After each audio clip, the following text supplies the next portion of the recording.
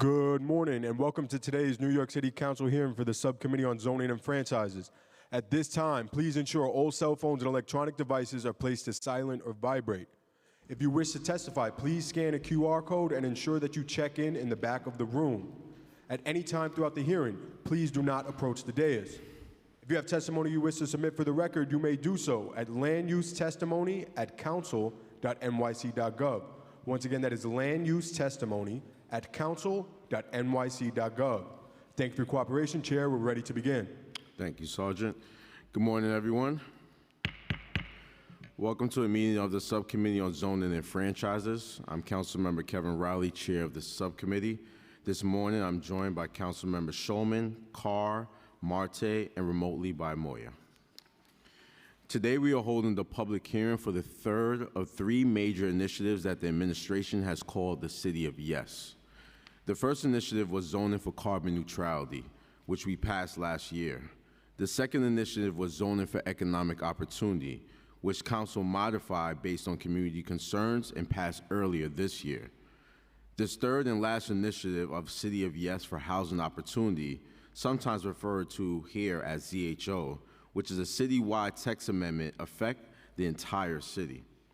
Yesterday, we heard from the administration about the details of the City of Yes for housing opportunity, and today entirely dedicated to a hearing for the public about this proposal.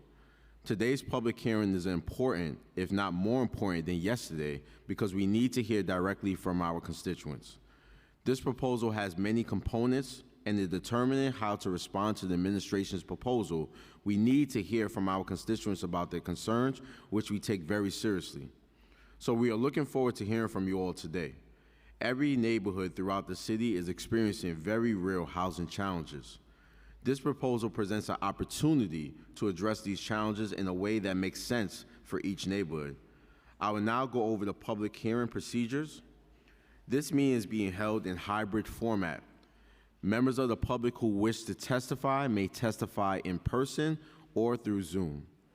Many of you have registered online to testify. If you haven't yet registered to testify, please register online by visiting the New York City Council's website at www.council.nyc.gov/landuse. If you are here in person, the wonderful staff from our Planning and Land Use Division are here to help you register to speak. Please make sure to register or else you will not be able to testify. I repeat that again.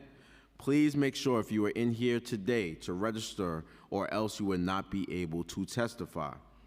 If you have already registered online and you are here in person, you still need to check in with our staff at the back of the room to let us know you are here. I'll repeat that again. If you have registered online and you are with us in the room, please head to the back and check in with our staff to let them know you are here. Members of the public can also view a live stream broadcast of this hearing through the Council's website at www.council.nyc.gov/livestream. With several hundred people already registered to testify today, as a result, public testimony will strictly be limited to 2 minutes per person. We have over 700 people that are registered to testify. I will be cutting everybody off in 2 minutes. You can present the rest of your testimony to us, all right? If you have a statement, please highlight the best of your statement that you could repeat within 2 minutes. Thank you. If you cannot finish this within 2 minutes or you would like us to consider additional materials, you can also submit written testimony to the following email address: landusetestimony@council.nyc.gov. Written testimony may be submitted up to 3 days after the hearing is closed. Please indicate City of Yes for the housing opportunity in the subject line of your email. Lastly, for everyone attending today's meeting, this is a government proceeding and decorum must be observed at all times. Members of the public are asked not to speak during the meeting unless you are testifying. The witness table is reserved for people who are called to testify, and no video recording or photography is allowed from the witness table. Furthermore, Members of the public may not present audio or video recording as testimony, but may submit transcripts of such recordings to the Sergeant at Arms for inclusion in the hearing record. I would like to remind everyone that today's public hearing is only about the administration's City of Yes zoning for housing opportunity proposal. Please restrict your testimony to this proposal. I will now open up the hearing on LU 181 regarding the City of Yes for Housing Opportunity Proposal. For a description of this city-wide text amendment, you can refer to the PowerPoint presentation that the administration gave to this subcommittee yesterday. The presentation is available through Council's land use webpage, which can be accessed at www.council.nyc.gov/landuse, where you can also find additional materials on this proposal. As of right now, there are approximately 300 members of the public who wish to testify in person and approximately close to 300 members of the public who wish to testify online. Consistent with the instructions of the Council's registration page, we will first hear people who are here in person. Starting at 1 p.m., we will start to hear people register to testify through Zoom. We will switch between in-person testimony and online Zoom testimony every hour or so after 1 p.m. This means that if you are testifying with us through Zoom, you will not be called to testify before approximately 1 p.m. in the order in which you are registered. I will call people to testify in panels of 6 today. Please note that after I call the panel of people to testify, I will also indicate the names of people who will be called on the next panel to testify to prepare themselves. For in-person panels, if your name is called in the second panel, please come to the front of the room and wait in the reserved seating for the panelists. After your panel is excused from the witness table, you may return to your initial seat. The first panel consists of the following people who should now proceed to the witness table. And we also been joined by Councilmember Ressler. Thomas Devaney, Patrick Bowl, Emily Goldstein, Matthew Dunbar, Matthew Murphy, and Sam Burtnick.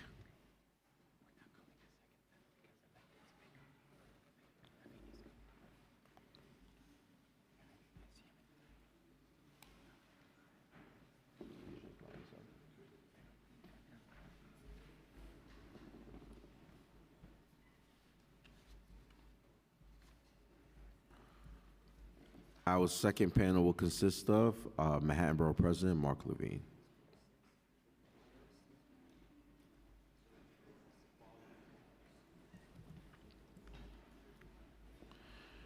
Okay, we will first begin by Thomas Devaney. You may begin. Thomas Devaney? None of you? Okay. We will move to Patrick Bowl. Oh, Thomas? Are you Thomas? Yes. Thomas, you may begin. Well, Thomas, let me give you some time. Can we start with Patrick?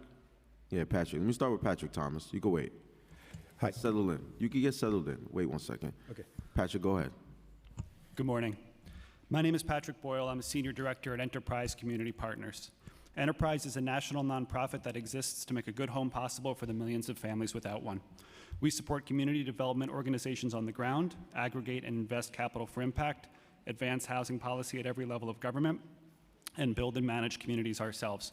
Since our New York office opened in 1987, we have committed more than $4.5 billion in equity loans and grants to create or preserve over 66,000 affordable housing units across the 5 boroughs of New York City. On behalf of Enterprise, I want to thank Chair Riley and the members of this subcommittee for the opportunity to deliver this testimony. As we all know, New York City is in the midst of a persistent affordable housing and homelessness crisis, with the lack of adequate and diverse housing types playing a major role. The latest housing and vacancy survey showed a historically low 1.4% vacancy rate overall and a stunning 0.39% vacancy rate for apartments renting under $1,100. Median rents in New York City continue to reach one historic new high after another. Fewer than 5% of units of available apartments are affordable to the average household salary, and there are more than 18,000 families with children in the city's homeless shelter system. As these numbers demonstrate, our housing crisis most acutely impacts New Yorkers of low and moderate income. It keeps individuals unhoused or in shelter longer than necessary and prevents housing stability. We are long overdue in revising New York City's zoning resolution to allow for more flexibility, more as-of-right development options, and more housing variety. To that end, Enterprise supports the City of Yes for Housing Opportunity and applauds this effort to look citywide in how we reform our zoning regulations to foster growth and tackle housing need. This will not solve every problem. It will not solve homelessness, fair housing, and all a host of other issues, and we support a broad, comprehensive housing package to encompass all of those things, but this is a necessary step to bring about the housing growth we need to be able to house families in New York. Thank you. Thank you, Patrick. Just want to state for the record, we've been joined by Council Member Salam. Thomas Devaney, you may go next. Thank you. Thomas Devaney, Senior Director of Land Use and Planning at Municipal Arts Society. MES supports the City of Yes as a way to produce much-needed housing through incremental city zoning changes. City of Yes would distribute contextual residential density across the city and expand it through different building types, many of which are not permitted under current zoning. But zoning reform alone will not solve our housing crisis, nor will City of Yes guarantee affordable housing. City of Yes must be accompanied with comprehensive planning, incentives, city and state funding, programs that allow the city to grow and meet the needs of New Yorkers, particularly those most heavily burdened by escalating housing costs. Lifting the zoning parking mandate gives developers flexibility and can unlock new housing. By supporting transit-oriented development in lieu of parking requirements, City of Yes also supports the city's climate mandate by reducing greenhouse gas emissions and air pollution. We believe this change balances drivers' needs while prioritizing housing and the environment. We recommend the Council pass this amendment as drafted. UAP is a good way to incentivize affordable housing and at a deeper level than voluntary inclusionary housing, which UAP would replace. Allowing ADUs is a smart, low-impact way to increase housing stock in low-density residential districts. More financial assistance will be needed to make ADUs more viable and accessible way to add up to 40,000 dwelling units as projected. Expanding the area for TDRs from landmarks has been long overdue, and we support this proposal. We believe that property owners of receiving sites should still be required to obtain a special permit if they seek bulk modifications to accommodate additional floor area. And finally, MSS supports the changes that allow office to residential conversions of buildings constructed before 1991 and the expanded geographic applicability. However, since most, if not all, of recent residential conversions to luxury housing, we hope the city can explore incentives. Thank you. Next, we'll have Emily Goldstein. Good morning. Thank you, Chair Riley and members of the committee for the opportunity to testify today. My name is Emily Goldstein. I'm the Director of Organizing and Advocacy with the Association for Neighborhood and Housing Development, or ANHD. ANHD has long supported a more equitable distribution of housing development across New York City to ensure that every neighborhood is doing its part and unfair burdens don't continue to fall on marginalized communities. We believe ZHO is an important step in this direction, but we have several recommended changes to ensure that the zoning can actually maximize affordable housing, not just market rate housing. In particular, in the universal affordability preference, we recommend requiring a deep affordability band rather than simply allowing it through averaging. We also recommend creating more incentive to have a better ratio of affordable to market rate housing rather than sort of an 80-20 across the board. We believe that can be done within the scope of the current proposal by reducing the maximum allowed for market rate housing and keeping the total the same. So you're incentivizing 30, 40, 50% affordable as opposed to just the 80-20, but within the current proposed density. I'd also like to highlight that we are concerned that the transit-oriented zoning and the town center zoning proposals don't have any affordability component at all. And while that may be practical for very small buildings, we believe there should be required affordability in those proposals for buildings that are 10 units and above to ensure that all neighborhoods are getting some affordable housing.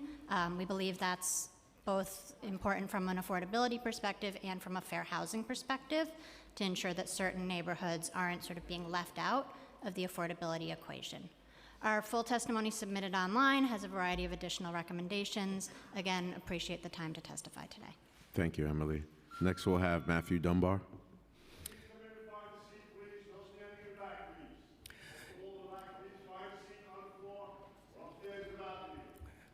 Good morning. My name is Matthew Dunbar. I'm the Chief Strategy Officer at Habitat for Humanity, New York City and Westchester County. I want to thank Chair Riley, the Speaker, and the entire City Council for this opportunity. At Habitat for Humanity, New York City and Westchester, we've spent 40 years building and preserving affordable homeownership with low-income New Yorkers in the pursuit of building a more equitable New York. But at this point in time, in order for us as a city to build a more equitable New York, we need to have a plan that allows for and requires that all communities contribute to that building of affordable housing. We wholeheartedly support the City of Yes for Housing Opportunity, and specifically want to highlight yesterday's questions from the City Council that emphasize the need for more affordable home ownership opportunities. And this plan provides multiple ways for affordable home ownership to be created and home ownership generally to be increased, as we currently have a 30% home ownership rate, where the national average is 66%. So we are far behind the national average on this. And through the City of Yes for Housing Opportunity, it provides opportunities for homeowners to build ADUs, for town center and transit-oriented development to build moderate density, affordable homeownership opportunities through co-ops and condos. It provides opportunities for faith-based organizations and campuses to build affordable home ownership alongside rental. It removes parking requirements that stand in the way of affordable home ownership projects being more economically viable. And it also cleans up technical fixes to the Affordable Homeownership Program Open Door in relationship to MIH, which would allow for projects like Habitat's Claremont House to build 60% more units in the Bronx through this technical fix. So we want to encourage the City Council to say yes and to build on what is being proposed and not no because. And we wholeheartedly support this program and thank you for the opportunity to testify. Thank you, Matthew. I just want to state for the record, we've been joined by Councilmember Holden and Narcisse. Next, we will have Matthew Murphy. Chair Riley and members of the committee, thank you for the opportunity for me to testify today. My name is Matthew Murphy and I represent the NYU Furman Center. New York City is facing a severe housing shortage. Over the decades, demand for housing has far outpaced available supply. As of 2023, the city's vacancy rate was just 1.4%, far below the 7% that economists estimate is needed for fairer housing markets with more choice. In Brooklyn, as one example, property values have increased by 279% since the year 2000, much faster than wages and inflation. Today, more than half of renter households are cost burdened, with 30% paying over half of their income on rent. This forces families to sacrifice essentials like healthcare, education, and savings. Housing growth has been inequitable across the city. Between 2010 and 2020, just 5 subborough areas accounted for 40% of all new housing development. Low-density neighborhoods, which cover 44% of the city's residential land, house 28% of our population. These areas added housing at half the rate of the city overall. They also contributed just 9% of the city's new low-income housing in that decade. Some districts produced no new multifamily housing at all, much less any affordable housing. Research consistently shows that increasing both affordable and market rate housing alleviates costs. Adding housing slows rent growth, reduces competition for older, lower cost units, and allows more affordable homes to become available as people move into newly built properties. This benefits households across income levels. City of Yes addresses these issues by reducing construction and development costs, makes residential development more feasible, removes parking requirements, minimum parking requirements, encourages modest density increases that are tied to affordability, converts obsolete office buildings to housing, promotes accessory dwelling units in low-density neighborhoods. At the time of passage, it's critical that the proposal remains financially feasible for development. Thank you for the opportunity to testify today. Thank you. And last from this panel, we have Sam Burtnick. Good morning, everyone. My name is Sam Burtnick. I'm representing Hannock. The mayor's proposed City of Yes for Housing Opportunity Plan is a desperately needed solution to the city's ongoing housing crisis. Demand for housing far outpaces supply in each neighborhood, necessitating solutions such as City of Yes to allow for zoning reforms and density bonuses. These changes will increase the number of homes available to New Yorkers. Far too few neighborhoods throughout the city are contributing their share of housing, placing an unnecessary burden on a handful of neighborhoods attempting to build enough housing for the entire city. The City of Yes zoning reforms will encourage a more equitable distribution of housing to every neighborhood and community district throughout New York. The current City of Yes for Housing Opportunity proposal must stay intact, as the implications for delaying solutions to the housing crisis will become far more dire if they continue to remain unaddressed. It's essential that New York City retains its existing affordable housing and encourages additional housing construction for the future if it is to remain a place where those both young and old, from near and from far, can continue to call home for generations to come. Thank you. Thank you. Are there any questions for this panel? There being no questions, this panel is excused. The next panel we're going to hear from is Manhattan Borough President Mark Levine. The following panel that could come up to the front and get ready to speak after this next panel is Zul Zulkowitz, Zenip Turain, George Janis, Megan Fitzpatrick, Paul DeVille, and Lucy Levine. Thank you. Madam Borough President, you may begin. All right. Good morning, council colleagues. Not used to this view of the chamber. It's very nice. Mr. Chair, I'm so grateful that you are the one leading this committee and grateful for this chance to testify today. I've been to hundreds of council hearings over the years, and this is, without a doubt, one of the most important because New York City is in the midst of a crisis. We are facing the worst shortage of housing in living memory and maybe the worst that this city has ever seen. If you or anyone you know has tried to find a home recently, then you know this. We are allowing so few homes to be built, and the vacancy rate on existing homes is so low, just 1.4%, the lowest in half a century, that finding an apartment in this city is something akin to the Hunger Games. Now, that's fine for wealthy New Yorkers. They can just bid up the rent and they'll get their apartment. And that's fine for landlords. They're more than happy to collect those inflated rents. But for low-income families, even working and middle-class families, this is a catastrophe. The average rent for a market-rate apartment in Manhattan is now over $5,000 per month.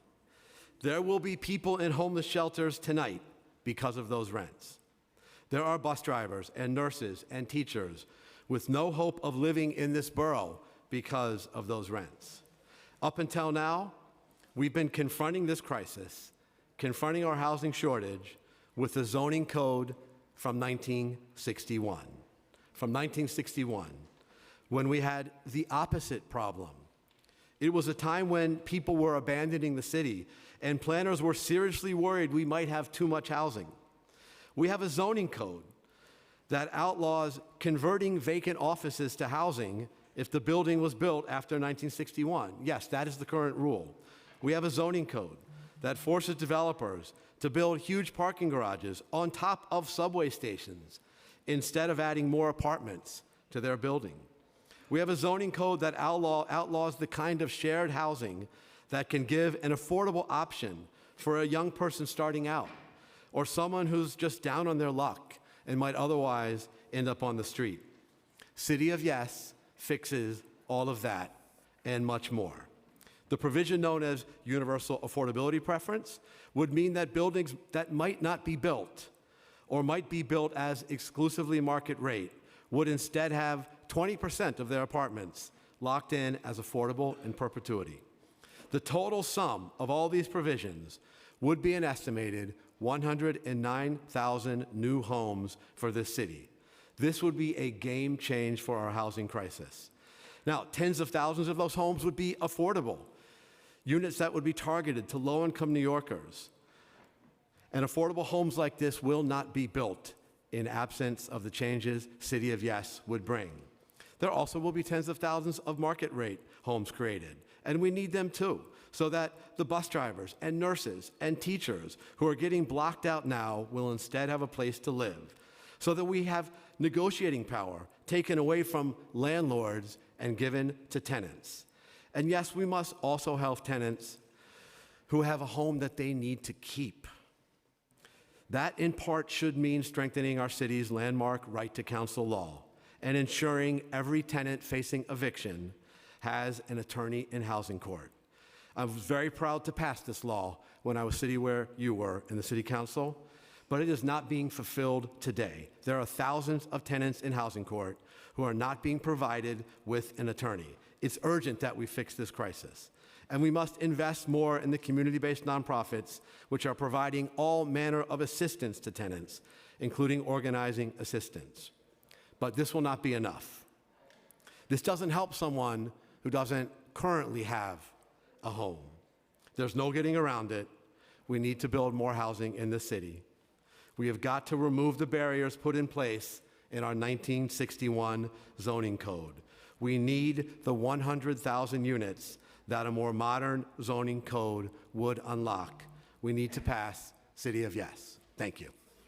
Thank you so much, Madam Borough President. Any questions for this panel? All right, this panel is excused. Thank you. I just want to state for the record, we also been joined by Councilmember Sanchez.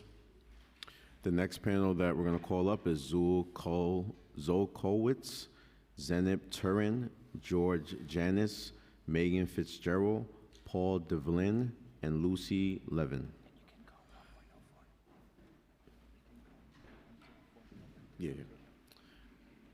The follow-up panel that will come to the front, that will be next, will consist of Chad Perkey, Howard Stolkin, Emily Kurtz, Tom Wright, Michelle Delautz, and Bria Donhu. If I called your name, please come to the front and wait right here, please. We will begin first with Zul Zolkowitz. I'm so sorry if I butcher your name. Just press the button, please. Good morning. Good morning. I live in Midtown, but I am originally from the South Bronx. You can take the boy out of the Bronx, but not the Bronx out of the boy, which means to me a lifelong concern for the poor, for the migrant, for working people of all backgrounds and ages from all parts of our world, for the least of these. I applaud Chair Garodnick for his superhuman efforts to solve our decades-long and ever-overwhelming affordable housing crisis. A little more housing in every neighborhood and greater density around transit hubs are excellent concepts, but what kind of housing? Who's building it? Who's profiting? Who's paying too high a price? We must have modest contextual development, as Chair Garodnick says, and housing affordability must come with greater investment in places like Queens and the Bronx, as Councilmember Salamanca pointed out yesterday. But the underlying question with this City of Yes text amendment remains: will it increase or decrease economic and racial segregation in our town? Here's an example of how developers, bankers, and venture cap game the global real estate market in this town. The Prince George, a 1904 landmark, 13 stories with more than 400 units of supportive housing, always in need of funds, sold rights for the billionaire's bunker in the sky on Fifth Avenue and West 29th Street. More than 50 stories high with maybe less than 30 units, none smaller than two-story duplexes for people who might reside there for the 2 weeks of the U.S. Open. Meanwhile, the avenue is teeming with our unhoused neighbors. Let us ask ourselves how we might build the housing we need while preserving light and clean air, our streetscapes and green spaces. Thank you. Thank you so much. Whoa. No, that's my fault because I didn't state this in the beginning. We don't clap in here. We do this, please. All right? Let's practice, everyone. All right, thank you. Jazz hands. Next, we're going to call on George Janis. My name is George James. I'm the planner who helped 7 community boards in their review of this amendment. I read all of the zoning, I attended dozens of public meetings, but today I'm here on my own time. This proposal is radical. The process was terrible. And folks are rightly concerned it will not produce affordable housing in their neighborhood. Many council members have concerns. Housing opportunity changes basic zoning standards, reduces sizes of rear yards, side yards, legal windows, courts, open space. City of Yes changes the fundamental building blocks of the city without conditioning those changes on the creation of affordable housing. It creates new CPC authorizations where the council would cede your power to an unelected, unaccountable CPC, which would hold no public hearings on those authorizations. Apparently, the public has become part of the problem, and so DCP wrote zoning to ensure the CPC won't have to hear from them, at least for authorizations. It's shameful, and I share some council members' concerns. But instead of a flat no, I encourage council to consider modifications. Reject what you need to reject, but definitely keep UAP. UAP won't be used in most of the Manhattan core. It can't be used in most of the outer boroughs, and a flat 10% affordability requirement may have been better, but UAP is better than what we currently have. UAP provides an affordability option in all high-density districts. If it gets used, it'll be good. It's at 60% of AMI, and it provides permanent affordability, and I think it will be used. Not typically, but evidence suggests it will be used in places like East Harlem, Central Bronx, where UAP will be combined with 485X. Thank you. Thank you, George. Next, we're going to have Megan Fitzpatrick. Hello, council members. My name is Megan Fitzpatrick, and I'm speaking on behalf of Landmark West. Thank you for the opportunity to testify. Landmark West is a neighbourhood historic preservation and land use nonprofit based on the Upper West Side. We plan on submitting to the council a detailed testimony on issues we feel impact our district the most. City of Yes is a massive and often internally inconsistent overhaul of our city zoning regulations. While we are not opposed to updating our zoning, we do advocate for contextual zoning that will protect our neighbourhoods and produce a more environmentally conscious, viable and affordable New York. In our considered opinion, the City of Yes for Housing Opportunity proposal will not serve these goals. Contrary to certain claims in support of proposals, it will not significantly increase the stock of affordable housing. It will legislatively make affordable housing optional. In our opinion, City of Yes for Housing Opportunity will increase market rate development in already dense residential blocks, create substandard and unsustainable housing, supercharge gentrification, utilize cynically named affordability programs for the benefit of developers, contribute to traffic overflow in the neighbourhood, and affect community amenities that currently support our neighbours and quality of life. Our committee is concerned that UAP will not yield affordable housing but will incentivise more construction of luxury apartments by giving large concessions to developers. The removal of the existing sliver law, which prevents non-contextual construction in the mid-block, will change the character of residential blocks. Our city's valuable tower in the park-style structures, which provide open green space in dense housing sites, will be compromised with campus infilling, and loosening landmark transfer development rights regulations will allow taller market rate buildings, all the while removing these decisions both from public scrutiny and input. Our committee supports changes that will enhance livability and equity in our neighbourhoods. Very little, if any, of the proposed further that goal. Thank you. Thank you. Next, we're going to hear from Zainab Turan. Good morning, council members. Zainab Turan speaking on behalf of Friends of the Upper East Side. Like many New Yorkers, we share the goal of creating affordable housing across the city, but we firmly believe that zoning amendments should be approached in a contextual and equitable way that is respectful of the public review process and of neighborhood character. COIHO proposes to rely on market to regulate prices, a system that has failed on the Upper East Side, an area that has also seen hundreds of existing relatively affordable housing, such as tenements, demolished for ultra-luxury high-rises. The proposed universal affordability preference allows developers to opt out of creating affordable housing by foregoing additional FAR. We need zoning reform that centers the creation and preservation of truly affordable housing, especially in high-density neighborhoods like ours. As preservationists, we are deeply concerned about the proposed changes to landmark transfer development rights. These changes would allow development rights to travel to receiving sites much further away, potentially eroding the unique character of historic districts and neighborhoods. We believe it's crucial that the LPC retain its jurisdiction to review development projects in receiving sites to ensure they're compatible with the surrounding context and appropriate for the area. Reducing rear yard size and eliminating open space requirements in favor of accessory dwelling units would diminish light, air, and green space. The donut holes at the interior of our city blocks are crucial for mitigating heat. Lifting open space requirements for Tower in the Park campuses could lead to development that destroys valuable green space residents depend on.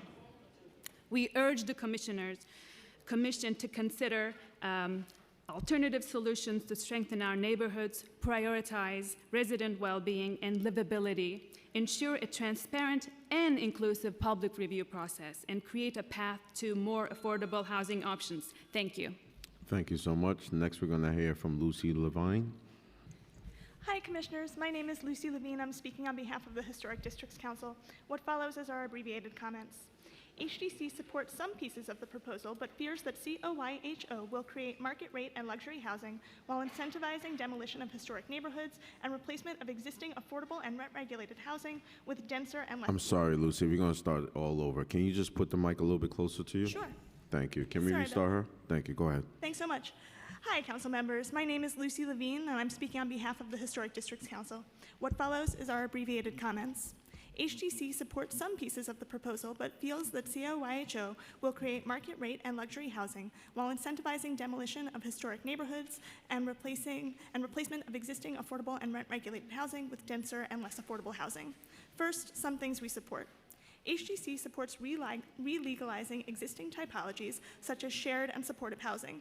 We also endorse town center zoning, and we strongly support commercial to residential conversion and adaptive reuse citywide. Second, some things HDC supports with caveats. HDC supports ADUs, but seeks confirmation that LPC will have jurisdiction over ADU design and placement on landmark sites. HDC supports expanded TDRs for individual landmarks, but is concerned that zoning lot mergers could allow TDRs to be transferred further than COYHO proposes. We are concerned that COYHO's effort to streamline special district regulations will compromise their character and may incentivize demolition of rent-regulated housing. We believe any infill on public land must be 100% affordable, things HDC opposes. HDC decries the fact that COYHO does not require any affordable housing, and we are concerned that COYHO's effort to streamline housing development will remove these projects from public oversight, items that are not addressed by COYHO. The city is losing affordable housing through building combination, affordable unit warehousing, and bigfooting, a term coined by George Janes, right here, to describe replacing smaller buildings with rent-regulated housing with much larger luxury buildings with fewer units. COYHO must address these issues. COYHO should also incentivize restoration of underutilized units by expanding programs like the Unlocking Doors pilot. Finally, HDC's 2016 report on affordable housing in historic districts demonstrated that rent-subsidized units remain within historic districts at a higher rate than outside them. Therefore, the city risks losing much of its rent-regulated historic housing simply because... Thank you so much. Thank you. Lucy, you could submit the rest of your testimony to us online. Last from this panel is Paul Devlin. Good morning. Thank you so much. My name is Paul Devlin. I'm the co-chair of the Clinton Hell's Kitchen Land Use Committee of Manhattan's Community Board 4. We submitted 34 pages of commentary, but I'll limit myself to 2 minutes today. Hell's Kitchen and Chelsea have been at the forefront of advocating for affordable housing, negotiating into every proposed rezoning reviewed by a public or private entity. We are one of the only boards that has a district-wide affordable housing plan. a plan that was first developed in 2015 and goes through regular updates.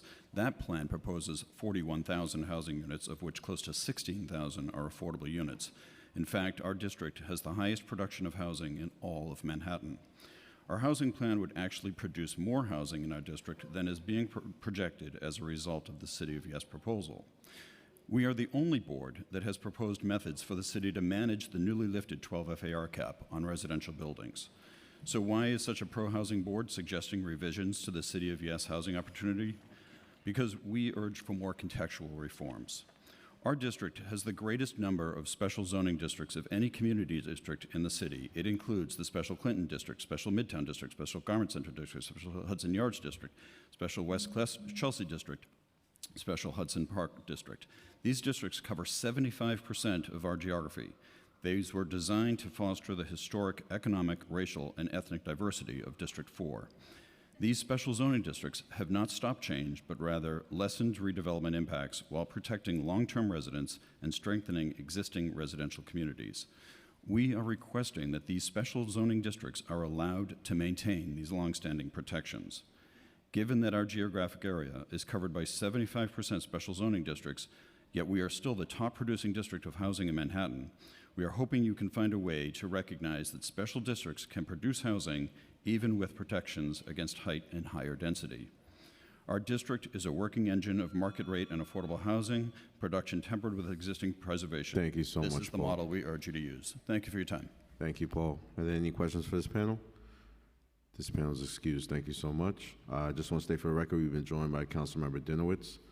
The next panel we're going to hear from consists of Chad Perky, Howard Slatkin, Emily Kurtz, Tom Wright, Michelle Delaus, and Brian Donahue. Oh, Bria, Donahue. The following panel that could come to the front is going to consist of Ronnie Wolf, Jennifer Petit, Peter Miller, Paul De Benedetto, Naomi Bushman, and Matthew Robinson. If you heard your name, please come to the front and wait in the front because you will be on the next panel. We'll first start with Chad Perky. Chad, you may begin.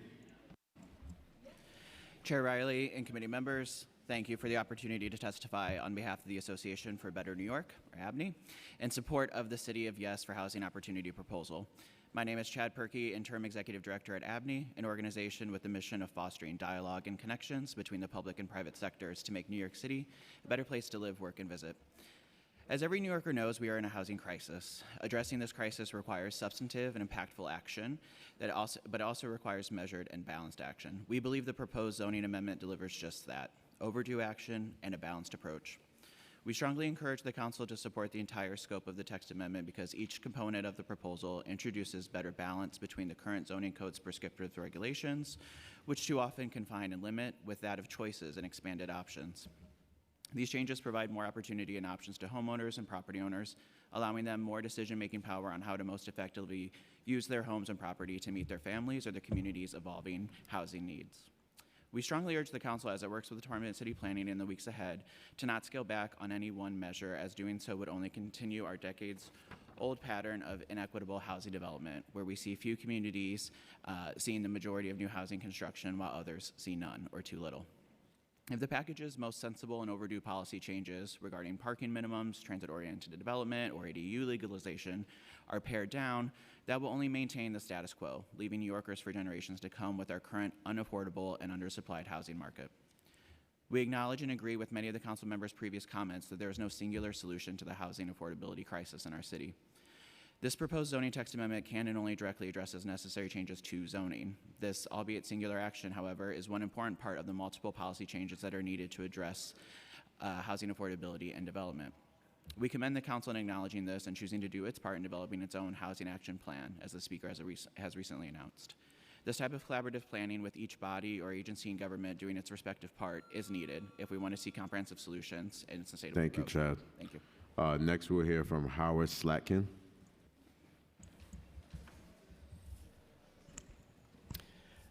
Thank you, excuse me, Chair and Council members. I'm Howard Slatkin. I'm the Executive Director of Citizens Housing and Planning Council and a former longtime senior city planning official responsible for policy on affordable housing and zoning. I'm pleased to testify strongly in support of this proposal, and I encourage the Council to approve it in substantially its current form. First, I'd like to urge the Council to adhere to the vision of fair housing that the Speaker has so eloquently articulated. Every neighborhood must fulfill its responsibility to contribute to meeting our housing needs. CHPC's research has documented how highly restrictive zoning has decimated the ability to add housing, in particular in low-density districts, eliminating 37% of the land zoned for low-density apartment buildings and barring the legal addition of a unit to small homes. This disproportionately hurts communities of color. Black homeowners are 3 times more likely to rely on rental income and are more vulnerable to being squeezed out when all we allow are single-family homes. Second, I encourage the Council to think expansively and inclusively about housing of all types. Our vast and diverse city needs all this subsidized, affordable housing we can finance publicly, as well as privately financed housing for all kinds of households. The more we restrict new housing to a narrow, just right formula, the more we're going to consign New Yorkers to expensive and ill-fitting housing and fan the flames of gentrification. We need not just adequate zoning, but to harmonize it with affordable housing resources and with programmatic support for housing. The Council and administration should work together to launch a basement legalization program based on the recommendations of the BASE program. I also urge the Council to expand the applicability of the UAP offsite option to everywhere UAP applies to enable the creation of supportive housing in high-income neighborhoods rather than only in the low-income neighborhoods where it is typically built today. I also urge the Council, well, I'll add any other recommendations in writing. Thank you. Thank you. Just want to state for the record, we've been joined by Councilmember Hanif. Next, we'll hear from Emily Kurtz. Good morning. My name is Emily Kurtz, and I am the Chief Housing and Development Officer at Riseboro Community Partnership, a community-based organization providing services to and building and preserving affordable housing in neighborhoods across New York City. I am speaking in support of the City of Yes for Housing Opportunity zoning text amendment, one of several critical ingredients needed to address the housing crisis in New York City. Predictably, I am in support of a text amendment with provisions that will lead to more efficient and scalable sites for the creation of affordable housing, such as UAP. Creating affordable housing is a core mission of Riseboro, and demand will always be high in the New York City market. But as much housing as Riseboro and our partners across the affordable housing industry create, we cannot address the affordability crisis on our own. The extraordinary weight of the housing crisis must be addressed in every neighborhood of this city. Starting in the late 1980s, Riseboro has been responsible for the development and preservation of over 3,000 units of affordable rental housing, 2,500 of those units constructed or preserved since 2010. In that same time period, low-density, single-family districts added only 700 net units of housing to New York's housing stock. As skilled and prolific as Riseboro is at developing housing, we should not be outbuilding the entirety of the single-family districts in New York. Low-density districts currently cover 2/3 of the city's landmass, yet contributed only 9% of the overall housing starts since 2010. Meanwhile, I am sure many of you hear from your constituents that the cost of housing in your districts is unbearably high. Longtime members of your districts are leaving New York City for neighboring communities that are adding units through a development, allowing for a more affordable housing market in those areas. Housing production and supply are restrained by the current zoning code, and the City of Yes for Housing Amendment aims to address that. Thank you. Thank you. Next, we'll hear from Tom Wright. Good morning. My name is Tom Wright, President and CEO of Regional Plan Association, and I'm here today to register RPA's strong support for City of Yes for Housing Opportunity. This pragmatic and innovative text amendment would equitably expand New York's housing stock in every neighborhood, limiting development pressure on individual communities while addressing a critical citywide shortage. The restrictive zoning in many neighborhoods in New York City poses significant obstacles and costs to building new homes for both affordable and market rate, even in places with good transportation and access to jobs. This drives up prices, drives out working and middle-class residents, and constrains flexibility and choices for renters and prospective homeowners. A recent analysis conducted by McKinsey & Company for RPA concluded that if the New York metropolitan region continues to add housing at its current rate of production, residents could see housing costs rise by another 25% by 2035, resulting in over 250,000 new households facing severe housing cost burdens. Together, the zoning reforms in City of Yes form a cohesive and interconnected strategy to equitably and reasonably expand the housing stock in every neighborhood, and the payback will be enormous. RPA's research has concluded that City of Yes would deliver between 15,000 and 30,000 new jobs, generating between $1.1 and $2.1 billion in earnings each year, and an overall economic impact of between $41 and $83 billion over the next 15 years. More than half the jobs would result from building accessory dwelling units and smaller multifamily buildings throughout the city, which would be a huge benefit for smaller firms, especially MWBEs. And finally, if the UAP had been in place since 2014, we estimate an extra 20,000 income-restricted affordable housing units would have been created. City of Yes increases the land area by 5 times. Thank you. Thank you, Tom. Just want to state for the record, we've been joined by Councilmember Osei.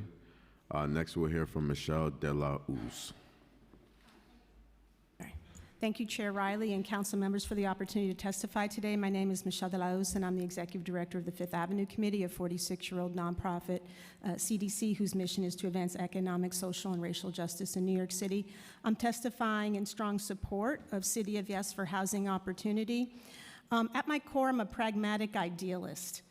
And I believe that our housing crisis, in particular our affordable housing crisis, can be solved with 2 things: political will and significant investment at the scale needed to solve the problem. The council today, with the City of Yes proposal, gets to demonstrate whether or not it has the political will to address, in a modest way, although broad, 100,000 units over 300 acres over 15 years is actually modest, but it unlocks tremendous potential. It unlocks and removes barriers to common sense things like removing parking mandates, like ensuring universal affordability preference, and of course, helping to convert office to residential uses. These are all common sense things where there's broad support. And of course, we know that the council, in addition to the City of Yes, is considering multiple investments that would further improve upon the City of Yes. And those investments, whether they be to expand rental assistance or to have capital investments in the development or preservation of existing affordable housing or in creating new affordable housing, these are critically important investments to make sure that we address both the supply of affordable housing and housing in general, but in creating affordable housing. I'm just going to give one small example. Fifth Avenue Committee just recently completed the city's first affordable housing over a library. UAP would have created 10 additional units in that project. Doesn't sound like much, but for the 4,000 Sunset Park residents that applied, 10 of them would be living in their community today had we had it. Thank you. Next, we'll hear from Bria Donahue. Good morning. Thank you, Chair Riley and members of the Subcommittee of Zoning and Franchises for holding this hearing today. I am Bria Donahue, Senior Manager of Government Affairs at the American Institute of Architects, New York. We represent more than 5,000 architects and design professionals committed to positively impacting the physical and social qualities of our city. AIA New York strongly supports the proposed citywide zoning text amendment, City of Yes for Housing Opportunity. Our city's housing shortage is in no small part a result of decades of restrictive zoning laws. The proposal takes an all-of-the-above approach, making critical changes to the city's zoning to eliminate antiquated barriers that restrict development and enabling every neighborhood to do their part to build affordable housing. Zoning changes on their own will not solve the city's housing crisis, but rather they serve as a critical vehicle to unlock opportunity. We urge the City Council to pass the proposal in its entirety. Each component of the proposal builds on the others to create the housing we need. Take out parking mandates, for example, and key elements of the proposal, like transit-oriented development, town center zoning, or accessory dwelling units, do not work. To achieve the intended impact of over 100,000 units over the next 15 years, the proposal must be passed with all key proposals intact. Architects have done robust analysis of the projects in their pipeline, and the answer is clear. This proposal meaningfully changes what is buildable, enabling sites to reach critical thresholds of being developable and financially feasible. Today, I encourage you to say yes to housing and vote in favor of the City of Yes for housing opportunity. Thank you. Thank you, Bria. Are there any questions for this panel? All right, this panel is excused. If I called you to be on the next panel and you're in the front row, please step to the table. Before I call the next panel, if you just came in here and you register online, we need you to check in the back. If you did not check in the back, you will not be able to testify. Also, if you came in here and you want to testify and you did not sign up, please go to the back and speak to one of the Sergeant at Arms or the land use team. The following panel that's going to be next after this panel will consist of Joseph Rosenberg, Sarah Lind, Maddie DeSerbo, Anna Marie Gray, Rachel Fee, and Anthony Ortolano. All right? The first person we're going to hear from is Ronnie Wolf. Hello. Ronnie, can you just press the button and speak? Thank you. Hello. Please reject the City of Yes plan unless provisions in Section 1501 against Soho and NoHo residents are removed. These provisions impose a discriminatory tax of millions of dollars on us and does not make housing more affordable. DCP has targeted solely the residents of Soho and NoHo and will not allow them to convert their buildings from commercial to residential unless they pay an arts fund fee. My name is Ronnie Wolf. As a glass artist, we purchased our loft specifically because it is a joint live-work quarters for artists, which meant I could legally work and raise our family here. This fee equates to over $250,000 to my family alone. It's audacious of DCP to force these neighborhoods filled with artists and seniors to fund art nonprofits in order to convert, while they are removing financial barriers for commercial building owners across the 5 boroughs to make conversions less expensive. Council members, I implore you to oppose this plan unless it treats all New Yorkers equally by removing this unjustifiable arts fund fee. Thank you, the Wolf Leon family. Thank you, Ronnie. Next, we're going to hear from Jennifer Petit. Good morning. I'm Jennifer Pettit. I'm a single mom working 2 jobs, living out of a loft in NoHo. The DCP claims that the City of Yes plan will reduce housing barriers and costs by allowing commercial buildings to be repurposed into housing. Yet Section 1501 of the zoning code includes a glaring exception to the M1 5B districts, which apply only to my neighborhood of NoHo and Soho. The DCP planted this exception so they can impose discriminatory tax of millions per building in a so-called arts fund fee. This massive tax punishes me and my family and my neighbors based only on where we live. Why target only my neighborhood for this unfair treatment? If your goal is truly to increase housing and reduce costs, why add a financial barrier? This contradicts the city's stated housing inequality goals and undermines the very essence of this housing reform. I urge you vote against this plan unless it treats New Yorkers equally. Reject this proposal unless the discriminatory provisions in Section 1501, which specifically target NoHo and Soho, are removed. Thank you. Thank you, Jennifer. I just want to state for the record, we've been joined by Councilmember Palladino and Councilmember Arriola. Next, we're going to hear from Peter Miller. Good morning. I am a resident of Soho for over 50 years. I'm an artist. My wife is an artist. I live right next to Bloomingdale's, which is difficult. I urge the committee to reject the City of Yes proposal unless its discriminatory provisions in Section 1501 against Soho and NoHo residents are removed. The proposal does not treat all New Yorkers equally. The DCP claims the City of Yes plan will reduce housing barriers and costs by allowing commercial buildings to be repurposed into housing. Yet, in Section 1501 of the zoning code, the DCP makes a glaring exception, singling out residents of Soho and NoHo to impose a discriminatory tax of millions per building in a so-called arts fund fee, which would be impossible for me to deal with, to live there. This massive tax severely punishes me and my neighbors based solely on where we live? Why target our neighborhoods for this unfair treatment? Why add this impossible financial barrier? This inconsistency contradicts the city's stated housing and equity goals and undermines the very essence of this housing reform. Please vote no. Thank you, Peter. Next, we're going to hear from Paul De Benedetto. Thank you. Dear esteemed members of the City Council, my name is Paul De Benedetto, and I am the chair of Queens Community Board 11 in Northeast Queens. I have been a civic activist for the last 20 years, serving in various leadership roles on multiple local 501c3 nonprofit boards. 12 of 14 Queens Community Boards, including my own, voted no to CHO in its entirety, and I'm asking you to do the same. We need to come back and revisit the affordability crisis in a meaningful partnership with all local communities, council members, and city planning officials working together to achieve these goals.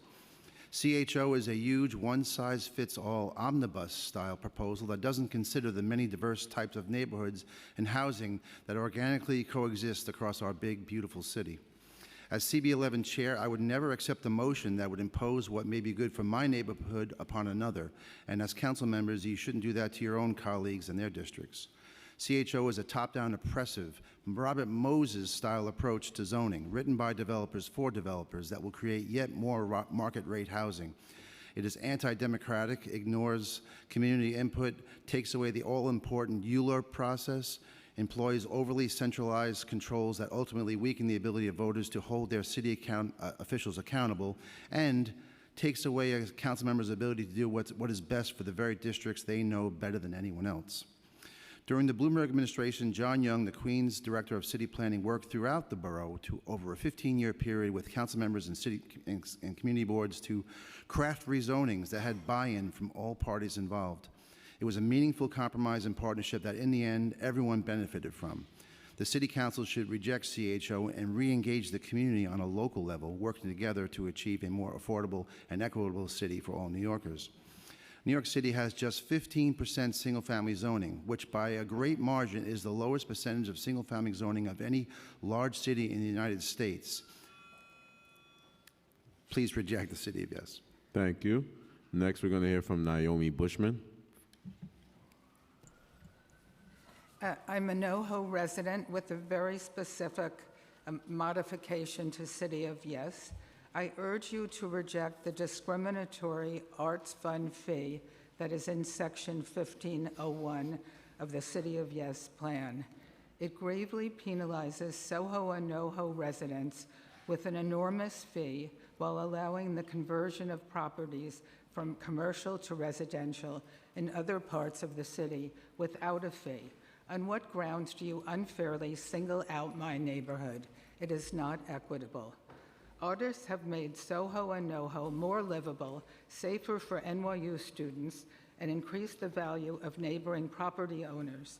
How ironic that we should be fined, have difficulty selling our homes when we need to retire, and live under this threat. Our NYU neighbor, a vast property owner, pays a pittance of real estate taxes, while my co-op's tax bill is the highest expense and increases every year. My building received a certificate of occupancy as joint living working in 1981. There were no benefits from joint living working. We complied with all the requirements and inspections of a residential building. The imposition of a fine now implies that we had some benefit from our joint living working status and that we should pay back the favor. In fact, nothing was made easier for us. We met all the standards of that time and continue to maintain safe buildings, which have been our homes for decades. Thank you. Thank you, Naomi. Last from this panel is Matthew Robinson. Hi, my name is Matthew Robinson. I've been living in New York for over 50 years. I have an architectural background. How we eat, sleep, and drink, how we work, and how we learn today after the pandemic has radically changed. So do we really need the dining room? Do we really need the kitchen? You know, with Grubhub, no one uses kitchens. I'm concerned with that they're addressing affordable housing, but not affordable office. Affordable office, affordable manufacturing will allow people who own these companies to hire people at a much higher rate, which will allow them to pay higher rent. So I think that we should think of that. Also, retail for the most part is dead. So how are we using those spaces that are being are offsetting the cost of the housing properly? And can some of those be support facilities like a, where it's during tax time it's a tax office, during some other time it's maybe human resources, so that on the street you could actually go into a storefront and get the help that you need that's very, very visible. I think that, when you look at housing, if you want to pare down things, you go, okay, so I don't live with the doorman, so I walk up some stairs, so I don't have a dishwasher, so I don't have so many things that people think are common things. I think that you can have smart architecture that re-examines how do people live, and how people live is different. The approach for someone who's single is totally different than someone who's thinking of a family. And I think that is not being addressed in the issues that I've seen. Also, co-ops in terms of taxes are being a wrong base in terms of other buildings, and I think that equity has to be changed. Thank you, Mr. Robinson. Council members do have questions for this panel. I'm going to start with Councilmember Hanif, followed by Councilmember Holden. Thank you, Chair Riley, and thank you to all of you for joining us and testifying. I have a question, or a few questions for Community Board 11 Chair. Yes. So I think I heard you say that there's no ULURP for this. The ULURP clock on this proposal began last year in 2023, and I'd like to understand from you what DCP's engagement was like. Yes. And if you could share what meaningful community input or engagement looks like to you. Thank you, yes. Well, I didn't say that the ULURP process was taken away. I said that City of Yes will endanger the ULURP process. So yes, of course, City of Yes has gone through the ULURP process. That's why the community boards and borough presidents, et cetera, are now here. That's why we're all hearing it. Your second question was about engagement? What does community input look like? Right. Well, John Young was the Queens Director of City Planning during the Bloomberg administration. He literally came to the community boards and to the community and to the council members and said, "We want to rezone, and for my neighborhood, for Bayside and Northeast Queens." And he came to us and said what he wanted to do, and we said that works and that doesn't work, and it was a meaningful to and fro. I was actually unhappy with it. It was mostly an upzoning, but at least it was done in partnership, and it made us feel that as if that our voices were being heard, as opposed to this, which is entirely a top-down, like I mentioned, Robert Moses way of approaching zoning. And then for our NoHo Soho residents, are there parts of the proposal that you do agree with? Go ahead. So we agree with the City of Yes plan if it rejects the provisions in Section 1501 against the Soho NoHo residents. So we are looking for those provisions in 1501 to be removed. They are the ones that impose that arts fund fee on the residents of this neighborhood. Now, do you know how much that fee would Yes. cost you over the 15 years? Yes, so it is tied to the square footage of our homes. All of us, mostly of us, are artists, and so we live and work in our lofts. This fee started off several years ago at $100 per square foot. It has escalated, I don't know what the percentage is per year since it's been proposed, but each year it goes up. And so has there a calculation been made as to in this proposal, what the cost would be for you all? Yeah, it depends on the square foot. For my loft, it would be $150,000. Over 15 years or per year? No. No, if I wanted to sell my apartment today, I would have to pay $150,000 to an arts fund. Prior to sale. Got it. Thank you, Chair, and thank you all. $250,000. More typically, it would be $250,000 because artist lofts are big spaces. And actually, since I have a few more seconds, how many residents or households would be impacted? Over 8,250. I think it's about 8,000. 8,000. It's about 8,000 families. Most lofts are 20 by 100 feet, which means it's $200,000. That's a base. And it would go up from, which, So, one second, we're just gonna need, if you could respond through the mic. No, it's all right, Ms. Wolf. I just want you to respond to the mic because everyone can hear you, that's why. So you can say your response to the mic and we'll just end questioning. I just wanted to say one thing. This provision, for most of us, would be impossible to meet. Nobody has $200,000 to give to the city, I think, in our circumstances, okay? Thank you. Ms. Wolf, you could continue your thought? Yes. Quickly, This is not a please. property tax. This is nothing to do with a transfer tax. This is an additional tax that it has been put on us as a burden, basically, and has nothing to do with us. We are artists. We are seniors, and we should not be responsible for funding city art nonprofits. Thank you. When we die, the burden is on our... Ms. Jennifer, thank you. Next, we're gonna hear from Councilmember Holden, followed by Marte, and then Palladino. Councilmember Holden? Thank you, Chair, and thank you, panel, for your testimony. Paul, I worked with John Young also as a civic leader, as a community board member for 30 years, and you felt that there was give and take. They cared. You felt that city planning listened. We're not seeing that in the city of Yes. City planning is just heavy-handed with this, saying one size fits all.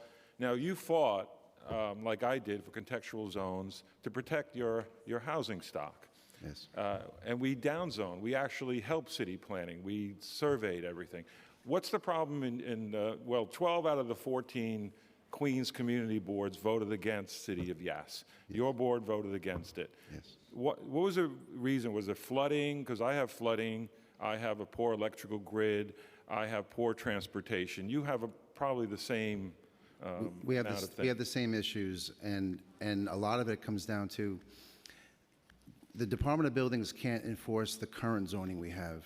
You're going to add so many new layers that you cannot get into an illegal apartment. I mean, there's illegal apartments all over my neighborhood. You cannot get into not me, but the Department of Buildings can't get into them because everybody knows you just don't answer the door when the DOB comes and you don't let them in. And so you have illegal apartments in basements, in attics, in garages in some cases.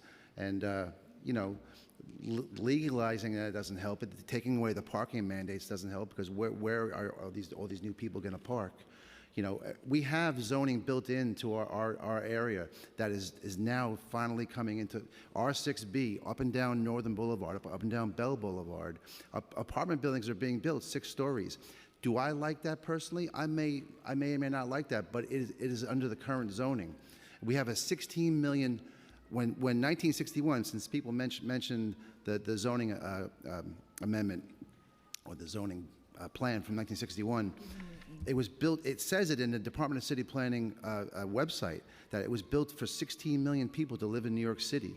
Now, that never happened. We had a little over 8 million, and according to the Department of City Planning website as well, we've lost 600,000 to 800,000 people since the year 2000. So I understand that there's a housing affordability crisis, and I agree with that.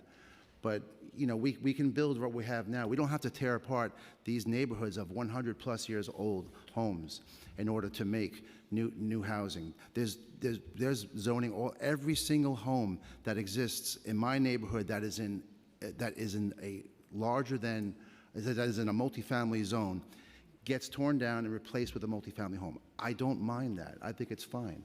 But just let it happen. It's been happening all along. It'll continue to happen. Thank you so much. Thanks. Thank you. Thanks. Thank you, Councilmember Marte, followed by Councilmember Palladino. First of all, I want to thank the Soho NoHo residents who are here today. Thank you for amplifying your voice. I agree with you. This is a discriminatory practice. It's based on your geography and nothing else. And I think hopefully we could do away with that under the current application. Just a quick question. Under the current arts fund fee, would you be able to give your apartment to your children who are not certified artists? You can answer on the mic. No. And so in almost every other rent-regulated, rent-stabilized apartment, you have a right to secession. However, in your apartment, in your loft, if you want to give it to your family member who is not an artist, they would have to pay that $200,000 fee to acquire a home that they've been living in their whole life. That's correct. That's correct. And that's a shame. Thank you for being here. Thank you. Councilmember Palladino. Thank you, Councilman Riley.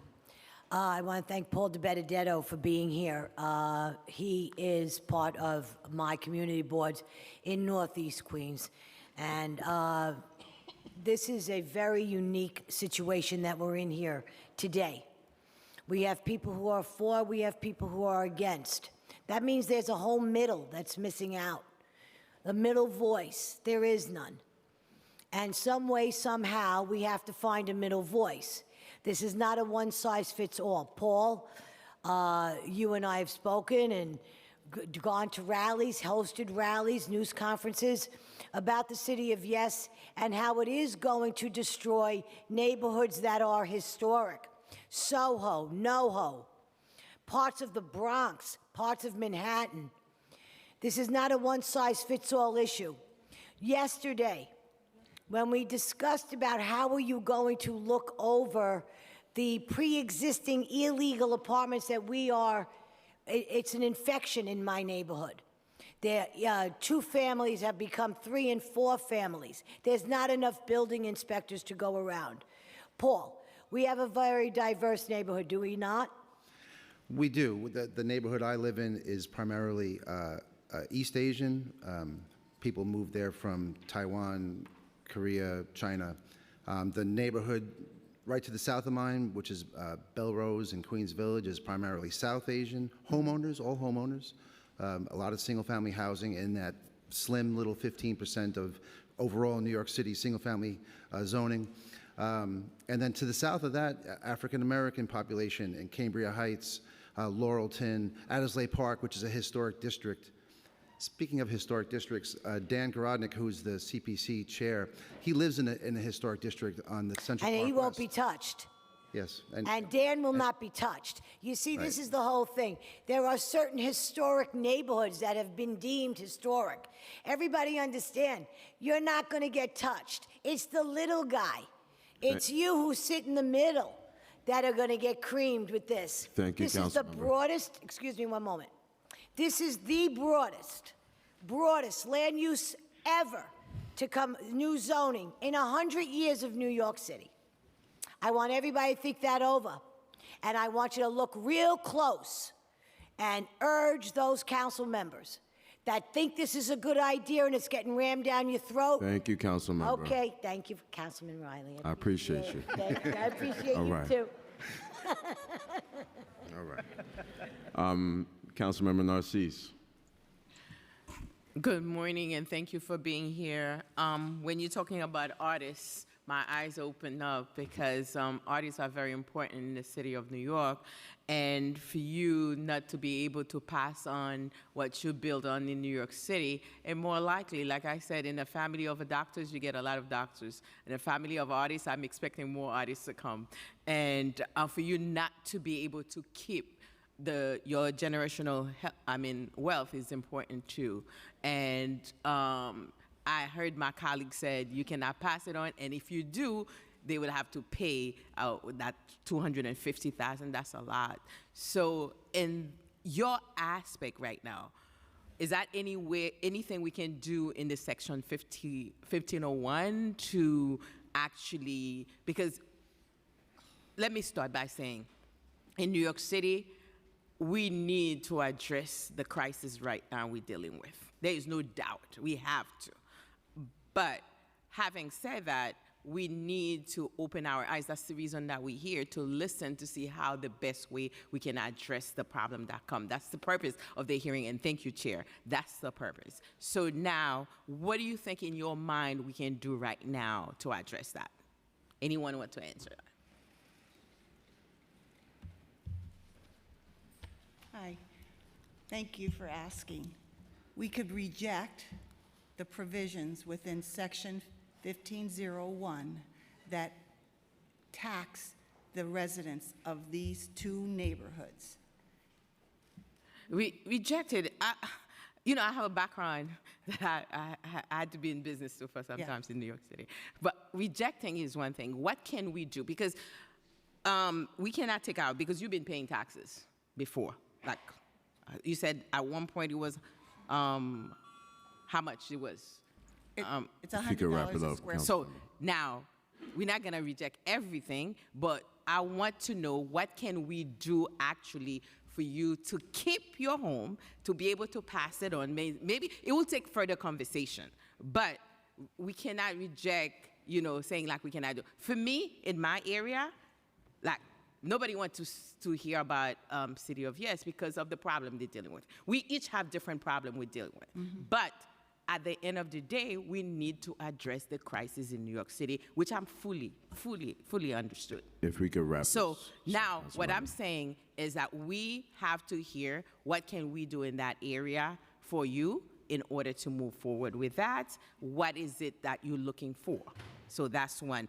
In terms of Paul, Yes. Council member. I'm going to wrap it up. Thank you. How do we make affordable housing if we're not building in New York City? You can build. I'm not against building. I'm just against taking neighborhoods that have existed for over 100 years that are ethnically diverse. Just because we're able to scrape together the money to buy a house doesn't mean you have to tear. They will tear. I live in the TOD, the Transit-Oriented Development District. It's a half a mile. It's a one mile radius. My neighborhood will be destroyed. I'll leave. I'll move out. It doesn't matter the city, but I'll leave because I chose to live there. I could have lived in Long Island City. I could have lived in Manhattan. I could have lived in Brooklyn, but I chose to live in a single-family neighborhood. Would raise my kid there. I'm ready to retire in 5 years. I'll leave, but I don't want to leave. I want someone else to have it. I appreciate that. The same thing for the 46th district. They don't want to leave, but we have a lot of things that have not been addressed. It can happen. I have places all over CB11 where you can build. Thank you. I don't want the chair to complain. Thank you. Thank you. Thank you, everyone. All right, we're going to move on from this panel. I'm going to call on the next panel. Thank you.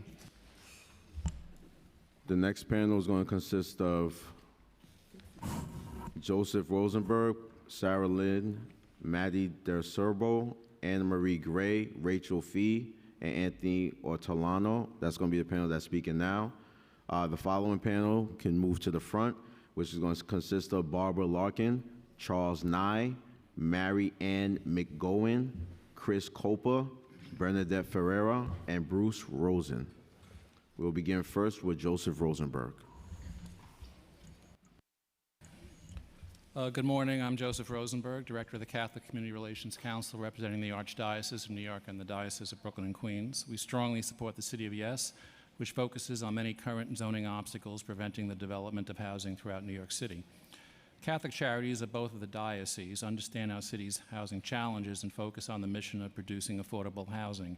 They've developed over 6,500 units of affordable housing, housing the neediest New Yorkers, such as working families, low-income elderly, and the formerly homeless. For too long, New York City has required off-street parking spaces to be incorporated into housing developments. This burdensome mandate reduces the number of apartments that can be built on site, as well as increasing housing costs. Removing this mandate is long overdue and would allow space that was once reserved for cars to now be used to produce apartments. The UAP would benefit Catholic Charities housing programs by providing a 20% additional affordable housing units in residential buildings located in medium and high density districts. This increase would produce a significant amount of affordable housing citywide. The City of Yes contains initiatives that will be instrumental in generating housing while assisting faith-based organizations. Currently, landmark buildings can only transfer development rights to adjacent properties or those are directly across the street. In many cases, these receiving sites are already built to capacity, and there's nowhere for the landmark development rights to land.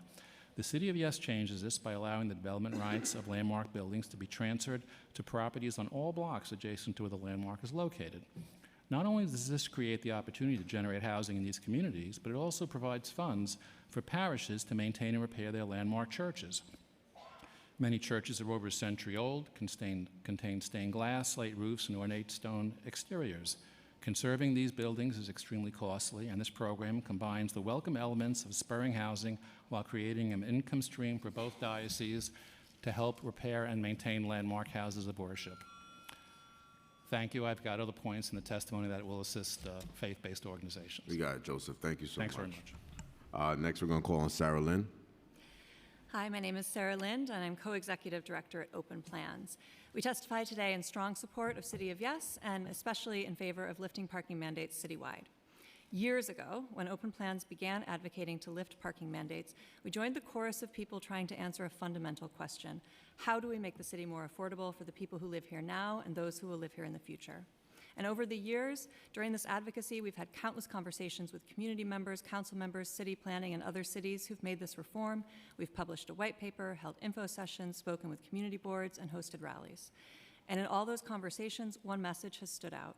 New Yorkers are desperate for more housing, and if the trade-off is between parking and housing, they demand housing. What we've been hearing on the streets is borne out in polling over and over again. Just yesterday, a new poll came out that shows that 74% of New Yorkers support lifting parking mandates. Support is highest among lower-income New Yorkers who are less likely to own cars and more likely to be rent-burdened. And even in Southeast Queens, a neighborhood typically thought of as opposed to City of Yes, 72% of residents support lifting parking mandates. So although there are some loud opponents, they do not represent the majority. We, the supporters of City of Yes, are the majority.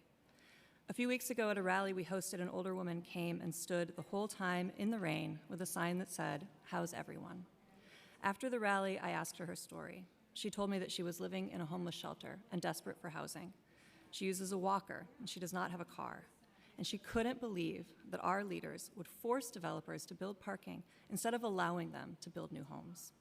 Lifting parking mandates citywide is one of the most important and impactful things that this council can do to help the woman like her finally find stable housing and ease the housing burden for all New Yorkers. And I will say, in cities that have done this, like Minneapolis, that have made zoning changes like those in City of Yes, lifting parking mandates has been the most impactful thing that they have done, and we need to do it citywide. Thank you, Sarah. Next, we're going to hear from Maddie DeSerbo. Hi, my name is Maddie DeSerbo, and I'm here on behalf of the Real Estate Board of New York. REBNY represents commercial, residential, and institutional property owners, builders, architects, and land use attorneys with decades of experience in zoning matters. We are pleased to support City of Yes for Housing Opportunity.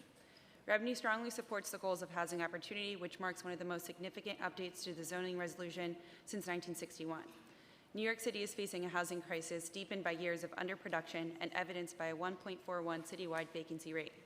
New York City has lagged behind rapidly growing cities like Orlando, Dallas, and Phoenix over the past decade in permitting housing units. While housing production remains anemic, rents continue to rise, and outdated zoning regulations hinder the construction of much-needed homes to address this crisis. The zoning reforms in City of Yes for Housing Opportunity are therefore essential to the city's goals of producing 500,000 units over the next decade. REBNY especially supports key components of this proposal, such as the expanded opportunities for office to residential conversions, increased density through the creation of R11 and R12 districts, and the introduction of UAP. The changes for office to residential conversions align with the recommendations by the City Council-created Office Adaptive Reuse Task Force. Additionally, these measures align with the recently adopted tax incentives 467M and 45X created through this year's state budget and have the potential to lead to the creation of thousands of affordable homes for New York City residents. The changes embodied in this text amendment represent the next generation of zoning rules for the planning, design, and development of housing for New Yorkers.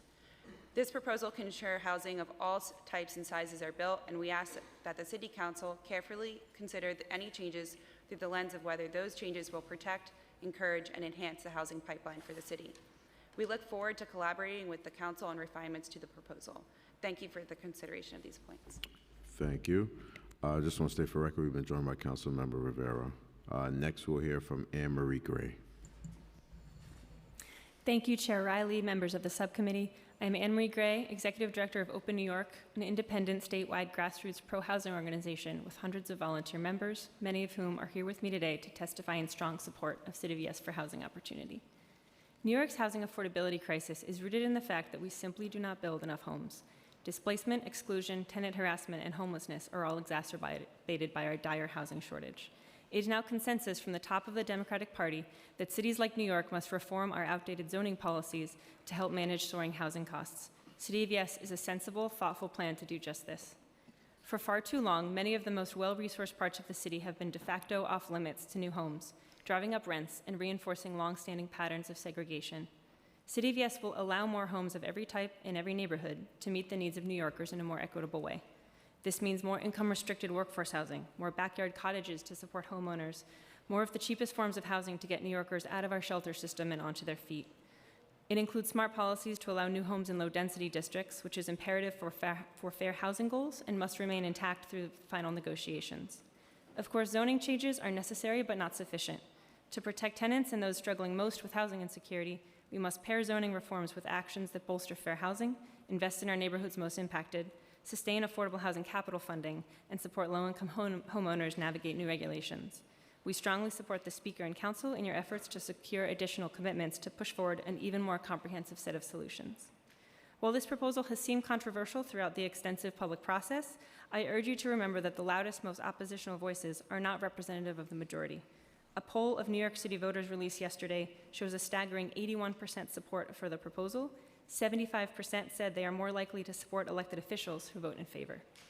The City Council has an important opportunity for leadership on the biggest issue facing everyday New Yorkers right now. I look forward to working together to seize the moment and start to turn the tide on our housing crisis. Thank you. Thank you. Next, we're going to hear from Rachel Fee.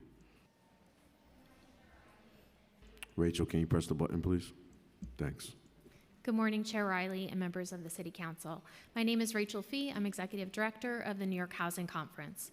We lead the Yes to Housing Coalition, a group of nearly 150 organizations united in support of the City of Yes for housing opportunity.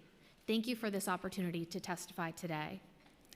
I've worked in affordable housing in New York City for 20 years, and I can tell you with certainty that this proposal is long overdue and that it will help our affordable housing crisis. Adding housing supply can help slow rising rents. More affordable housing can be built with a universal affordability preference, and in the low-density neighborhoods, affordable rental housing and also new homeownership opportunities will be generated with the 485X tax abatement. Even commercial conversions combined with a tax incentive will include affordable housing. All of this will add up to meaningful action on housing supply that is desperately needed. Our New York City Housing Tracker data shows that last year, the top 10 producing city council districts each added 600 units or more of affordable housing. Meanwhile, the lowest producing districts added 0 to 10 units. City of Yes will ensure that every part of this city contributes to solving the crisis. I urge the City Council to pass this proposal in its entirety, with minimal modifications. We can't afford to leave out ADUs, which can add 40,000 units, or to maintain parking requirements that are driving up construction costs. Additionally, increased capital commitments and more rental assistance can further enhance the significant impact we expect zoning reforms to have on affordability. It's time to meet the urgent needs of today and ensure a better tomorrow for all New Yorkers. Thank you. Thank you. Just want to state for the record, we've been joined by Majority Leader Farias and Councilmember Brewer and Councilmember Joseph. Next, we're going to hear from Anthony Ortolano. Good morning, Chair Riley and committee members. My name is Anthony Ortolano. I'm a member of SEIU Local 32BJ, and I work as a handy person in the public school system. I am pleased to be here today to express my support and my union support for City of Yes housing opportunity. In addition to being an 11-year member of this great union, I'm a lifelong Brooklyn resident who knows the housing crisis firsthand. Currently, I rent an apartment in Bensonhurst with my wife and young daughter. In the last 4 years, we have moved 3 times. And because there was nothing else available at an affordable rent, our current home is both more expensive and smaller than the apartment we rented in 2020. Moving at the fragile ages of 1, 3, and 4 has meant that my daughter doesn't get to experience the peace of mind that comes with having a stable home. And as my wife and I struggle every month to pay rent, we can't save for the American dream we share with millions of families to one day purchase our own house. I know that I'm not the only person with this experience, and that my story is shared by thousands of my 32 BJ brothers and sisters. The raises that we win in every union contract are hard-fought victories, but it's hard to celebrate as our wallets are squeezed by skyrocketing housing costs. Earlier this year, my union joined many others in urging the state to pass legislation to kickstart development and bring new homes onto the market. Because as countless experts have shown, the housing crisis is rooted in a huge housing shortage. Now it's the city's turn to act.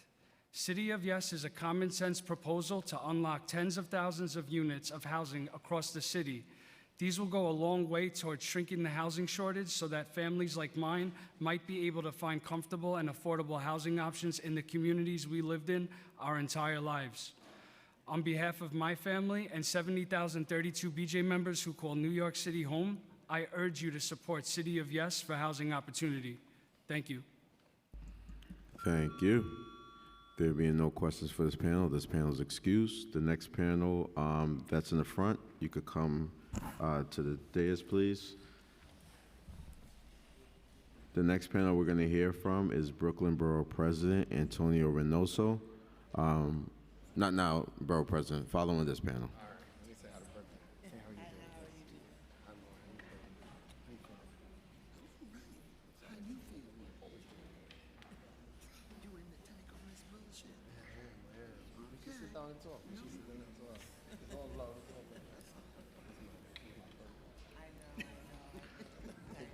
The following panel after Borough President Reynoso goes will consist of Aaliyah Sumro, John Wilson, Julie Cho, Rosa Chang, Gregory Smithsmon, and Mark Greenberg. If you just heard your name, please come up to the front and just wait.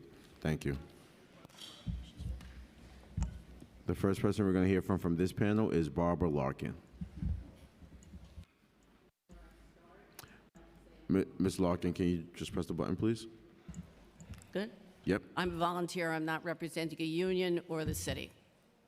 Many years of service dedicated to my community. Good morning, all.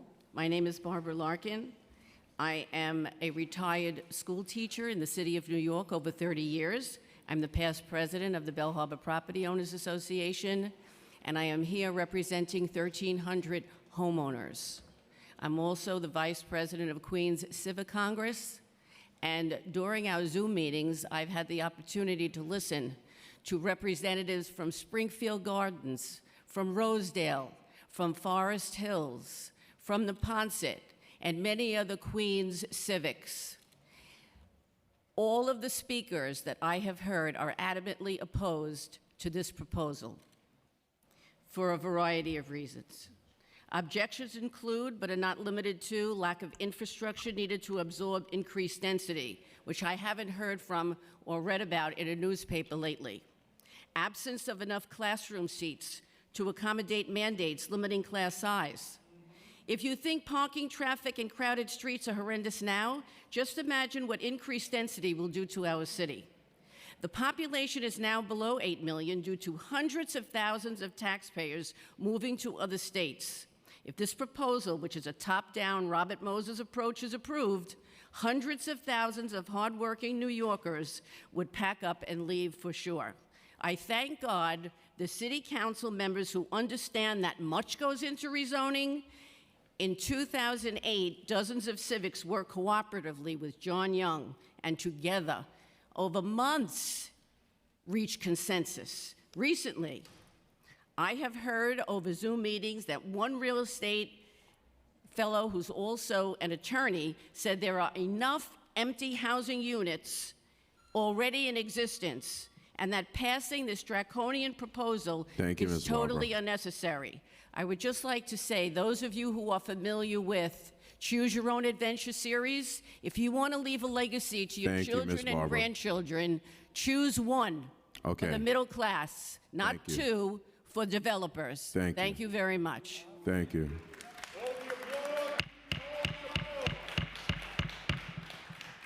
I'm going to say this one more time. We do not clap in here. You can wave your hands like this, okay?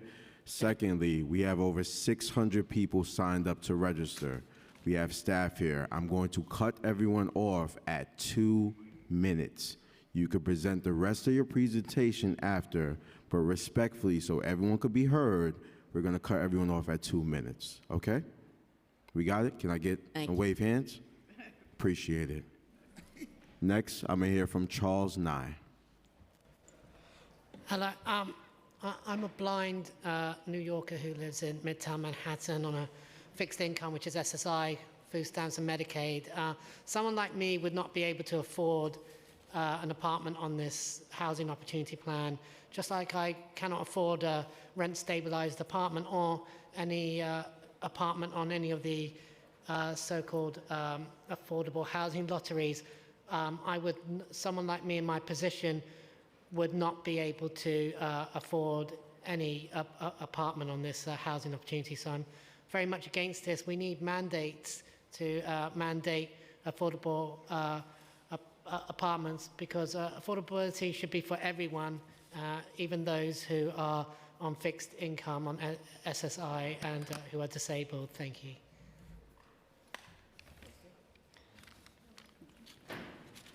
Thank you, Charles. Next, we're going to hear from Marianne McGowan. Is that what? Okay.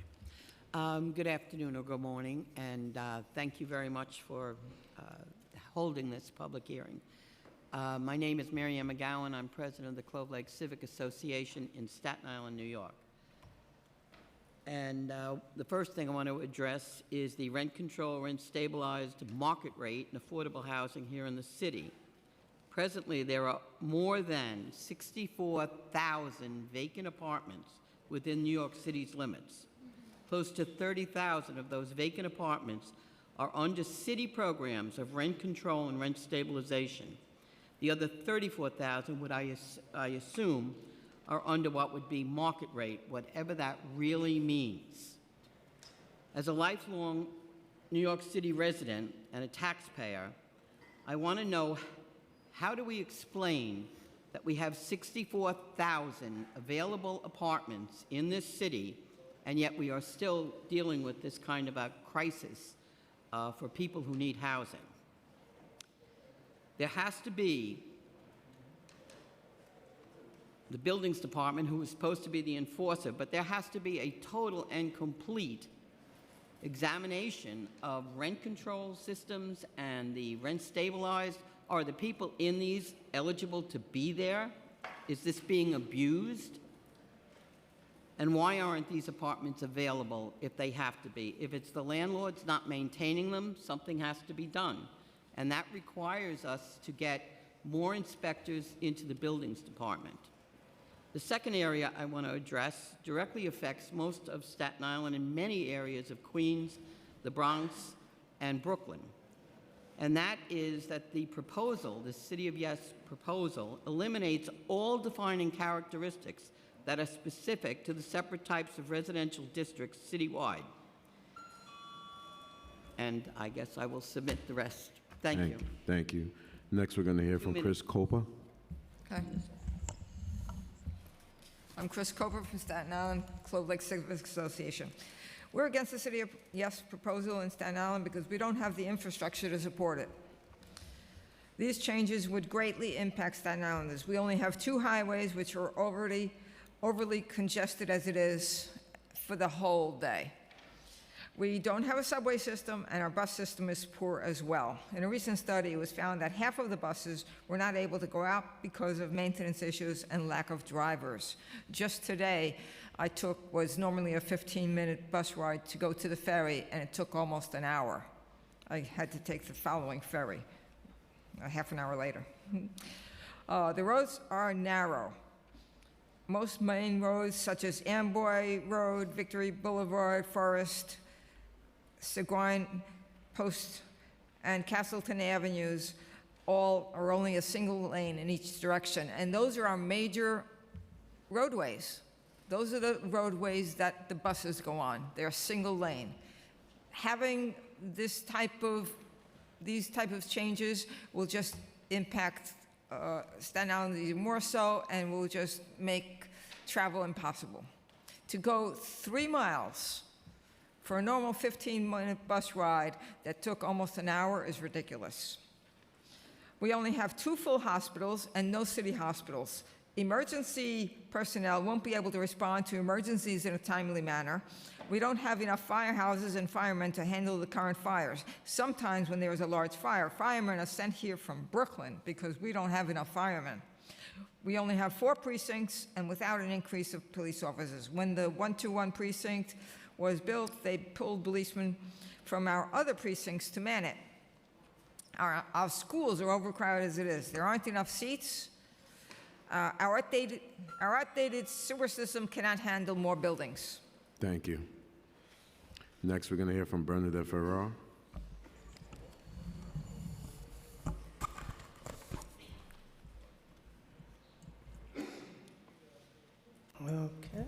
Okay, here we go. Good morning, Chair Riley and members of this committee. My name is Bernadette Ferrara, and I represent thousands of families in the East Bronx. I'm the president of the Van Ness Neighborhood Alliance, a member of SEPCA, former chair and 17-year board member of Bronx Community Board 11, and a lifelong East Bronx resident still living in one of the Van Ness, of the oldest neighborhoods of Van Ness, established in 1853. I am urging City Council to reject the City of Yes housing opportunity in its entirety. For the past year and a half, many like myself have testified that we do not have a housing shortage, but an affordability crisis. There are no HPD programs that lead to home ownership, and we need to prioritize on our infrastructure. Earlier this month, at the 11th hour, with the vote in City Council, Speaker Adrian Adams said before voting on the City of Yes changes, the Council will be developing a housing action plan that includes affordability and will be attached to the City of Yes housing opportunity.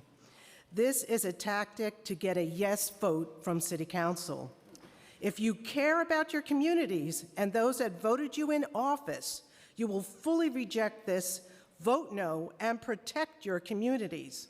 Next year, 34 City Council members will be up for re-election, and your constituents will remember how you voted.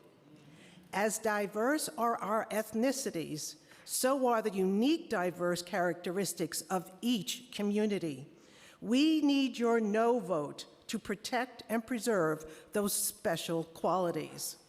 Also, how can you vote yes on an initiative that will take away both community and City Council input of land use items? Thank you, Bernadette. Thank you. Next, we'll hear from Bruce Rosen. Is this on?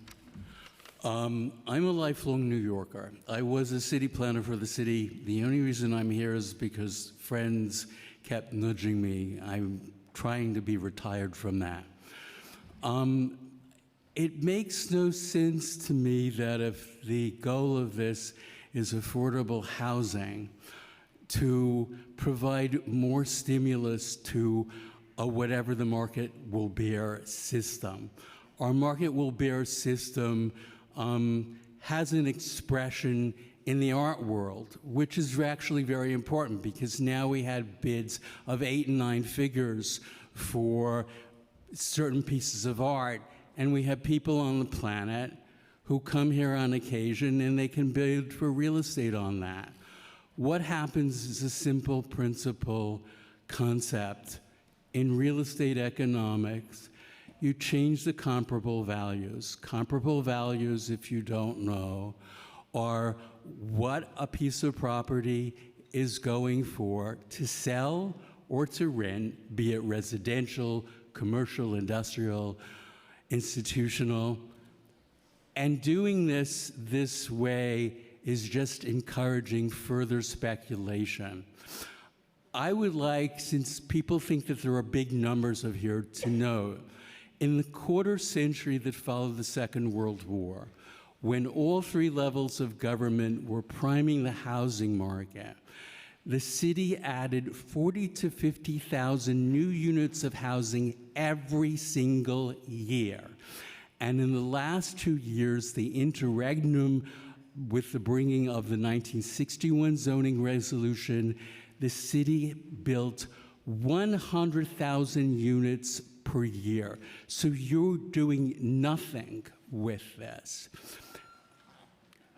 Is that it? Yes, that is. Thank you. Thank you. Councilmember Ariola. Thank you, Chair. I just want to thank everyone who will testify today, no matter which side of the city of Yes that you fall on. I think it's important that you're engaged and that you came out. But I'd especially like to say thank you for this panel, because Barbara Larkin, who we have been community activists for over 30 years together, and to see you here really reinforces why I'm in opposition of the city of Yes, because the people that I represent do not want the city of Yes.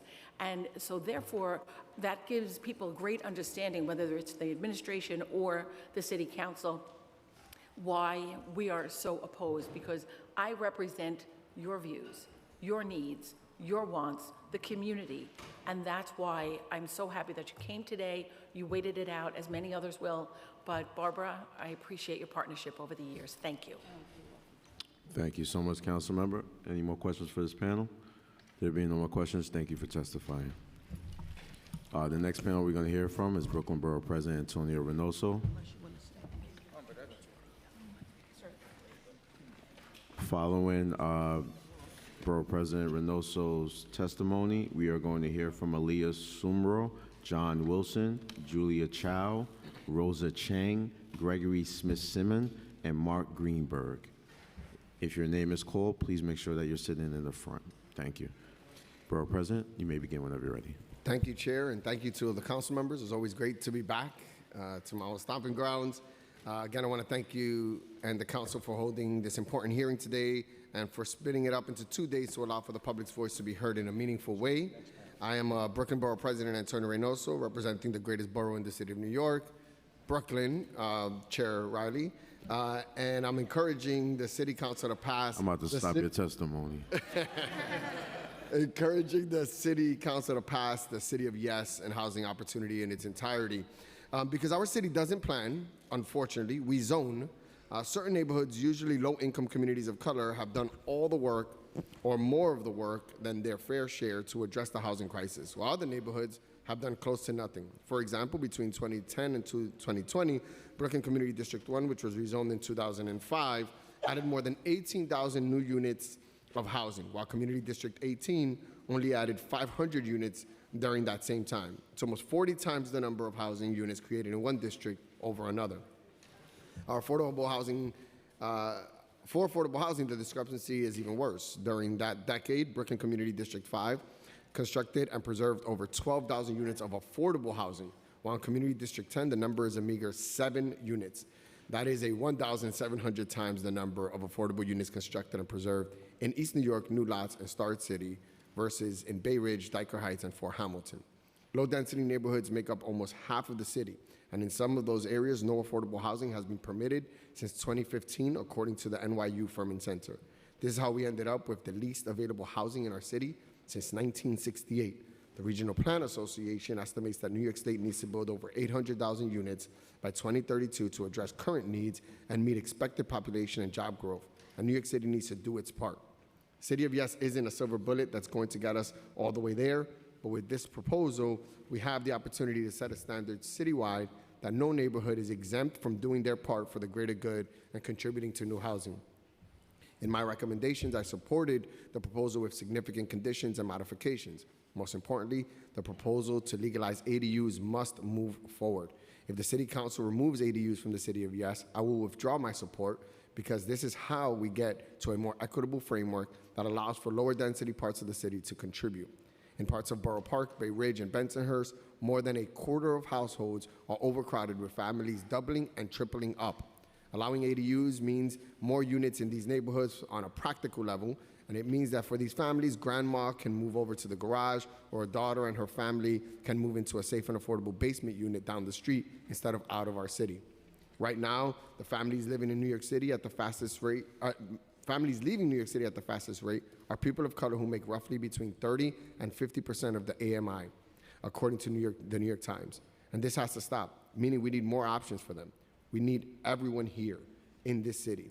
Research has shown that the chains of moves sparked by new construction free up apartments that are then rented or retained by households across the income spectrum. In short, the availability of all kinds of new housing options benefits everyone. To be clear, I'm not saying we don't need to build more affordable housing. I know there are some council members who want to require deeper affordability in the UAP program. I support this effort and acknowledge that more affordable housing is desperately needed, especially at lower incomes. However, I want to caution the council to be mindful that this is a voluntary program. We need to find a balance that maximizes affordability without de-incentivizing developers from taking advantage of the option. If the numbers don't pencil out, at the end of the day, we'll be left with less affordable housing than we could have under a well-considered plan. In conclusion, I want to remind everyone that this proposal is just one chapter in a much larger book. Good planning has to be comprehensive. And planning for housing must consider not just zoning, not just production, but preservation of existing affordable housing and strong tenant protections as well. The council should also pass meaningful legislation aimed at these goals, including those around broker fees, co-op disclosure, and public benefits on public land. To the City Council, I want to repeat what I said to DCP. Do not back down, do not scale back, do not shy away. If you're going to do anything, do more. Many things about the future are uncertain, but we know that right now this is our shot to make changes that our city needs to move forward. Let's not waste it. Thank you. And I do have 20 seconds. I just want to say, when I was in the City Council, we passed MIH. It was a wholly more unpopular initiative amongst the community boards than this plan. There were less community boards supportive of MIH. And now almost every single person on this dais would say that the work that we did on MIH is insufficient. It's not enough. We should have done more. We're held accountable for it not being affordable enough or not more affordability. It was arguably the most unpopular proposal we had in the City Council. And looking back, because we took that bold step against an unpopular community board position, we're looking back and thinking, should we have done more? Should we have pushed back more? And I hope that when you're here 10 years later or 20 years later, you'll see that these are the right decisions to make, even if it's community board unpopular. Thank you. Thank you, Borough President. First, we'll have Councilmember Narcisse, followed by Hanif.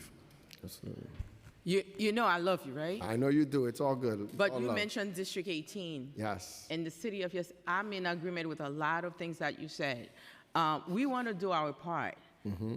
My district want to do our part, and so is the other district. But some part, the government have not done their part in the infrastructure, in addressing the water backup. Like yesterday, I was talking to Don, because Dan and I, we've been talking, and I know we're dealing with a crisis in New York City. Yeah. But how do we, because my community is enraged, because when there's a rain, we all have to cross our finger and pray. Yeah. We have backup from the bottom, we have backup from the water. So how do we do that? Because the government the government have to address the infrastructure for some area that we know is a problem. Yeah. So how do we do that? Yeah. How do we do that? So I would just say a couple of things to that. The first thing is we are government. There's a budget that's going to come down very soon. And the choices we make are a reflection of the ideas or the goals that we want to set forth. In what time in the City Council have we made it popular to push for the reconstruction of our sewer system in the city of New York in a meaningful way? We don't have those conversations because we're more induced to push for fluff stuff that got us reelected versus things that are not sexy, that nobody's going to pay attention to and no one's going to see, that can actually make a difference. And that's the problem. I'm not sexy when it comes to those things because I talk out of Yeah. because we need to address the infrastructure problem that we have. So and we need to address housing. It's a crisis. But the thing is, I think this all comes down to comprehensive planning. We don't do it in this city. That's the problem. The Department of City Planning doesn't plan. What it does is zone, and it's a problem. it doesn't make this proposal bad, right? So two things could be true. DCP's done a terrible job at planning. The city of New York doesn't plan. We try to pass a charter revision commission proposal to include comprehensive planning, and DCP was the number one group or agency standing against it. So I would just say, asking for legislation to be pushed through the city council. I don't want my chair to to punish me today, but planning have to be comprehensive. That's how we're going to leave it. I agree. Thank you, Councilmember. We're going to have Councilmember Hanif, followed by Councilmember Brewer and Councilmember Osei. Thank you to the best borough president. Yes, for thank being you. here Appreciate and that. your continued support. So there was a testimony right before you from CB 11 in the Bronx, and I was just looking up some numbers from 2018 to 2022. 276 units were built in totality. 10 were affordable units. Yeah.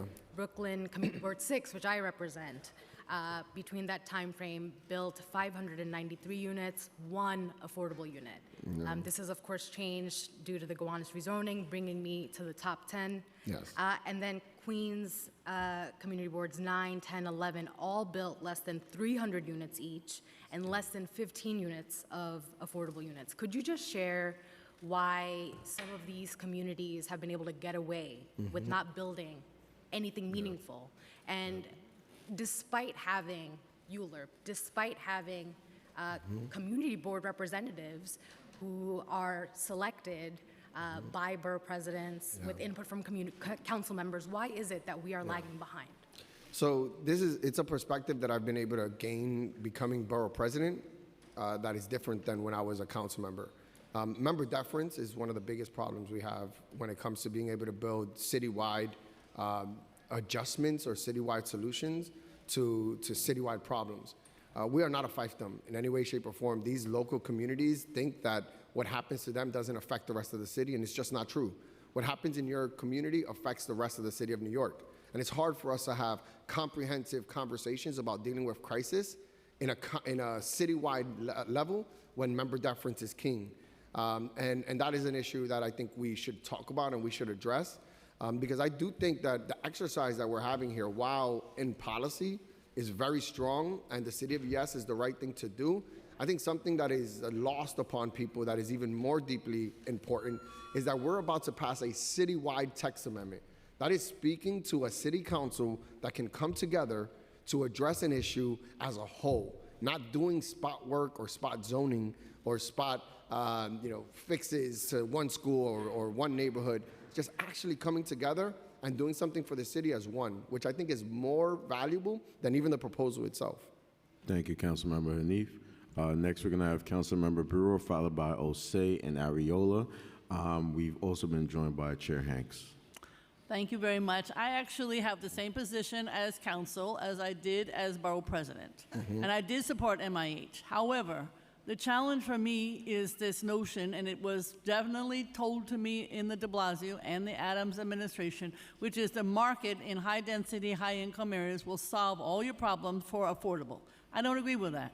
And I think that the problem is that the city, state, or federal government, if we're going to talk about the market, that the city, state, and federal government have to come through with some affordable, more affordable housing. You cannot just have 20% and have a tall building.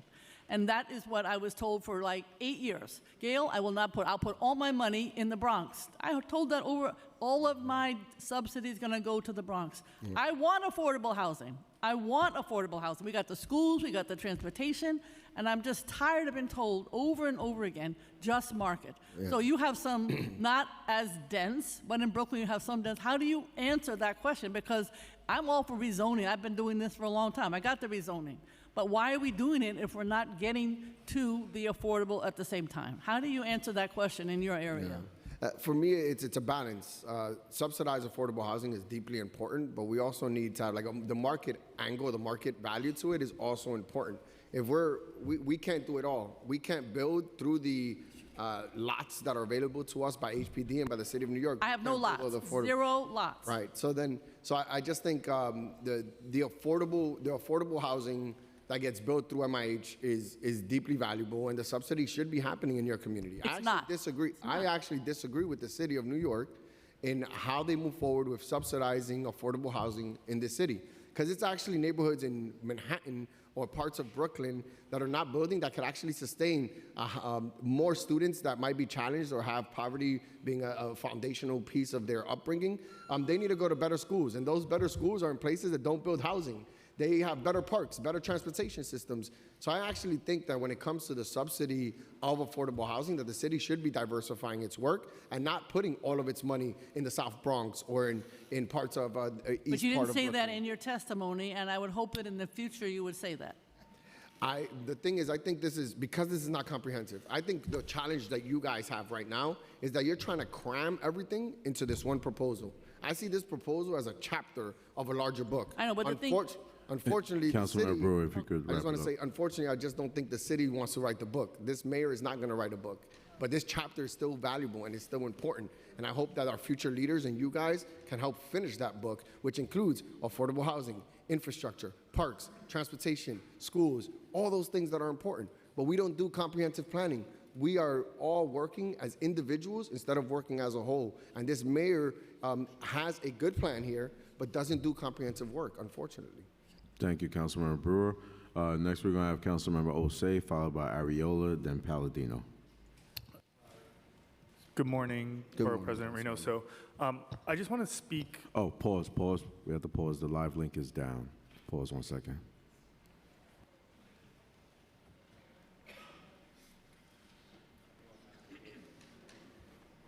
Huh? No one wants to hear me, I guess. Okay. We're going to take a pause for 5 minutes. We have to provide a live link so everyone could tune in. So it's down right now, so just give us 5 minutes. Thank you.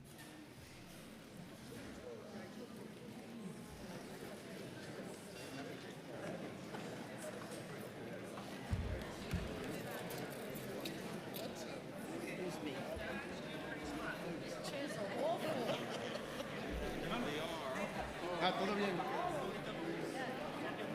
Ok, si están afuera, que pasen por ahí. Un placer.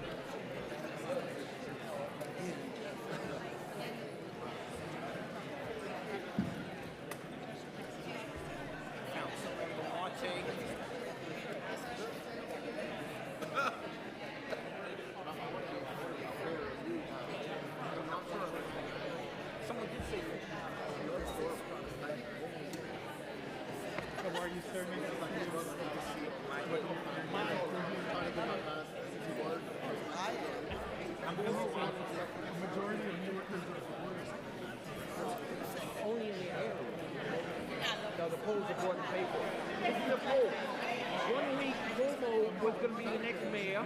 A week later, 1 week, Bloomberg was a week later, Cuomo was going to be. Some things have lost their credibility. But we have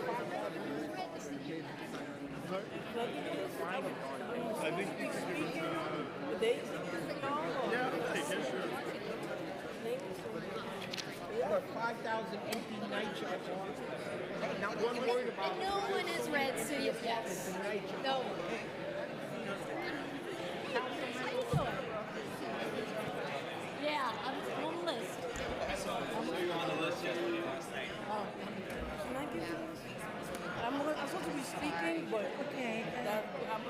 While if I get it's resources and organization in the Bronx. Really important.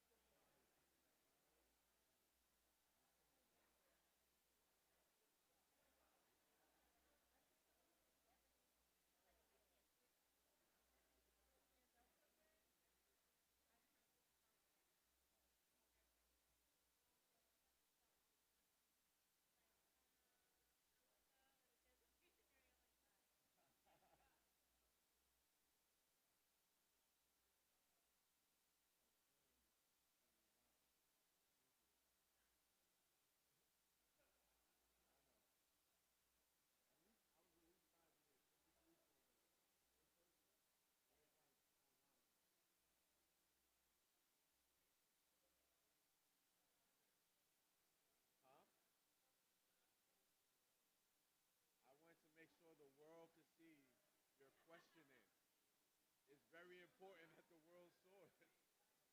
Huh?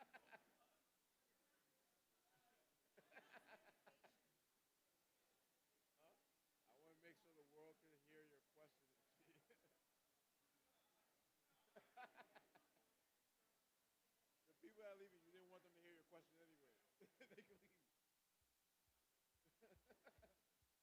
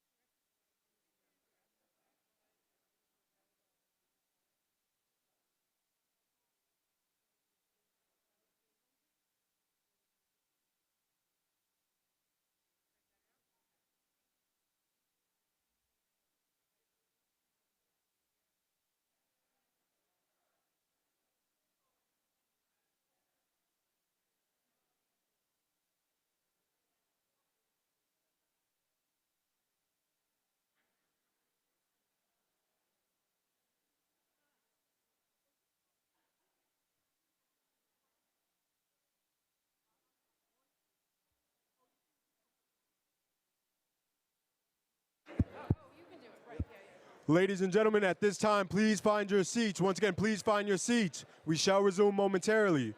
Once again, please come in and find your seats. Please ensure all cell phones and electronic devices are placed to silent. Please find your seats. Order in the chambers. Thank you.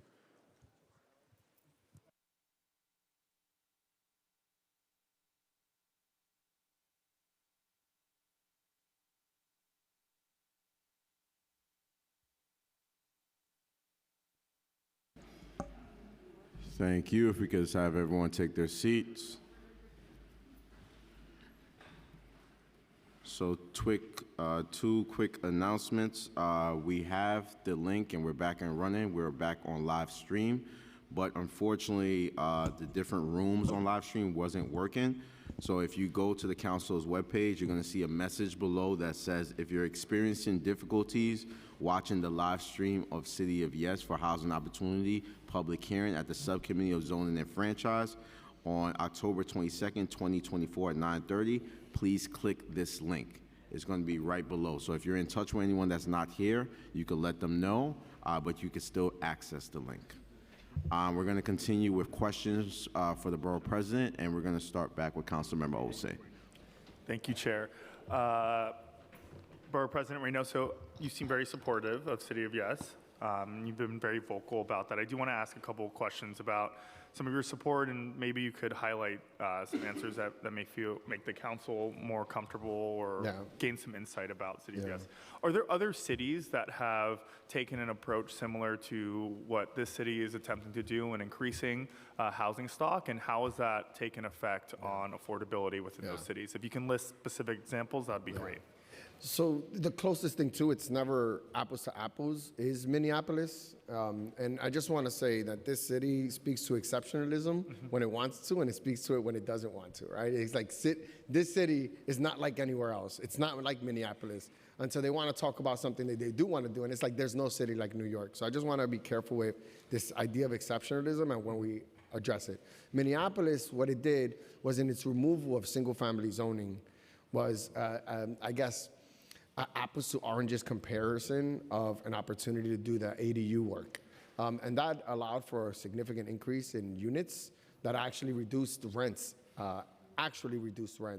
in Minneapolis. They also did a significant rezoning that allowed for significant upzoning that allowed for more housing units to be built. And they also did a significant tenant protection package that we've seen come from the state. And we've seen successes in Minneapolis that I think we could mirror here. But instead, somebody always says, if we knew how to deal with gentrification, if we knew how to deal with the housing crisis, it would have already been solved. Well, Minneapolis has shown initially some of that work, and it doesn't seem like we're taking those models to try to address our crisis here. Great.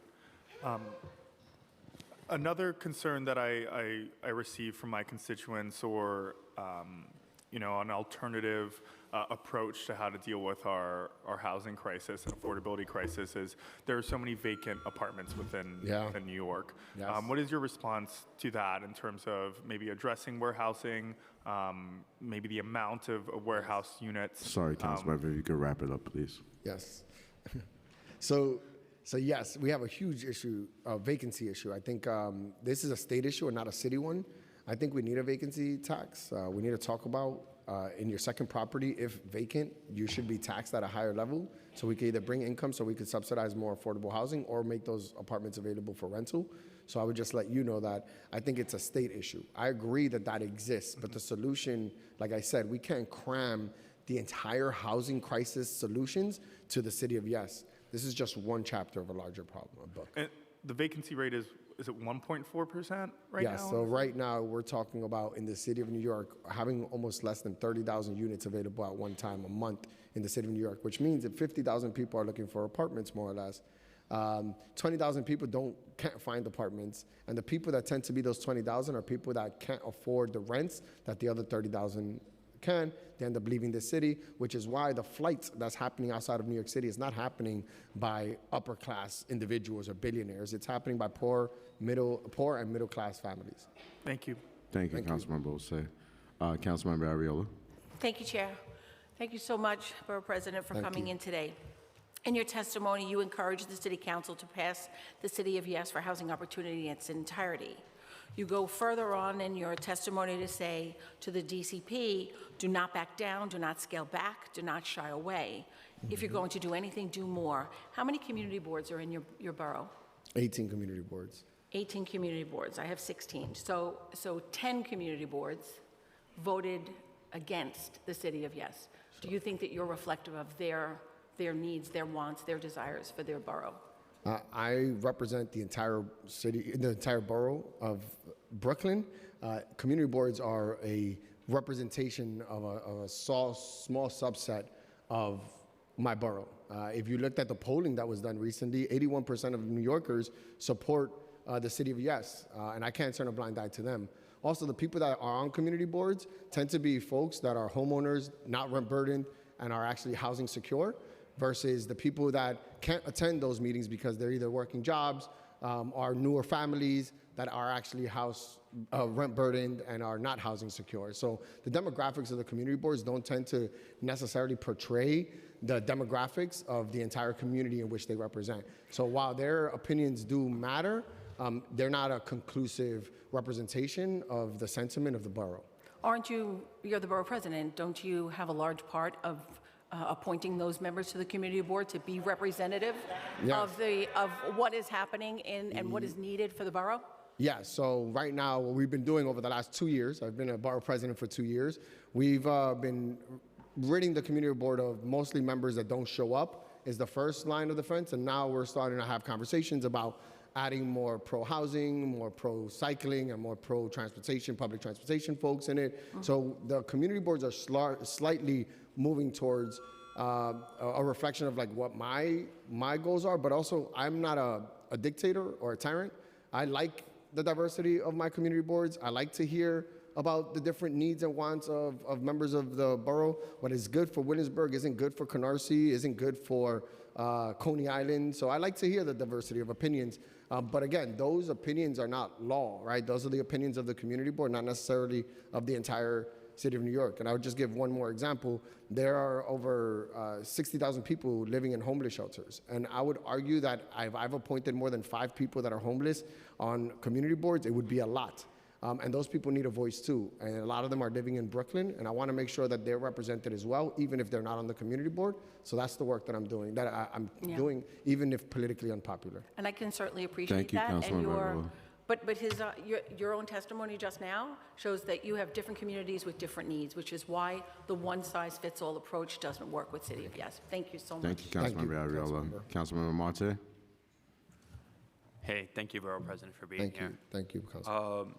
Williamsburg, in the past 10 years, is similar to my district. We have produced a lot of housing. In Williamsburg specifically, I think they increased housing units by 62%, almost 12,000 new units. However, rent has skyrocketed, almost double, 93% increase. So it's just not a supply side issue, right? Because rents would be going down in your district, in my district, as we continue to produce so much supply. First, I want you to answer that. And then secondly, a lot of the council members here, a lot of the people who have testified and who will testify, wanted this application to have mandated affordable housing. You touched on MIH. Are you committed to asking city planning, this administration, to take another look at MIH so we can broaden the scope and add also deeper affordability to make it affordable for the New Yorkers who need it most? Yes. So for the second question first is yes. I think that you should reopen the conversation to MIH to make it more deeply affordable and add more affordability to the projects where possible. So I do think that that's a conversation that you guys should be having and would be more than happy to be supportive of. So I do think that that's one case.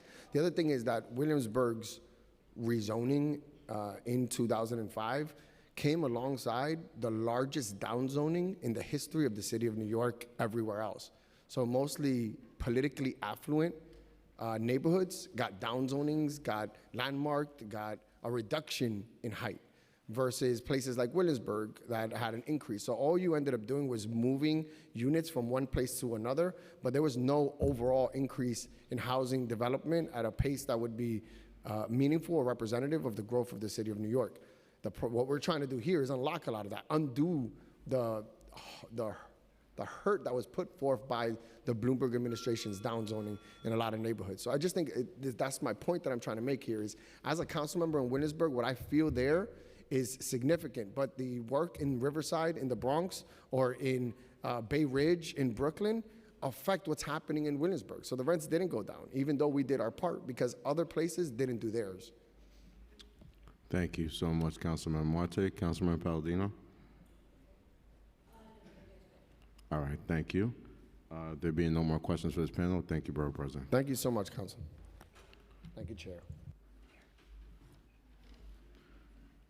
The next panel we're going to hear from, just going to state it again because we took a break, is Aliyah Sumro, John Wilson, Julie Chow, Rosa Chang, Gregory Smith-Simon, Charlene Davis,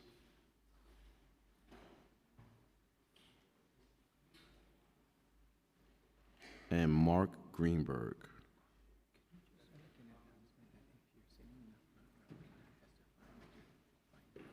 Okay.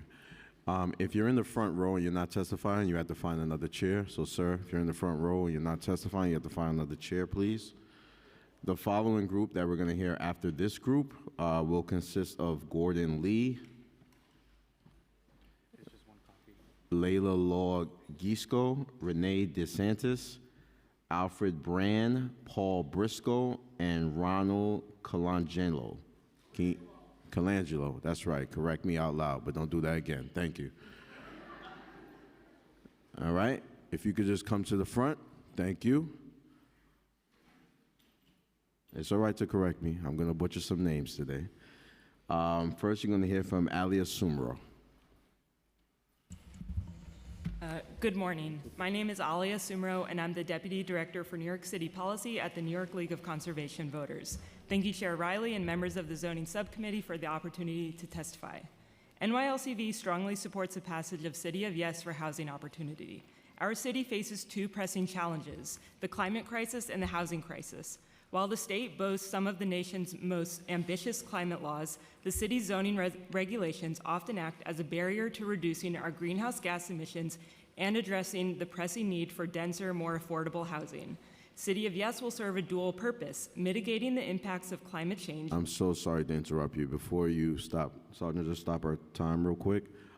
We were joined by Tigerman High School, so I want to break the quorum and just clap it up from the young people that came in here today.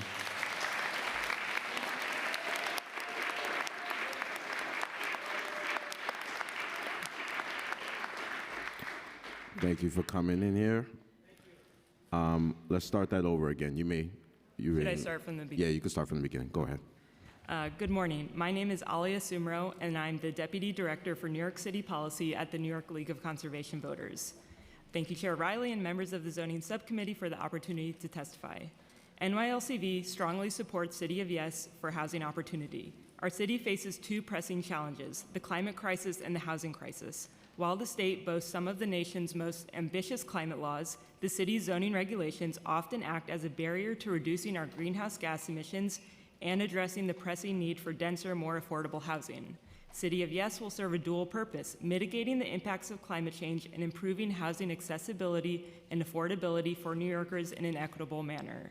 While NYLCV fully supports the entirety of this zoning proposal, we strongly support the following components: removing parking mandates, transit-oriented development, town center zoning, accessory dwelling units, and residential conversions. One prime example of showing how zoning limits housing from being built and incentivizes fossil fuel use are parking mandates. Parking mandates were included in the city's ZR in the 1950s and 60s as suburbanization was taking hold. To this day, our ZR contains outdated minimum parking requirements for housing developments, even for homes built close to mass transit, and despite the fact that a vast majority of New York City residents use public transit. Parking mandates raise the cost of housing, inhibits more units from being built, and incentivizes the use of private automobiles. Eliminating these mandates will not only encourage alternative modes of transit, but also free up valuable land for affordable housing. Eliminating parking mandates does not ban new parking or eliminate parking entirely. The proposal will allow developers to meet the needs of each neighborhood in the city. And as a general matter, NYLCV believes that these proposals will not change the fundamental character of neighborhoods or unduly burden the city's sewer system. These are modest changes that will allow more options throughout the city. While I'll wrap up. I've submitted longer written testimony. Thank you for the opportunity. Thank you. Appreciate it. Next, we're going to hear from John Wilson.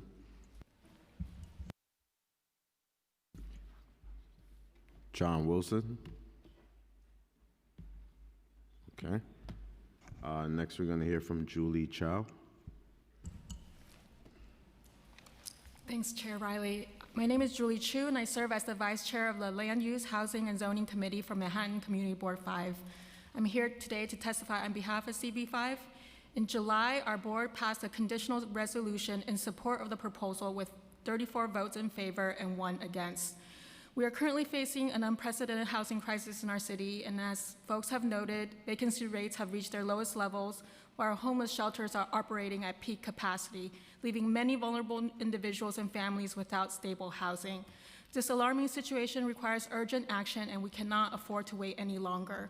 However, to create a truly equitable housing landscape, we need mandates for affordable housing that extend beyond current and future MIH zones.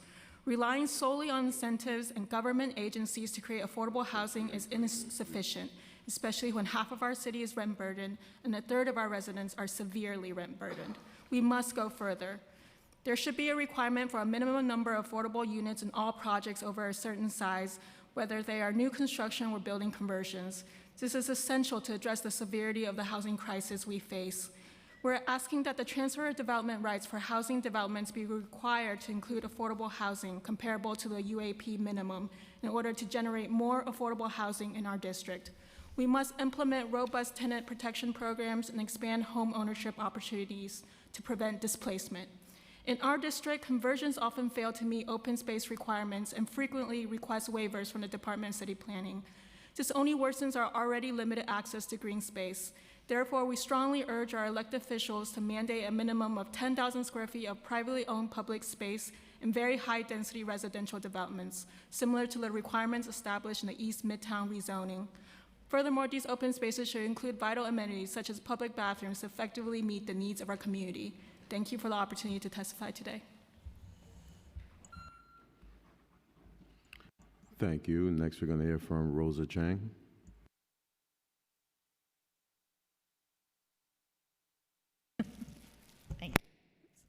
Thank you very much. Thank you very much for the opportunity to testify today. My name is Rosa Chang, and I'm here to testify for myself. I am deeply involved in my community. I'm the president of my condo board, where we have over 400 units. I'm a member of my local community board, but to be clear, I am speaking on my own behalf today.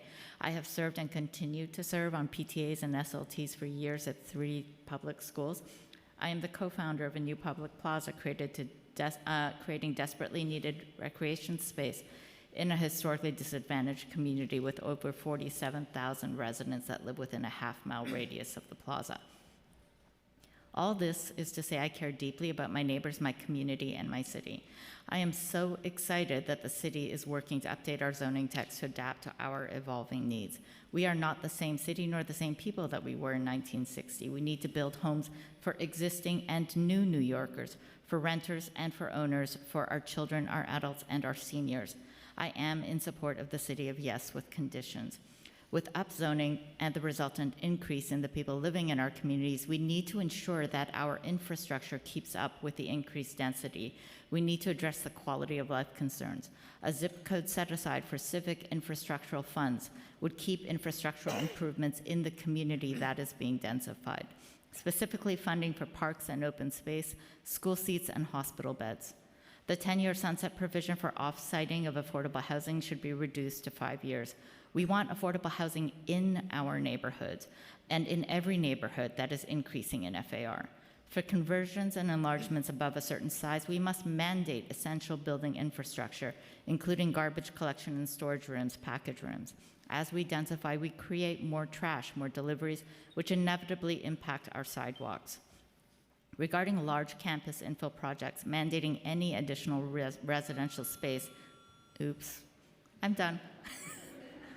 Thank you so much. Next, we're going to hear from Gregory Smith-Simmons.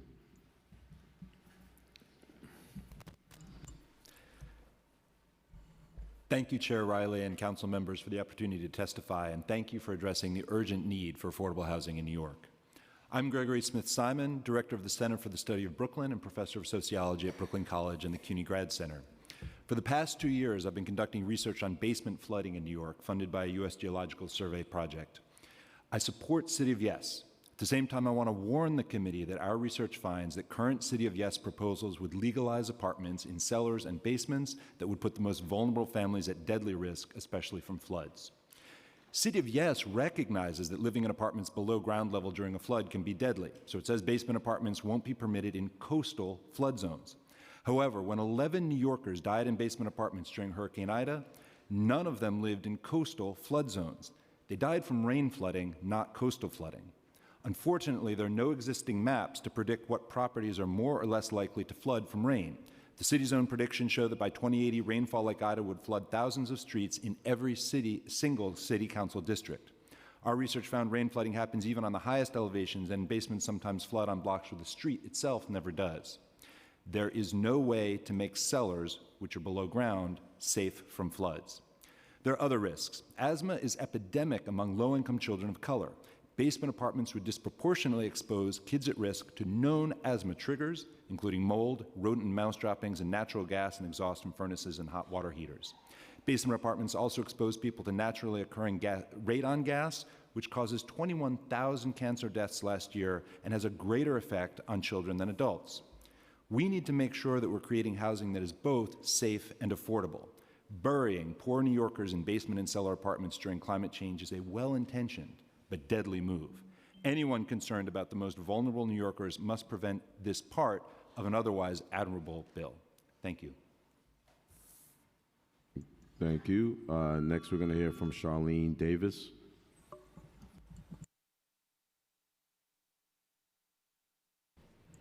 Good afternoon, everyone. My name is Charlene Davis, and I appreciate the opportunity to speak.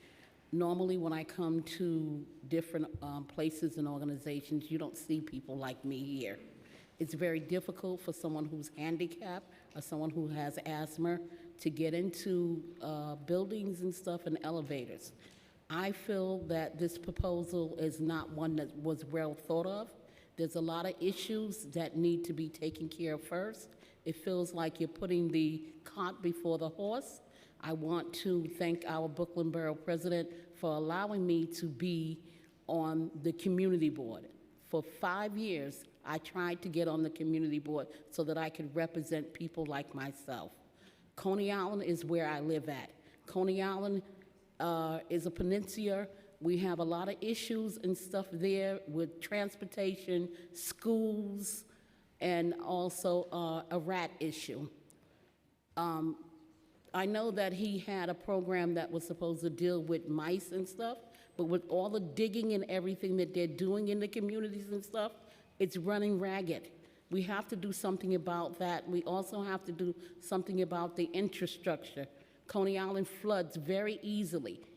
My townhouse was full with water when we had Sandy. A lot of people died. A lot of issues need to be thought about. It's very nice to think about having more places for people to live, but these places need to be affordable. The rents are constantly going up, and the subsidies are being limited. You have subsidies that may last for 5 years, and then after the 5 years, the person doesn't have a subsidy and has to move. And a lot of people who are moving into these places move in, but their rent and stuff constantly goes up. You see a lot of people moving in, but then they're moving out because they can no longer afford the apartments. So, thank you. Thank you so much. You brought up a really good point. Thank you. Mark Greenberg. Yes, thank you. Good morning, good afternoon, Chair Riley and members of the council. I'm Mark Greenberg, Executive Director of the Interfaith Assembly on Homelessness and Housing and President of the Interfaith Affordable Housing Collaborative. Interfaith Assembly grew out of efforts based at the Cathedral Church of St. John the Divine in 1982, and as we watched the number of people on our streets explode, we committed ourselves to bear witness to the crisis of homelessness and ask what our many faith traditions call us to do. Over the last 40 years, I've seen homeless census grow from under 10,000 to over 60,000, and now with the migrant influx to over 100,000. I've heard the stories of thousands of people struggling with the traumas of homelessness, striving to rebuild their lives. I speak here on behalf of the thousands of good and decent people just looking for a chance to reclaim their humanity. I applaud the New York City Department of City Planning for putting together this bold and innovative proposal to enable New York City to live up to the great promise. And I trust that the City Council will produce a plan that best balances the concerns and aspirations of all New Yorkers.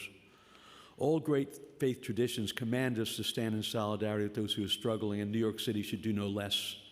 New York's faith community stands ready to do our part, but we need New York zoning rules to enable us to do so. Some New Yorkers have strongly opposed the changes proposed by the City of ES, but for the tens of thousands in our shelters and on our streets, and many struggling to pay their rent or simply find an apartment they can afford, their fear is not change, but the status quo. The City of Yes for Housing Opportunity will mean that more of the lowest income New Yorkers will have a greater chance to find stable housing and give back to our great city. With a housing crisis of this proportion, inaction is not an option. And from the Hebrew Bible, those from among you shall rebuild the old waste places. You shall raise up the foundations of many generations, and you shall be called the repairers of the breach, restorers of streets to dwell in.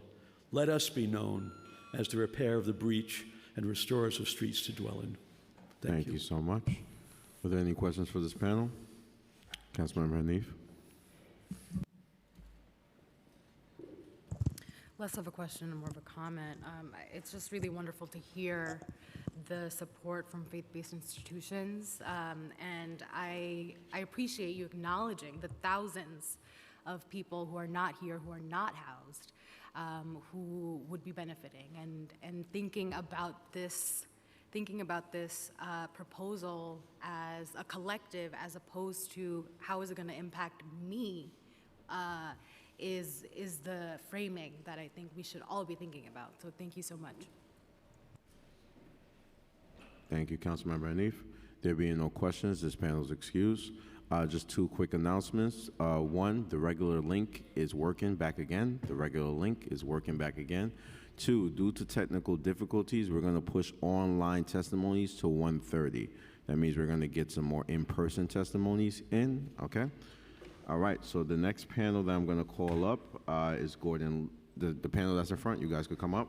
The next panel following after that will consist of Jackson Shabbat, Casey Hosen, Eric Shiner, Derek Marcus, Dia Mehera, and Brandon Crooks.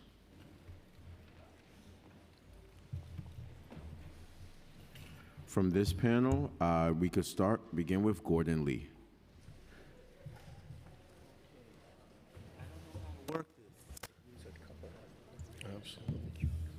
Good afternoon, ladies and gentlemen. I'm Gordon Lee from Kings, Brooklyn, New York, but you can also call me God, because that means I happen to be God.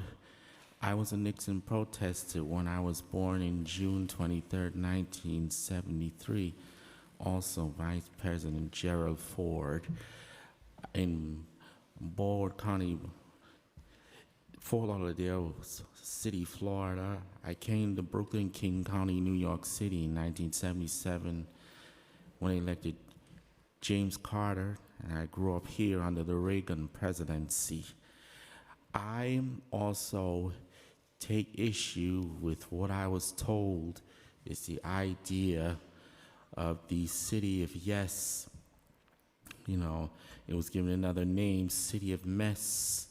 You know, unaffordability.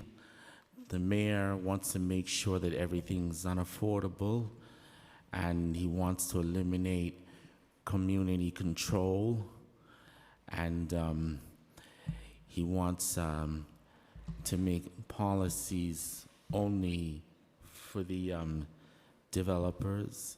And I also take issue with it, and I also take issue with the crisis in the city that everyone is talking about. Now, part of the problem, you know, what's encouraging the rising costs of living and increasing unaffordability, including rising rents, you know, because some people, I find that, and it bothers me that some people say that that's how it should be. They say you're getting service, so you have to pay. So thank you, Mr. they're Lee. saying people shouldn't be affordable either. They think affordable is equivalent to free. Thank you, Mr. Lee. I Thank appreciate it. You can wait right there. You're not excused yet. Wait right there.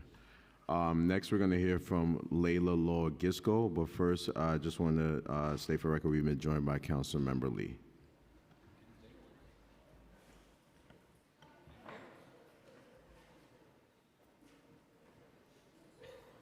You can begin. Sorry. Good afternoon. Thank you, Chair Riley and members of the City Council. My name is Layla Law Gisco, and I serve as the president of the City Club of New York. Yesterday, Chair Garodnick is in this chamber laid out the reality of our housing market. He said, and I quote, "Those who have resources compete against those who don't. Usually those with resources win." And yet, City of Yes is a proposal that promises changes but fails to bend the arc. While well-intentioned, the proposal fails to address the city's urgent need for affordable housing. Many mistakenly believe that more housing automatically means more affordability. This is a dangerous misconception. The market cares little about our social needs. Its mission is solely to maximize profit. The proposal is expected to create approximately 7,000 units per year, most of them at market rate. New York is already achieving this level of development without sacrificing air, light, or putting our historic buildings and rent-regulated units at risk. The plan relies on developers' willingness to prioritize affordable housing, but it is likely that it will accelerate demolition of existing rent-regulated units. It opens the door for corporate landlords and venture capitalists to infiltrate the housing markets driven by speculation rather than social responsibility. Specifically, the R11 and R12 new zoning districts should demand that any FAR above 10 is affordable. Currently, the plan does not make this provision. The plan is both overly expansive in its negative impact and far too modest in its delivery of affordable housing. While UAP has merits, we urge the City Council to reject campus infills without ULURP, dwelling unit factor change, landmarks transfer changes. The City of Yes is an imprecise tool that delivers the wrong results. Vote no on the City of Yes. Thank you. Next, we're going to hear from Renee DeSantis. My name is Renee DeSantis. I have lived in Independence Plaza, or IPN, in Tribeca for 32 years and am a trustee of the Community First Development Coalition, a nonprofit recently established to advocate and educate on thoughtful development in Tribeca and to address unchecked, overscale development and inadequate opportunities for affordable housing in our community. I urge you to vote no to the City of Yes in its current form for two key reasons. First, and most importantly, this proposal does not include any mandates for adding permanently affordable housing.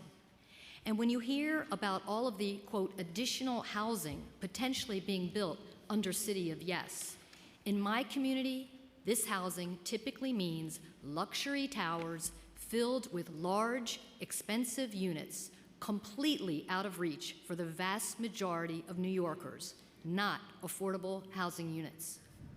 This is the case for the mega tower planned to be built next to my home. Second, the City of Yes will make even more development, quote, as of right, end quote, allowing for increased developments without oversight, review, or public accountability. Under City of Yes, fewer projects will be subject to ULURP. This, too, is happening with the proposed 900-foot tower planned next to the IPN building. My home in Independence Plaza, note Plaza, was once one of the Mitchell-Lama housing complexes in the city, providing over 1,300 affordable apartments to middle and low-income New Yorkers. But after leaving the program in 2004, when the owners left Mitchell-Lama, the number of affordable units were depleted and are now disappearing. Now, the owners are planning to wedge a 90-story building next to our homes, blocking sunlight and air. Thank you so much, Ms. DeSantis. Please vote no to City of Yes. Next, we're going to hear from Alfred Brand. Thank you. My name is Alfred Brandt. I am chairman of the board of the Kew Gardens Queens Civic Association, which has been representing residents of Kew Gardens since 1914, 110 years. I'm speaking against the proposal for the City of Yes. It will remove some of the protections of ULURP that will concentrate power in the mayor's office and reduce or eliminate the opportunities for public input and for City Council approval of development projects. There is no provision for substantial affordable development. There are no provisions to improve infrastructure in advance of development. There are no provisions to expand the building department to deal with existing code enforcement issues and to control future development. It will eliminate 1- and 2-family zoning, which will promote uncontrolled development and ultimately destroy the balanced residential character of many New York City neighborhoods. Kew Gardens has a mix of residential types. We have multifamily apartment buildings, which are rentals, co-ops, and condos. We have 2-family homes, and we have 1-family homes. Our neighborhood zoning has been crafted through years of careful planning to be a blend of residences suitable for a wide variety of personal life preferences and economic ability. A mix of densities enhances the quality of life for all. I urge you to vote no and force the Adams administration and whatever administration follows to craft a plan which will have a middle vision, which encourages appropriate residential development without harming existing communities. Thank you. Thank you. Next, we're going to hear from Paul Briscoe. Well, thank you. Good afternoon. Thank you, Council, for giving me the opportunity and everybody else to speak. My name is Paul Briscoe, and I'm running for Congress of New York's District 10. My wife, G, and I are lifelong Brooklynites and working musicians that live right over the bridge in Cobble Hill. The constant struggle to push against the overdevelopment of my neighborhood, along with others within my district like Sunset Park, Park Slope, and Red Hook, is very real.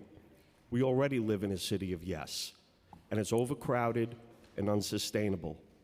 We're seeing it real time with our Brooklyn Marine Terminal project that stretches over 122 acres of waterfront from Atlantic Avenue to Red Hook.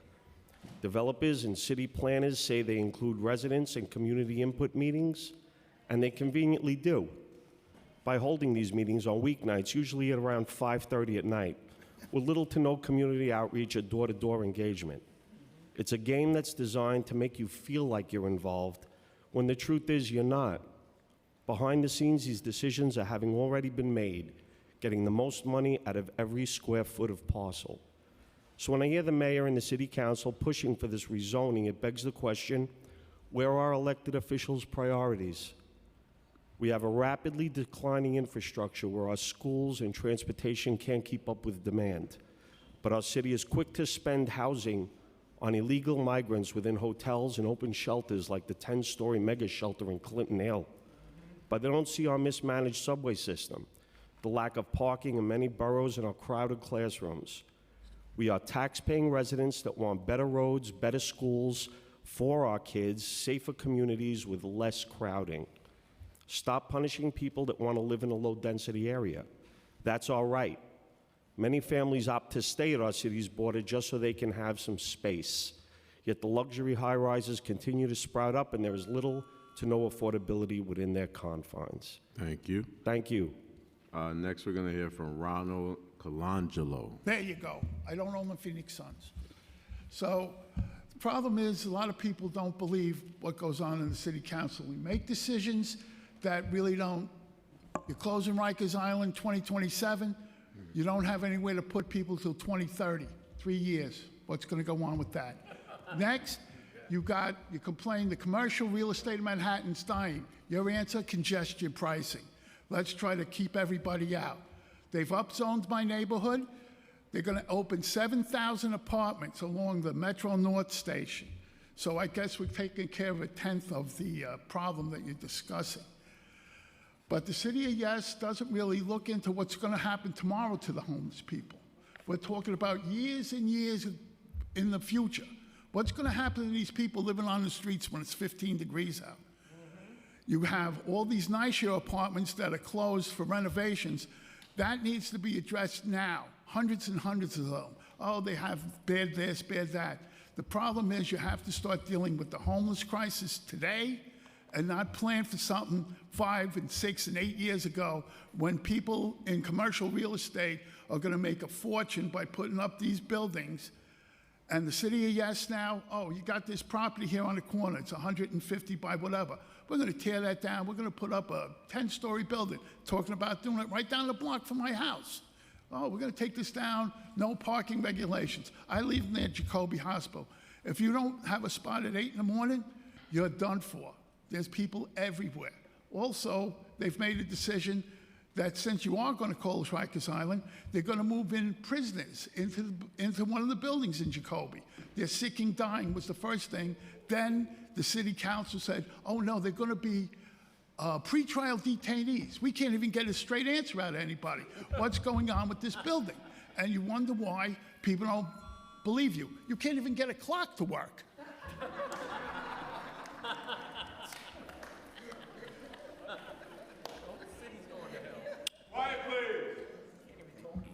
Thank you so much for this panel. Do we have any questions for this panel? There being no questions, panel is excused. Can we have those that I called prior to step up to the dais? The following panel I'm going to call up includes Fletcher Kopp, Laurie Trevors, Alice Barrett, Patricia Loftman, Anna Barrett Mitchell, and Evidelia Boyd. You could sit in the front section if you heard your name called. This first panel we're going to begin with, we're going to start with Jackson Shabbat. And we're also joined by Councilmember Banks. Good afternoon, everyone.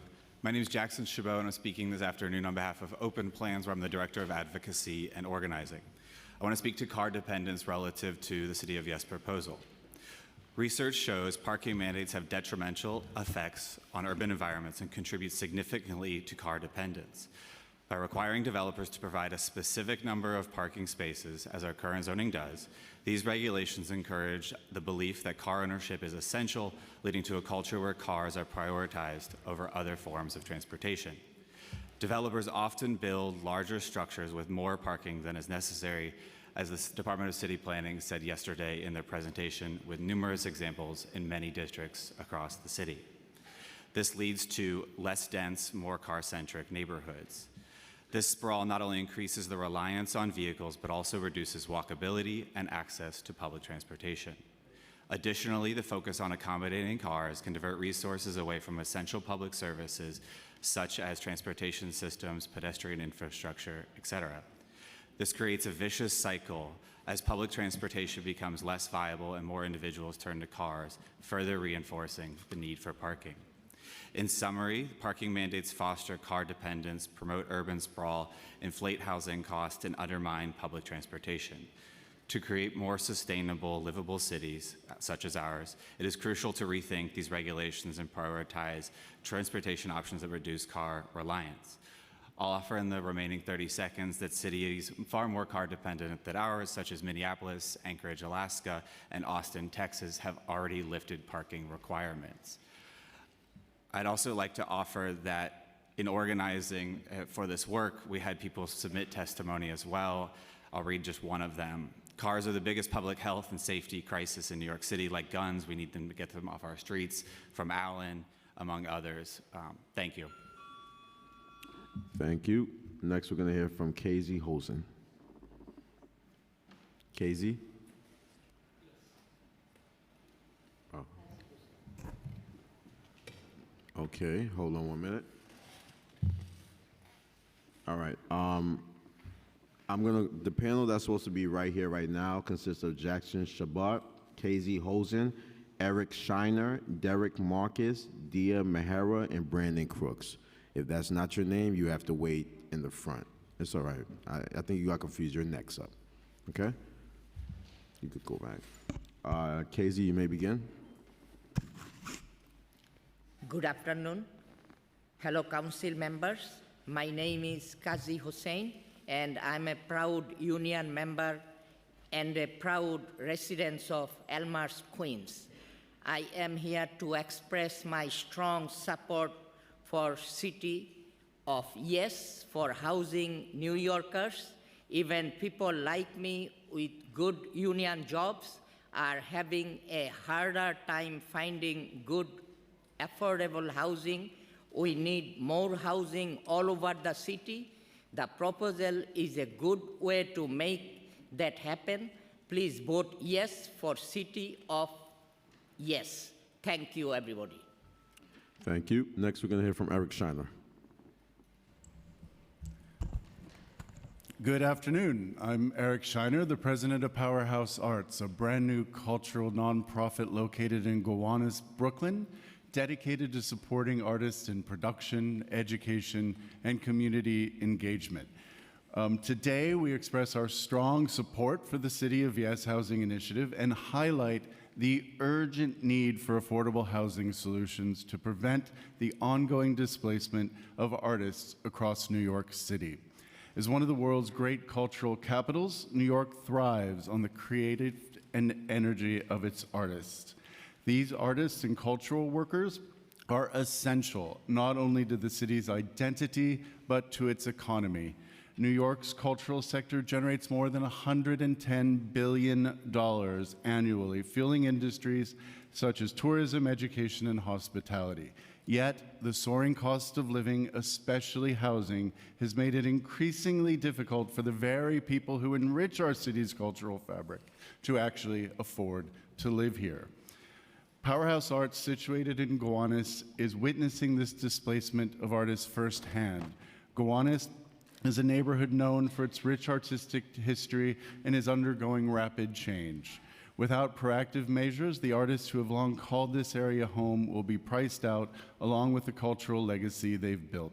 The City of Yes initiative is a critical step towards addressing this crisis by updating outdated zoning laws, reducing barriers to new housing construction, and promoting denser, transit-oriented developments. The initiative will help make housing more accessible to all New Yorkers. Lastly, Powerhouse is a steward of a New York City landmark. The proposed changes to the City of Yes will create more opportunities and lower obstacles to transferring excess development rights, and as a nonprofit, this flexibility will help us immensely. Thank you. Thank you. Next, we're going to hear from Derek Marcus. Good afternoon, and thank you for the opportunity to provide testimony in support of City of Yes. My name is Derek Marcus, and I represent TF Cornerstone, a New York City-based real estate developer, owner, and operator. Since the early 1980s, our company has developed over 20,000 apartments across the city, including 3,000 affordable units, most of which are located in mixed-income buildings that we continue to own and manage today. I'm here to support City of Yes because I know firsthand how it'll generate affordable housing that we wouldn't get without it. TF Cornerstone currently has 2 large development sites in our pipeline, one in Chelsea and the other in Greenpoint. However, even with the recently enacted 45X tax exemption, mixed income rental housing is not financially viable at these sites.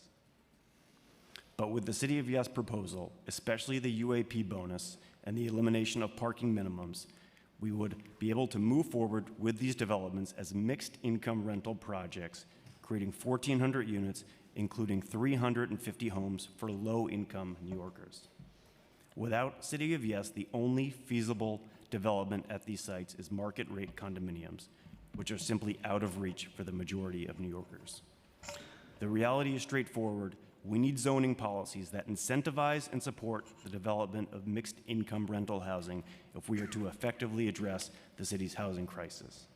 City of Yes offers that crucial opportunity to do that. Thank you for your time and consideration. Thank you. Next, we're going to hear from Dia Mejera. Good afternoon, Chair Riley and council members. My name is Dia Mejera. I'm the Director of Marketing and Communications at Tech NYC, a leading technology industry organization. The housing crisis in New York is a serious concern. Earlier this year, Tech NYC and Street Easy released a report on housing availability in New York, and the findings were ominous. The tech sector, a major driver of our city's economy, is struggling to attract and retain talent because of the exorbitant housing costs. Young professionals are being forced to relocate to another city or forego living in New York City altogether. That is not the future we want. We want a strong pipeline of diverse talent to be able to afford to live and remain here to continue to drive economic growth. But this is a citywide crisis, not just a tech crisis. And the City of Yes proposal offers a solution: increase the supply of housing, particularly mixed income housing, to create a more inclusive city that benefits all its residents. This will benefit not only the tech sector, but also teachers, nurses, firefighters, sanitation workers, and the countless others who keep our city running. Tech NYC recently co-authored an op-ed with Councilmember Bottcher on the need for more housing, giving our support to 2 solutions proposed by City of Yes. 1, enact zoning reforms to allow modest increases in housing near public transit, which could create more than 1.1 million new homes and ease commutes for workers. 2, remove off-street parking requirements for new apartment buildings, which will reduce the cost of building new apartments and decrease rents. Maintaining the status quo is no longer viable. The City of Yes represents a decisive move to keep New York's promise of opportunity alive for everyone. Thank you. I urge you to approve this critical proposal. Thank you. Last person in this panel is Braden Crooks. Hello, my name is Braden Crooks, and I'm testifying in favor of City of Yes. Our exhibit, Undesign the Red Line, is installed in City Hall downstairs. I really encourage everyone to go take a look at it, celebrating 9 years touring New York City and the nation. This exhibit tracks the history of redlining and urban policies that design structural racism and inequality into cities and places across America. Here in New York, the legacy of redlining is clear. Whether a neighborhood has experienced gentrification, remains disinvested, or has a history of racial exclusion. Redlining maps often use the term quote unquote Negro infiltration to denote areas deemed hazardous for investment. The Federal Housing Administration would later warn of neighborhoods being quote invaded by undesirable racial groups. They are blunt about the housing system that they bequeath to us. Property value and desirability was a measure of exclusivity. A pattern of concentrated areas of poverty with mostly people of color in cities with whiter, wealthier neighborhoods and suburbs surrounding them became the norm across America. And when explicit racial segregation in housing was outlawed, many areas simply stopped building much new and affordable housing at all. By the 1968 Fair Housing Act, it became illegal to discriminate in housing.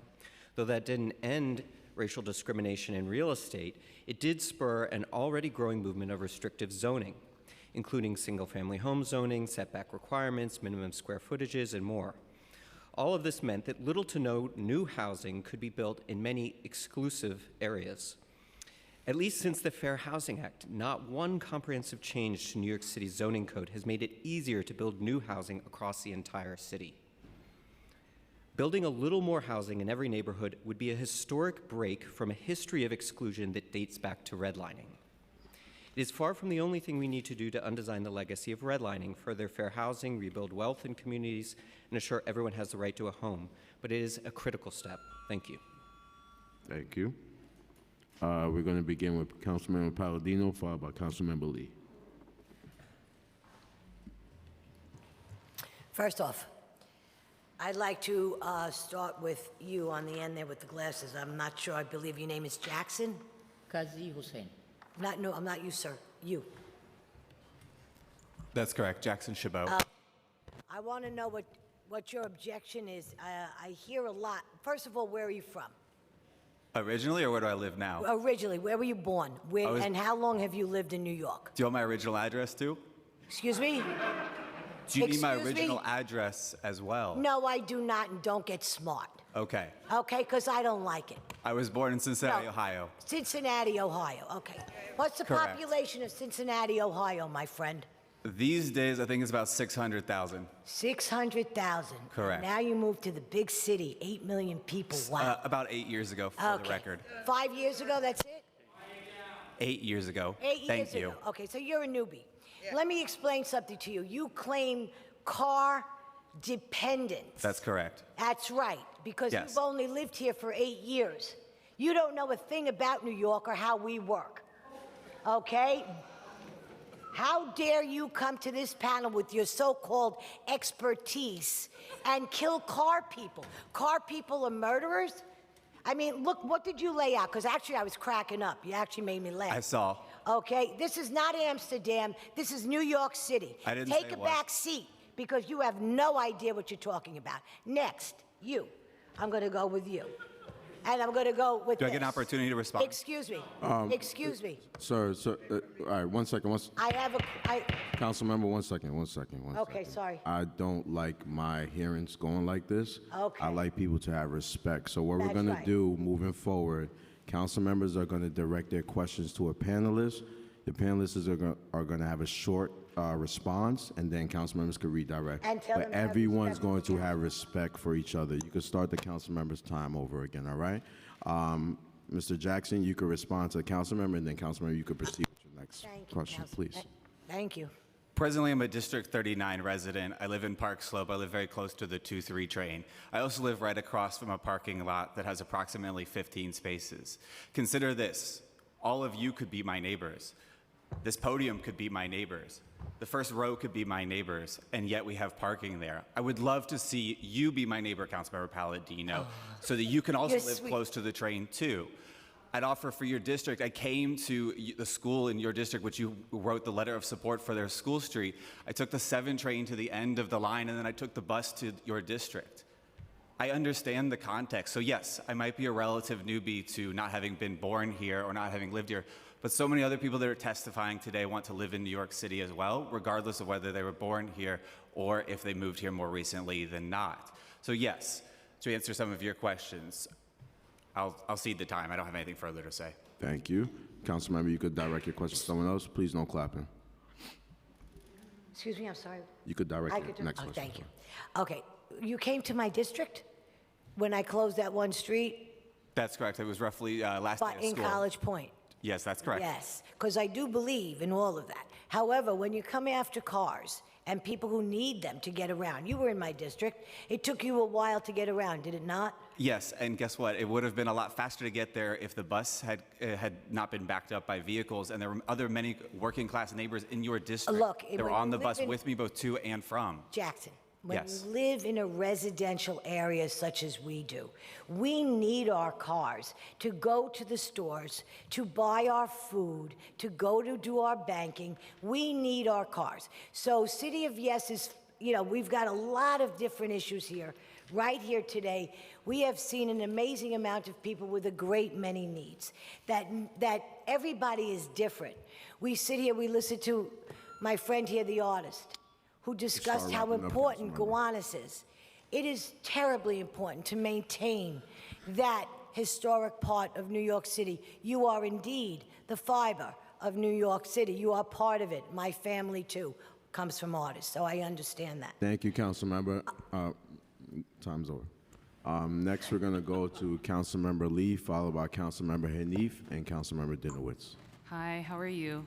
Thanks for being here today. And I just want to say that yesterday when I asked questions to Chair Garodnick, I understand obviously that we need housing, and as Chair of Mental Health, Disabilities, and Addictions Committee, I fully understand that housing is one of the most important social determinants of health. So I believe all these things.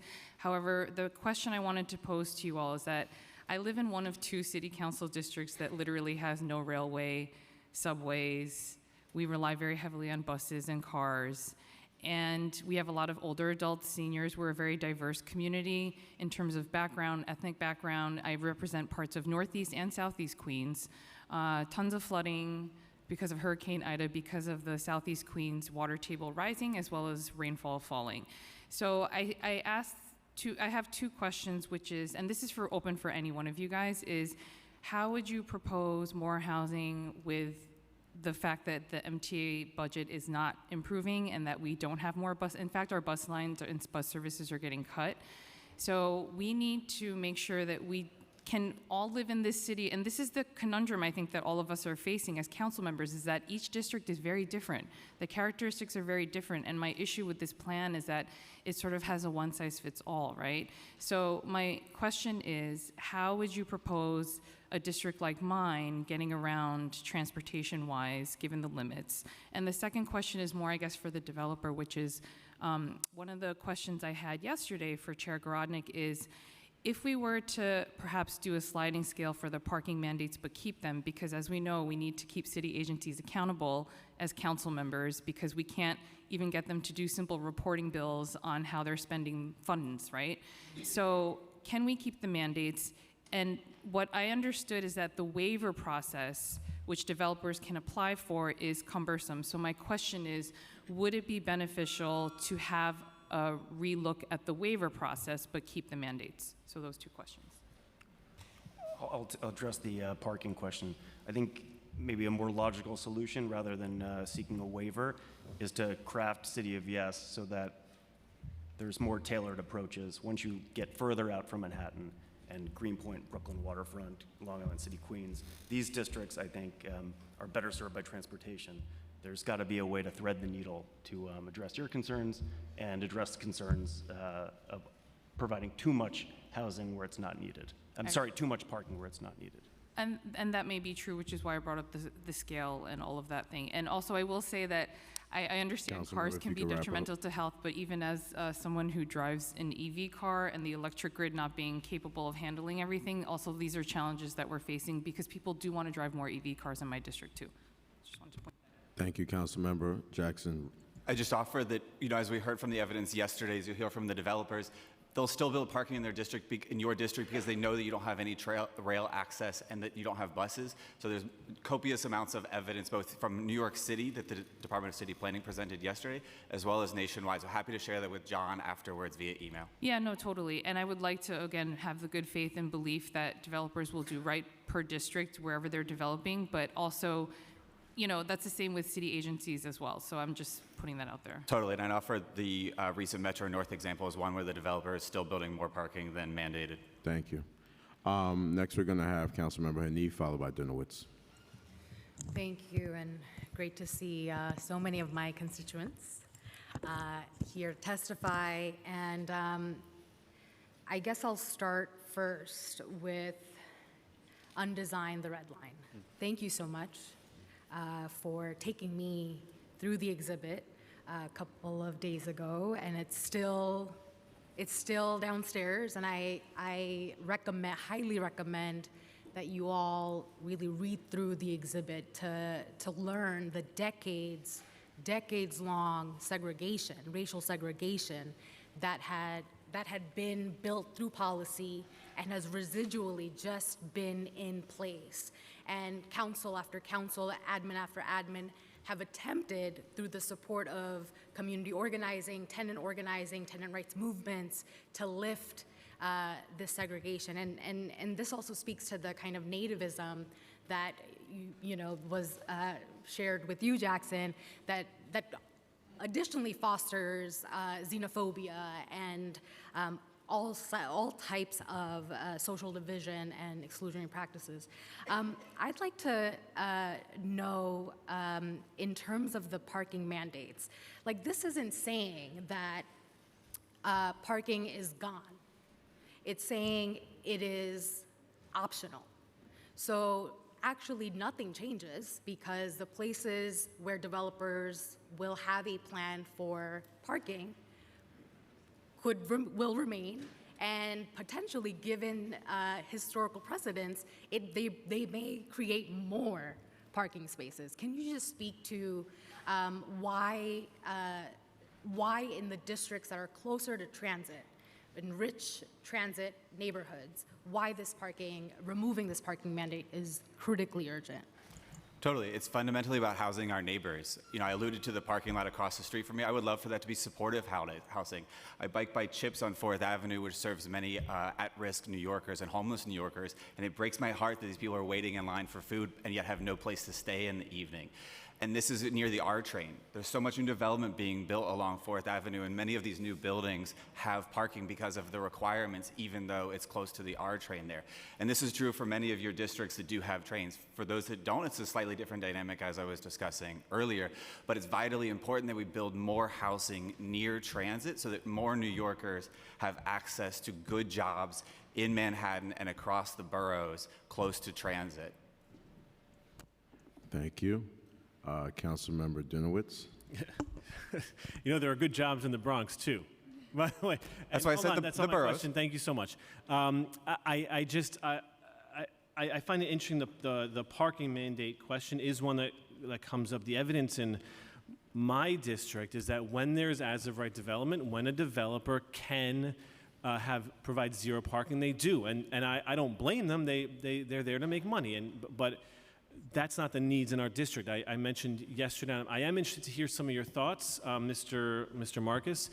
For example, in my district, we have a number of R6 areas where it's zoned for R6, where there are single-family homes. Under current zoning, what is preventing a developer from developing apartment buildings there now under current zoning where single-family homes exist? I can't speak to that specific district, but what I can say is that we have a development site where parking is required for 50% of the units. It's transportation-rich area. It's completely unnecessary. We will build parking there, but that is excessive. So this is one of the, I think, a fundamental question. Who believes that parking is unnecessary? Who's determining that? I think we're assessing the market, because this is what we do as developers. We look at what the demand is, and we'll decide how much parking is right for the site. So we'll have the option to decide, okay, we could go We could do 0, but we're not going to do 0. We know some residents will demand it because they have cars. They rely on cars for lots of reasons. So instead of doing 50%, which is mandated, right, we would have the option of doing 25%. I just want to point out, only because I have time, I think it is an interesting question of who makes that ultimate determination. I think I heard the phrase thread the needle. I think that's really important because our jobs are not Manhattan-centric. A lot of people in the Bronx, the number one employer is Montefiore. I know the DA's office employs a lot of people. That's across the Bronx, and cross-Bronx travel is awful. If I want to get to my buddy's house, it's an hour and a half from my house. It's quicker for me to get to City Hall. It's quicker for me to get to New Jersey. So I think it's important to point out, if I may just finish, Chair, real quick, very thank quickly, you, Councilmember. that parking isn't about what you determine. It's what the community needs. And I do find it rather surprising that housing advocates are relying on unfettered free market arguments to make their arguments about, when we don't believe in unfettered free markets. If we did, we would do away with rent stabilization. We would do away with tenant protections. But we do realize in this city that there is some need to have a say in these things, that it's not unfettered capitalism that is keeping our neighborhoods and our tenants safe and protected and supporting the type of neighborhoods that we like to live in. Thank you, Chair. Councilman Edwards. There being no questions for this panel is now excused. Thank you. We've been joined by Councilmember Villas, and I just want to make note that we are going to be moving online testimony to 2 p.m. We are trying to accommodate as much in-person testimony as possible. Another thing, this proposal is very contentious, is very challenging. There are so much different feelings on this proposal here. I'm going to ask everyone if we could show everyone respect. We could ask questions, we could answer questions, but I want everyone to show everyone with respect, all right? That's the type of hearing that we're gonna have here today. Thank you. Next, if you're in the first panel, please just join the dais.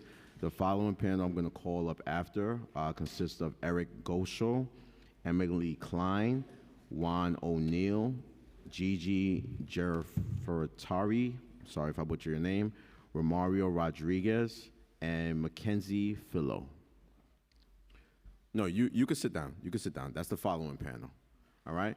This panel that's right here, we're going to begin with Fletcher Kopp.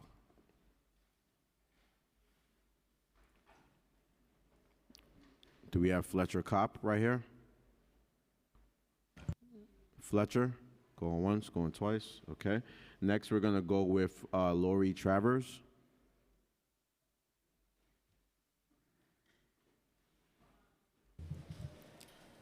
Dear City Council members, I'm Laura Travers from the Lower East Side. I have read carefully the rezoning proposal, and while I like some parts of it, I am alarmed at others and ask you to vote no if they are part of the text. 1, the removal of the sliver laws. 2, the Universal Affordability Preference Program. 3, the expansion of landmark air rights transfers. And 4, the campus infills. All of these encourage developers to destroy affordable tenement buildings, displacing their inhabitants and small shops to replace them with unaffordable, larger buildings. The developers say that the only way we will lower the cost of housing is by building more housing. That's convenient for them to say, but the past proves the contrary. According to the US Census American Community Survey, since 2006, New York City's population has increased by 121,000 people. 121,000 people. While the number of New York City housing units has increased by 368,000 units. 368,000 units. Please take a few seconds to ponder these two numbers. Have the prices gone down? No. Actually, they have skyrocketed. We have to stop listening to them, and you have to listen to us. Thank you, Ms. Lori. Is Tammy Meltzer here? Tammy, can you come up to the dais? We're going to have you testify with this panel right here. Next, I'm going to call on Alice Barrett. My name is Alice Barrett Mitchell, and I am a 31-year resident of Ditmas Park. I am speaking today in opposition to the plan to rezone Beverly Road to allow 3 to 5-story apartment buildings because it is half a mile of a subway station. Our neighborhood is unique in that there are 3 subway stations within 4 blocks of one another: Church Avenue, Beverly Road, and Cortelia Road. What distinguishes Beverly Road from the other thoroughfares, however, is that it is not a commercial strip. It is lined with freestanding Victorian homes, most with front porches and gardens. This area provides architectural and aesthetic continuity between Ditmas Park and Prospect Park South, the landmarked area which also borders Beverly Road. Much of the neighborhood has already been rezoned to allow for apartment buildings, most notably Coney Island Avenue. A new building is currently under construction on the corner of Coney Island and Beverly that is to be 11 stories high and a full block long. Directly across the street from it, a 14-story building is proposed. The point is there is considerable construction already underway in the neighborhood. Beverly Road is gridlocked most hours of the day. The turn on Ocean Parkway onto Beverly Road is so congested that it can take as many as 4 lights to make the turn. City of Yes also lifts mandatory parking mandates in new buildings. Given the current dearth of parking availability in the neighborhood, this is untenable. The 2009 Flatbush rezoning allows for ample multifamily housing near transit, including mandatory inclusionary housing. Given all of the availability in the neighborhood, to take the 4-block strip of freestanding homes which lends the area its sense of cohesion feels gratuitous. The residents of the neighborhood take pleasure in the green spake Prospect Park South and Ditmas Park provide. The neighborhood has tree-lined streets and beautiful flower gardens.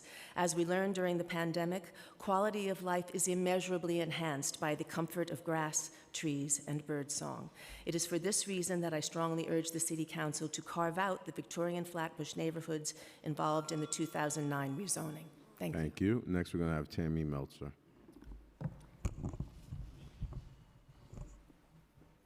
Do I have to press the button? Okay.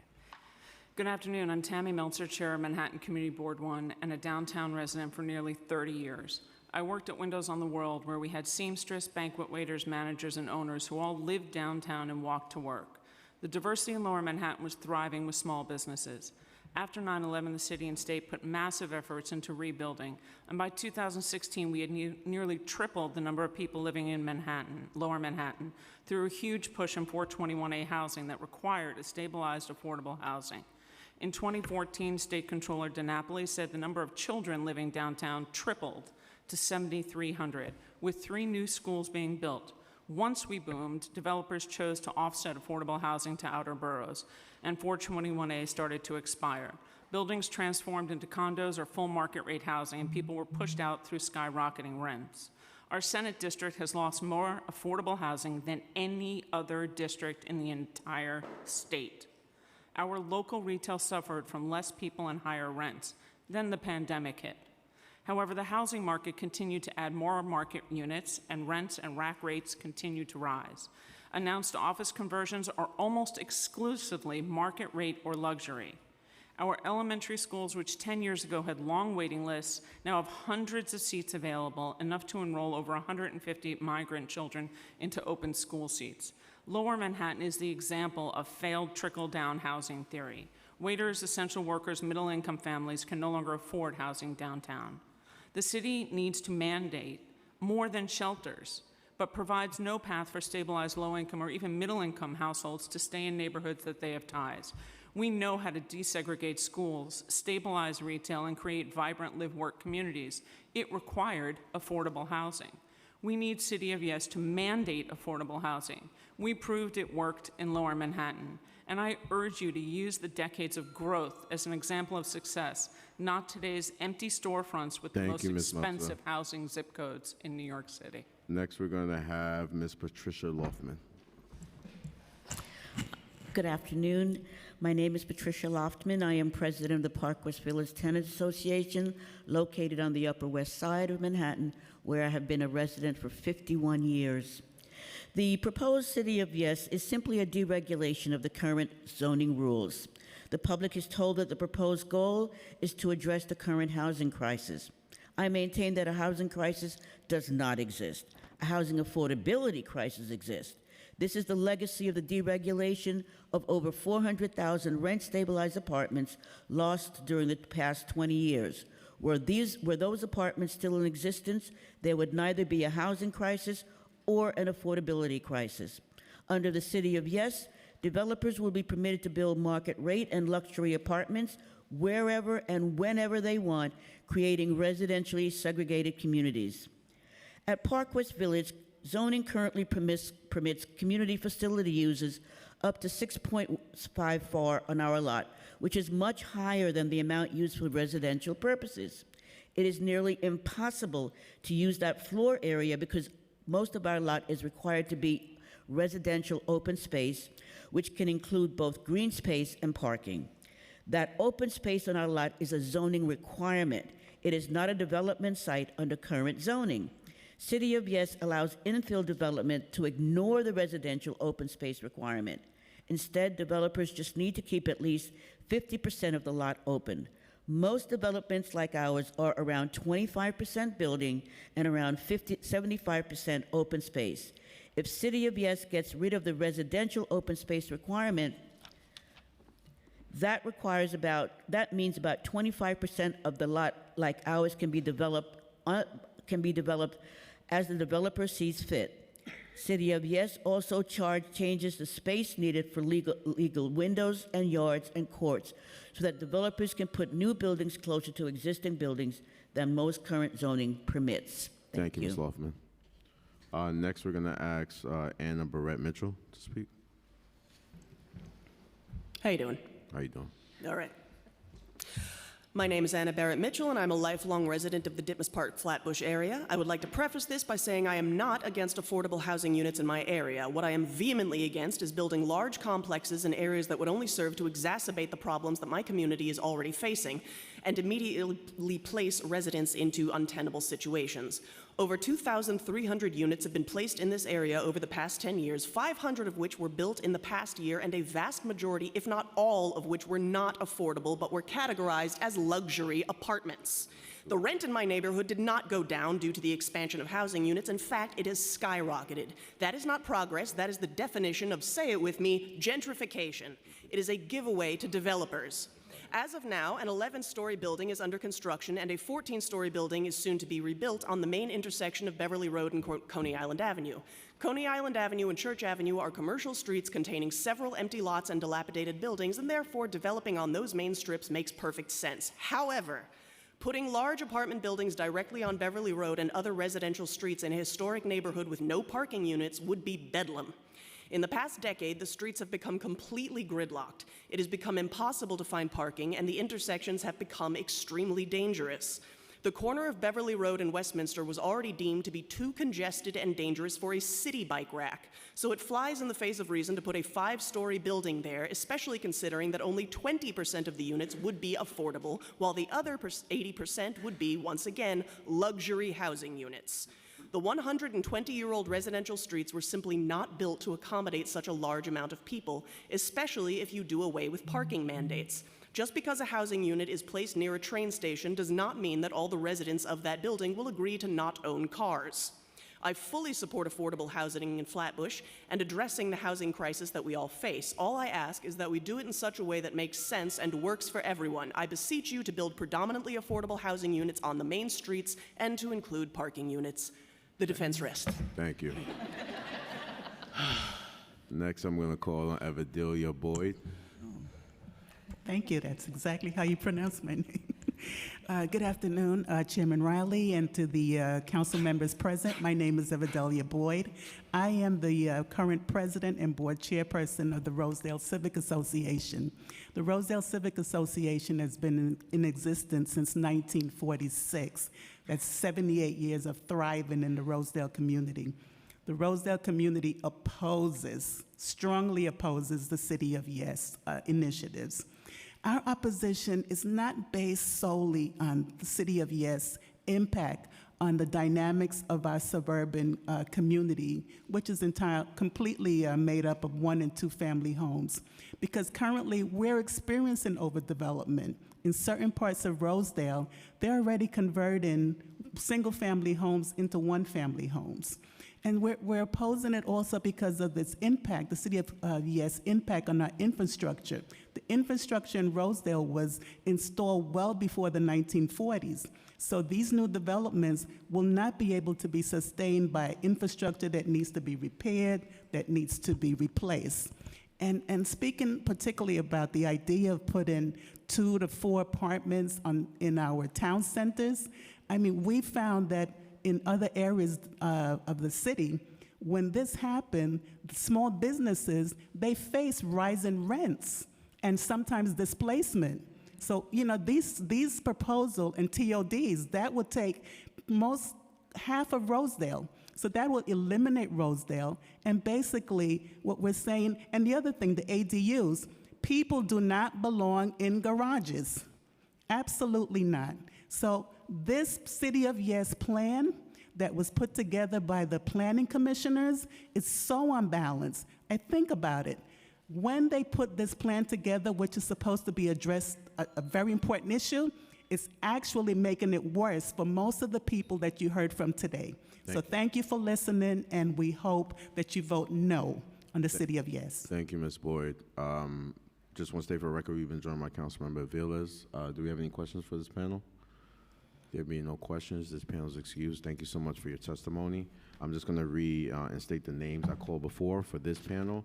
We're going to call on Eric Gosho, Emily Klein, Juan O'Neill, Gigi Fatari, Romario Rodriguez Ogaliar, and Mackenzie Philo. If you heard your name, please come to the dais. The following panel will consist of Connie Murray, Susan Brindell, Andrea Goldwyn, Rhonda Wiss, and Daniel Mayo. If you're in the front row and you are not joining a panel, we're going to have to ask you to find another seat. Thank you, sir. We could begin first with Eric Gosho.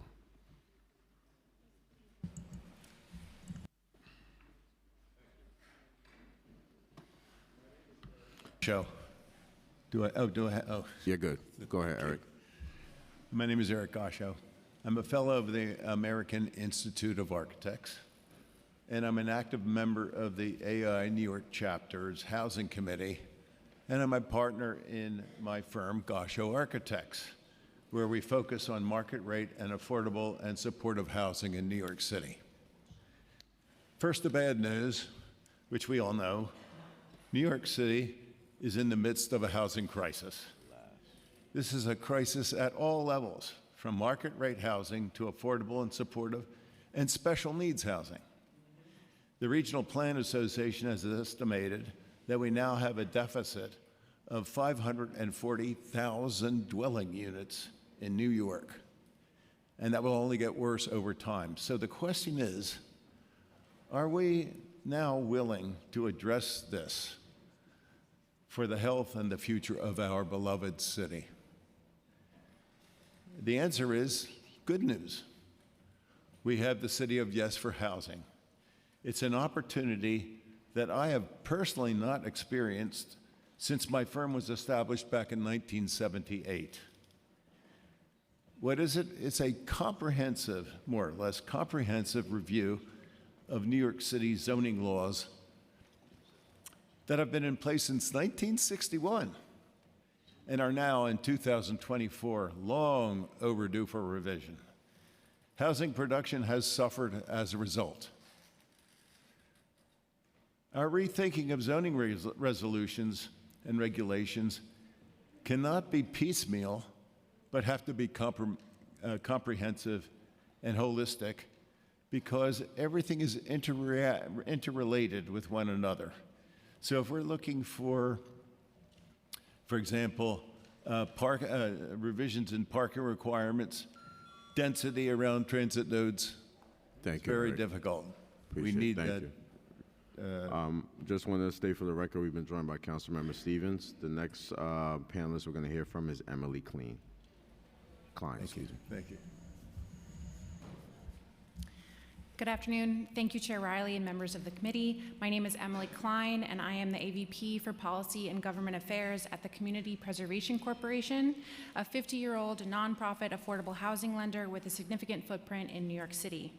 CPC is honored to provide testimony today in support of City of Yes for housing opportunity and to urge this subcommittee to support these critical zoning reforms. City of Yes would update the city's zoning code to meet our current housing needs and promote more equitable neighborhoods across our city by enabling the construction of a little bit more housing in every neighborhood. These reforms can create the overall amount of housing the city needs without necessitating dramatic changes in any one neighborhood. A common criticism that we've heard of the proposed changes is that they would radically alter the fabric and character of our existing neighborhoods. It's important to stress that the proposals of City of Yes for housing opportunity were crafted specifically to do just the opposite. Yes, these proposals would enable specific and targeted changes in what type of development is permitted in each neighborhood, but these changes are small by design.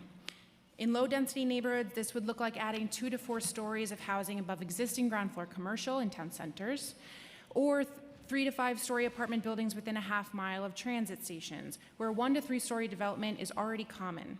In medium and high density districts, City of Yes would introduce universal affordability preference, which would allow buildings to add 20% more units if permanently affordable. For example, a 40-unit building in a medium density district, this would mean adding 8 more units and likely going from 8 stories to 10 stories, a change of scale well within the existing neighborhood character. These common sense reforms fit existing neighborhood conditions and specifically avoid changes that would bring out-of-scale development to New York City neighborhoods.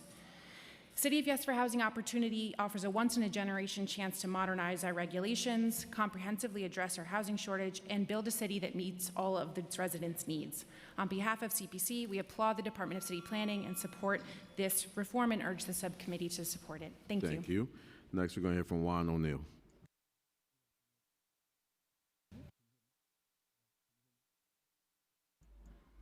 There we go. Good afternoon, Juan O'Neill, a relatively recent graduate from the New School, Master's in Urban Policy and Planning, Senior Planning for Community Economic Development, City of Newark, where I worked on the foundation and legislative fundamentals of the city's inclusionary zoning ordinance.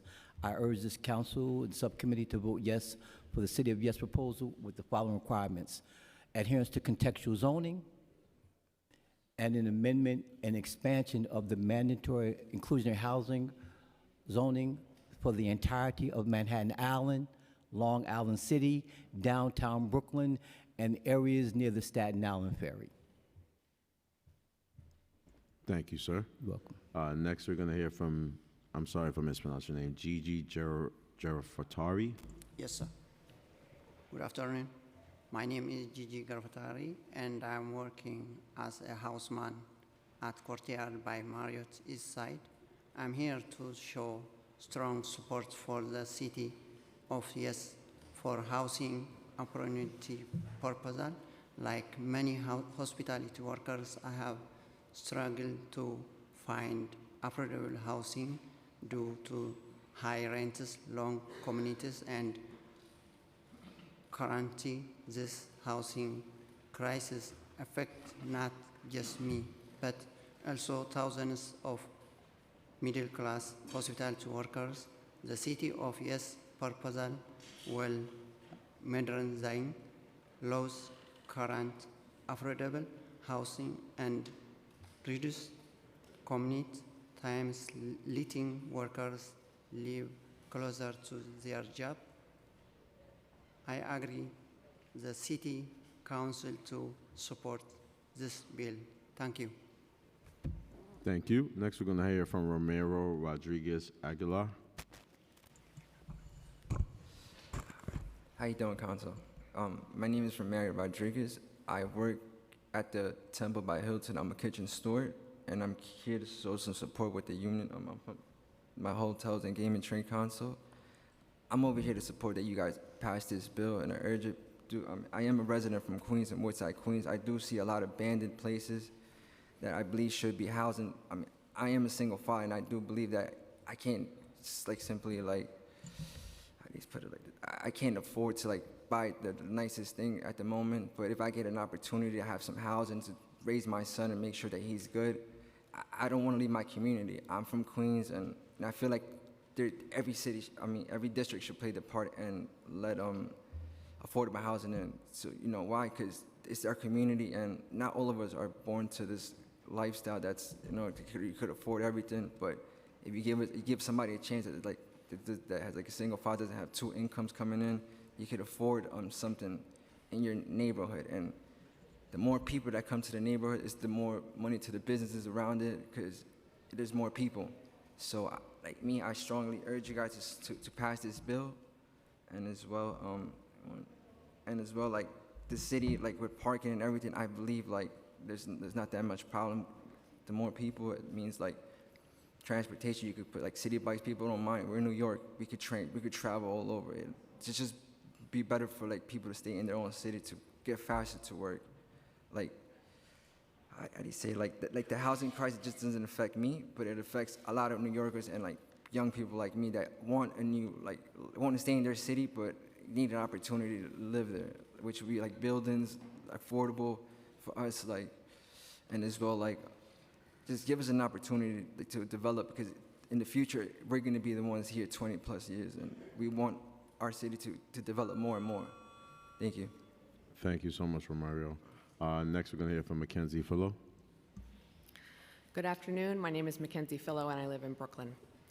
I'm here to ask you to vote in favor of City of Yes for housing.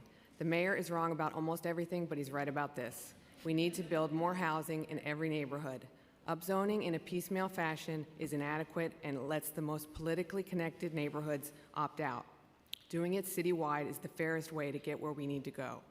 I am a homeowner. I will be fine no matter what you do. But government doesn't exist just to protect the comfortable and well-off. You're supposed to help the poor, to make life a little easier for those who are struggling. The biggest problem this city has is the cost of housing. You have the power to do something about it. Please do it. Thank you.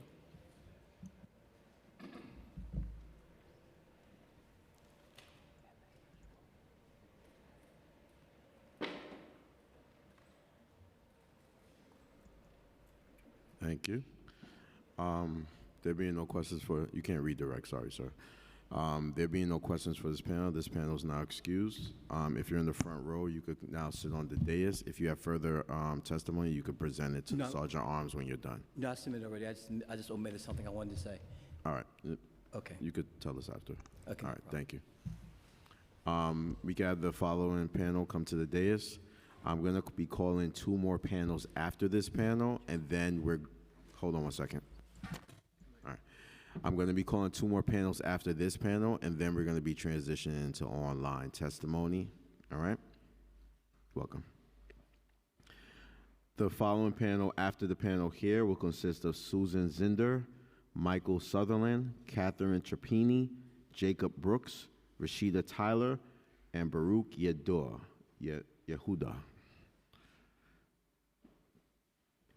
This panel, we're going to begin first with Connie Murray.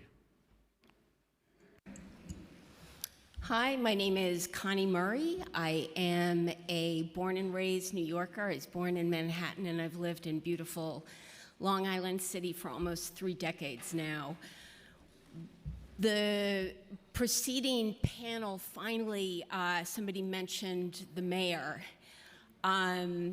So I'm here to urge you to vote against this plan, and our corrupt mayor, his corrupt administration, and their paid lobbyists are the only ones pushing for a one-size-fits-all development grift. And as a Queens resident, we have so much construction. We have high-rises. We have 80-story high-rises, 70-story high-rises, 60-story high-rises in my neighborhood. They're expensive. None of the rents have come down. And when people talk about the 1.4% vacancy rate, we're leaving out the fact that it is more than double that for units which are above $2,500. And Mark Levine just testified that the average rent in Manhattan is now above $5,000. So the data that we have for vacancies is a little outdated. Very curious to see what newer numbers will bring, because it doesn't feel vacant in my neighborhood. And there's also Jamaica and Flushing. Jamaica has these massive buildings. Flushing is building like crazy. Current zoning, if never changed again, can accommodate 16 to 20 million people in total. NYC has lost 800,000 residents in the past 6 years. And that's my time. Thank you. Thank you so much.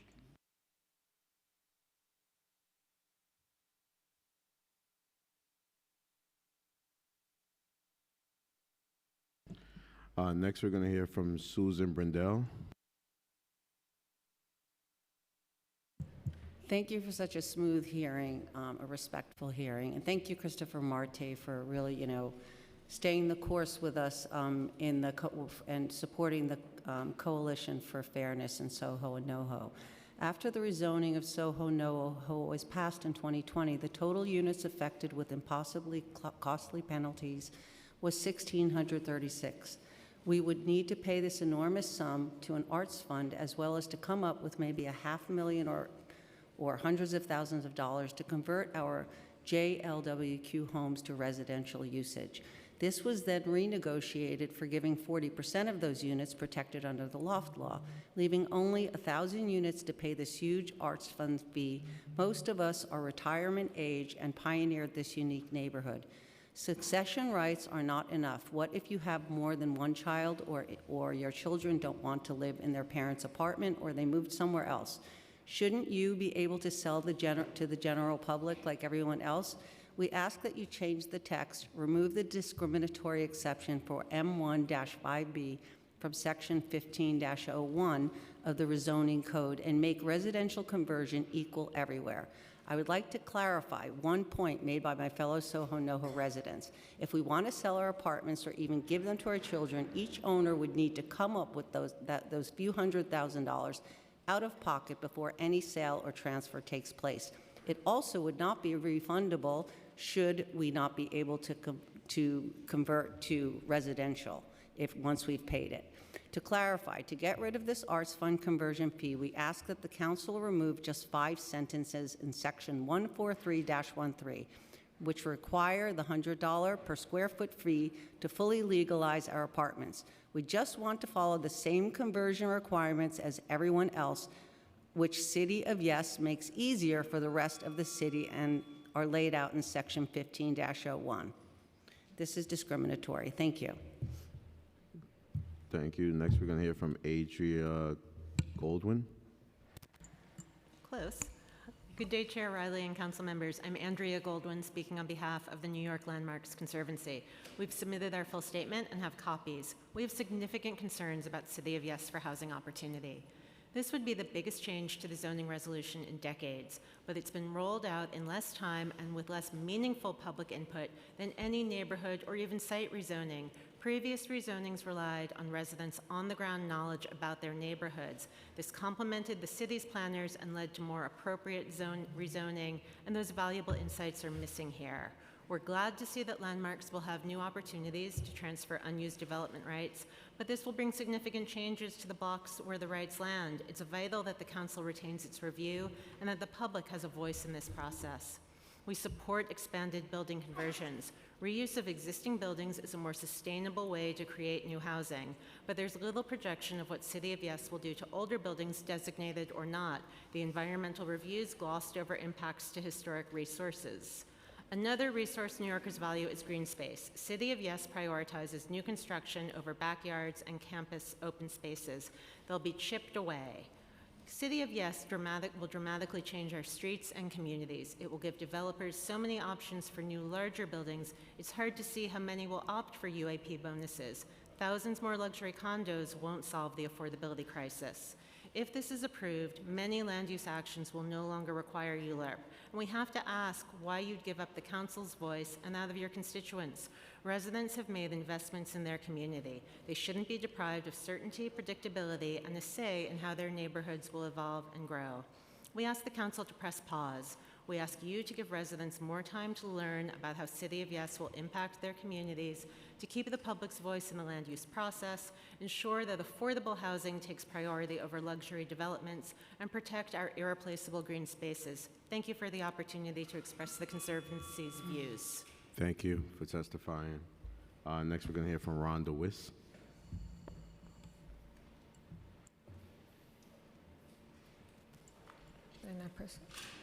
Good afternoon, Chair Riley and council members. I'm Rhonda Wist. Previously, I was the Director of Land Use at the City Planning Department, Executive Director at Landmarks, and Vice President of MAS. Now I'm on the board of Friends of the Upper East Side, but today I'm speaking on behalf of myself. I was very disappointed that this is the best that the city's urban planners could come up with for Manhattan. My neighborhood, Yorkville, needs affordable units because for years, decision makers and the media have been silent as hundreds of reasonably priced units have been replaced by luxurious, oversized condos. City planning says that every community must take a little more housing.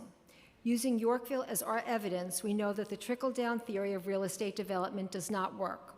Zoning and zoning lot mergers, combined with lack of planning, have actually caused the destruction of affordable units. These demolished 4- to 6-story buildings house New Yorkers for decades, the very people that decision makers purport to care about.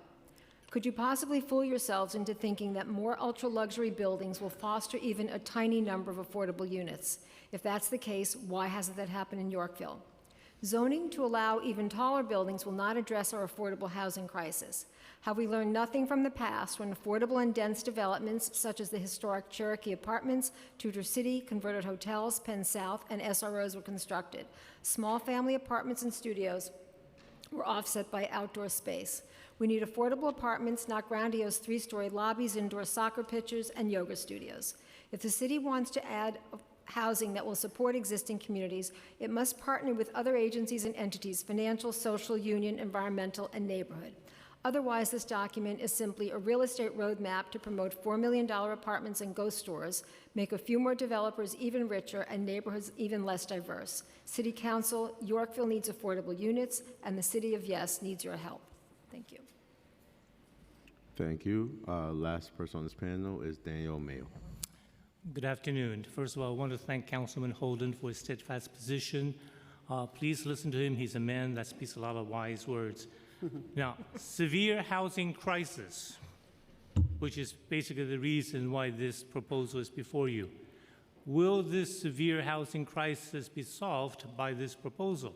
A lot of you acknowledge you've only put a dent, you will not solve. Agreed. How about affordability?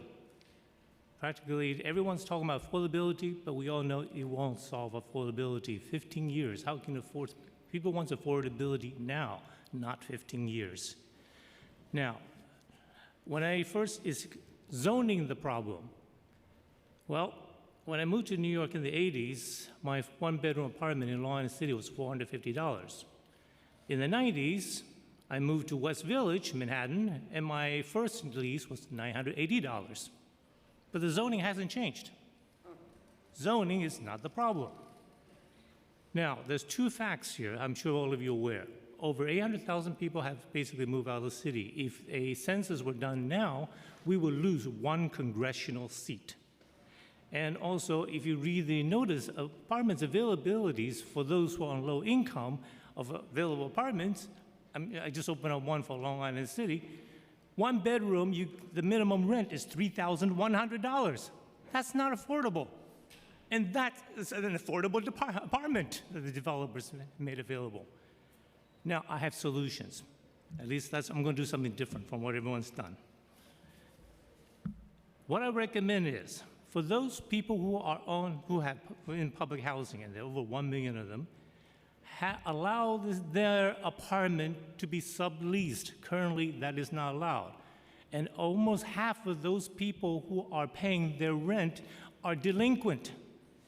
This would help them. Thank you, Mr. Daniel. I would love to hear your suggestions, so please give it to the sergeant when you're done. We really appreciate it. Thank you so much. No problem. I'll also email you a copy and leave you a copy. Thank you. Councilmember Marte, and then Councilmember Holden has questions. Thank you, Susan, for being here. So I just want to clarify what you said. Even before you convert from your manufacturing apartment, joint live work quarter apartment into a residential apartment, you have to pay out of pocket close to $200,000. That's my understanding, yes. And so the sale might not go through of your apartment, but that still comes out of pocket. And I'm well aware, but I'm sure you have a lot of friends who are still artists in Soho, NoHo, who are low income, middle income individuals and can never find $200,000 to move forward with hopefully the sale or the transfer of their apartment. Not to mention the then residential conversion, Yeah. which is way more than the Arts Fund. And which is estimated at close to $1 million per apartment. Yeah. And my last question, there is no other place in the city where this is happening, is that correct? Not that I've heard of, no. Just in Soho and NoHo? No. That's not right, thank you. Thank you. Thank you, Councilmember Marte. Councilmember Holden? Thank you, panel. Some good information here. I just want to talk and ask Rhonda, that's your first name? Yeah. You worked for city planning, I did a long time ago, yeah? and your city of yes that you're seeing, did you ever think you'd ever see something like this where most of the regulations are being thrown out? Because city planning protected us in zoning. It protected neighborhoods, the character of neighborhoods. It protected where we bought into. So I'd like to hear your take on this, as to who's driving this. Well, I cannot speak to who's driving this, but I think that parts of it are actually very useful. And so when I worked at city planning, I don't think we would have done such an overall overhaul at one time. Remember, the 1916 zoning resolution was 50 pages, right? So when they first, zoned New York City. So this was, I don't know, over 1,000 pages for us to digest. I think it's been very, very complex. I think had they done it, this is me, and I don't work there, and I haven't worked there, but obviously they have a reason for doing it citywide, but clearly from what we're hearing here, Queens and Manhattan have very different issues, unlike the city of yes for economic development, where I think the issues were citywide.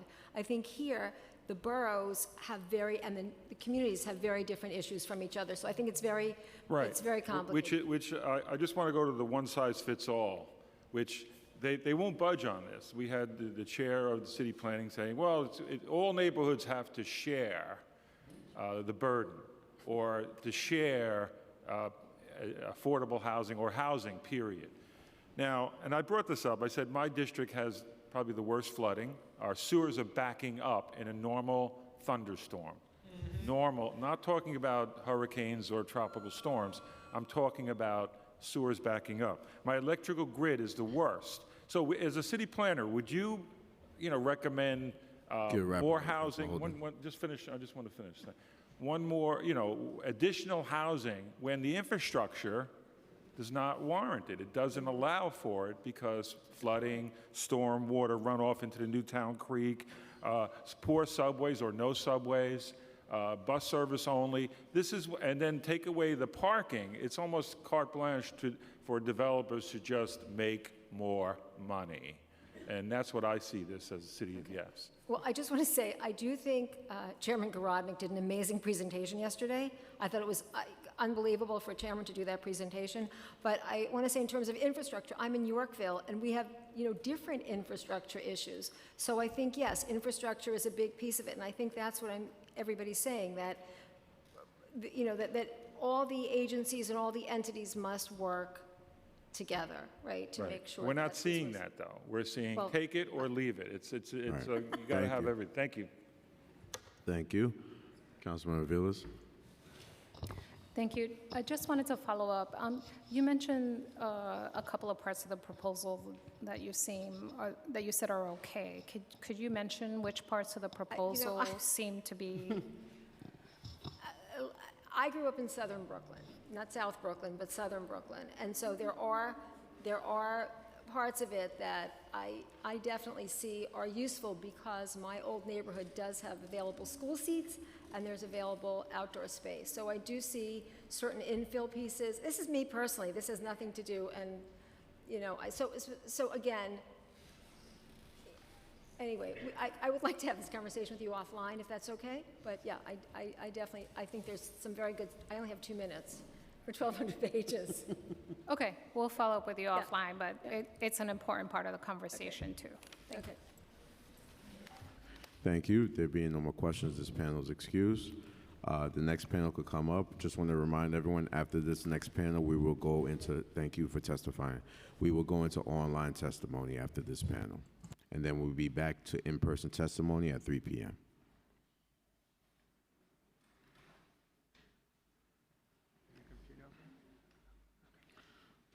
Okay, the first panelist I'm going to call to testify is Susan Zinder.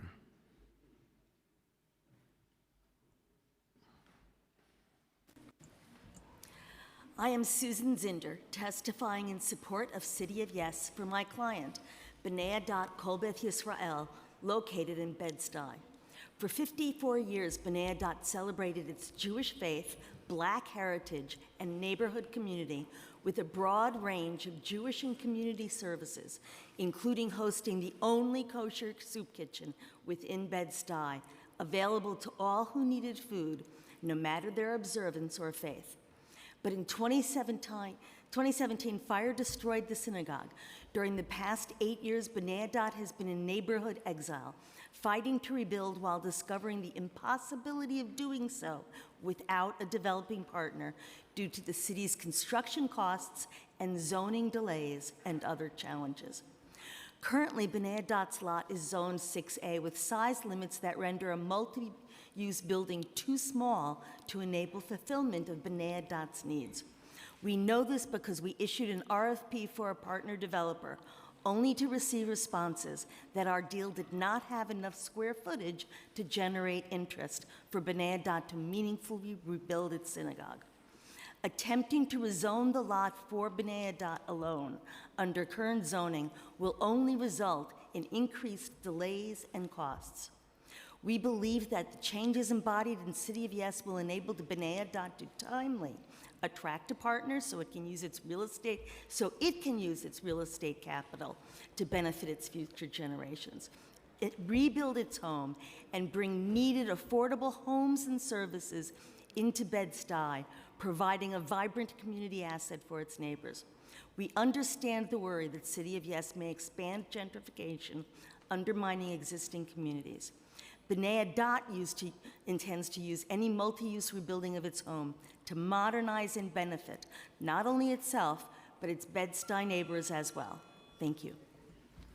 Thank you. Next, we're going to hear from Michael Sutherland. Good afternoon. My name is Michael Sutherland, and I'm the policy analyst at Open Plans, an organization that fights for a more livable city. I'm also a born and raised Brooklynite from deep southern Brooklyn in District 46. While there are many parts of this plan that Open Plans supports, I'm here to focus specifically on parking mandates. And there's a lot that's been said already about parking, and with my testimony, I'd like to present in good faith some of the evidence that's come out of cities that have done this already. Like Councilmember Osei mentioned, it's important to hear about what other cities have done and the results of that. So there are close to 100 cities across the country, ranging from San Francisco to Birmingham, that have lifted mandates before New York City has. So I'll talk about one a little closer to home, Buffalo. Buffalo lifted mandates in 2017. So the impacts of this reform span decades, but early findings indicate that lifting mandates citywide works. A SUNY Buffalo study found that many new major developments included less parking spaces than would have been required previously. Importantly, it also showed that there were many developments that built the same or more parking that would have been required. Buffalo shows that parking is still built where it makes sense, but not citywide at an arbitrary rate. And I think the evidence is important because it's important to not just blindly trust developers, but also to trust the data that's come out of these cities. And I'd like to close with important truths about lifting parking mandates. So right now, parking is often built where it isn't needed because of mandates. Lifting mandates wouldn't ban parking or require less parking to be built anywhere. In areas where there's high car dependency, parking will still be built. But in more dense areas where parking is unneeded, lifting mandates will allow more housing to be created. And finally, without lifting mandates, this proposal would not live up to its fullest potential to create as much affordable housing as possible. It could drive up costs in UAP developments outside of the transit zone and make SROs and EDUs more difficult or impossible to build in some places. So it's vital that the council lifts parking mandates in this proposal, and it would be tragic for New York City to remain behind the curve. We urge the council to take the step that dozens of other cities have already taken, lift parking mandates citywide. Thank you for your time. Thank you. Next, we're going to hear from Catherine Trapani. Good afternoon. My name is Catherine Trapani, and I'm the Assistant Vice President for Public Policy at Volunteers of America Greater New York. Our mission is to end homelessness. We cannot do that if we can't build more housing. We are proud to support the City of Yes for housing opportunity because we agree that if every neighborhood did its part and allowed for a little more housing in every neighborhood, the city would be much better positioned to address the shortage of affordable homes that exists today.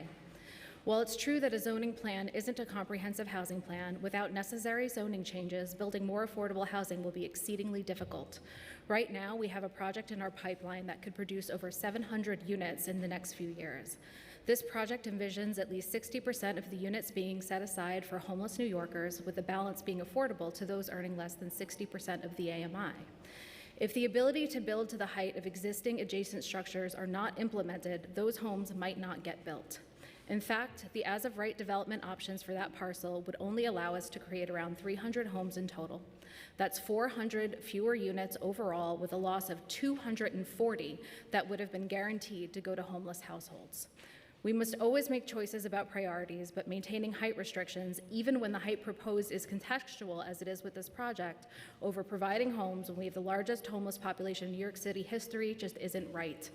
I also want to add our full support for waiving parking requirements for new developments. Adding costly parking for a project in a city as rich in transit in New York defies logic. Parking increases the per unit cost to build, which is typically passed on to tenants in the form of higher rents. The city should be doing everything in its power to slow the growth of rental prices in New York City to make the city more affordable for everyone. While zoning is important, it is equally critical for the city to invest in the programs and agencies that are housing people experiencing homelessness so that once implemented, the City of Yes will address the housing crisis for those who are most acutely feeling its impact. Investments in more city capital funds for extremely low income and supportive housing production are necessary. Additionally, city agencies must be able to effectively manage a robust pipeline of affordable housing. We also urge full funding for city agencies and the implementation of the City FEPS program. Thank you. Thank you. Next, we're going to hear from Jacob Brooks.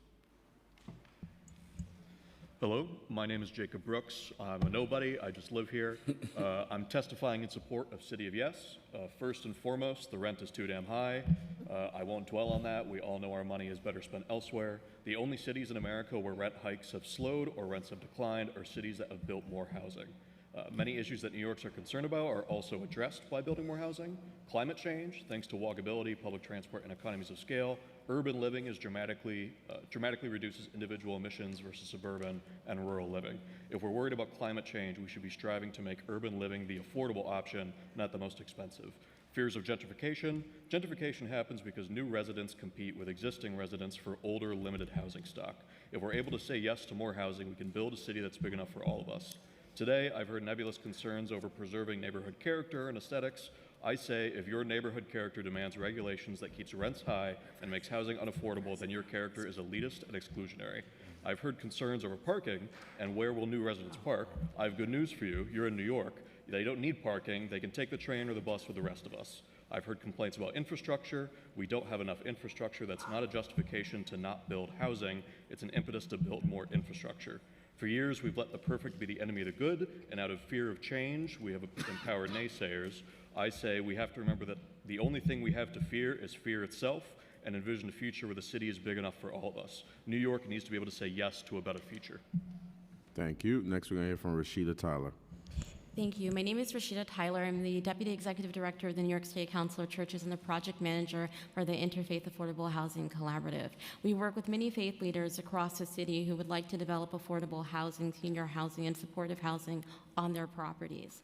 However, due to current zoning, they are unable to develop the number of units that would be feasible to a developer. For example, one congregation in Brooklyn would love to redevelop its property to include affordable housing, but if they, include affordable housing, but if they were to rebuild, they would lose about 18,000 square feet. And that would mean dipping below the number of units that would actually make their project viable. Faith leaders are actively trying to combat the outflow of community members who are being pushed out of their neighborhoods by gentrification. However, and they're even turning down market rate and luxury development to do so. However, while they have the desire to develop, many do not have the financial ability to go through a costly and lengthy rezoning waiver process or variance processes. The City of Yes would enable them to build a little more, which is the difference between development development being viable or not, keeping families in the neighborhood or not. For these reasons, we are generally supportive of the City of Yes. Although we support the City of Yes, we do agree with what we've heard from faith leaders across the city, advocates, and community members, which is that the universal affordability preference falls short of what is necessary to truly address affordable housing and homelessness crisis in New York City. And yes, it is an affordable housing crisis. We only need to deaggregate data from the housing crisis to see that those in luxury housing market are not having trouble or struggling finding homes.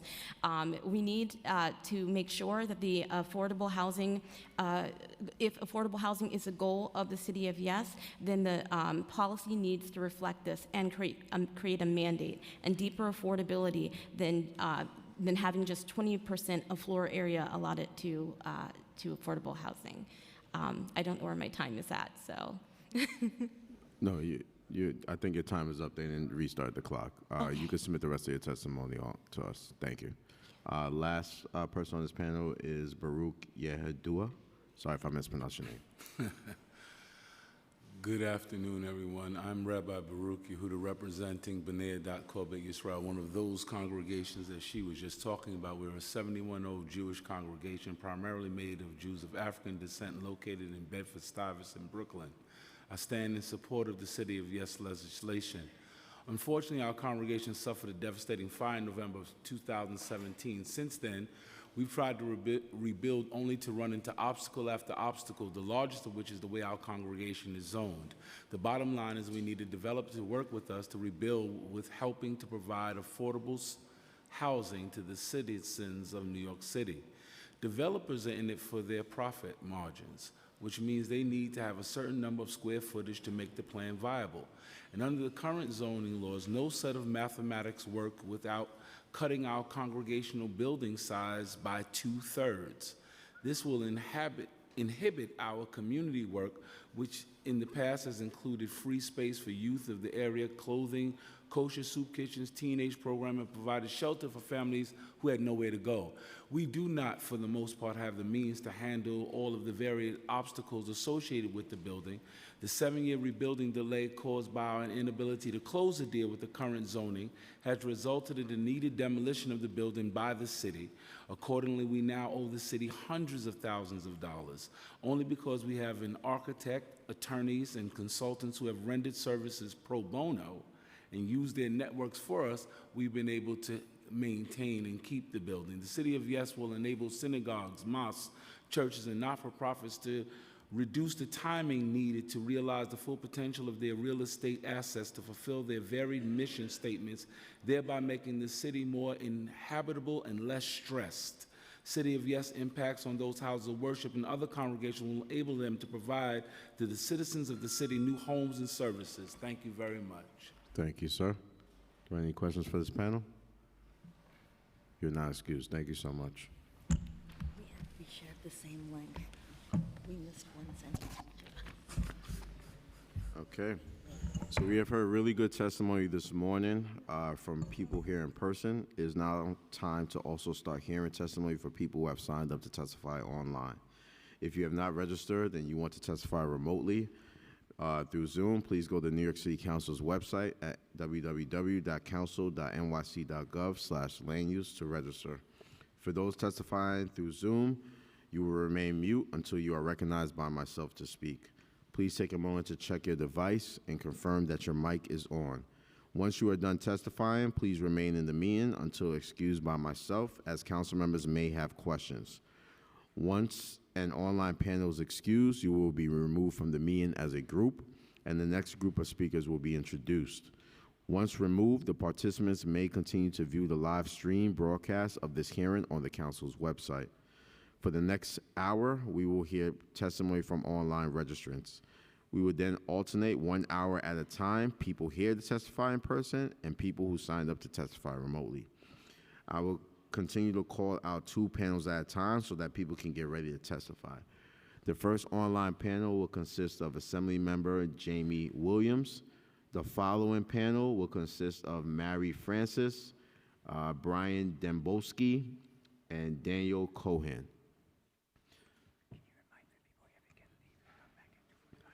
For those with us in person who are testifying in person, I know you've been here. You can step out, grab something to eat, use the bathroom, or just ask that you come back by 2:45. Okay? Quietly, please. Okay? Are we ready? We're going to start with Assemblymember Jamie Williams. Assemblymember, you may begin. Thank you so very much. And for the record, not against affordable housing. This initiative set forth by Mayor Adams and the city planning of City of Yes will definitely cripple our middle-class communities and will forever change the suburban communities across the 5 boroughs, threatening 1- and 2-family dwellings, devastating lower density communities. This is so flawed, lacking a true comprehensive analysis, especially communities that are transit deserts, like mines in South Brooklyn. As a community, we collectively oppose the City of Yes initiative. Our aim is to preserve our communities and green spaces rather than forcing further the expulsion of home ownership, which can result in more people fleeing the city in search of a more modest residential setting and a sense of community safety for their families. Together, the Joint Community Council of Southeast Brooklyn strongly opposes the City of Yes. Thank you. Thank you, Assemblymember, for your testimony. We really appreciate it. I just want to remind those in here, decorum is to be kept. We are hearing testimony still. Please take your conversation to the rotunda. Thank you. Next, we're going to call on this panel, Mary Francois, Brian Dembowski, and Daniel Cohen. The following panel will be Eric Turner, LaShawn Ellis, Mark Anya, and Alan Baker.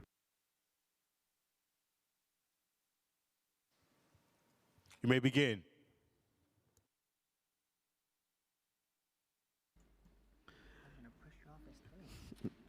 Marie Francois, if you can hear me, please unmute and you may begin.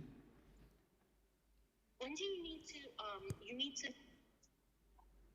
Yes, I'm sorry.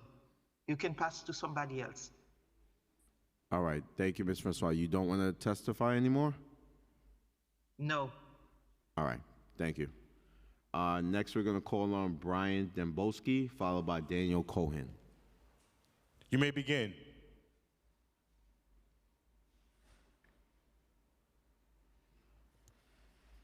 Brian, if you can hear me, please unmute and you may begin.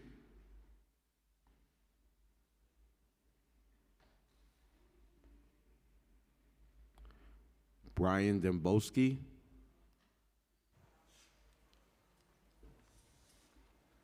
Okay, we'll come back to Brian. We'll move to Daniel Cohen. Daniel, if you can hear me, please unmute and you may begin. Yes, can you hear me? Yes, we can hear you, Daniel. Hi, my name is Daniel Cohen, and I live on the Upper West Side of Manhattan. My rent has gone up by 20% in the last 3 years because we don't build enough housing. So I strongly support City of Yes because it would make housing more affordable by helping to alleviate our severe housing shortage. There are 2 parts of the proposal that I especially like. The first is repealing parking mandates. Not only is this environmentally friendly, but it's also economically progressive. Parking spots don't get built for free, so when we force developers to build parking, they pass the costs on in the form of higher rents.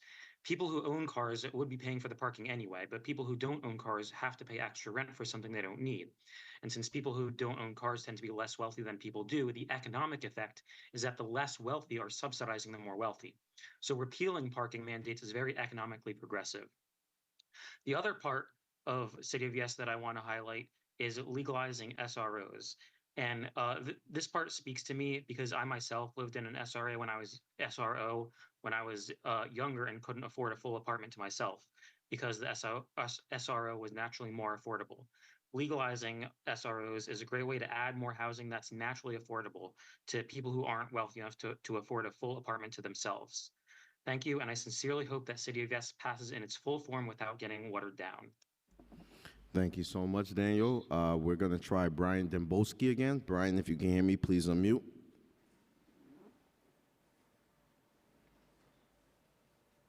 You may begin. Brian Dembowski, are you there? Okay, Brian, if you cannot unmute and you still would like to testify, we'll try you back later. I'm going to call on the next panel, and then I'm going to step away for a break, and I'm going to turn it over to Councilmember Shulman to be the acting chair. The next panel is going to consist of Eric Turner, LaShawn Ellis, Mark Anya, and Alan Becker. The following panel will consist of Derek Borowski, DJ Folkson, Sadia Rahman, Adielo Delacha. If you hear this, please be ready to speak. We'll begin first with Erica Turner. Erica Turner. Thank you for correcting that. Can you hear me? Yes, we can hear you. You may begin. Hello, everyone. I am testifying to oppose the City of Mess. I live in a small complex which has a playground in the center of it and adjacent to a building which we share parking lots. Because of the new zoning rules, Settlement Housing Fund will be able to build a 15-story building in our parking lot and turn our playground into a parking lot with no space for a fire zone. Our backyard will be vulnerable to strangers to enter into our private spaces, which currently is a gated area. Today we have air, safety, and sun. With the new building,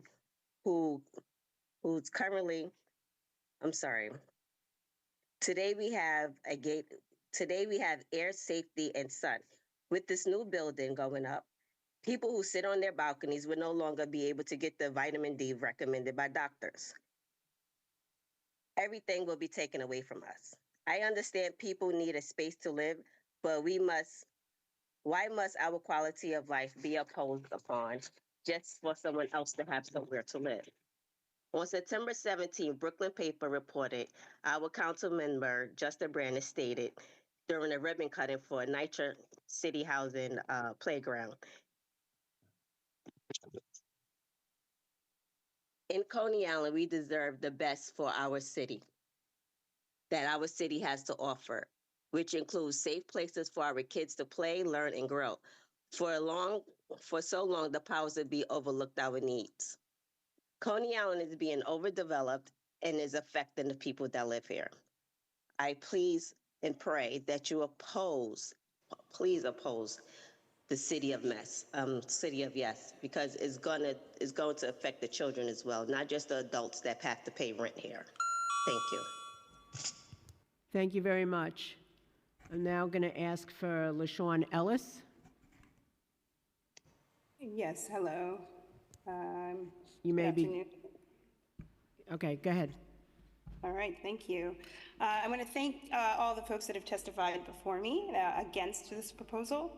As one of the biggest, my name is LaShawn Ellis. I represent both MTOP, my Crown Heights community, my block association, Sullivan Ludlam Stoddard Neighborhood Association, and myself. As one of the biggest corruption scandals mar our city, the first New York City mayor to be indicted will continue to affect the city with his dirty dealings for decades to come, if these so-called City of Yes text amendments are put into law. The mayor, along with his BLAST planning committee, wants to create 100,000 apartments with the City of Yes text amendments, but there are almost 200,000 apartments that are vacant. 70,000 apartments are simply vacant, available to be rented. 123,000 are vacant or missing key components for habitability, like stoves, refrigerators, kitchens. But someone mentioned before, like, who needs kitchens? We have Grubhub, we have, all these delivery services that we can use. I'm not for that, but it's a little joke, tongue in cheek. 60,000 are available for occasional use.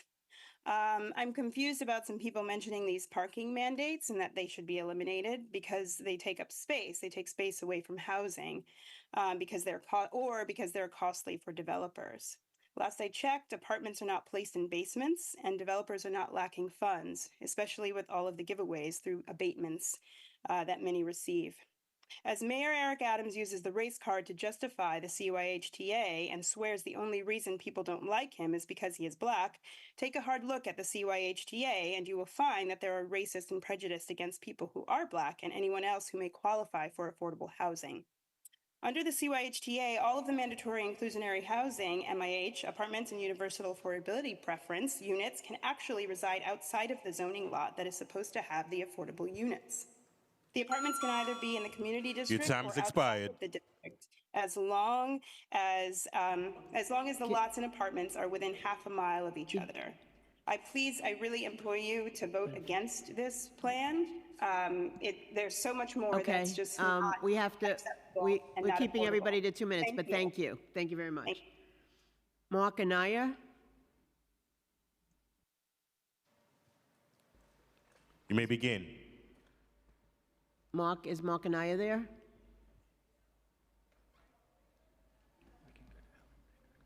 Okay. We can come back to Mark. Alan Becker? Yeah, call him right now. Mark it on the phone. Oh, Mark, okay, we have Mark Anaya. Oh, he doesn't have his face. That's not him. No, he's here. Mark Anaya is there?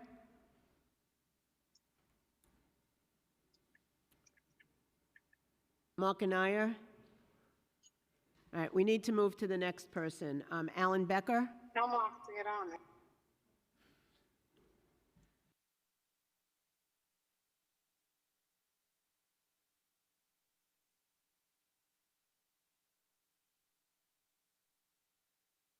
All right, can we move to the next, to Alan Becker, please?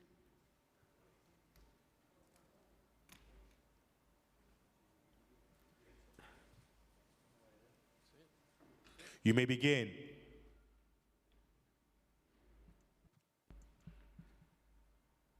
Alan Becker? Okay, we're gonna skip to Brian Demboski. You may begin.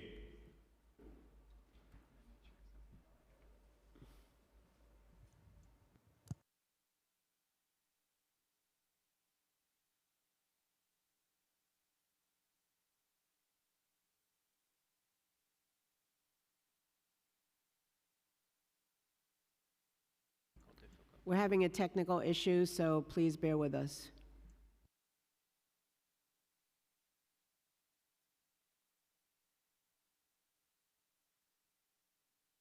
Press the speaker. Mark and I cannot get the microphone feed.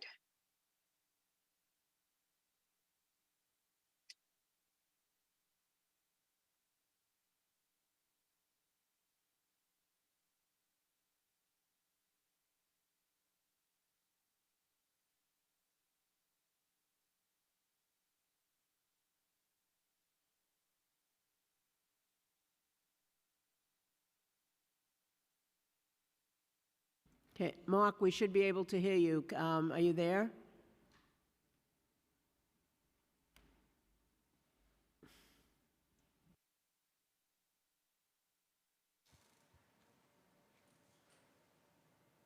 Please let the people know if you download the workplace Zoom, then you will see the microphone. When I didn't have that, I couldn't see the microphone.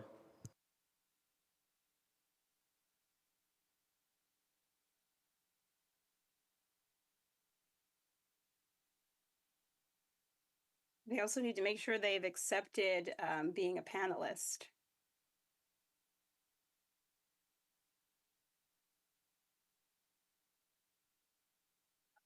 All right, can you hear me now?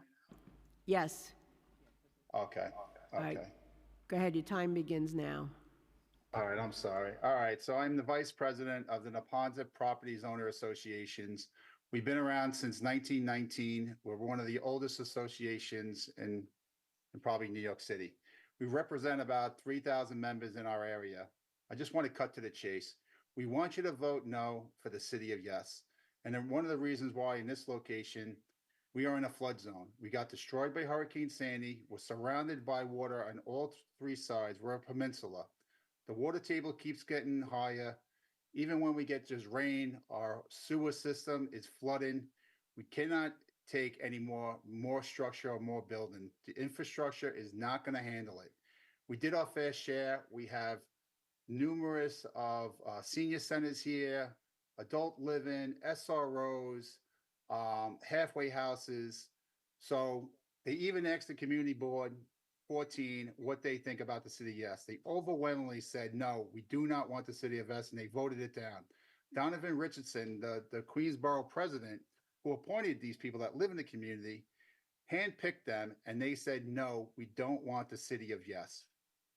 So we're asking you to side with the people that live in these communities and not the builders or the developers. People work real hard to live in these places. There's plenty of places that are these buildings that are empty and these commercial buildings. We could do a smarter way to house these homeless people or affordable housing with these existing buildings. We don't have to build more of these high rises and put people more in buildings. It's not going to work. So again, we want you to stand with the people from the people of this community and throughout the whole city to vote no for the city of Yes, and do not stand with the builders or the developers.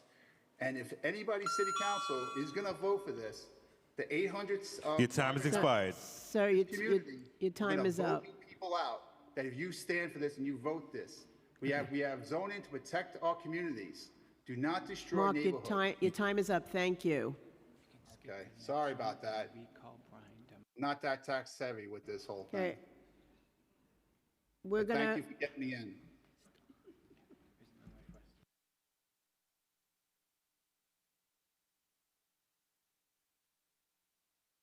Can you still hear me?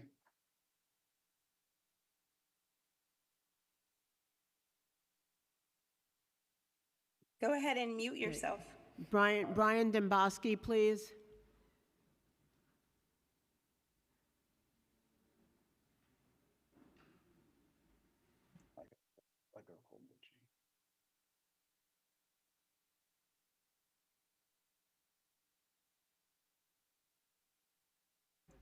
All right, Derek Borowski.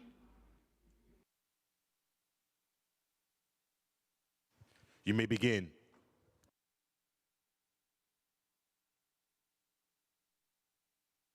Hello? Hi. Hi, you're Derek? Okay. Good afternoon, Chair and council members, and thank you for this opportunity. I'm an architect and a member of the AIA New York Housing Committee, where with colleagues, I've had the opportunity to study key elements of this plan and its impact on neighborhoods.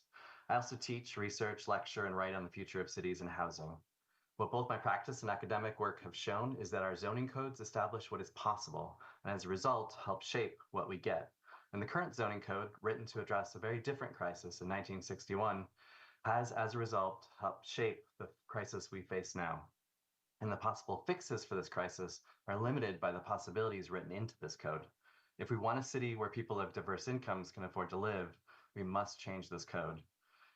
In this proposal, my colleagues, students, and I that have studied it have found that the changes proposed to be modest but important tools to help dig us out of the current crisis, including bonuses for affordability, densifying town centers and transit zones, legalizing shared living, small apartments and ADUs, and importantly, eliminating outdated parking requirements. But I'm also here as a constituent, as a small business owner and as a resident of Ridgewood, Queens. And in the last 20 years, I have seen housing costs skyrocket, forcing friends and fellow creatives to leave or to hang on by a thread to an apartment they and their family have long outgrown.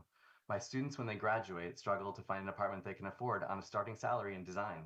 And mid-career architects who, hoping to start a family, must consider leaving because even with 10 or 15 years experience, they find it hard to find a home that they can afford. So this great city has seen its ups and downs, but always it's been the people who historically can least afford to live here, young people, artists, creatives, immigrants who have kept the city vital, and those who have nothing to lose, who have the courage to move here and reinvent themselves, and in the process, reinvent New York City. I don't think New Yorkers are generally opposed to new housing. Understandably, we are worried about the impacts of higher density on our already tenuous hold on our quality of life, and we must address those issues as well. But right now, your time has expired. To make housing a priority, that means changing what's possible, and that's No, why your time is up. Time Your is expired. up. If you want to submit testimony, you have 72 hours to do that, to give us your entire testimony, but we need to keep it short. We have several hundred people that are signed up to testify today. Thank you very much. DJ Faulkson. Hi, my name is DJ Faulkson, and I've lived on the Upper East Side for over 5 years, and I urge the council to support City of Yes. I'm a member of Open New York and a concerned citizen who loves the city, loves its dynamism, and I'm worried about the lack of opportunities for young people and families to find affordable places to live. I have a 5-day-old infant, and I want to thank my very generous wife for letting me take the time to testify today.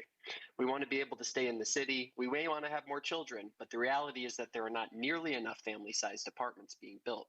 I personally had friends leave the city as their families have grown, and it's heartbreaking. I want to share a personal story to illustrate why I feel this so deeply. My mother grew up in current Council District 19, Councilwoman Palladino's district, in a development called Crider's Point in Beechhurst. She lived there in the 1950s and 60s, and it was a wonderful place to raise a family. It had spacious apartments, waterfront views, and amenities that supported the kind of strong community New York City was known for. Crider's Point was the kind of development where families could grow and thrive together. It was a community hub, and people wanted to stay long term because it had what families needed: space, connection, and a sense of belonging. But here's the issue: that kind of development, and indeed development that's far less dense even, is no longer possible under today's zoning laws. The district isn't zoned to allow new developments like Crider's Point anymore, and that's a shame. We're seeing fewer opportunities to create the types of family-friendly homes throughout the city that my mom's generation benefited from. I want to push back on the idea that dense housing destroys communities. In fact, vibrant communities thrive when there's a mix of people, different generations, families, newcomers. We need reforms like the City of Yes to bring back the possibility of building those communities for future generations like my own new family. I'm excited about City of Yes and urge its approval with as few qualifications or modifications as possible. Each of these modifications will chip away at the amount of affordable housing that can be built citywide, so I urge the members of the council to support City of Yes. Thank you. Thank you very much. Sadia Rahman. You may begin. All right. Good afternoon. My name is Sadia Rahman, and I'm the Deputy Director at Chaya CDC. I'm also here representing the Basement Apartment for Safe for Everyone, or BASE Coalition. We are here today because we have been fighting for more than 15 years to make basement homes safe and regulated. Sorry, I could put my video on. City of Yes for Housing Opportunity includes zoning reforms that are necessary to create a program for basement apartment conversions, and we urge the subcommittee and the council to ensure that the final version of this proposal maintains these key components for safe basement apartments. Number one, allowing for the conversion of basement and cellar apartments in existing building footprints without raising noncompliance issues. 2, eliminating the requirements for additional parking when a subgrade unit is being converted. And 3, not considering cellar conversions to be creating new floor area. As a result of these proposed changes, livable spaces in small homes can be safely occupied without creating a zoning noncompliance. The impact that this sound policy will have cannot be understated. It will bolster our city's ability to be more resilient to climate disaster. It will provide homeowners drowning in mounting expenses to come up for air. It will ensure that tenants do not have to live in fear of their locks being changed when they leave for work, or worse, losing their home or life during the next storm surge. This policy can have such a positive impact with minimal adverse consequences to communities. It allows for a measured, proportionate increase in density in neighborhoods with small homes. It doesn't indelibly change the character of the neighborhoods, and it minimally changes the footprint of the structure itself. This is a win-win for the city. Of course, the zoning changes alone won't get us all of the way there, and we want to use this opportunity to also highlight that we need comprehensive legislative program that includes building code updates and an opt-in program for homeowners. It is our hope that as the city contemplates these zoning changes— Your time has expired. Time is up. Complementary reform. Thank you so much for the Thank opportunity. you very much. Okay, Adiola Deloche. Good afternoon. My name is Adiola Deloche. I'm originally from Nigeria, and I'm voting for the City of Yes to support the housing opportunity. And I'm standing on behalf of myself, and I'm standing on behalf of the homeless people. I'm standing on behalf of the domestic violence, the victim of rape, the victim of domestic violence. Because I was a victim of domestic violence and I was living in a shelter for 1 year, I couldn't get help because of my immigration status. And I keep losing the custody of my kids because of affordable housing. I couldn't afford to rent an apartment, which is like $3,000, $4,000, and I keep losing the custody of my kids. While I was living in a shelter, I could listen to a series of stories, a lot of hardworking women which they are just a victim of domestic violence, living in a shelter, and they call us as city voucher, but there is no housing to move out. Some of them have been there for years. They keep working. They keep looking for hope that one day they're going to get an affordable housing so they can move out of the shelter. I was terrified. I was traumatized. I was tortured mentally with my kids. All I want, I just want my kids. I just want to bring my kids up in a rightful way, but I couldn't do it because I could not afford affordable home. And after 1 year, I have to leave the shelter because they provide everything, food, everything, but I can't eat the food. I managed to rent a room, which is in a basement, and there's no way I can still win the custody of my kids while living in a basement. Meanwhile, I'm still going to lose the custody of the kids, which my court case is coming up next week. On behalf of the people, on behalf of the voiceless, and I'm raising my voice on behalf of the domestic violence patient, on behalf of the homeless people. Your time has expired. For the city of affordable housing. Thank you. Thank you very much. Do any of the members have questions for anybody in the panel? Yes, no? Okay. All right, we're going to call the next panel. Kathy Sebek.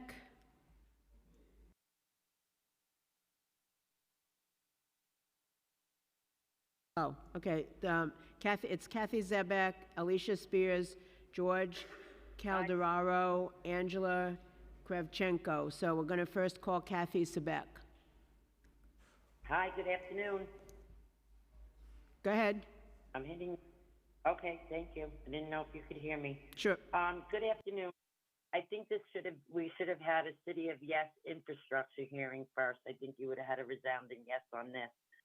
I was going to read my testimony, but it's only 2 minutes. I emailed it. I'm hoping that council committee reads all testimony from today and from city planning hearing. My testimony was basically asking for City Island special district zoning to remain. We are a flood zone. We are inundated during coastal storms and just plain rain.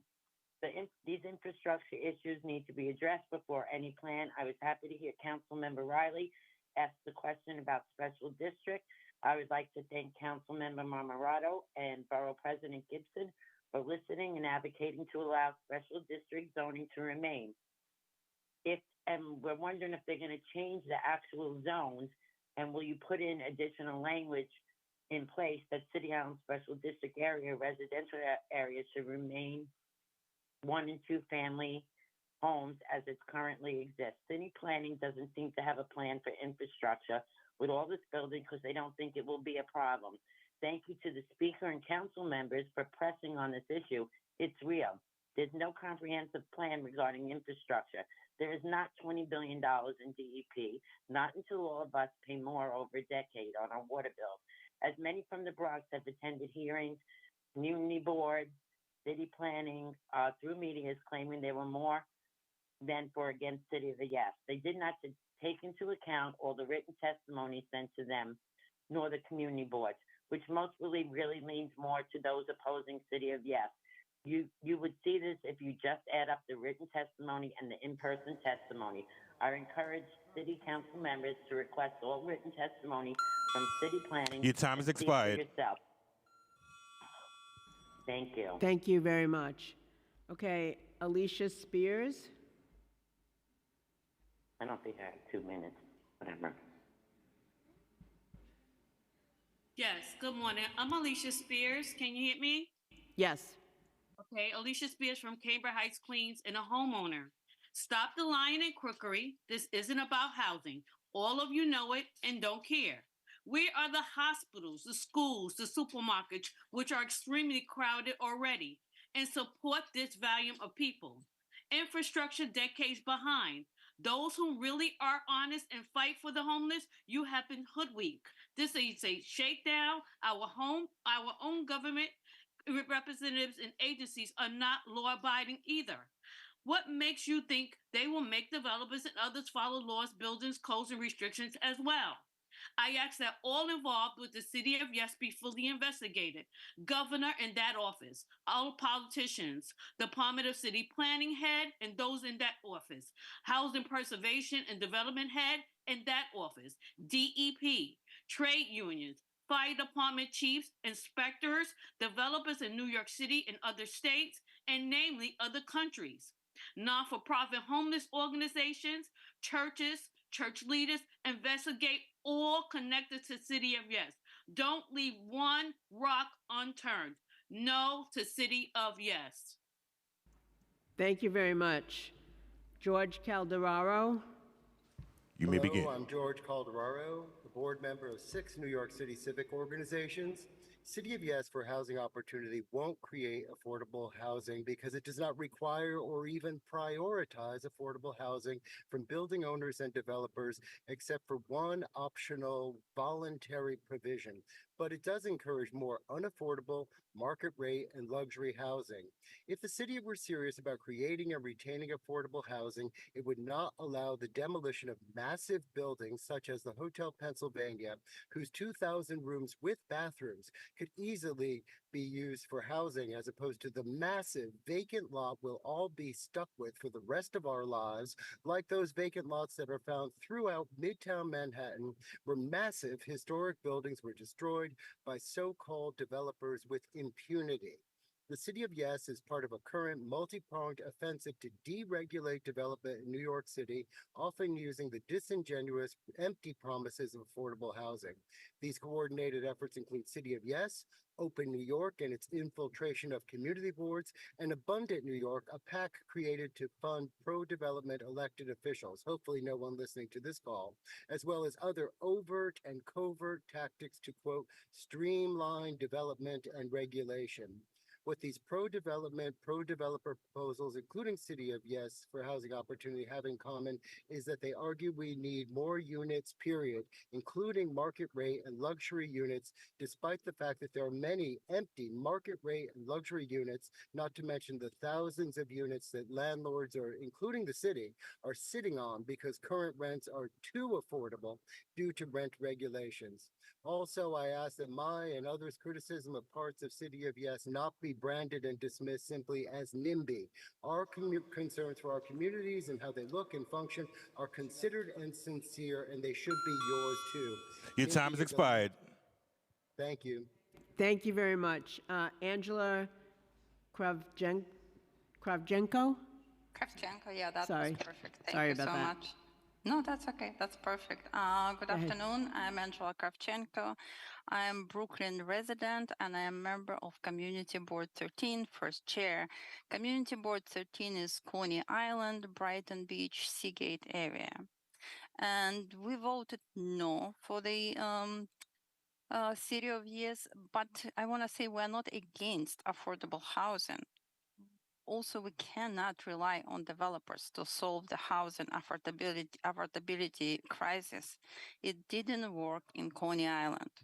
In the past 10 years, developers built 3,370 units, mostly rentals. 72% were rented at the market value.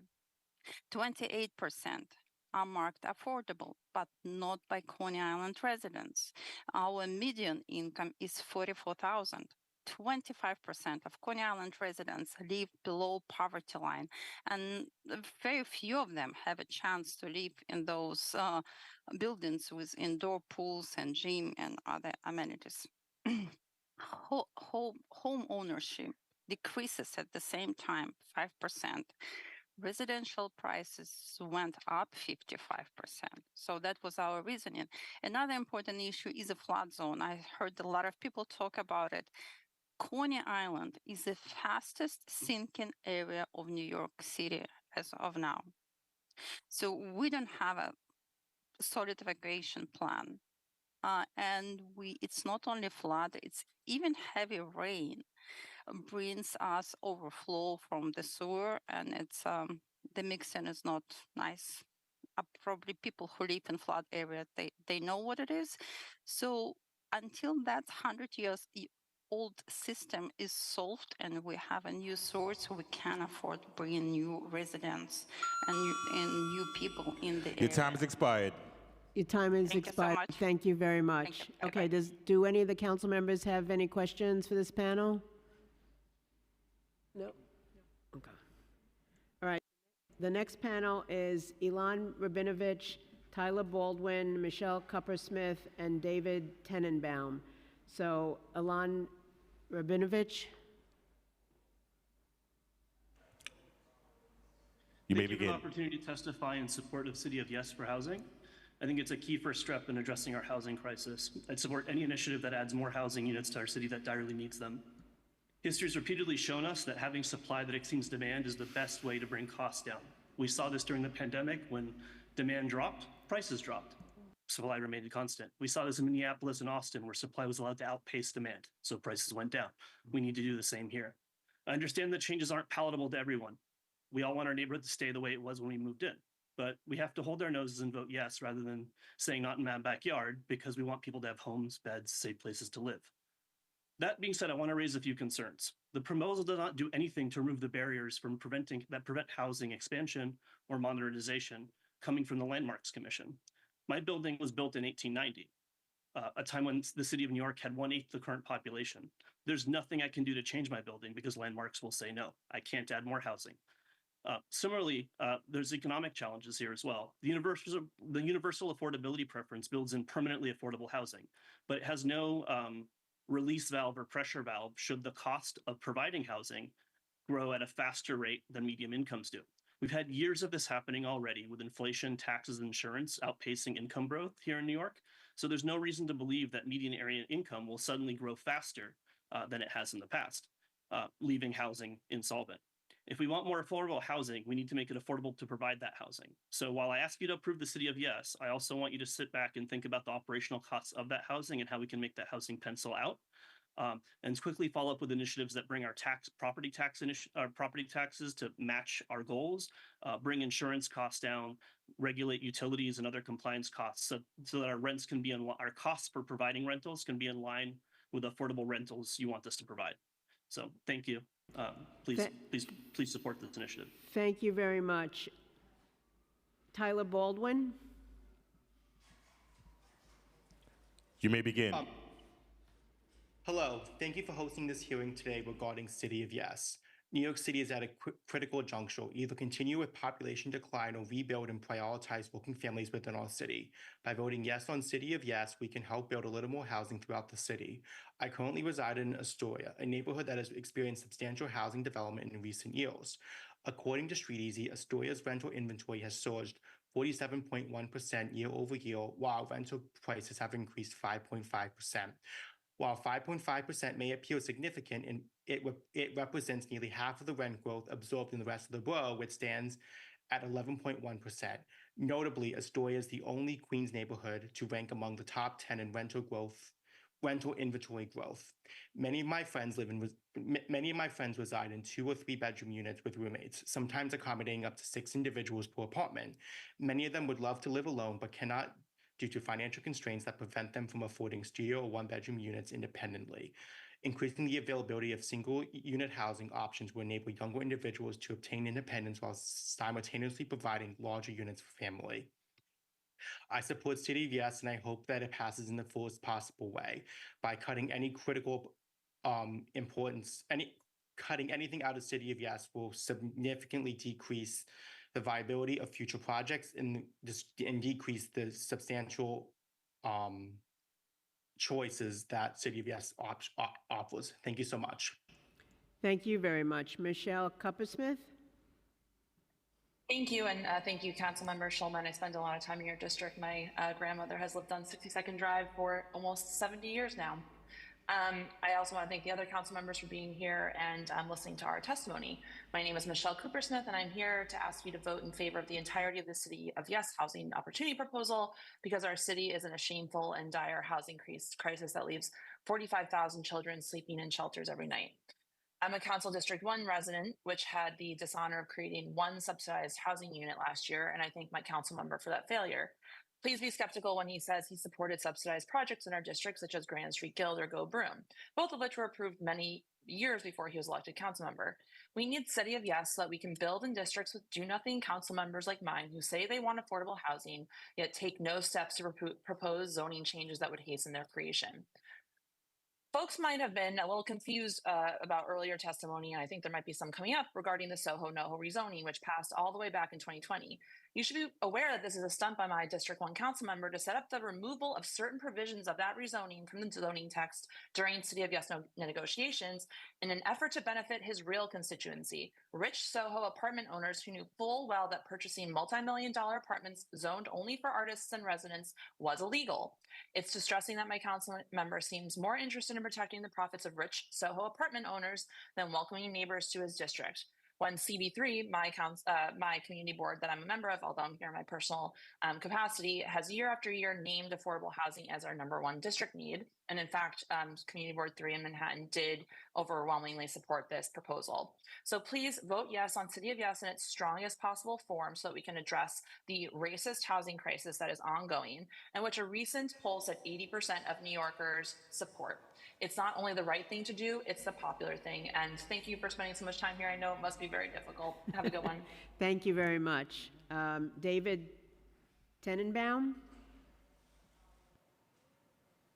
You may begin. Well, I'm not David. I'm Laura Tenenbaum. I did sign up to speak, and I hope I'm not speaking out of turn. Shall I start? Are you part of the same household as David? No, I do not know David. What are we doing here? Hold on one second. You signed up? Oh yeah, I signed up. I think All right, 3 times because I was confused. Can you just tell us your name again? I'm sorry. It's Laura Tenenbaum. Okay. All right, go ahead. You can testify. Okay. Your 2 minutes starts thank now. you. Go ahead. I want to first thank my city council member, Chris Marte, for being such a fierce advocate for his constituents in the city. I see that you too value his knowledgeable input here. This plan seeks to solve in one overly broad stroke problems that beset our city respecting residential land use. I think most of you have made clear you recognize its flaws, and I hope it leads you to require the revisions within scope it needs to meet its goals or to an outright rejection. The greatest flaw in the plan is its simplistic neoliberal approach to housing. It seeks to have the marketplace solve our housing crisis, removing most restrictions in the mistaken idea that build, baby, build is the solution. That only benefits real estate, of course. It may well bring us more housing, but not the kind needed, which is affordable housing, including supportive housing. DCP has ignored the many economists and studies that expose its flaws, including a glacial and temporary growth in the type of residences we need. So my major ask would be you require substantial mandatory affordable housing in all new construction, recognize the vital part rent stabilization plays in affordability, and address the problems intrinsic in how we measure affordability, which is a moving target as communities gentrify. Another ask is to reinstate the say the council and community boards have in land use decisions. Democracy is messy, but it beats the alternative, and DCP is offering the alternative. I live in Soho, in an only artists co-op, and I moved into it as a young married back in 1973. Soho would not be the generator of so much commerce if it had not been for those of us who brought an empty, decaying manufacturing district to life. It's wrong that the community that practically invented adaptive reuse is now the only community required to pay an enormous conversion fee. Your time has expired. 1501 needs to be fully inclusive. All right. Thank you. Thank you very much. Okay, so 2 things. One is, do any of the council members have questions for this panel? Nope. Okay.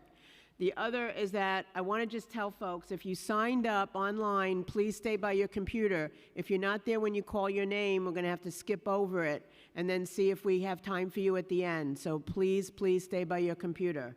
The next panel is Esther Gimmelfarb, Karen Ball, Edward Ree, Diane Vigiano, Kevin Jones. Just that? Okay. We're going to start with Esther Gimmelfarb.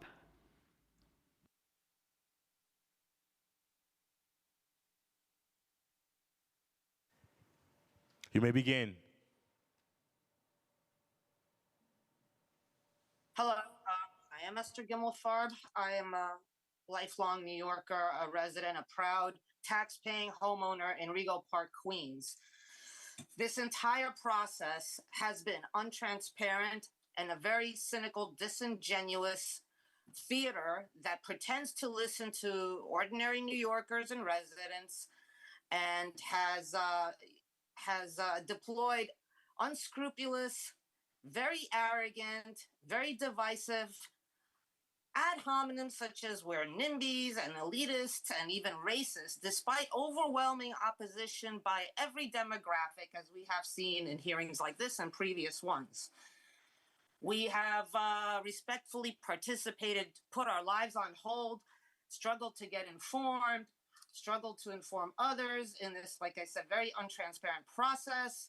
We have complied, trying to register our valid concerns, only to feel like they are dismissed for a predetermined outcome by a clearly corrupt administration, a mayor that has been indicted,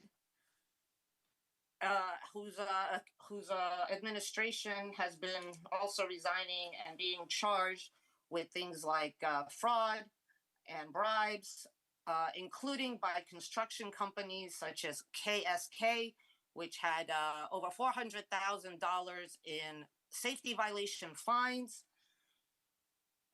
We are so angry.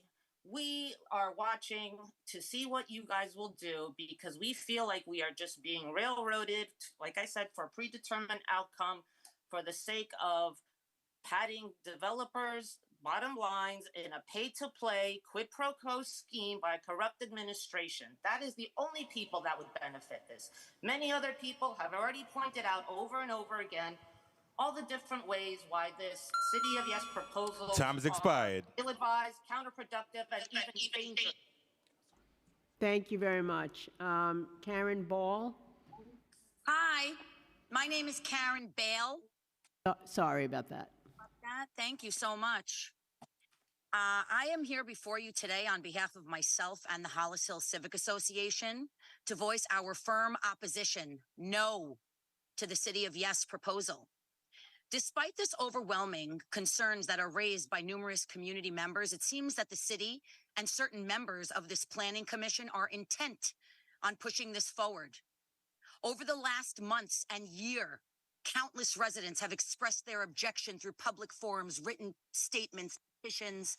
They've articulated fears about potential negative impacts in our communities, environmental sustainability, and overall community well-being. And these voices are being met with disregard. What is your goal here? Are we to believe that the city prioritizes progress over the genuine concerns of its constituents? This situation raises serious questions about the commitment to democratic principles. And when community members are repeatedly expressing their opposition, the responsible course of action is to listen and engage in meaningful dialogue. Reconsider this proposal. And if the city continues to ignore the will of the people, how will they ever trust that our voices will matter in future decisions? It's time for our leaders to recognize the true democracy involves valuing inputs of community, and we deserve better than the City of Yes to overlook our concerns. And I urge the Planning Commission to reconsider and prioritize the voices of those they represent. Thank you. Thank you very much. Edward Ray?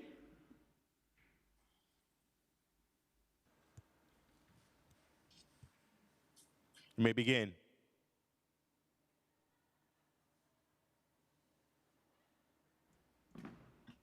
Edward Ray?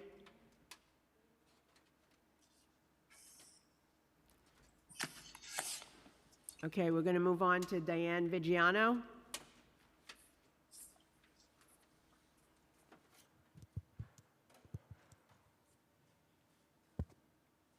You may begin. Okay, Kevin Jones?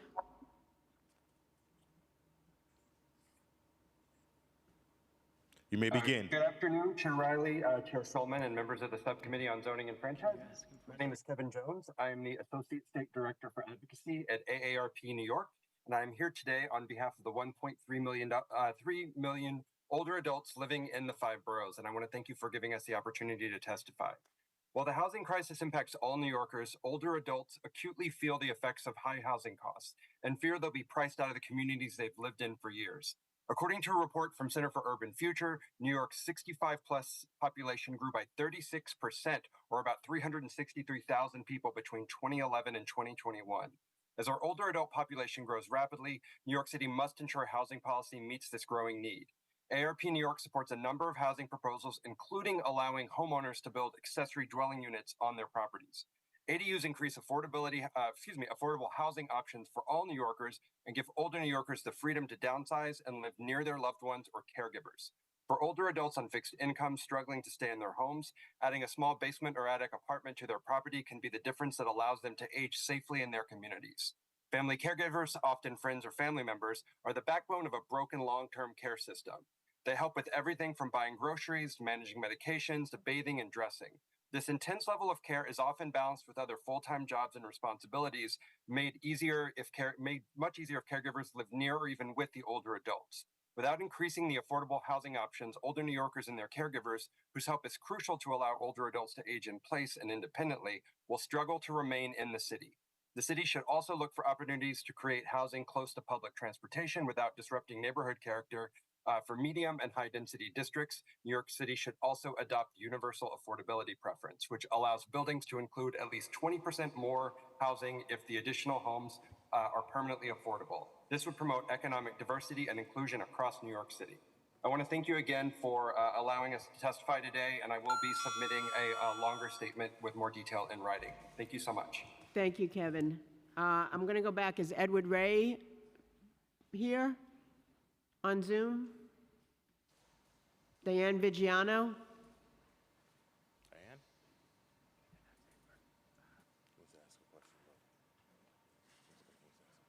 Okay, the online portion is now closed. We're going to go back to in-person for the next hour.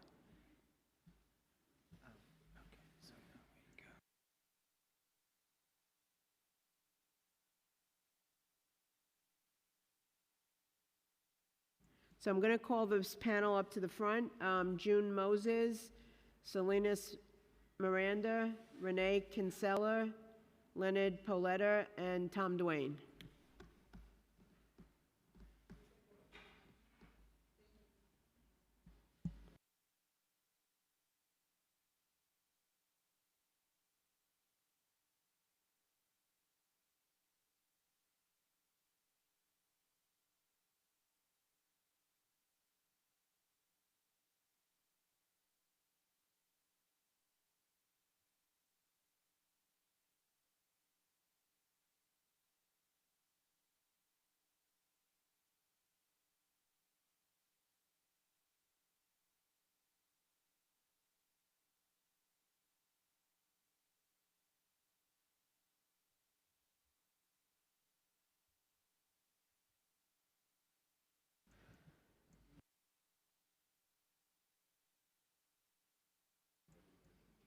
All right, is June Moses here?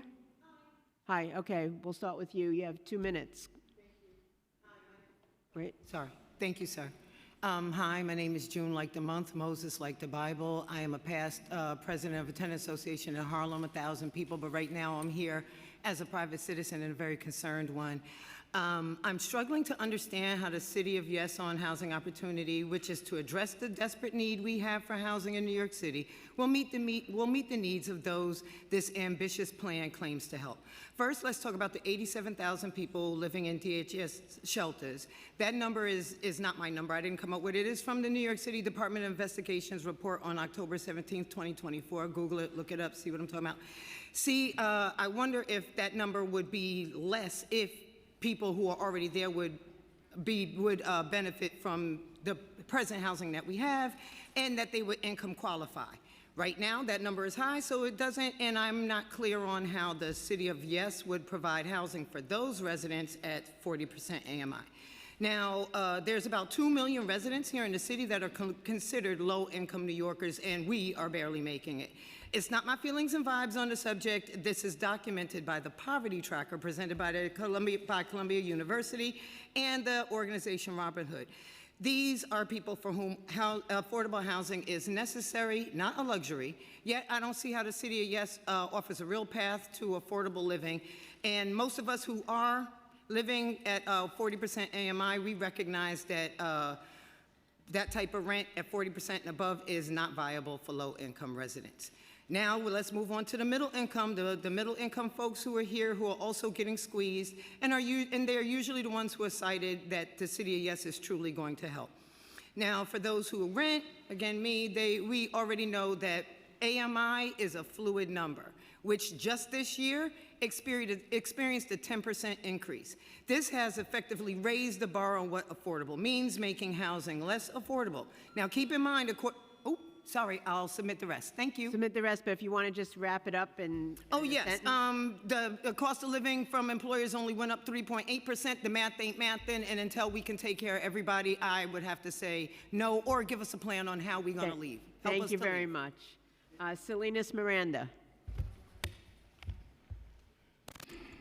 Housing crisis, a terminology that's constantly being abused, used to give private developers the right to exploit our communities.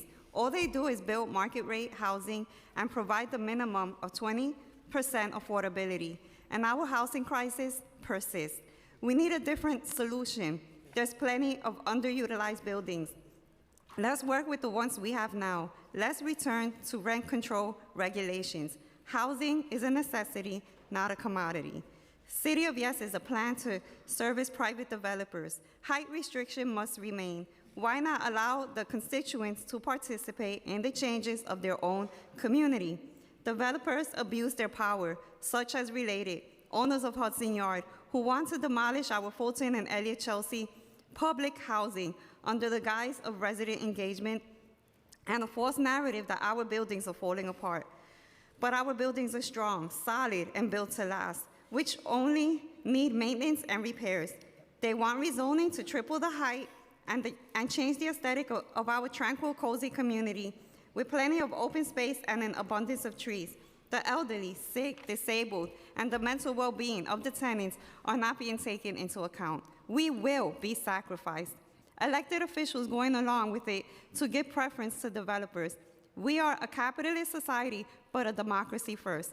Protect our city. We cannot withstand so much more weight.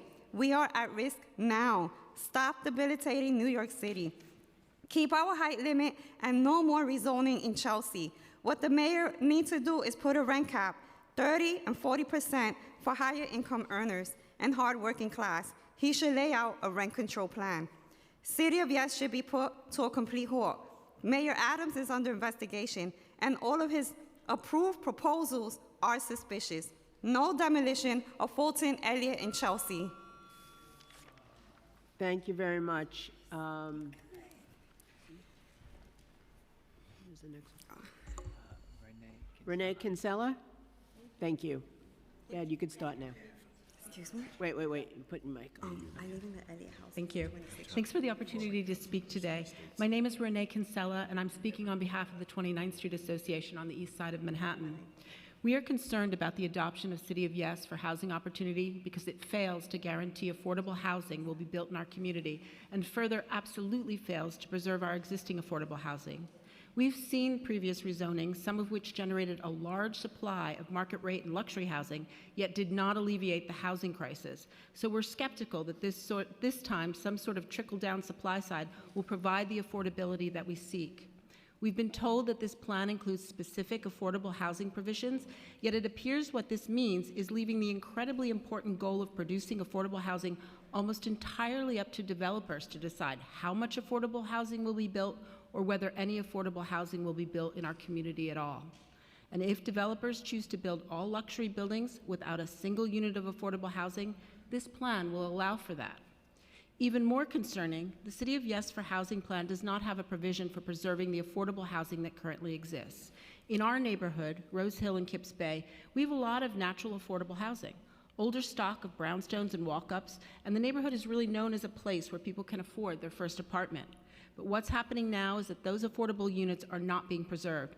Instead, they're being bought up and knocked down to create luxury buildings that provide less units and more expensive so-called affordable housing than the original buildings they replace. Take a walk around our community and you can see the destruction of what remains of affordability. City of Yes will add density to our neighborhoods, yet it does not address the very things that make our city livable, the light, air, and green space, while taking away most of the community input and oversight. So we, the 29th Street Association, urge the council to reject the zoning proposal and instead adopt a citywide rezoning plan that includes affordability mandates, anti-displacement measures for current affordable housing, guaranteed infrastructure improvements, and community input processes. Thank you very much. Is Leonard Paletta here? No? Okay. So, former state senator and former city council member Tom Duane. Thank you very much. I'm going to just go through a bunch of stuff. You could say I'm neither totally opposed, nor totally for this. I am one of the authors of the Chelsea Plan. I also shepherded through the City Planning Commission and then through the City Council. It has been modified through the years, but I just want to give one example of something that happened, because I heard the woman from VOA saying, oh, they're a place to put anything.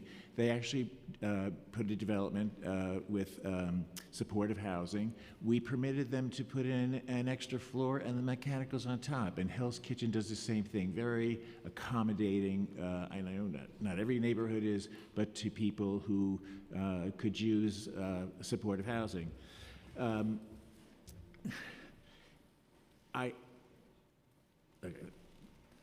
In a perfect world, even if this does go through, although I understand the council's going to do its own, but really it would be, do community boards don't have planners? They don't get planners paid to be on their staff, do they? No. That would even the playing field. So, I mean, I could tell you every building, every lot, every place you could build housing right now. I'm going to tell you a terrible story. We rezoned Flatiron, which was garages and factories. We kept commercial on the bottom floor, but it allowed residential buildings to be built and to have the manufacturing converted. At the time, there was no program, this is when Joe Rose was City Planning Commissioner, there was no program for affordable housing, but written into the Chelsea Plan was, should there ever be a city-owned site that becomes available, it would be made available for low-income people. And what happened was there was sanitation, garage, and lot, which they didn't want to use anymore, and housing should have gone there. But instead, people who, because of changing the zoning and letting them live in those buildings, passed around a petition that said, do you want a park? Like really disingenuous, do you want a park? So now there's a park there where there should be housing. Now I have not vandalized it or anything, but it breaks my heart every time I go by there because it was supposed to be for affordable housing. There is no way to build affordable housing. I mean, as far as I know, the state legislature has not given any incentives to build affordable housing. Okay. And also, one last thing, two last things. One is, okay, what they're doing at Chelsea, Elliott, and Fulton houses, how come that's not being done in East New York? I mean, let's look at where affordability matters. And also, now you've made it so that someone who lives in East New York will have a more difficult time getting an apartment in a new building because of the way the community board. Now, I understand that it doesn't work that way in Manhattan, it works like there. The other thing is, New Yorkers are Americans. They drive. I think you have to have garages where people have cars. They want to get out of the city. Uber, Lyft, is not enough. Rental cars. Okay. And if congestion pricing comes in, I can't wait to see what 61st Street looks like. Are they going to have like triple parking there? I mean, you have to give people a place to park. So people are Americans. Thank you. And the Port Authority should have built places where buses could go after they dropped off tourists to go to shows, so that the bus drivers didn't have to sit around idling. They could eat food and relax till they had to bring people back. Senator. I can give you more than that, as you know, Lynn, but look at me. I'm stopping now. Thank you. Thank you very much. Okay. Does anybody have questions for this panel? No? Okay. Thank you very much, all. Maybe there might be a question. That was very fast, Lynn. That's okay. Maybe they... No, that's okay. We have a lot of folks today. I could stay and do the next one. You sure?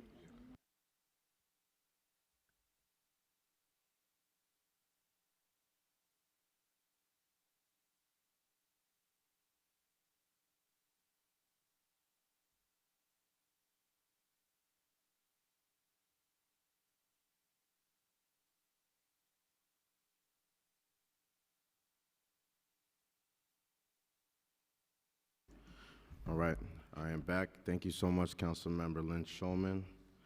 The next panel that we're going to call up consists of Yahil Carmon, Isaac Alderstein, Guillermo Gomez, Taylor Schwartz Nayor, Rachel Simmons, and Garrett Armwood.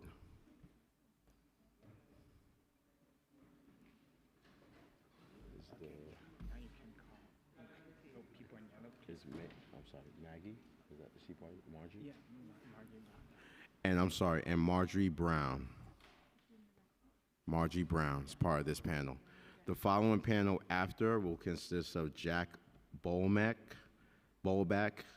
Thomas Diana, Vienna Leviton, Michelle Elaine, I believe, and Migdalia Cortez. If you heard your name, please come up to the front seat. We will begin first with Yahel Carmon. Sorry if I mispronounced your name. Thank you, Council, for the opportunity to speak. My name is Yahel Carmon. I'm a homeowner in Ridgewood, Queens, father of 2 autistic public school children, ages 3 and 6. I'm here because I think it's important for the Council to hear from a wide range of voices. But it is hard for parents of young children to show up for community board meetings that start during bedtime or hearings like this that run during school pickup. I took a vacation day to be here today. I'm here because I'm a parent who desperately wants to stay a New Yorker, but as it stands, our city's zoning regulations make that harder than it needs to be. I'm here to speak in favor of the City of Yes housing opportunity proposal. Many parents of young children are fleeing to other states that are growing their housing supply to meet demand. The city's supply of housing has failed to meet their needs. The number of children under 4 in the city has dropped 15% since 2020. When my children were born, the zoning ban on accessory dwelling units meant that our newborn childcare options were severely limited. I didn't have room to have a grandparent or childcare worker move to help it when my wife and I returned to work. I would happily jump at the opportunity to convert my fully detached garage to an ADU to enable me to expand the livable spaces on my property. We need to make it easier for families to stay in the city. City of Yes represents an opportunity to allow families to continue to grow and thrive without being forced to leave the city. More broadly, I'm fortunate to be a homeowner, but if my son's public school teacher can't afford to pay her rent, if we cannot find a local speech therapist to support my son's speech delay because none can afford to live in our neighborhood, then we are failing to create a livable community. We need more housing options in every neighborhood to allow every neighborhood to thrive. I encourage the Council to support these zoning changes in their entirety. Thank you. Thank you so much. Next, we'll hear from Isaac Alderstein.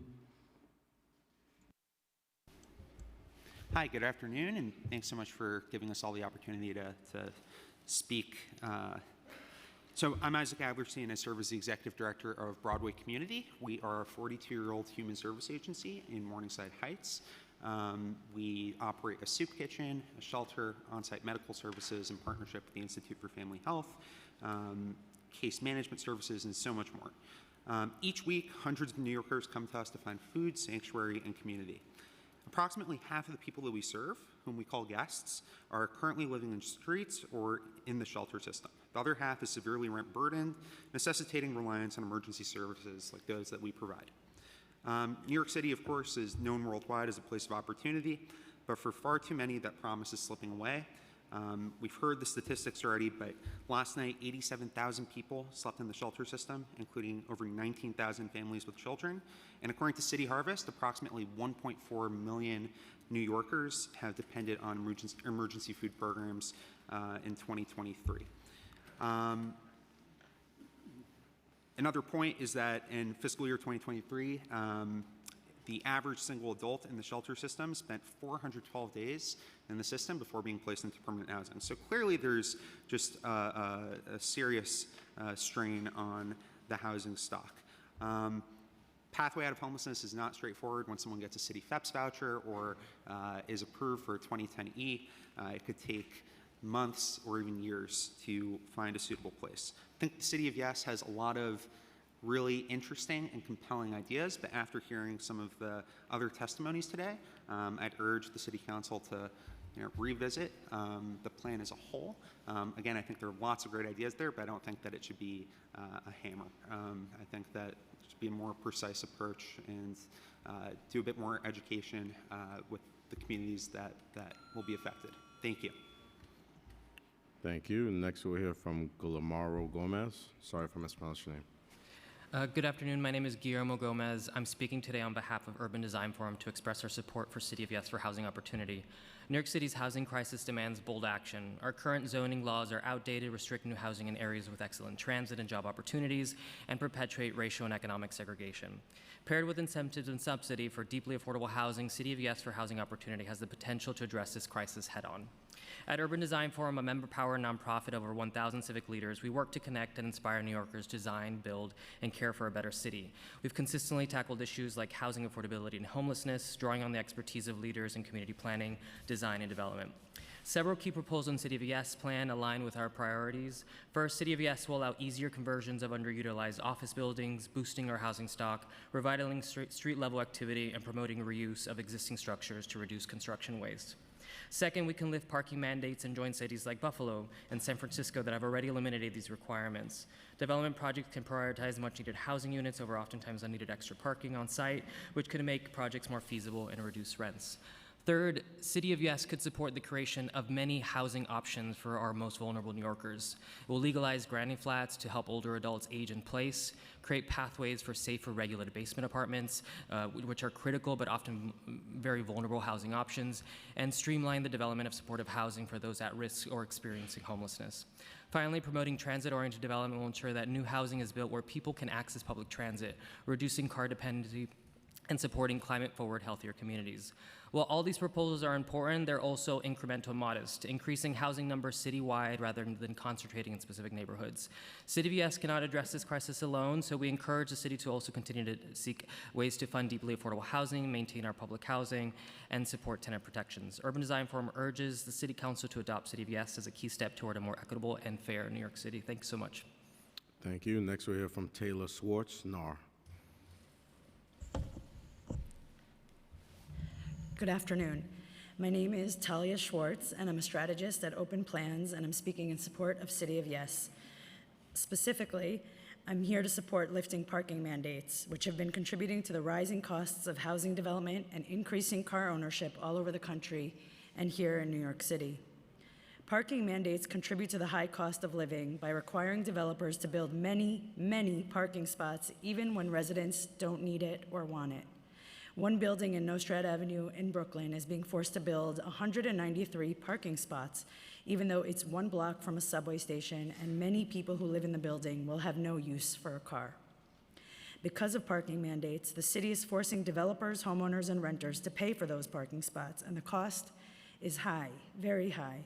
It currently costs $150,000 per parking spot. This adds an estimated 17% increase in rental costs. This data comes from an Open Plans report about parking mandates. I encourage people to read it. Cities are full of lots of different neighborhoods with different characteristics. Densely packed neighborhoods near transit do not need the same amount of parking as residential city neighborhoods. We ask that you pass City of Yes and allow people who want parking to seek housing with parking instead of forcing it on everyone. In New York City, 50% of people don't own a car. And if you can believe it, some people don't want to own a car. Some people would rather have affordable housing. The current regulations are uniformly prioritizing parking over housing. Land is a precious resource in New York City, and with parking mandates, we are currently choosing to build 2 parking spots instead of a studio apartment. Further, each new parking spot built is another car driving on our crowded streets. People here today have complained about increased congestion and slow buses, yet the population of New York City has not increased. So what explains it? Simply put, people are driving more than before. Thank you. Next, we'll hear from Rachel Simpson. Hi. Thank you. Good afternoon. My name is Rachel Simpson, and I'm an architect specializing in affordable housing. I'm here to support the zoning changes in the City of Yes for housing opportunity. But I want to specifically address and also support the removal of minimum parking requirements for new housing. Parking mandates significantly drive up the cost of housing, especially in affordable housing projects, by forcing developers to allocate their limited resources to parking spaces instead of building more desperately needed housing units. In some cases, these mandates even lead to underdevelopment, where builders create fewer housing units than they could just to avoid triggering higher parking requirements or bigger and costlier parking structures. The current parking requirements were established generally in the 50s and 60s and are not based on any current data or studies regarding car ownership or car usage. They are outdated, one-size-fits-all mandates that don't reflect the diverse needs of New York City's many neighborhoods. I want to address a common misconception or fear that we've heard frequently about these changes. These changes do not eliminate our ability to build parking. They simply remove the requirement to do so for new housing. This gives developers and designers the freedom and flexibility to provide parking where it is needed without imposing unnecessary burdens where it's not, allowing each neighborhood's unique needs to be met with appropriate nuance. Today's regulations limit our potential to build based on obsolete assumptions. Our housing crisis and affordability crisis demand that we address the issue from all sides. Zoning alone can't solve this, but these changes are a critical tool to unlock new housing opportunities and to lower costs. We should not approach this problem from an either-or scarcity mentality, but with a yes-and sense of practicality and possibility. I urge the Council to approve the City of Yes for Housing Opportunity and put people before parking. Thank you. Next we hear from Marjorie Brown. Good afternoon. Thank you for the opportunity to testify. My name is Margie Brown, and I'm Executive Director of UHAB. For 50 years, UHAB has empowered low and moderate income residents to take control of their housing and become homeowners in the buildings where they already live. While UHAB's mission is centered on preserving existing housing and helping residents to remain in their homes, we are keenly aware that adding to the city's housing supply is a crucial pillar to stabilize communities of color and bolster homeownership opportunities. That's why I am here today to support the City of Yes for Housing Opportunity. City of Yes creates more housing and creates it more fairly. These reforms ensure that communities of color that have historically benefited from these reforms ensure that communities that have historically benefited from zoning restrictions support their fair share of development, easing pressure on historically disinvested communities of color, which are now experiencing rapid gentrification and displacement of longtime residents. What's more, City of Yes opens up the opportunity to create more affordable cooperatives, a proven source of stability for at-risk residents and communities faced with rapid change. We are also here to say yes and. As we boldly create new housing, we need to be just as bold in our plans to preserve our aging housing stock. Zoning alone cannot ameliorate New York City's dire housing crisis. We would like to highlight a few measures and initiatives that create more deeply affordable housing, open up affordable homeownership opportunities, protect tenants from displacement, and preserve our existing housing stock. More robust funding to restart the Neighborhood Pillars program, funding for HPD preservation pipelines like GHPP, TPT, and ANCP, and adequate staffing in those programs to ensure that those pipelines move forward. More funding for affordable homeownership projects through Open Door and others. We'll submit a fuller statement. Thank you. Thank you. Are there any questions for this panel? There being no questions, panel's excused. Thank you for testifying. The next panel I'm going to call up consists of Jack Bolenbach, Thomas Diana, Vienna Leviton, Michelle Elaine, and Migdalia Cortez. You can sit at the dais. The next group to come up after them will consist of Austin Celestine, Ben Weltzer, Thomas Lopez Pierre, Pastor Paul Peart, Jim Wright, and Dante Monroe. If you heard your name, please come to the front seats. Okay, we'll begin first with Jack Bolenbach. Yeah, thanks for this opportunity for coming here. I belong to, my name is Jack Bolenbach. I belong to civic associations against the City of Yes, particularly for residential. And I'm here not as a paid person, I'm here just as a resident of the City of New York. And there's a lot of problems for residential neighborhoods with the city of Yes. And I'll outline them quickly as I can. I don't have any in the read, but I'm just going to talk about it. One is the zoning has been implemented to protect neighborhoods. Since 1960s, it's improved the quality of life of Staten Islanders tremendously, and most of the residential neighborhoods around the city. And this doesn't matter where you live, who the people are, ethnically or racially. Everybody who owns homes is in the same situation. This is our biggest investment. We want to protect it. There's some dangers to having the city of Yes in residential neighborhoods, and there should be some changes maybe made to the zoning laws, like our Constitution. We have changes. We have provisions that make changes called amendments. So it should be looked at carefully, but nothing should be done that one shoe fits all. Each neighborhood has a different character. And one of the problems would be if you have garages, attics, basements made into rentals. Who are the people that are going to be renting in these neighborhoods? You don't know. They could be addicts. They could be people with criminal records. You could have people with problems. You don't want to raise children and grandchildren in neighborhoods like that. You may get people selling their houses to try to leave to go somewhere else. You're going to lose a tax base. Since 2020, New York City lost 800,000 people already. So we have spaces to build housing. Our problem is affordability. So that should be addressed. Thank you, Jack. Did a great job. Thank And you. electrical problems are a problem too. Circuits can be overloaded when houses. Appreciate it. Thank you, Jack. Remember, that causes fires. All right, thank you, Jack. Thomas Diana? Yes, thank you. As a rental property owner of 35 years, I see the history of impulsive regulations that accomplish little at great cost. With an underemployed squatter of 8 years like mine, owners and tenants alike are reluctant to rent out apartments and spare rooms, which would naturally increase inexpensive housing options for single adults. Freeloaders have become one of my top expenses, driving up rents for the real tenants. Building more houses does not change my base costs for fuel, maintenance, insurance, and yes, transportation. You keep trying to create subsidized housing instead of truly affordable housing. Homeowners like me worked for 40 years at 2 real jobs to afford our homes, along with other people who did the same. That should be respected. 8 and 12 unit apartments on all corners of blocks, plus garage, attic, and basement conversions will destroy the parking we need, overwhelm the schools, and increase the noise and crime.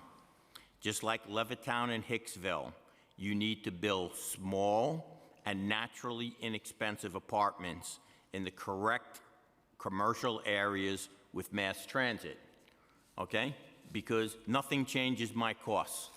My squatter has become one of the largest costs of maintaining my building because she has not paid rent in 8 years. Yes, 8 years, all right? And unfortunately, some of the city council members who know about that aren't here. Bob Holden, Vicky, Linda Lee, okay?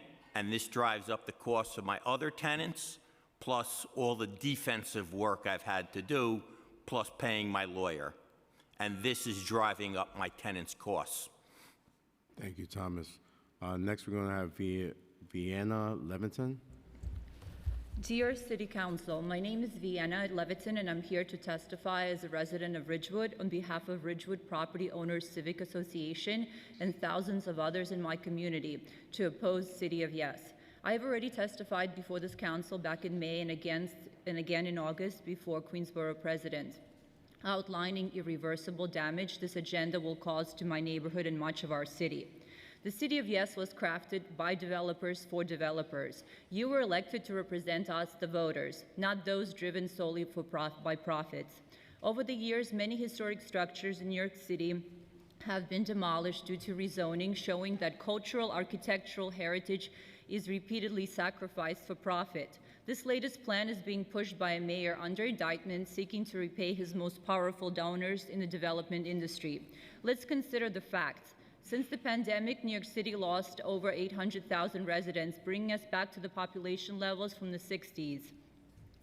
Many buildings across the city have over 30% vacancy rate. Why does my neighborhood and others like it need 500% plus increase in density?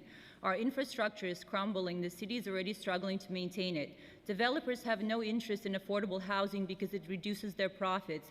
And who will ensure fire safety and compliance when we're already behind on these issues? Our infrastructure is over 30 years out of date, and moving forward with this plan will drag us back to 19th century deplorable conditions. The environmental impact will be disastrous. Since the 1960s, more than 800,000 housing units have been added, with another 150K approved this year.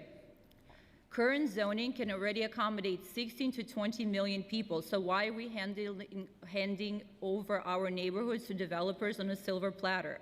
The problem is not the number of housing, but affordability. Most new developments are market-rate luxury, pushing out long-term residents and working families instead of addressing the real need for affordability housing. Developers are prioritizing private. We ask you to vote no, please. Thanks, Ms. Leviton. Next, we'll have Michelle Elaine. Hi, my name is Michelle Allen. I was a 9/11 responder and survivor of 9/11. And I want to talk about the World Trade Occupational Health Center social work department for 9/11 responders going from work to retirement and find themselves in a situation, they found themselves in a situation where they lost their housing, waiting to get on their retirement or receive benefits through the 9/11 fund for their resources. It's there, but it's not being publicly administration or organizationally managed in a way where they can find accommodative housing. They're falling in the wrong safety net, doesn't receive no 9/11 funding, right? DHS and HRA doesn't receive no 9/11 funding. And you'll find some people, survivors and responders. Ms. Elaine, is this tied into this Yes, proposal? okay, let's put it this way. Long density zoning encourages home ownership and American dream. Low density zoning remains the best weapon for overdevelopment. A lot of these new buildings are being placed around the city, and they on the edges of the city, and it could cause an environmental problem if they don't look at the situation, because every year the water is rising and the New York is sinking, but yet they put in these big buildings, and they if we lose our zoning, we lose the community input on what is built on and how high. Some of these buildings are being built very high. Now, Fayetteville turned around, North Carolina turned around and opened up their doors to receive some of these homeless people to go to the state of North Carolina because the shelters were overflowing here, you know, and due to the hurricanes and stuff, a lot of people nationally,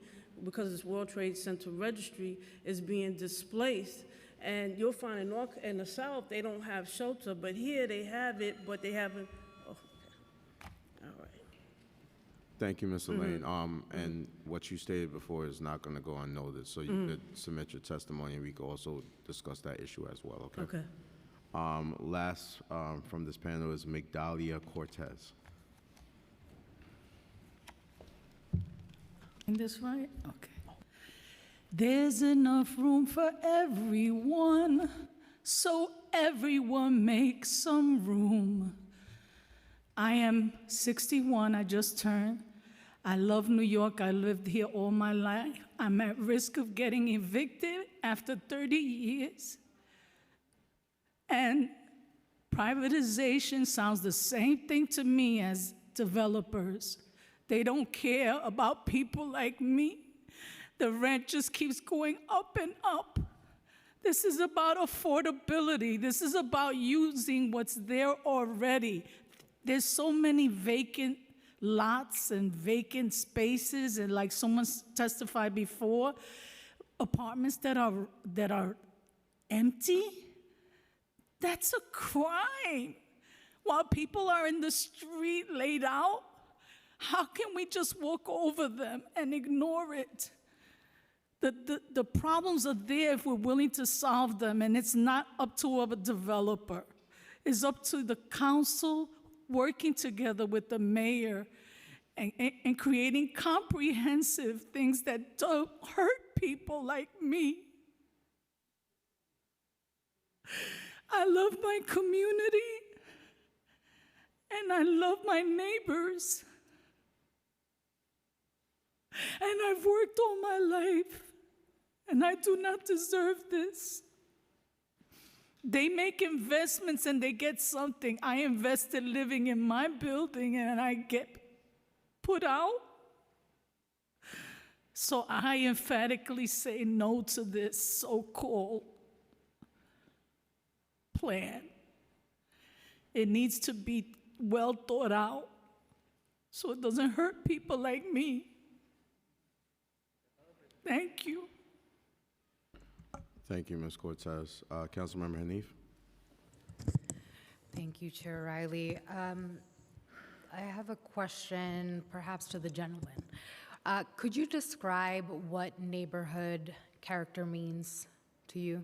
And then your points on the need for more affordability, which I think came across the entire panel, is well received, heard loud and clear. Thank you. Where do you think this affordable housing gets built? Well, there are a lot of vacant land in New York City. There are. And there's a lot of, now I'm not talking about parkland or preservation land. I'm talking about actually lots that have just been abandoned. There are homes that you see boarded up. You should zero in on those areas, target those areas. It would create jobs. It will create affordable housing, not something that a developer is going to build that are making a lot of money and couldn't care less about this lady down here. This is horrible hearing this. So I think character in neighborhood is people moved into neighborhoods. They invested a lot of their money, their time, and they enjoy living where they're living. If the neighborhood changes, if your neighborhood changes, and you get people in there that's going to be criminals or whatever, people are going to move away. You got to think about this very carefully, what you're going to do. You're going to have what they call flop houses. That's why they came up with zoning. So character in neighborhood is like, you know, the different neighborhoods. Each neighborhood in the city is unique. All the boroughs are unique. So what we want to do is preserve that, but we need affordability. And I would look at all the areas that we can build places, empty lots, abandoned houses, and something I know, I don't know if I should say this here, one more quick thing. We have rent stabilization, which is good. People need that to help afford houses. But I know millionaires who are living in rent-stabilized apartments with doormen, and they work $2 or $3 million, and they get. Just going back to the question, if anybody they pay else wants to $950 a month. What is neighborhood character? What is, where does affordable housing get built? And if there's specificity, we would really love to hear it. Okay. All right, can I give you an answer as an engineer? I don't know if you saw this, but it was just such an egregious example. They built high-rise in LA, $660,000 per unit. Makes North Shore Towers look like a slum, okay? They are building, you probably don't know the history of Levittown and Hicksville. These houses were built that blue-collar workers could afford them, okay? Instead, you're building luxury apartments and then having taxpayers pay for them.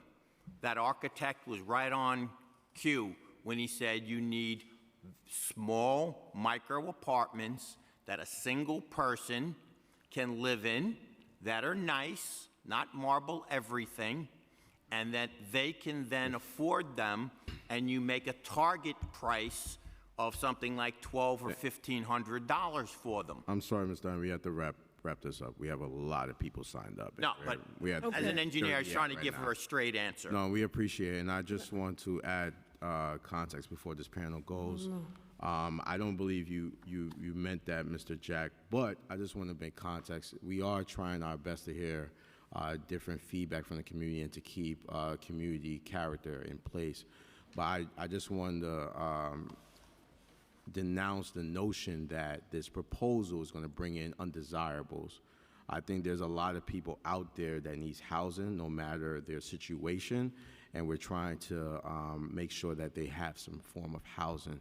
So I don't want to say that this proposal is going to bring in criminals and drug addicts. I think that's unfair to say.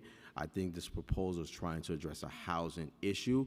Is it the complete way to address it? No, it's not. We totally understand that. That's why we're trying to put feedback. But just want to make that notion that people that are coming in our communities aren't undesirables. There are people that need housing and help. Ms. Elaine, I would make you continue, but I have over 400 people signed up, and I don't want the staff here till midnight, so I'm just going to ask you guys. Thank you. I'm going to ask the next panel to come up, please. Thank you. The panel after that will consist of Julio Herrera, Vito Labella, William Scarborough, and Denisa Rodriguez. Also, Sergeant, can you please get Ms. Magdilia Cortez information for me, please? Thank you. Ms. Cortez, can you give the sergeants your information for me, please? We're going to begin first with Austin Celestine from this panel. Can you hear me? Okay. It is 9:40 in Hawaii, so good morning. My name is Austin Celestine. I was born and raised on the Upper West Side. I've lived here all my life. This is all I know, and maybe I hope to live my days out here. I'm privileged to have a loving family that has also been here. My dad has had his Mitchell Lama apartment since 1976. That's a privilege that I have and that I'm grateful for, and I recognize it's a privilege that far too few of us in the city have. Everyone here knows how bad our vacancy rates are, median rents, homeless population, rent burden household, build times, approval costs, delays. Everyone knows that. You don't need to hear me regurgitate that. Much like I could have filled the CPC's hearing with stories of those close to me hurt by our housing crisis, I could fill this hearing with reasons for my support, but I only have 75 seconds. I'll be brief. I support City of Yes because these ideas have precedent and have been successfully implemented in other cities. Because the South Bronx and downtown Brooklyn can't solve this crisis alone, and we shouldn't be celebrating the downzonings of the Giuliani and Bloomberg administration. Because we have a shortage of homes, not parking. Because legal ADUs are safe ADUs. Because the air rights that historic churches have can do wonders for themselves, but also their communities. Because I like the San Remo on Central Park West, and I think not only would those high-density districts make it legal again, but it would get around the concerns about UAP being optional. Because New Yorkers' emissions are the lowest in the country. Because our refusal to build housing cost us a congressional seat. And lastly, I believe that landlords should be the ones begging for renters, not the other way around. And I believe that housing is a human right, but those words are meaningless if we're not building housing. I will leave with one stat. We need about 500,000 homes in the next decade. This plan gets us 108,015. This plan is a small step, but that's what monumental change needs, the first small step. So I encourage the City Council to take that first small step and vote yes on City of Yes. Thank you. Thank you. Next we have from Ben Wetzler. There we go. Hello. My name is Ben Wetzler. I live in Stuyvesant Town. I'm here testifying on behalf of myself. I'm here to ask that you support the Housing Opportunity Proposal without modifications or backsliding. The proposal will allow for the creation of desperately needed housing while improving existing city programs. These include improving affordable housing programs by making all affordable units created through inclusionary zoning permanently affordable. It's got to be permanent. And allowing affordable home ownership options as part of those programs. Additionally, it would allow for the conversion of empty office buildings into housing, which is critical for the economic future and public safety of the Midtown Manhattan community. I say that it would allow for more housing because zoning does not represent the full breadth of housing policy in New York. Zoning is not rent regulation. It is not housing vouchers. It is not the HPD or HDC capital budget. All of those policies are critically important to New Yorkers, including me and my family. We've heard from others earlier who need subsidized and stabilized housing, and our neighbors in Stuyvesant Town fought in court for years to preserve rent stabilization and tenant protections for the entire community. I would have to leave Manhattan if I didn't have those protections. And this council has taken historic steps to bolster those policies in recent years. I hope that you will continue doing that. But every one of those policies is improved by a well-considered and comprehensive plan for housing growth. The Biden administration recently estimated that New York's zoning and permitting processes add $50,000 to the cost of every single home. So if you want to make home ownership affordable, as many council members yesterday and today have said that they want, those rules add roughly $10,000 just to the down payment on every single home that can be bought in the state. In the past, policymakers understood that. When the Mitchell-Lama Co-op program was created in the 1950s, the zoning resolution did not require a single parking space anywhere in the entire city. Those were added later in the 1960s. It didn't require any limits on FAR. So if you want to make our affordable programs work for working families, you need to address those unnecessary costs, and you can start doing that today by supporting this long overdue rewrite of the zoning code. Thank you, Ben. Next, we're going to hear from Thomas Lopez Pierre. Good afternoon, Chairman. Mr. Lopez, just turn the mic on, please. There we go. Good afternoon, Chairman Kevin Riley and members of the Subcommittee on Zoning and Franchises of the City Council of New York City. Thank you for the opportunity to testify in support of Mayor Eric Adams' City of Yes for Housing Opportunity Plan. My name is Thomas Lopez Pierre. I was born in New York City. I live on the Upper West Side of Manhattan. I serve as the President and CEO of the Black Real Estate Forum, LLC, and the fund manager of BREF Fund No. 1, LLC, a Black-owned social impact private equity real estate fund. I work with accredited Black investors that include medical doctors, lawyers, and investment bankers that are committed to building wealth and creating jobs for Black people. We currently own a two-family property in the Baychester section of the Bronx, located in the council district of Chairman Kevin Wiley. We love tenants with housing vouchers. Learn more about us at blackrealestateforum.com. We are in a housing crisis. In 2023, the Community Service Society of New York reported that a staggering 34% of the city's tenants were classified as severely rent burdened, spending at least half their income on monthly rent. In 2023, 1.4% of the apartments were empty and available to rent last year, according to the city's most recent housing survey. I strongly believe that building more housing is one of the best ways to help end this housing crisis. For instance, zoning reforms within City of Yes would permit the development of small 3 to 5 story apartment buildings on 5,000 plus square foot lots near public transit and allow accessory dwelling units to be built, like backyard cottages and basement apartments. I urge the City Council to pass Mayor Eric Adams' City of Yes for Housing Opportunity Plan. Thank you. Thank you so much. Pastor Paul Peart. Good afternoon, council members, ladies and gentlemen. My name is Paul Peart, senior pastor of New Testament Temple Church of God in the Bronx. I am here to testify in strong support of the City of Yes initiative. But first, I want to say thanks to New York City for saying yes to my mother 54 years ago when she fled hardship and abuse and sought refuge in the USA. She worked as a live-in job caring for elderly. She saved and was able to afford to purchase a single-family home in the Northeast Bronx in 1978 for $34,000, providing housing for her children. Because New York said yes to my mother, when New York asked churches to consider making their properties available to build affordable housing, we said yes.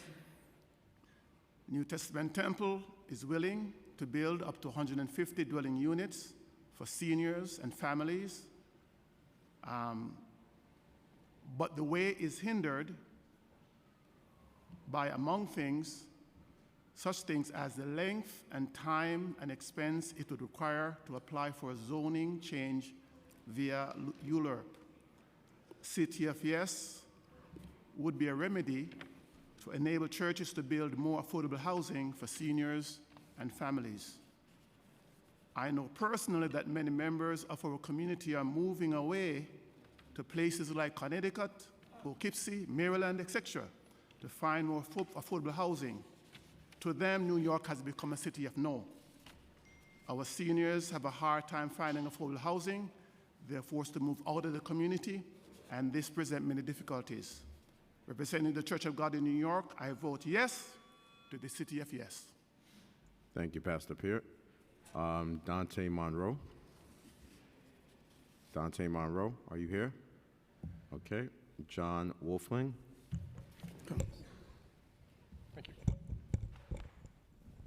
Good afternoon. My name is John Wolfling. I'm here to speak in favor of the City of Yes as much-needed reform for the future of our city to be more equitable and to make room for the next generation of New Yorkers. I'm an architect that specializes in affordable housing at Datner Architects. I work with both for-profit and not-for-profit developers on mixed income and all affordable projects throughout the city. I've worked on projects that have been limited by FAR, that have been limited by height, and limited by parking requirements. But I'm also working on a project that is going beyond what the current zoning requires, because it's what the developer knows needs to be done to make this project successful. This is being built right now in Queens. My firm has worked a great deal with HPD, and I am very proud of the work that we've done to create all affordable projects within the city. But every time one of our projects, one of our affordable housing projects goes on to the Housing Connect lottery, the demand far outstrips the supply. I am also a Brooklyn resident. I've lived in the same medium-density district for the last 25 years. I've also served on my community board, and I've heard many of my neighbors' concerns about this proposal firsthand. But I have real problems with the way they frame the issues. We've seen middle-class families leave our city. That number has been referenced multiple times in today's testimony. So it's clear to me that we have a supply problem. City of Yes is a comprehensive proposal that allows each neighborhood to help. Pulling apart the proposal to exempt high, medium, or low-density districts is going to undermine the effectiveness, and it will not allow each community to help solve this problem. I applaud the council for recognizing that zoning reform is not the only piece to solve this, but a no vote on City of Yes will allow the current inequities and current pressures to exist. Thank you for your time. Thank you. I have a question because I have two members from my community here. So I'll start with Pastor Peart first. Pastor Peart, what type of housing are you seeing that we need in the Northeast Bronx that many constituents are coming to your faith-based institution and asking about? Thank you for the question, Councilman. We need all kind of housing, but especially senior housing. Senior housing is very short. A lot of our members that are elderly have to move out of the community to find housing, and that again creates a lot of difficulties. But also housing for families is also important. Thank you. And Mr. Lopez Pierre, you stated that you have an office in my district in the Northeast Bronx? You could use the mic. No, we took an abandoned two-family home that was in your district where drug addicts were living, and two-family homeowners were in distress, and we acquired the property, renovated it, and moving someone from a homeless shelter into that property. That's what the City of Yes will do in multiples, if approved. And who's going to own the property? The property will be 100% owned by black lawyers, doctors, and investment bankers, creating wealth in our community, for the community. Thank you. Are there any more questions for this panel? There being no more questions, thank you for testifying today. Thank you. Hold on, one second. Councilmember Joseph. Thank you, Chair. I have a quick question on the senior housing. How much stock do we need to build? Because as I know it, by 2030, we'll have more older adults than we'll have school children. How much are we looking to build in the older adult space?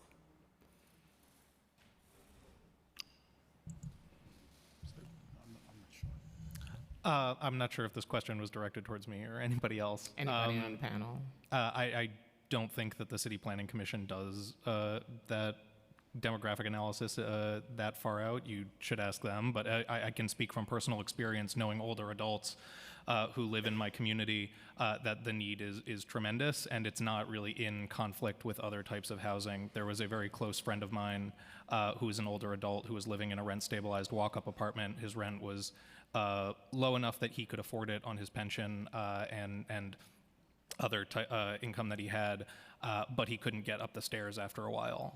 And so he had to move into assisted living in a different state. And that really was tragic to me because it really shows that this is not just a question of regulatory needs. It is, or even necessarily of subsidy. It really is about the physical structures that exist in our state, and we shouldn't be limiting them in ways that aren't focused on the needs of the population.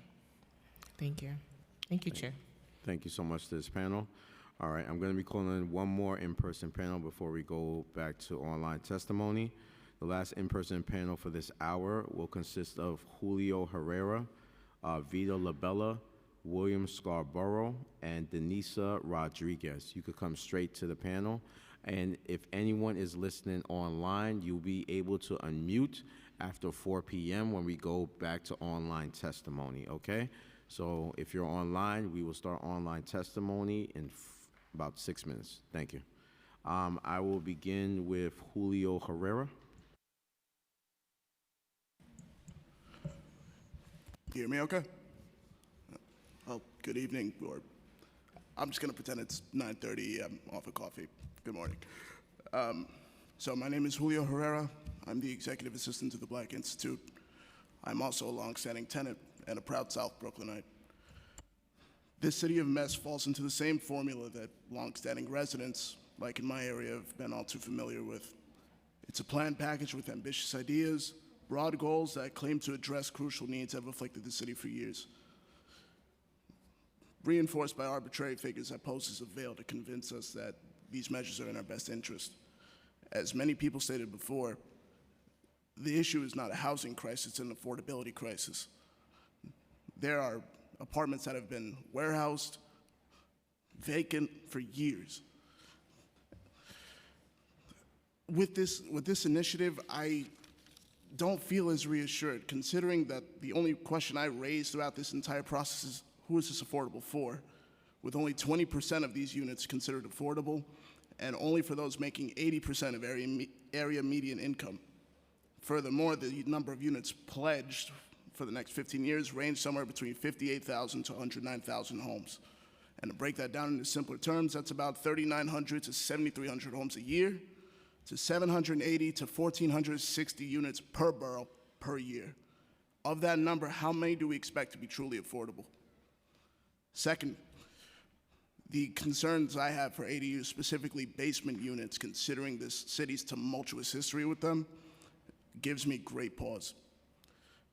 Specifically, when it came with Hurricane Ida, areas that weren't even considered flood zones became sites of disaster, claiming the lives of 11 people and displacing dozens more, some I personally know.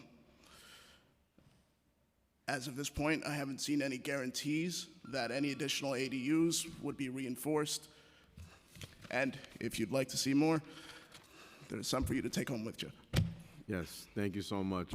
We definitely wanted to get your testimony, and we're definitely going to be looking into it. Tell Ms. Lewis we saw her earlier, and we appreciate her coming by. Of course, we'd be more than happy to follow up as well. I would love to. Thank you. Next, Vito Labella. Is Vito Labella here? William Scarborough. Yes. William. Good afternoon, council members. My name is William Scarborough, and I'm the president of the Adderley Park Civic Organization in Jamaica, Queens, and a former state assembly member.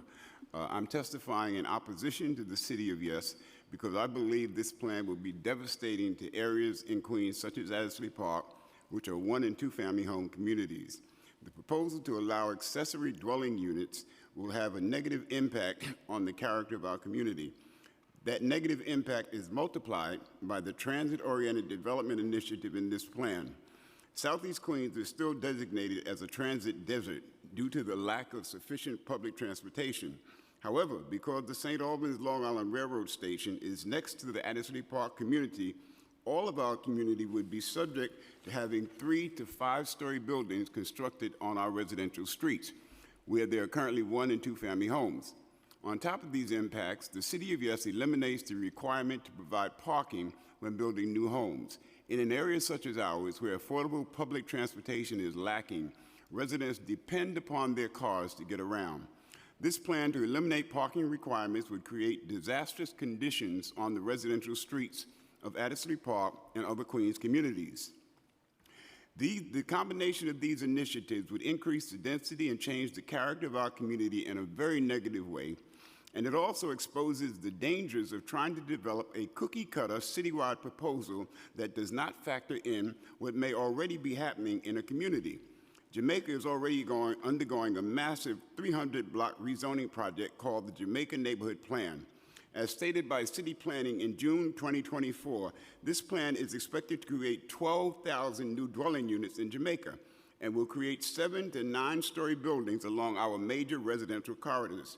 To impose the density of the City of Yes, in addition to the 12,000 new dwelling units already planned for our community, is not, as the mayor likes to say, a little more housing in every community, but will represent an unfair burden that will drastically overload our community, our infrastructure, and our streets. We urge you to reject this plan. Thank you. Thank you. Is Denisa Rodriguez here? Denisa Rodriguez? Okay.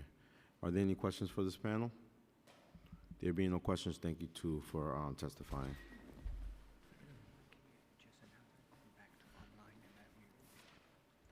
So we're going to go right to online now. If you're in here and testify in person, please be back by 4:45. Thank you.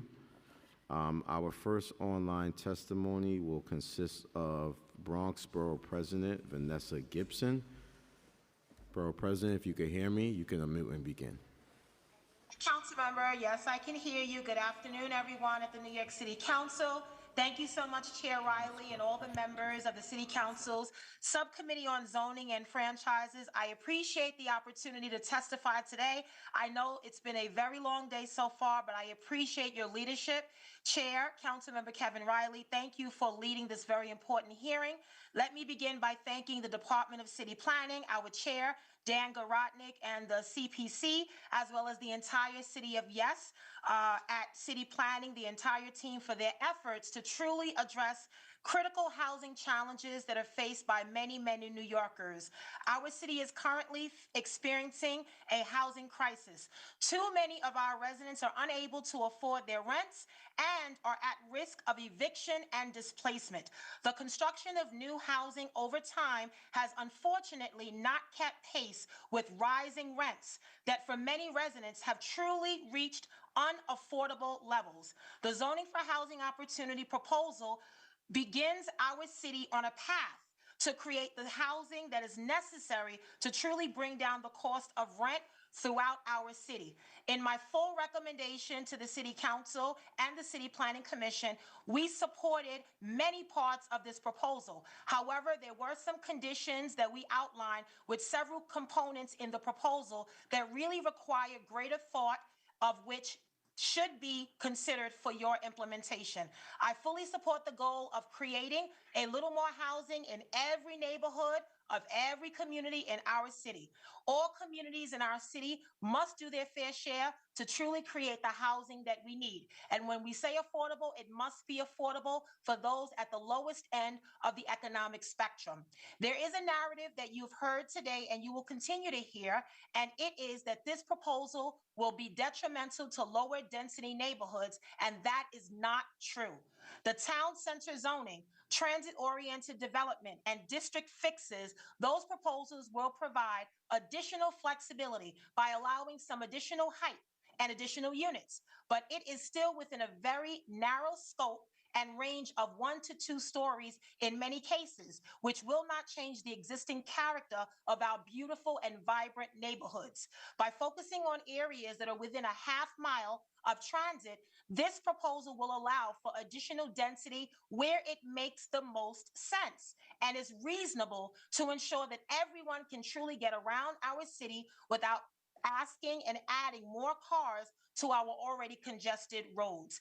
In order to support new housing development, the city also must look to ensure that we support our existing residents by providing a modernization of infrastructure within our communities that will be needed as our city continues to grow. Balancing new development with support for existing neighborhoods is a common sense approach, and many have talked about investing in existing infrastructures today.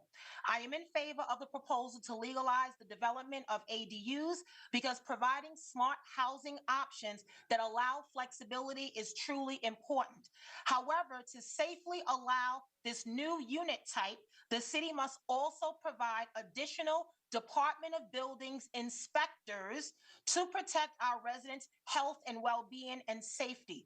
The city must engage with all of our homeowners on this issue and ensure that they all know what their rights, responsibilities, and the guidelines of this program is when it comes to ADUs. We need more inspectors at the Department of Buildings as well as HPD. When it comes to the infill development, particularly in New York City Housing Authority on our NYCHA campuses, the city must actively engage with residents and tenant association leadership to ensure that their concerns are taken into account. Infill development should have a focus on providing housing for working families and older adults and veterans, particularly those that already live in NYCHA today. Let us lift up these families that live in public housing right now. We must ensure that all of our NYCHA residents still have access to clean air, sufficient light, and open and green spaces, just like every resident in our city. I do not support the proposals to increase small or shared housing and to decrease the dwelling unit factor.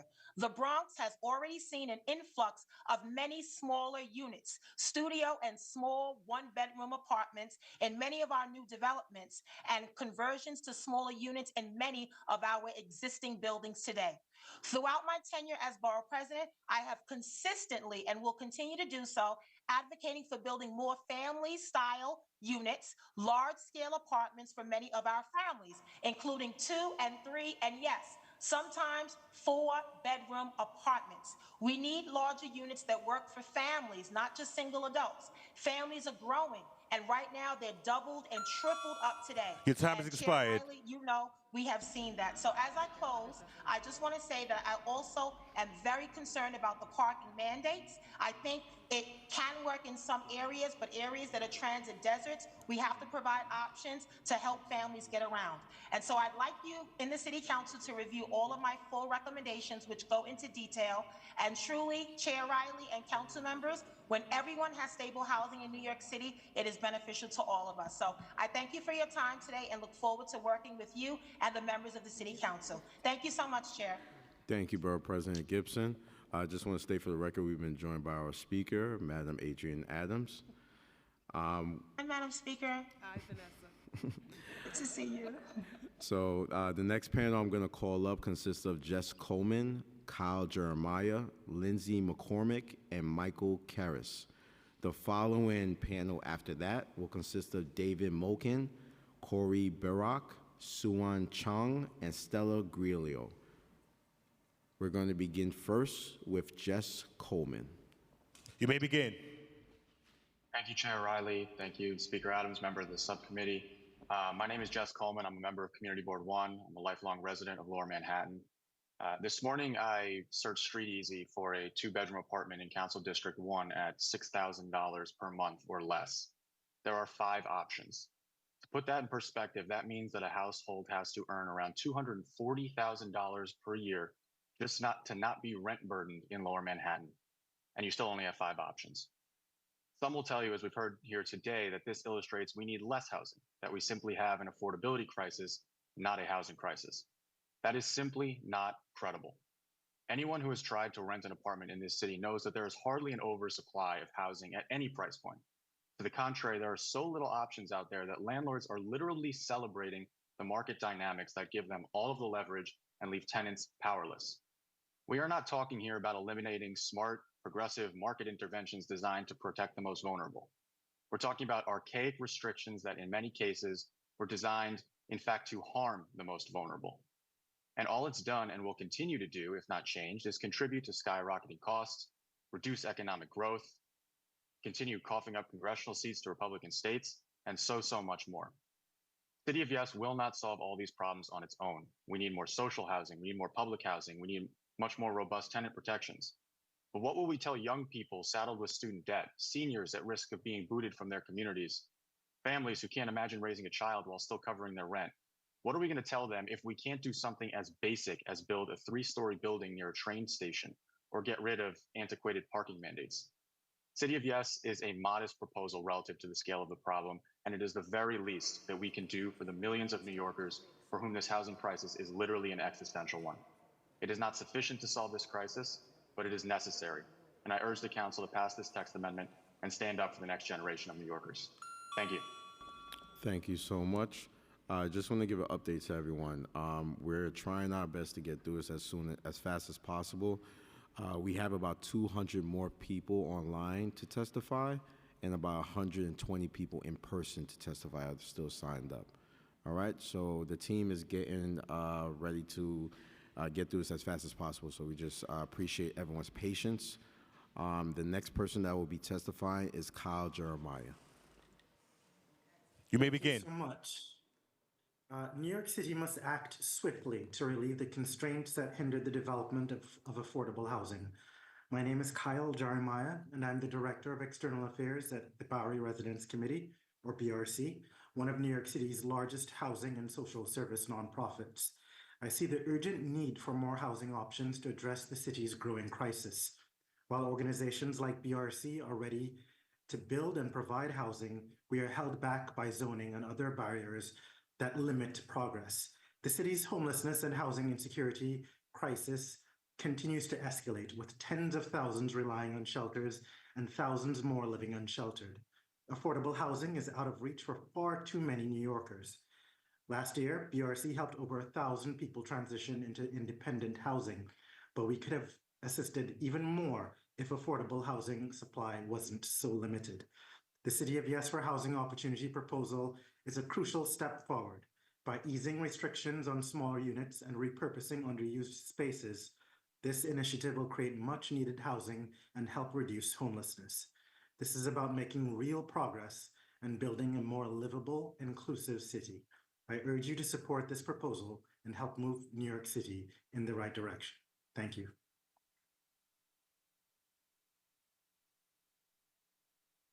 Thank you. The next person that I'm going to call to testify is, give me a second, I'm sorry, Lindsay McCormick.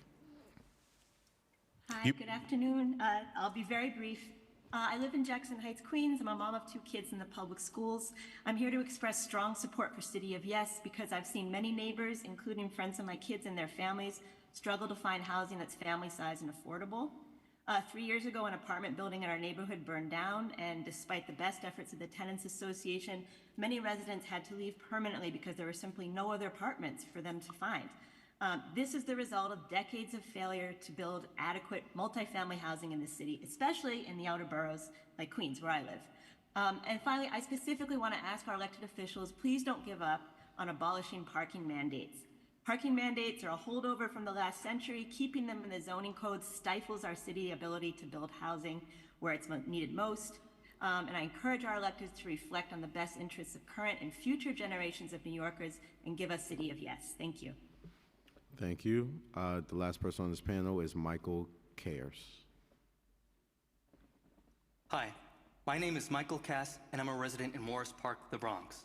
As a local advocate, I've been proud to support all types of housing in my district, from supportive housing projects like Just Home to rezonings like the Bruckner sites and the Bronx Metro North Neighborhood Plan. Getting these projects and applications passed are no doubt critical to easing the housing shortage in communities like mine.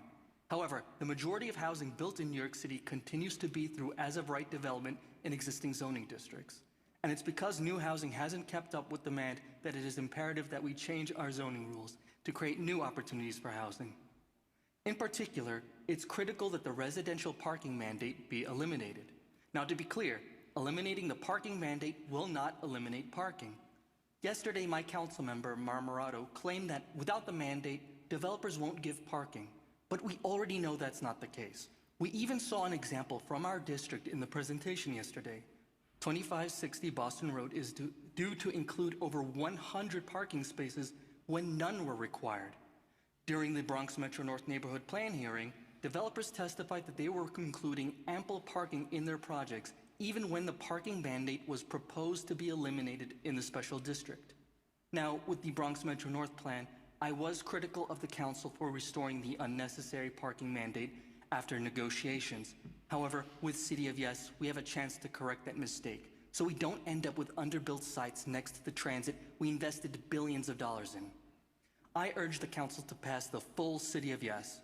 Weakening this proposal represents a far greater risk to our quality of life. Thank you. Thank you. Are there any questions for this panel? There being no questions, this panel is excused.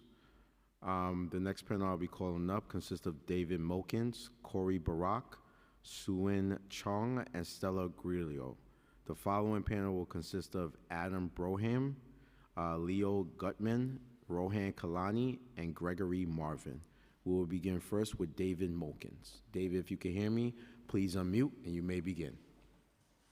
Can you hear me? David, if you can hear me, please unmute.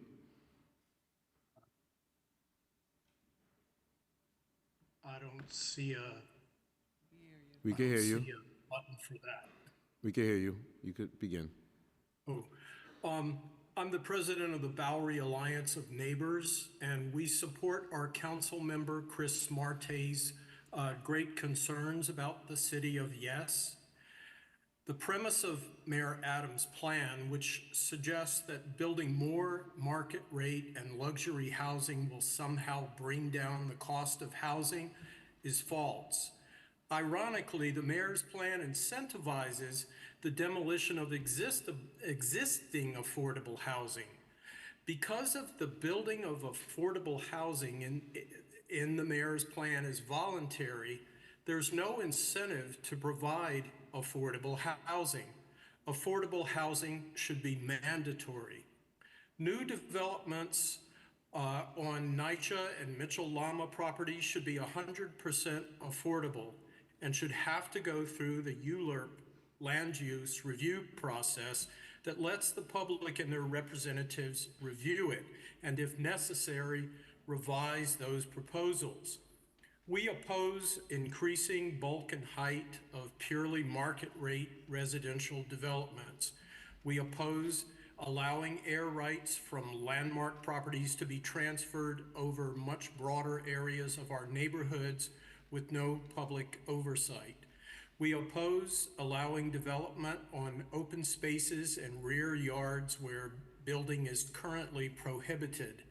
We oppose all provisions that remove public oversight of developments.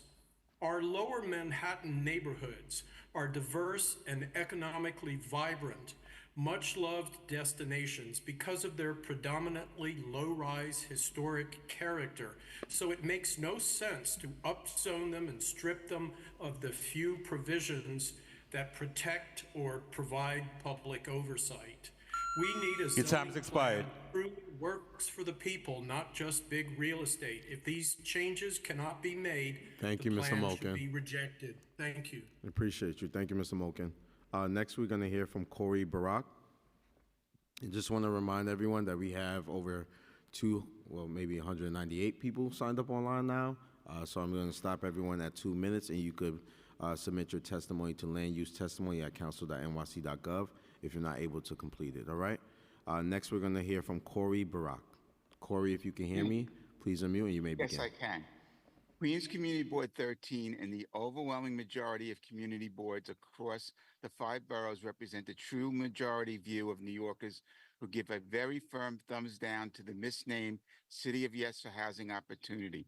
It would permit greater scales of development, increased density on blocks and in neighborhoods, and with no community input and without any guarantee of affordability, especially for working families in the middle class. It's a giveaway to those who seek to develop luxury housing, thus remaking neighborhoods as unaffordable for their current residents.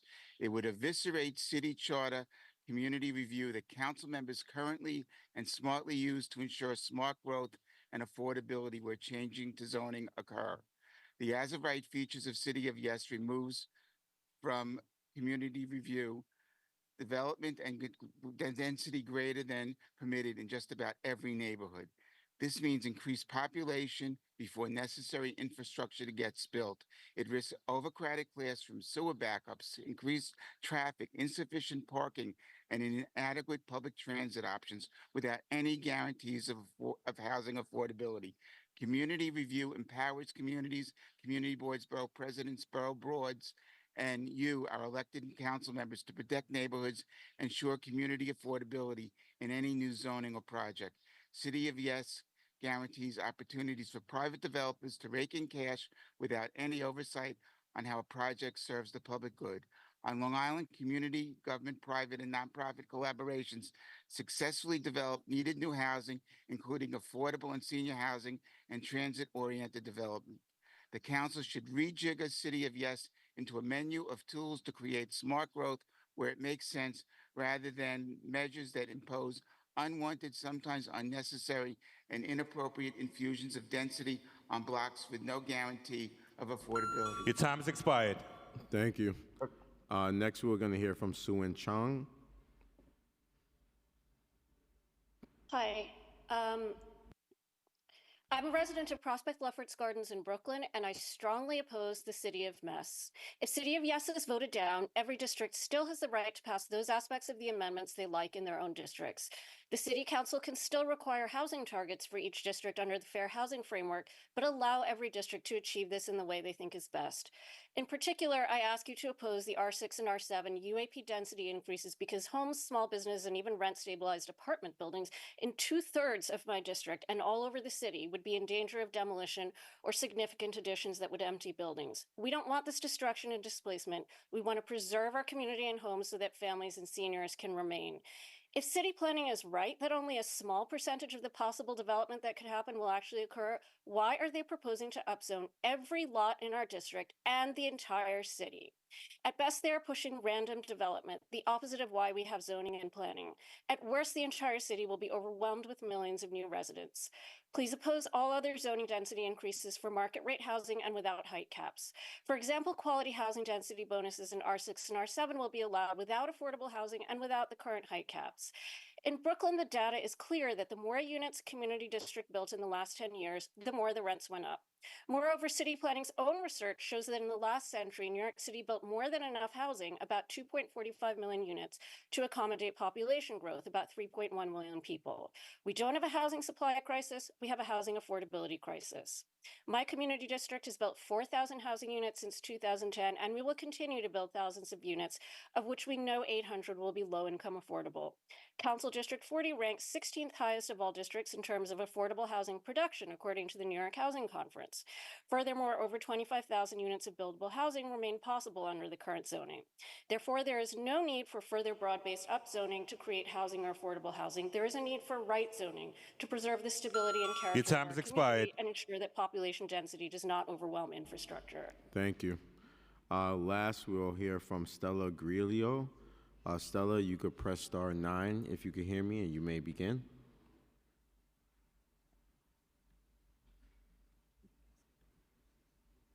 Stella, if you can hear me, please press *9 and you may begin. It's *9, right? I'll do it after. Can you hear me? Yes, we can hear you. Okay, my name is Stella Grillo. I'm a member of my local political club, Civic Association, live in Community Board number 8 in Queens, and a constituent. I'm asking the City of Yes, the City Council members to vote no to the City of Yes. Changing housing zones to replace 1- and 2-family homes throughout the city with multiple dwellings is not really the solution that'll meet the need for affordable housing. A bulk of the new housing will actually be at market rate apartments. Only the real estate developers will actually benefit from this disastrous change. Where will our present homeowners go? My home, which is a single-family home, has always housed at least two generations of family members. So no, we can't rent out our basements or build additional housing in our backyards. We are the taxpayers who have built these communities, and it's always been home ownership has been the American dream. So now will we have to find an apartment we can afford? What about infrastructure? electric and gas usage, sewage, sanitation, and our overcrowded schools. There will be no accommodations for cars and parkings. Most of these neighborhoods are in transportation deserts. We require a car to get to transportation, shopping, doctor's visits, whatever. I noticed that they have even made plans to construct housing in church parking lots and in every green space, kind of making us a concrete jungle. How well thought out really is this plan? We're all your constituents and ask that you vote no to the city of yes. Thank you. Thank you so much to this panel. Councilmember Joseph has a question. Yes. For my constituent in District 40, how do we plan on building more housing and affordable housing in District 40? What's the idea for you? Where is District 40? No, Ms. Grillo, that question is for Ms. Suin Chong. Oh, okay. Ms. Chong, you may answer. Hi, Councilmember Joseph. We do have vacant lots. We do have underbuilt one-story lots that are church-owned. I would be happy to have the discussion with you at a later time. But we even have lots that were upzoned just prior to MIH being announced, and those, including church-owned lots that are probably suitable for affordable housing. There are a lot of options, but it's not like entire avenues. It's certain lots in certain locations, depending on what the height context is, what the, shadow impact might be. As you know, we have sensitive areas near the parks, near the Botanic Gardens, near one-family homes. We've got options. A lot of the affordable housing that we're doing now is coming through Vital Brooklyn, which is a state project.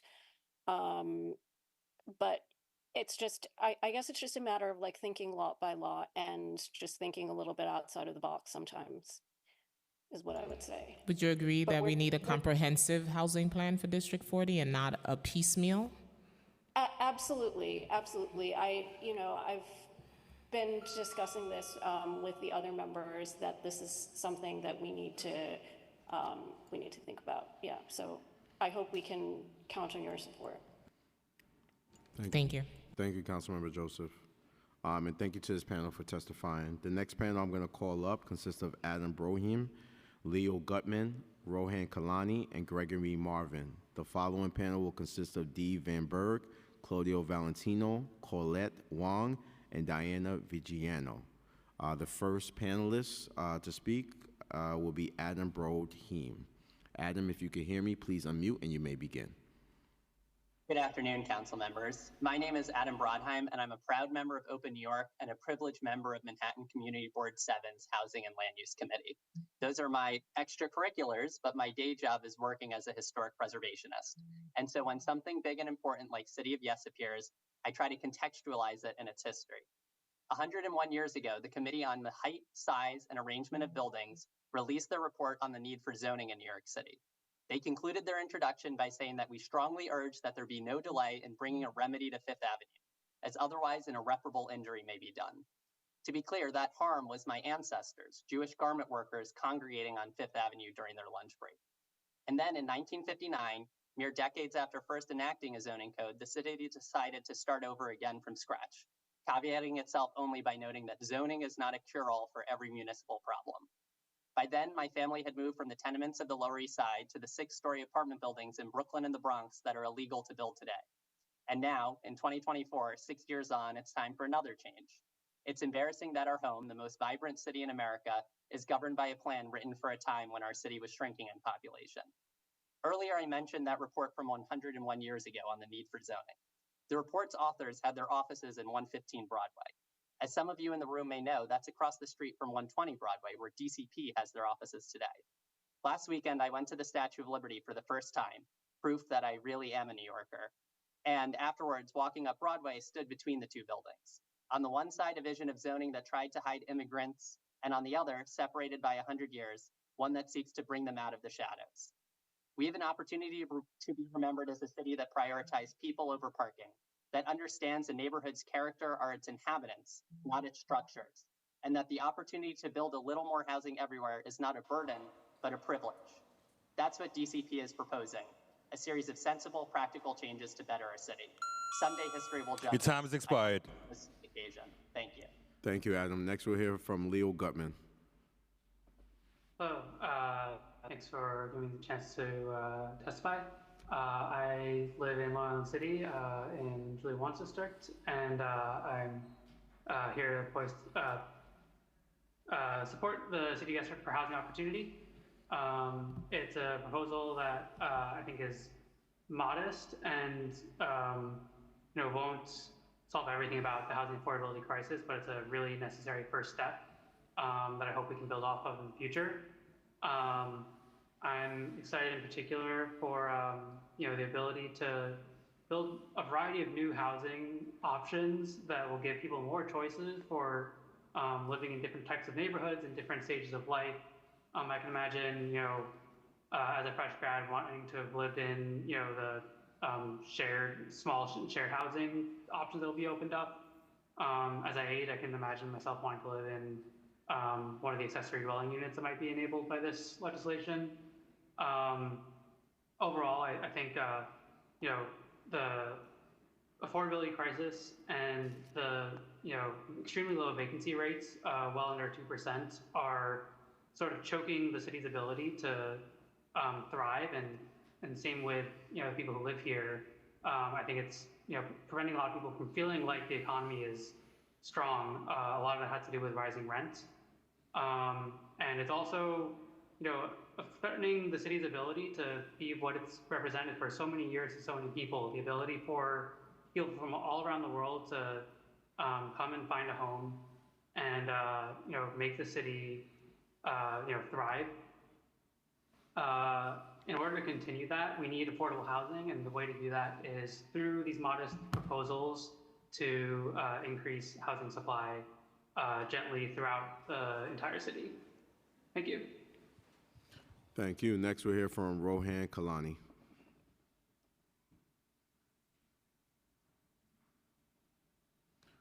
Rohan, Good afternoon, council members. I'm here to voice my strong support for the CPS zoning reform package.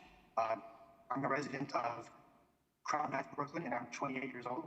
So as a young New Yorker, I've experienced firsthand the struggles of finding affordable rental housing in our city. And this idea is echoed by all of my peers who could not take time off of work today to come and testify. The facts, the evidence is very clear.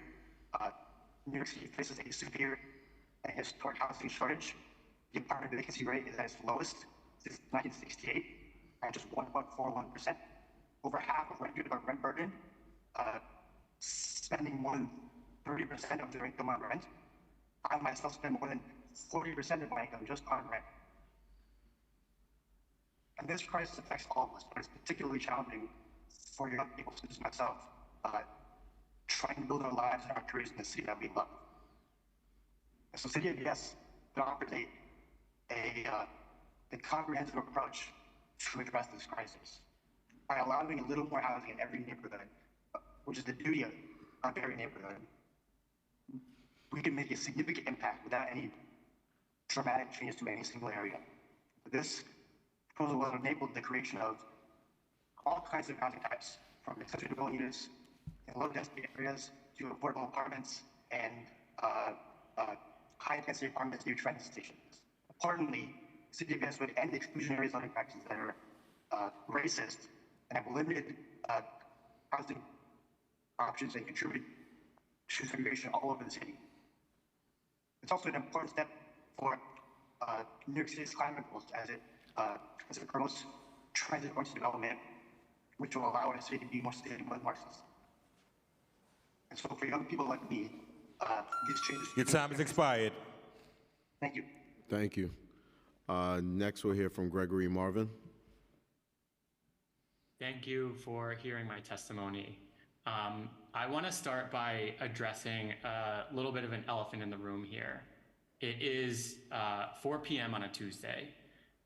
The people who are hurt most by our dire housing shortage, market rate renters, are not adequately represented in these quote unquote community input processes because they are busy with work and childcare. And more importantly than this asymmetry in representation is the asymmetry of the stakes. I really don't know that opponents of this legislation who are homeowners or who are lucky enough to be rent stabilized really appreciate just how bad it is out there for a lot of renters right now. In the last week, I've talked to friends who in one case are deciding not to have a second child because of the cost of housing, another who are commuting 3 hours combined a day to and from Suffolk County. And I encourage the council to consider the trade-offs at stake here in these terms and actually compare the stakes against one another.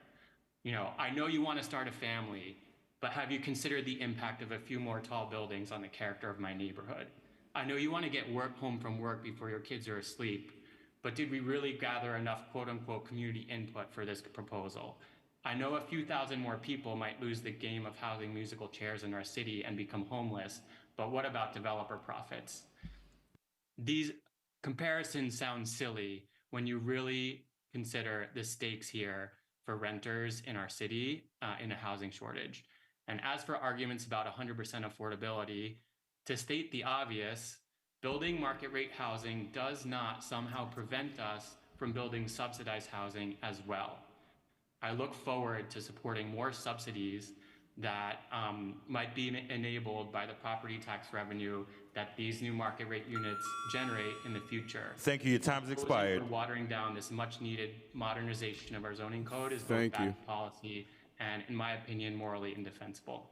Thank you, Mr. Gregory. Are there any questions for this panel? There being no questions for this panel is excused. The next panel we're going to hear from consists of Dee Van Berg, Claudio Valentino, Colette Wong, Diana Virginio. The following panel consists of Kevin Wolf, Dan Miller, Chloe Sarnoff, and Sunny NG. The first panelist we're going to hear from is Dee Van Berg. Dee, if you could hear me, please unmute and you may begin.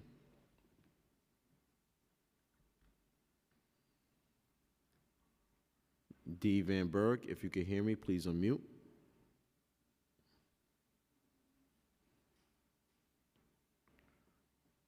Do we have Dee Van? Yes, we can hear you, Dee. Oh, okay. I'm very sorry. Thank you very much, council member, for having this hearing and for hearing us all. My name is Dee Vandenberg. I am the president of the Staten Island Taxpayers Association. We are also members of the Staten Island Civic United. We are against the city of Yes. I'm going to stick to what I know best, and no one's going to like this answer, but the bottom line is I'm going to need every city councilman to do themselves a favor and see if they can get a copy of the New York City Department of Environmental Protection's Speedy Permit, SPEEDES. That is a permit that's issued by the state of New York for every single sewer treatment plant in the city of New York. Every month. What has happened here, and we came about this accidentally. Actually, it was Hurricane Sandy that started it. We reached out across the lines of all the boroughs that had flooding and damages and deaths. And what we found out is that 95% of the sewer treatment plants all failed during the storm. We also had issues during Hurricane Ida in 2021, where 10 people died in basement apartments. We are extremely, extremely concerned. Just so I can make it clear, this is not a NIMBY. This is not politically motivated to go against this. This has nothing to do with race, status, anything. Staten Islanders, and myself being one of them, so I know what I'm speaking of, are still on septic tanks. We do not have the infrastructure to support this. We are not getting the infrastructure. Thank you. Your time has expired. Thank you very much. Thank you. Next, we'll hear from Claudio Valentino. Yes, hi, can you hear me? Yes, we can hear you. Okay, thank you. I'm Claudia Valentino, president of the Forest Hills Community and Civic Association. I've been involved in civic life for over 30 years. I represent an area that we downzoned over 20 years ago, and if you were to walk the perimeter, it'd take you over an hour to walk it. It's that large. The homes are old, sit on small lots, many with porous cinder block foundations, all just a driveway apart. Our infrastructure, electrical grid, sewer, ability to clear rainfall is even more seriously challenged now than it was when we originally undertook our downzoning. ADUs and apartment buildings situated among our homes simply won't work. City of Yes type plans have come to us from other cities and counties across the country where properties are much, much larger than our own. Urban planners have not taken this into account. Regrettably, City of Yes does not address affordability or homelessness over any kind of reasonable timeline because the sources of these problems are incorrectly called out. City of Yes has from the beginning been framed as an accusation, laying blame for affordability and homelessness at the feet of one or two family homeowners. That framing discredits homeowners so that our knowledge, therefore, is automatically discounted. Homeowners know their neighborhoods best, and that knowledge is the foundation for competent community review, including safety, quality of life, and availability of city services, which City of Yes eliminates, disenfranchising all New Yorkers. To conclude, I urge the City Council to reject this plan and undertake the necessary work of examining how developers have now and for decades been able to pick and choose the best properties to build what they like. Developers are the true source of lack of affordability, not homeowners. Take them on. We will support you. Let's create a new plan, a New York City plan that builds homes fast on vast tracts of available land and offers people Thank you. Your dignity time's expired. and more than a garage. Thank you so much. Thank you so much, Ms. Claudia. Next, we'll have Colette Wong.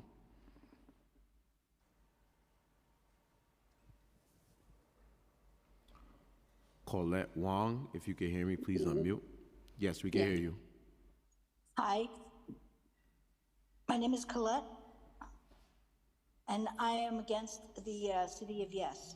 My concern is I live next to a federal preserved property and wetlands. So I need to worry about what would be built next to my home. I can't understand how they could build on federally protected property and on wetlands.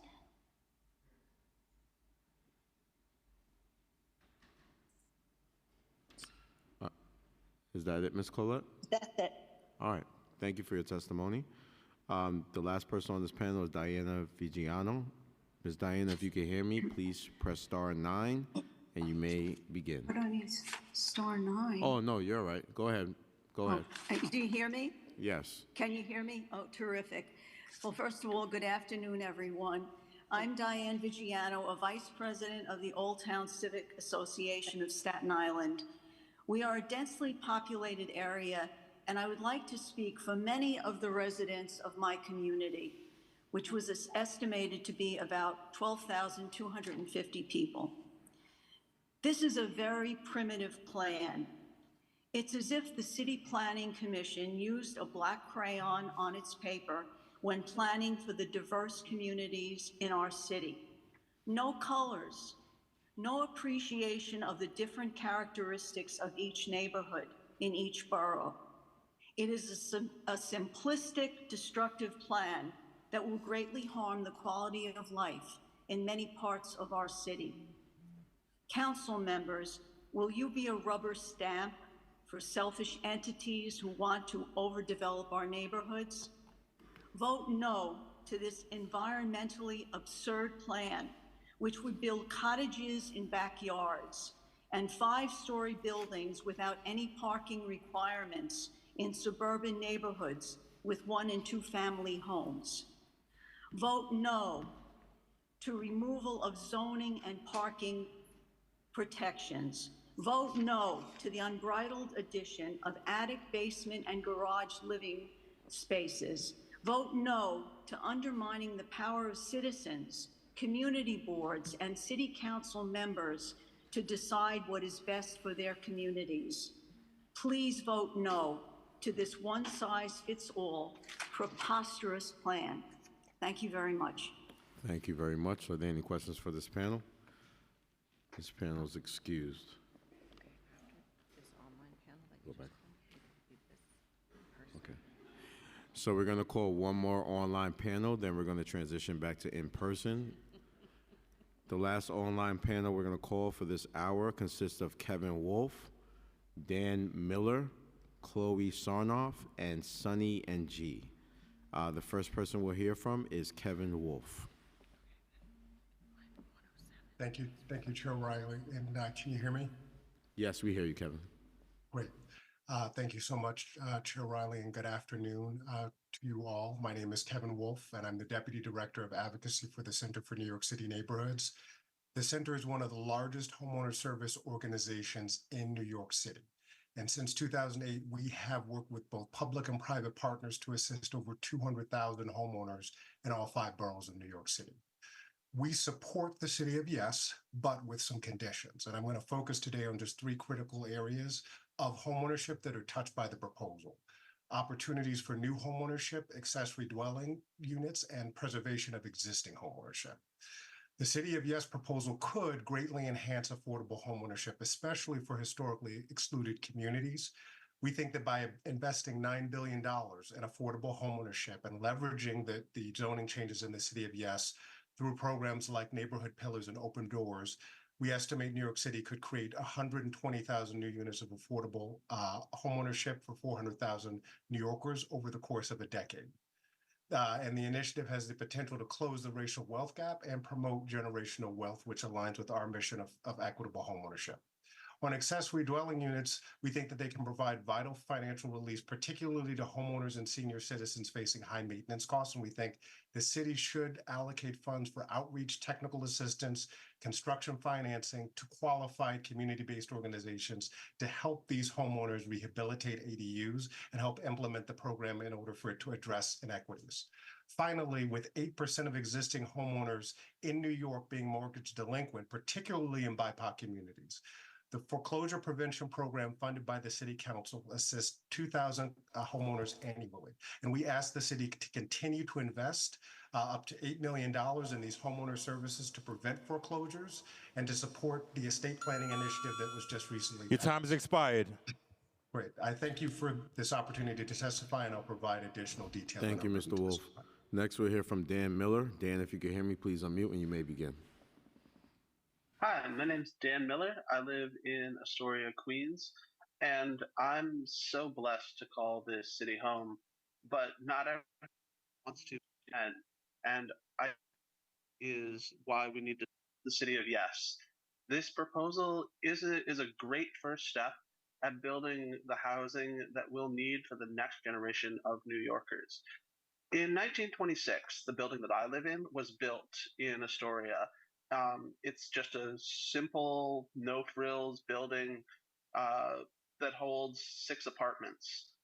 And it was built as part of this burst of development in the 1910s and especially the 20s that really transformed Queens and made it the borough that we know and love today.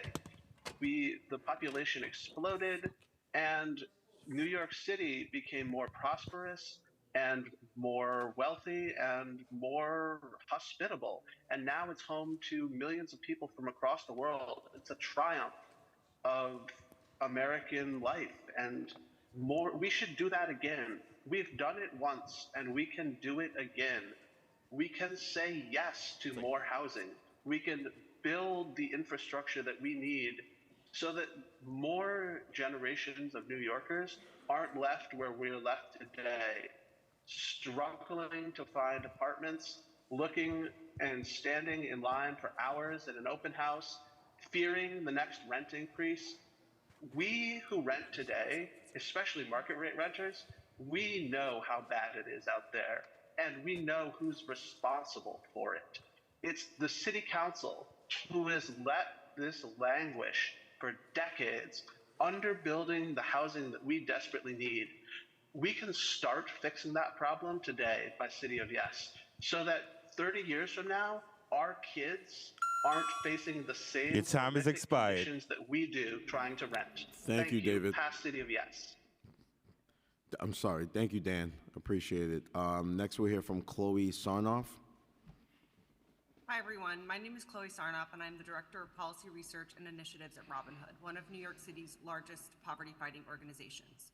On behalf of Robin Hood, I am here to express our strong support for City of Yes and to urge the Council to vote for the proposal as written. New York City's housing crisis has reached its breaking point. Nearly a third of low-income renters in the city spend more than half of their income on rent. And recent data from the Poverty Tracker finds that for the typical rent-burdened New Yorker living in poverty, rent amounts to 70% of their cash income each month. With a vacancy rate of only 1.4%, the lowest in 56 years, our housing shortage affects all New Yorkers, but it threatens the lives of the city's most vulnerable families. These are the New Yorkers who will be most harmed long-term if the Council does not pass City of Yes. With so few available affordable apartments, families currently spend over 400 days in shelter before finding an apartment they can afford. If City of Yes is passed as written, it will add as many as 109,000 new units to the city over the next decade, and in doing so will create opportunities for low-income families with rental assistance vouchers to access newer units in higher opportunity neighborhoods. Beyond just new housing, a new report from the Regional Planning Association estimates that City of Yes would create up to 30,000 new jobs annually for 15 years, generating $32 billion in total earnings and $83 billion in overall economic activity for New York City. Some have questioned whether City of Yes for Housing does enough to create a production pipeline for deeply affordable housing. This is an important question for organizations like Robin Hood, whose partners are focused on meeting the needs of the poorest New Yorkers. Our response is that citywide zoning text amendments can only do so much. On its own, City of Yes for Housing will not close our deep affordable housing gap or completely solve the housing crisis, which is why we are excited to see what else the Council proposes as part of a broader housing agenda, and why we have to keep the pressure on in Albany for statewide action. There is no silver bullet that will solve New York's housing crisis. Meeting the needs of low-income New Yorkers requires increasing the supply of affordable housing and providing more support for tenants today. These are the two. Thank you. Your time has expired. Are the centerpiece of our policy agenda. Thank you. Thank you. Last, we'll hear from Sunny NG. Hello, good afternoon. My name is Sunny Ng, and I've been a renter in North Brooklyn for over 10 years. For anyone my age or younger, and we know how expensive and how annoying it is to find housing because rent is so expensive. The housing crisis is very real, and I believe the City of Yes will help. And this is why I'm really excited for it to pass. And I really hope the council approves this proposal as is. While each of the proposals has their own merits, the one I'm most excited about is lifting parking minimums. For a city with the best world-class public transit in the whole country, it's pretty ridiculous that we have provisions that require parking in the first place. This is especially absurd in transit-rich neighborhoods like the one I'm currently living right now. Parking is definitely not free, and it is a form of subsidy provided to those less than half of all households in the city that drive. That cost is passed on to renters and owners who may not need the space. Removing parking minimums doesn't mean the city doesn't allow parking space to be built at all. It just means that the market needs to figure out how much parking is actually needed instead of us mandating what needs to happen. The bottom line is developers should not be forced to build on-site parking if it doesn't make sense for the neighborhood. Not to mention, we should be reducing car dependency if it is the city's prerogative to reduce our carbon footprint and to fight climate change. This proposal moves us in the right direction from this outdated policy, and I fully support it. Thank you for your time, and I hope City of Yes passes. Thank you so much, Sunny. Do we have any questions for this panel? I do not. Thank you. All right. This panel is now excused. We will be transitioning back to in-person. The first in-person panel I'm going to call on consists of Shanae Dopersad, Cheyenne Dopersad, Sharon Pope Marshall, Benjamin Ross, Tori Lyon, Megan Wiley, and Michael Rivera.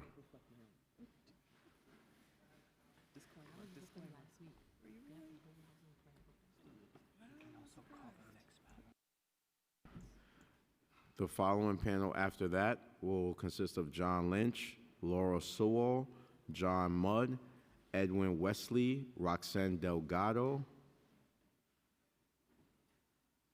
Yeah, and Roxanne Delgado. That'll be the next panel. If I just called your name, you could sit up front until this panel has went already. I'm going to call this panel one more time. Michael Rivera, Megan Wiley, Tori Lyon, Benjamin Ross, Sharon Pope Marshall, and Cheyenne Dopersar. We will begin first with Cheyenne.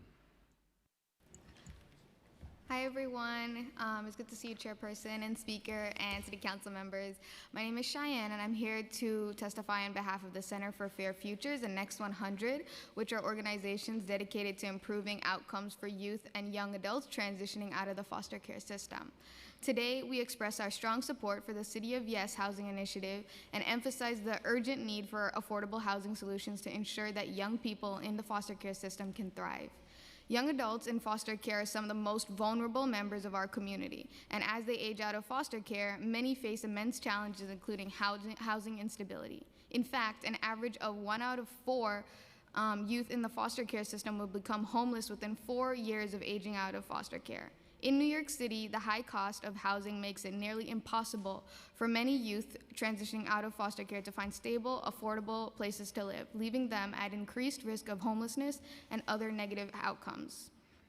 Without stable housing, these young people face an uphill battle as they complete their education, try to find employment, and build independent lives. We urge the City Council to take additional steps to prioritize affordable housing for young people in foster care and young adults transitioning out of care, and setting aside units in new developments offering targeted rental assistance and supportive services for them. Doing so can help prevent homelessness among this population and provide them with the stability they need to succeed. As a youth from the system since I was 15 years old, I understand the firsthand experiences of how critical stable housing is for young people in foster care. With the right support, these young people can go on to lead successful, independent lives. We believe that the City of Yes initiative is vital to creating a future where all young people, including those aging out of foster care, have access to safe, quality, affordable housing. Thank you. Thank you, Cheyenne. Next, we're going to have Sharon Pope Marshall.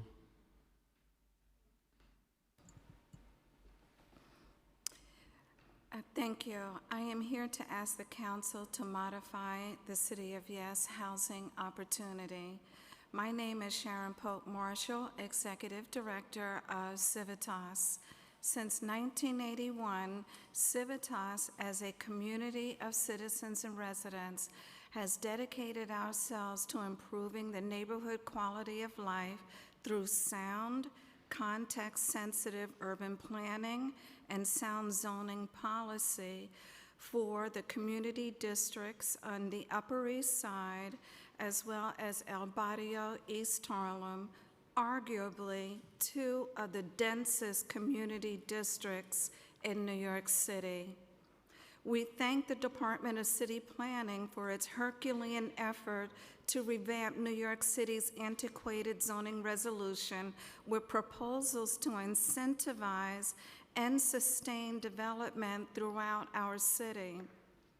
We note that the proposal recommends innovative, comprehensive citywide zoning regulations that are meant to alleviate the pressure felt by the highest density neighborhoods and incentivize new residential development in medium and low density communities. Although Civitas is in general support of the City of Yes, we offer these modifications and we trust that the council will consider them. Expand off-site affordable housing opportunities within our community districts. Don't weaken special purpose districts with citywide changes proposed in the City of Yes housing opportunity. Retain public input and public review of the uniform land use review process. I appreciate you letting me speak today. Thank you. Thank you. You could present the rest of your testimony, your land use testimony at Thank you. council.nyc.gov. Are there any questions or statements for this panel? Sure. Go ahead, Councilmember Joseph. How long does it take for foster youth that age out to find permanent housing and affordable housing? What's the time span? That's a good question. Can I get my people to answer back to you about that? Of course. Thank you, Councilmember Joseph. And thank you to this panel. It's your excuse. Can we have the next panel come up that I called previously, please? The following panel after that will consist of Michael Savino, Julie Steen, Van Sundharo Kalaspudi, Chloe Fitsuisi, I'm sorry, I know I butchered that. Fitsuisi, thank you. You can come to the front. Elizabeth Denny's and Reverend Dr. Terry Troyer. You will be the next panelist. We will begin with this panel, and we can start first with Michael Savino.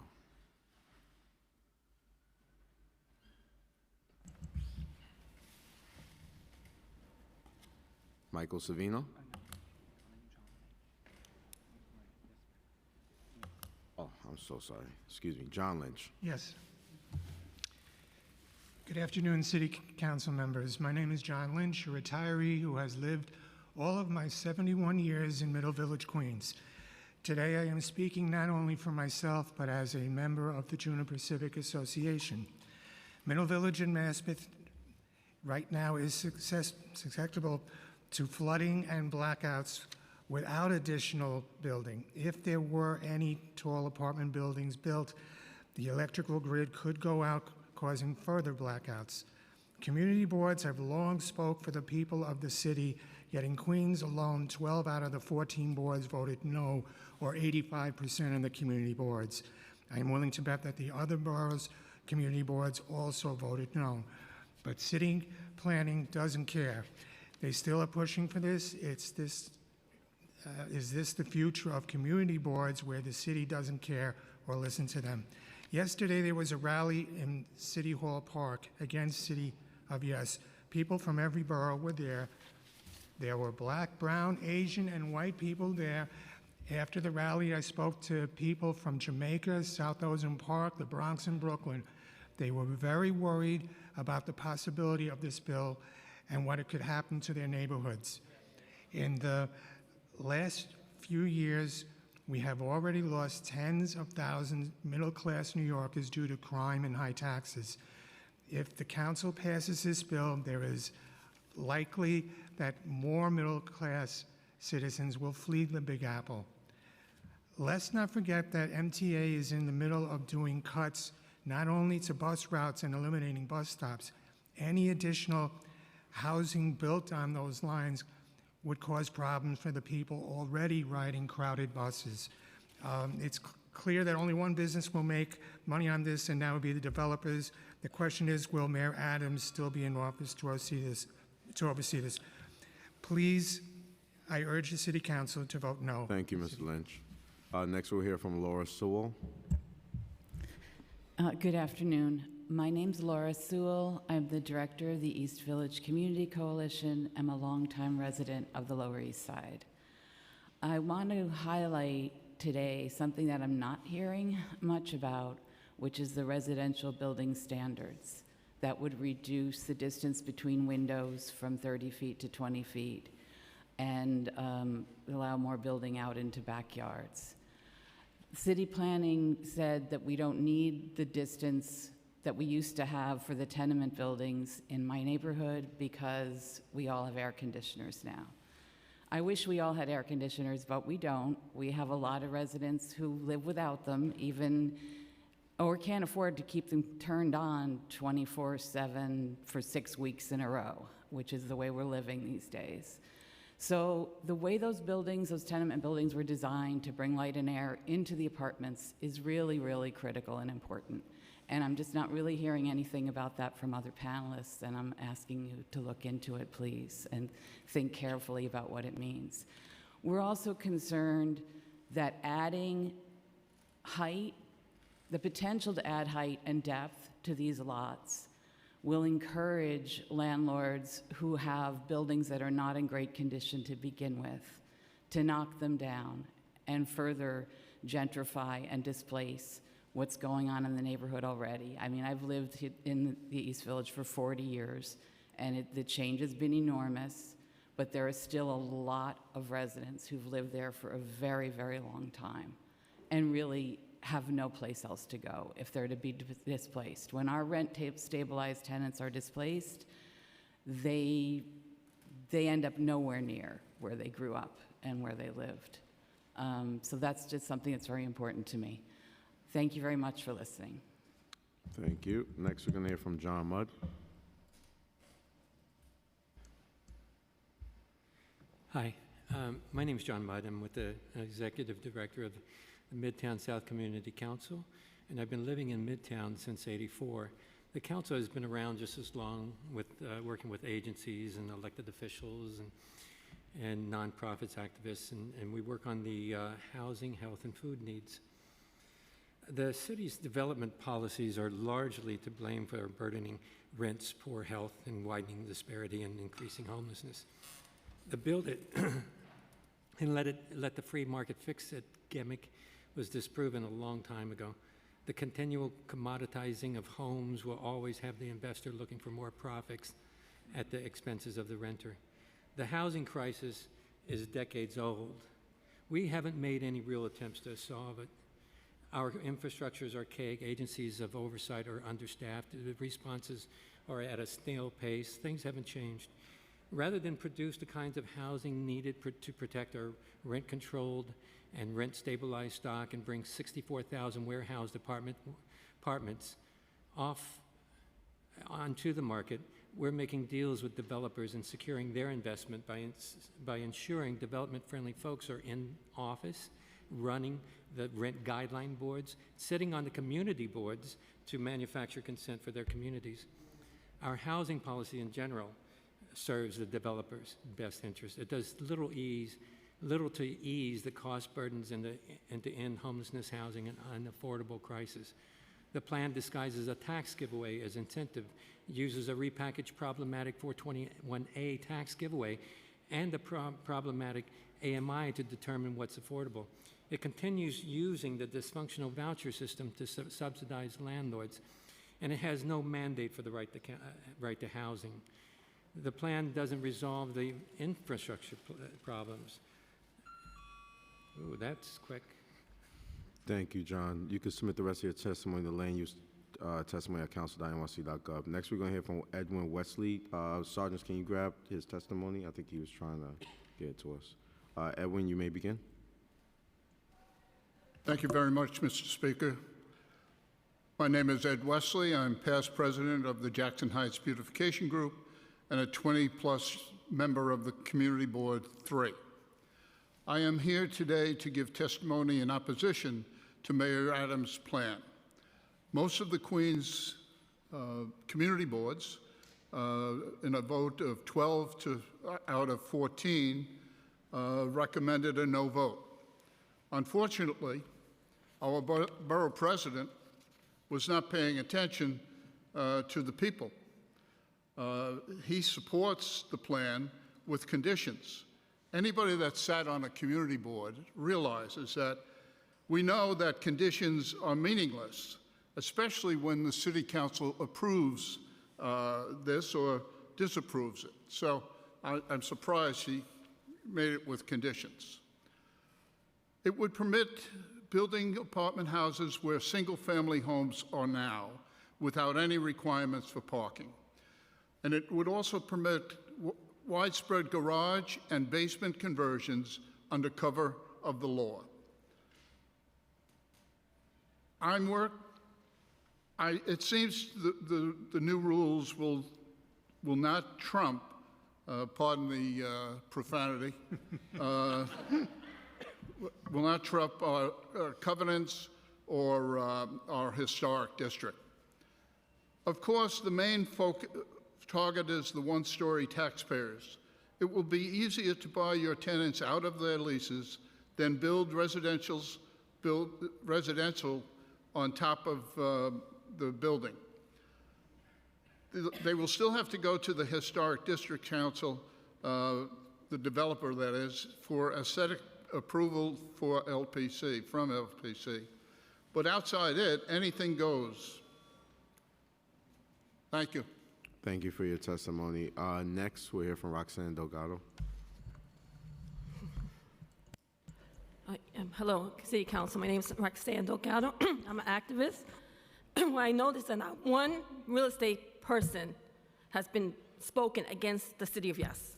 Not one of them. In fact, they came out in support of City of Yes. They said they're funding nonprofits in support of City of Yes, but not one of them came out to speak against City of Yes, as they do when we do proposed rent freezes. So actually, real estate benefits from this City of Yes. That itself tells you that it does not benefit from this community. That did not initiate this plan. It was initiated by a corrupt administration behind closed doors with real estate and a political operative Department of City Planning. This will be environmental injustice because community input will be annihilated. How can you expect people to vote when they have no input in the process?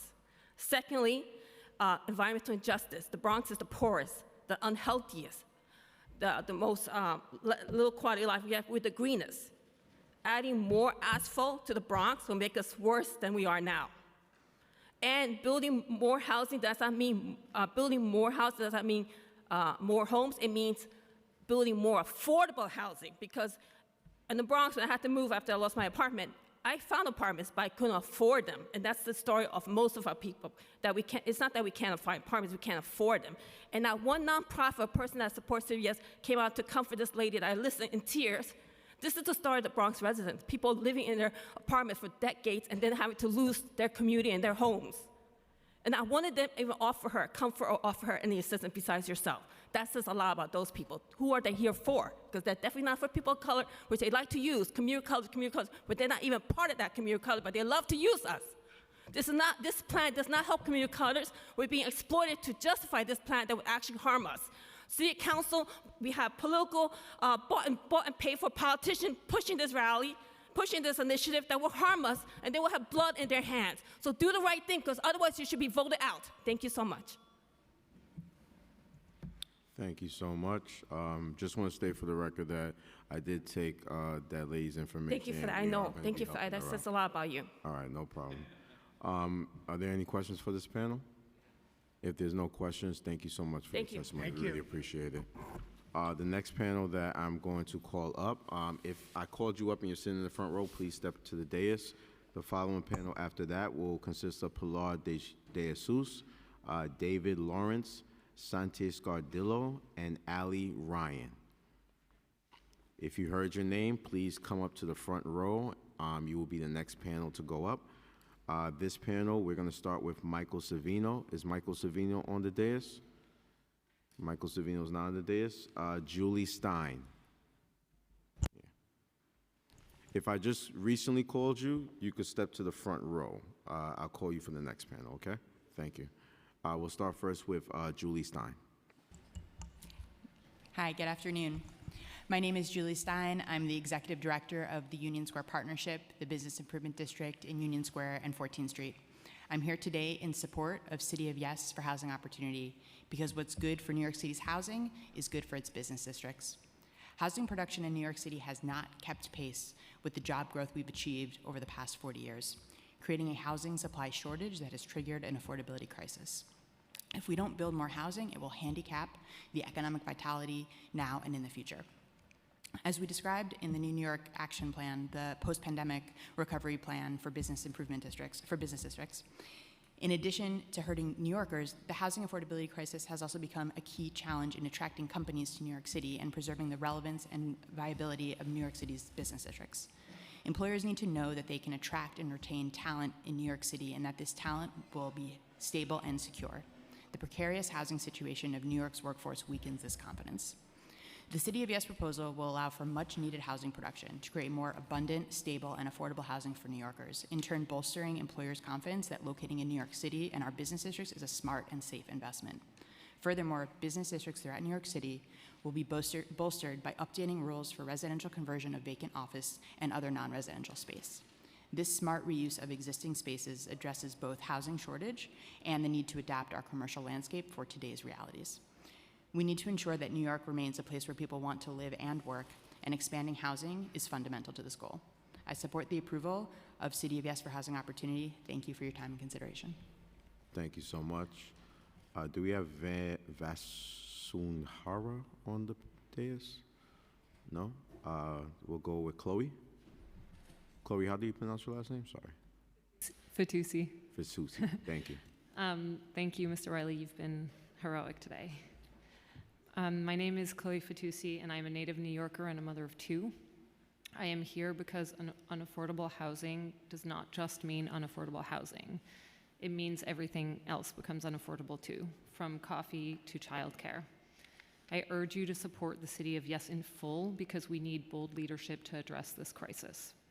City of Yes brings back the type of housing that helped get New York the character that some here today are defending, like small and shared housing that I know some other folks are supportive of, while also addressing some new problems that we are facing as a city, like the glut of office space. Brooklyn Borough President Reynoso said it well. Two things can be true at once. We can say yes to new housing and yes to solving some of the problems that other folks have mentioned today, like modernizing infrastructure and transit. The status quo is what got us here. I urge the City Council to show the bold leadership that we need. Thank you. Thank you. We'll go next to Elizabeth Denny's. Hello, my name is Elizabeth Denny's, and I'm a 13-year New York City resident and a board member of Open New York, a grassroots pro-housing organization. I'm here today because I'm worried my family, friends, and neighbors will be forced to leave our neighborhood of Flatbush or even the city due to skyrocketing rents. We need to build enough housing to ensure everyone has a home they can afford. In Flatbush, we've seen some construction in the less white parts of the neighborhood, while whiter areas aren't building as many new homes and there aren't nearly enough to meet demand. I strongly support all of the proposals in City of Yes for Housing Opportunity because they will make it so more New Yorkers throughout the city can find affordable housing options in their own neighborhoods. Transit-oriented development will bring my neighborhood of Flatbush modest 3 to 5 story apartment buildings sitting next to 3-story 1 and 2 family homes. I'm a homeowner in the area who thinks these new apartment buildings are more than contextually appropriate. Many decades-old apartment buildings already make up a significant share of the homes in Victorian Flatbush. Buildings like 1409 Albemarle, 405 Westminster, 1710 Avenue H, and too many for this 2 minutes. Most 6 to 7 story apartment buildings like these can't be built under today's zoning code, but City of Yes isn't even proposing buildings that tall. But it still ensures that additional, more affordable homes can be built in practical, transit-connected locations. These homes will help those most at risk of being displaced from my neighborhood in the city. Some of my neighbors, mostly homeowners like me who already have stable housing, will point to the 2009 Flatbush rezoning as sufficient. That rezoning was never about creating opportunity for housing, and you don't have to take my word for it. I will quote the person who started the push for the rezoning. A 6-story building was going up within sight of my backyard, so I decided I wanted to do something about it. So I started a whole process of downzoning the area. 15 years later, our housing crisis has only gotten more dire. Half of my neighbors pay over 30% of their income towards housing, and 30% of my neighbors are still paying over half of their paychecks towards rent. City of Yes would finally allow us to start building more homes equitably within our area. That's why I hope all council members will do their part to create homes everywhere by supporting all of the proposals in City of Yes. Thank you. Next, we'll hear from Reverend Dr. Terry Troyo.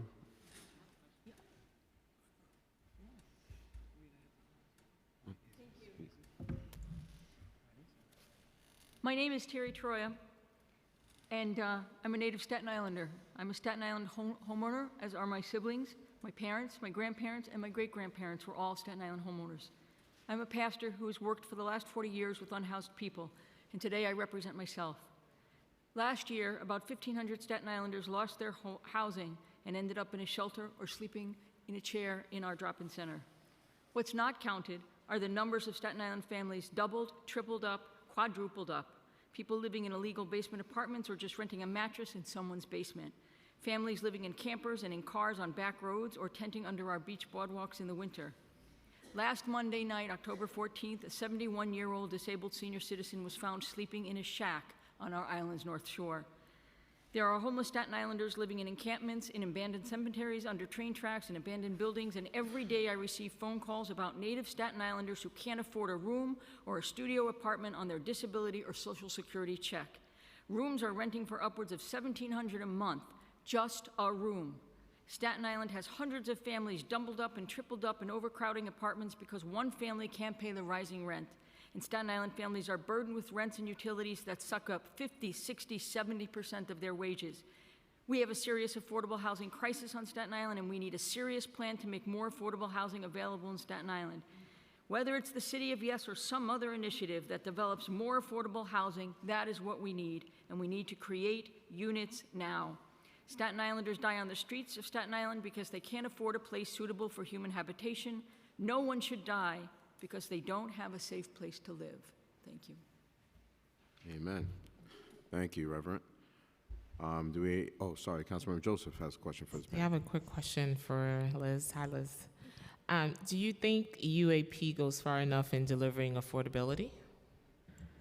So I think that UAP is a really good start, and I think that we're going to also see additional affordability, hopefully through other initiatives like rezoning Coney Island Avenue for additional housing.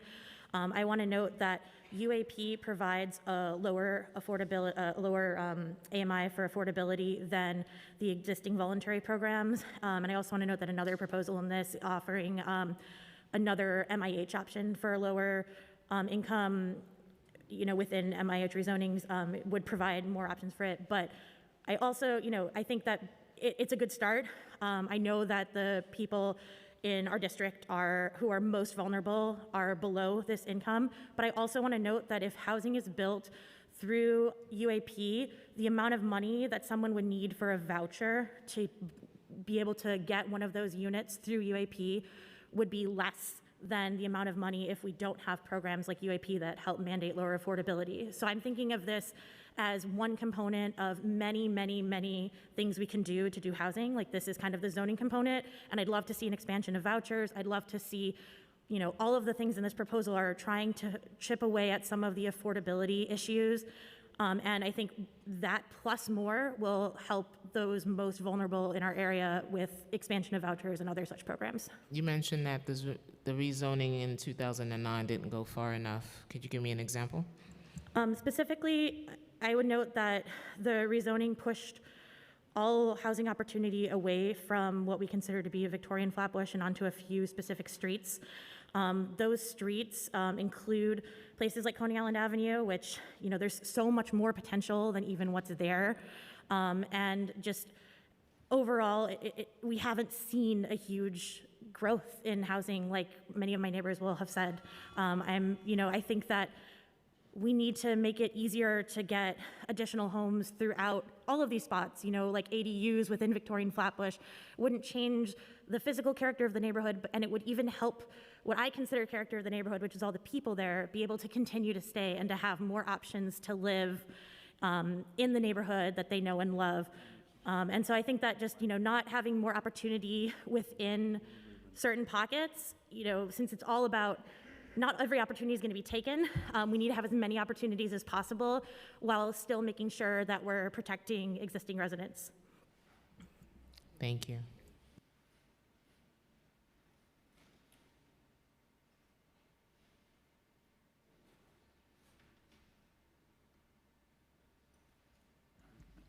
All right, thank you to this panel. Just a reminder, the front section is for those who are going to speak on the panel. So if you're not speaking on the panel, if you could keep the front section clear, that's that front row right there. The next panel we're going to hear from is Pilar de Jesus, David Lawrence, Santa Scardillo, and Ali Ryan. The following panel we'll hear after that is Stephen Krim, Matthew Denny's, Curtis Weatherford, Vishnu Reddy, Luke Lavinway, and Toby Hyde. We'll begin first with Ms. Pilar de Jesus. Hello. All right, good afternoon, almost good evening, everyone. We held out really long. I'm Pilar de Jesus. I am a Latina born and raised in El Barrio. I'm an eviction prevention specialist. I'm an advocate. I'm an organizer. I sit on a few coalitions. I sit on a few boards. I'm the vice president of East Harlem Preservation. I've been in this chambers a few times to talk about rezoning, to talk about warehousing, to talk about housing in general.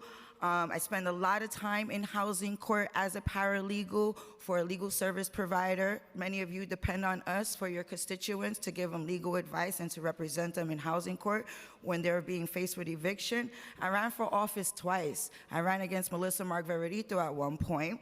I also have been in central bookings a few times, and I spent some time on Rikers Island. I'm saying all that to say because I'm here to say that I'm a New Yorker, born and raised, and I've experienced a lot of different types of harms by policies, different legislators, policies, and agencies. I'm also here to tell you that to say no to the city of Yes, and I have a few points to say why onto why I say that. You know, one, I would also like to ask the legislators and the agencies to stop acting as if you are business partners with the real estate industry. Stop acting like you're their silent investors because you're using a lot of our money to help them make profit in a business. The real estate industry is a business, and I don't think we talk about that enough. I'm also really tired of the word manipulation used in these hearings, especially by Dan with his a little bit of housing, because it actually, you know, it conditions brains to think a certain way, including the word affordable, because I don't know how you guys revised the definition of affordable in your packet. I'm here to say what that PowerPoint did not say. That 79-page PowerPoint did not address the hundreds of thousands vacant rent-stabilized units, and I know I took a lot of time, rent-stabilized units that are currently vacant. I know this because I work in a building where there's 150 units, and there's only 7 units being utilized, and the landlord's lawyer literally told me they're not going to rent them out. And because they have great lawyers to continue the predatory violating the laws in a predatory way with loopholes and all these. You're not counting all the vacant units that are still vacant from the last rezoning in these affordable buildings. We don't need more units. We have 160 eviction cases pending right now. Those are people who currently have homes but are at risk. So what are developers and what is council doing to protect that? I think we need to stop talking about building more housing. I'm an advocate. I want housing, but I want us to protect and preserve the housing we We want have to make sure now. everyone else could testify. And also, really quickly, the real estate industry is also violating the law with illicit cannabis. Thank you. We want to make sure everyone could be able to testify. You could put all of that in testimony and submit it to land use testimony at council.nyc.gov. Thank you. Next, we're going to ask David Lawrence to go.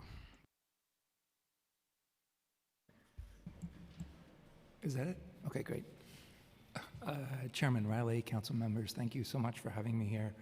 My name's David Lawrence. I represent Ironclad Artists. We're a artist co-op in Soho, and we've been there since 1974.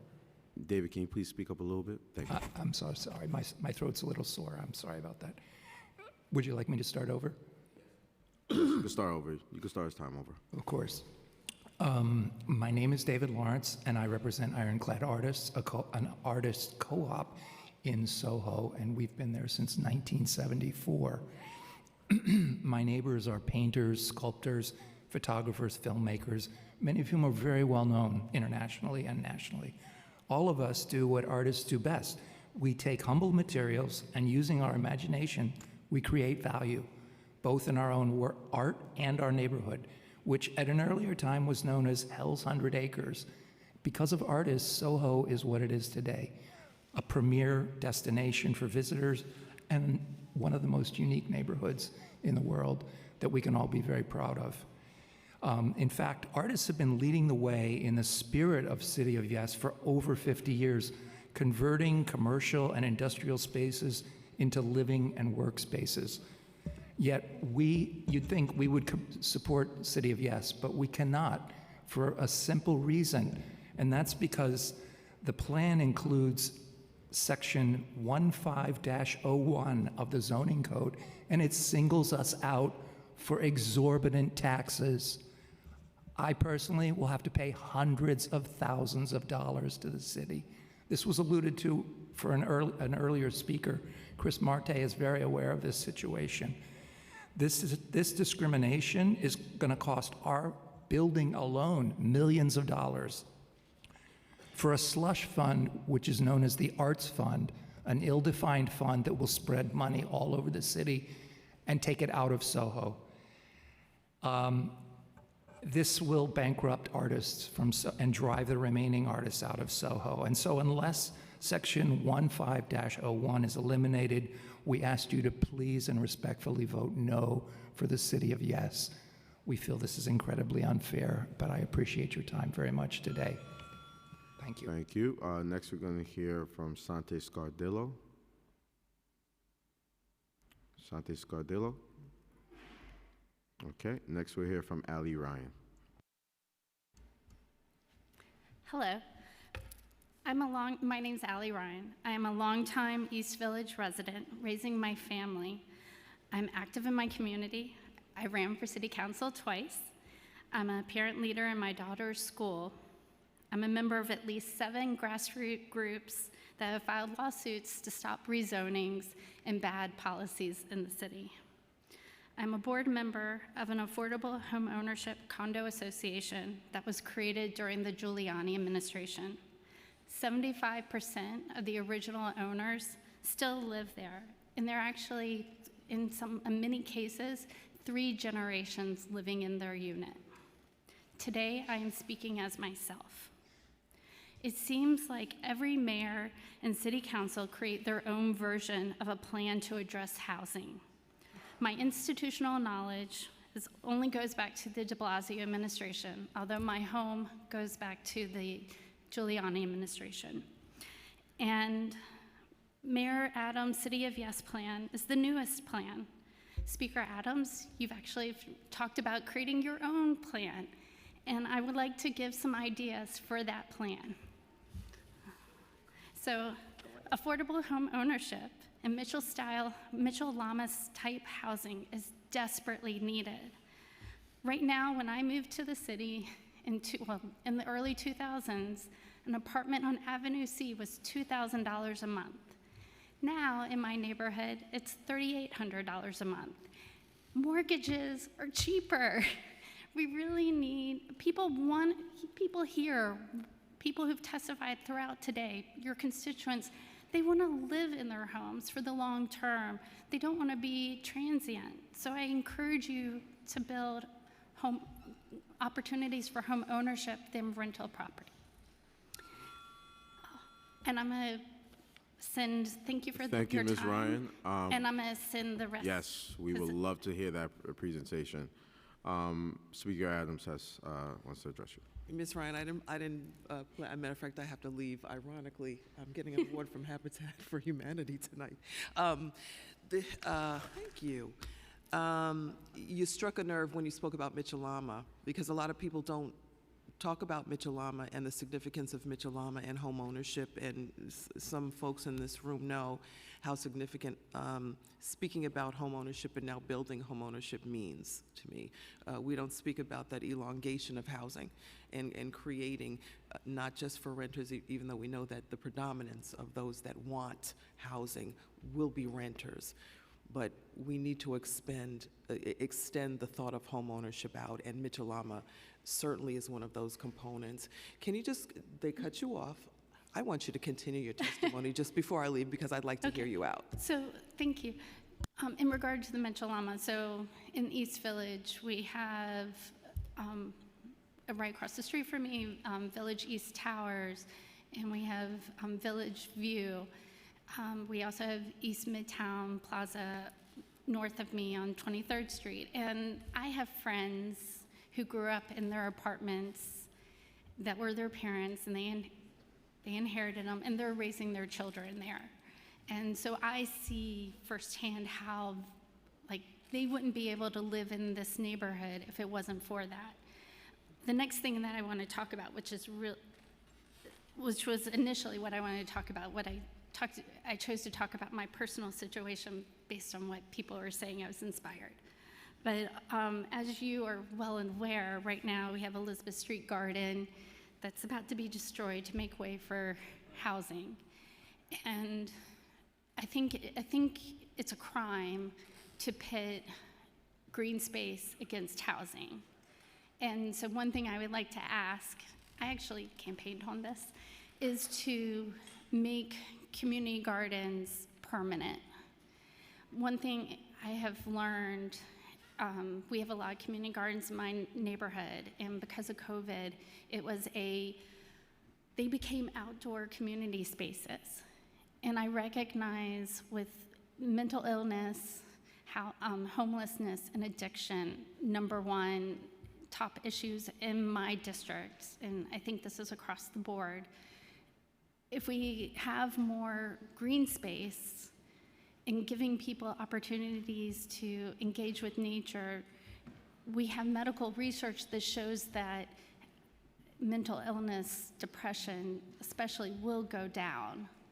And so that is why I'm calling for, like, to preserve the green spaces we have, as opposed to, like, right now, I'm coming next week for a rally to save the community gardens because of the mayoral executive order for every agency to come up with city land to build housing. Okay, and we're going to let you do that next week. I wanted to expand on the home ownership stuff, and you took us into the garden. So I'm going to cut you right there because I really do have to go. Your time has expired. Okay, and, thank you. But I'm going to thank you so much for your testimony and everybody that's testified tonight. Thank you so much.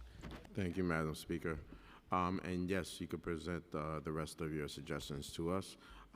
Before this panel leave, I just want to address Mr. Lawrence. Mr. Lawrence, we did have a full panel today from NoHo Soho that spoke about the rezoning provisions. I just wanted to make it clear, I didn't address it earlier because we wanted to give the space for everyone to speak about the issue while Councilmember Marte was here. But this provision is not currently in this zoning proposal. No, it's not in. It's outside the scope of the zoning proposal. Councilmember Marte is very familiar with it, and we are discussing it as well. Okay? All right. No problem. Yeah, it's outside the scope, but we could go more into depth with that. All right. Thank you. This panel is excused. The following panel in front, you can step in. The panel after that would consist of Professor Joseph Kleinsplatt, Christopher Leon Johnson, Susanna Landa, David Holoka, and Joelle Kupfarmam. Sorry if I mispronounced your name. If I just stated your name, please come to the front row, and you'll be the next panel to go up. We'll start this panel with Stephen Krim. Good afternoon or good evening. My name is Stephen Krim, and I live in a nice R8A zoning district on East 15th Street in Manhattan, where Councilmember Rivera represents me. I am here because while I am blessed to be able to afford my rent and rent in various neighborhoods around the city, too many of my fellow New Yorkers cannot afford their housing. Meanwhile, an untold number of others living around our nation would love to live here and contribute to this wonderful, ever-changing place, but cannot because of housing costs. I ask that Councilmember Rivera and all the members of the council vote in favor of the zoning amendments being discussed. City of Yes, on its own, will not solve our housing crisis, but it is a major step forward that we should take while also working on complementary solutions discussed today that we can address in the future. Many zoning regulations passed over decades have contributed to our housing crisis, and the City of Yes initiative appropriately responds with a multifaceted approach for all parts of the city. I'll focus on one, the relegalization of SROs, or small and shared housing. This is housing that could be crucial to keep people who are in danger of falling into homelessness, housing that could help my neighbors who are unhoused in the middle of luxury. Allowing more housing to be built is a moral issue for me. The faith in which I grew up taught me to love my neighbors and to share my blessings with others. The right thing to do is to share the city that I love with even more neighbors, which the City of Yes will allow. Thank you for the opportunity to speak, and please support this essential set of zoning reforms. Thank you. Next, we're going to hear from Matthew Denny's. Hi, I'm Matt Denny's, and I am lucky to be a homeowner in Flatbush, Brooklyn. Shout out to my council member, Rita Joseph. And I'm also lucky to have the flexibility to take off work today so I could be here. And so I'd like to start by reminding all of you that we aren't hearing from many of those who are most affected by our housing shortage and affordability crisis. Because even with all of the support that you've seen here today, this hearing underrepresents the 81% of New York City voters who support this proposal, including 77% 77% support in central Brooklyn. To touch on something that is a part of this proposal that will affect my neighborhood in Flatbush, we currently have a mix of single and two-family homes that are mostly 3 stories tall and apartment buildings that are usually 6 stories tall, and most of them have been there for going on 100 years. And we have excellent transit access. So the transit-oriented development portion of this would apply to a lot of the neighborhood. So like today, all of those existing apartments, the vast majority of them would be illegal to build. And as a homeowner, I think we have a responsibility to welcome new neighbors and to allow new housing to be built. And when new buildings have gone up on the edges of the neighborhood, including just down the block from where I live, it's a little less restrictively zoned there, so we actually have a new building. It's actually been a really nice change. So I don't think it's really an imposition to add new housing to a neighborhood. And so given the current crisis, it seems like the least we could do is to allow these modest contextual apartment buildings that we already have, to allow a few more of them to be built again. And the current proposal, the transit-oriented development component, doesn't quite get us there because it would only really allow 3-ish story buildings and on specific types of lots and various other restrictions, but it would still be a good step in the right direction, as much of a compromise as it is. And beyond that, we also need all the other parts of City of Yes as well, because they all work together to make new homes possible. So I strongly encourage the council to pass this proposal in its full form, because New York should never be a city of less. Thank you. Next, we're going, oh, that's very creative. Next, we're going to hear from Curtis Weatherford. Hi there. My name is Curtis Weatherford, and I live in Crown Heights, Brooklyn. I'm here partially because I, like more than half of New Yorkers, am rent-burdened as a result of the massive housing shortage in this city. But I also want to talk about how the state of housing in New York has affected my family. My grandfather moved here in 1941, before the city imposed parking minimums, ADU bans, and other anti-housing measures. He was 14 years old, he and his mother were Jewish, they were fleeing the Holocaust in their home country of Germany, and they were the only 2 members of my extended family to survive.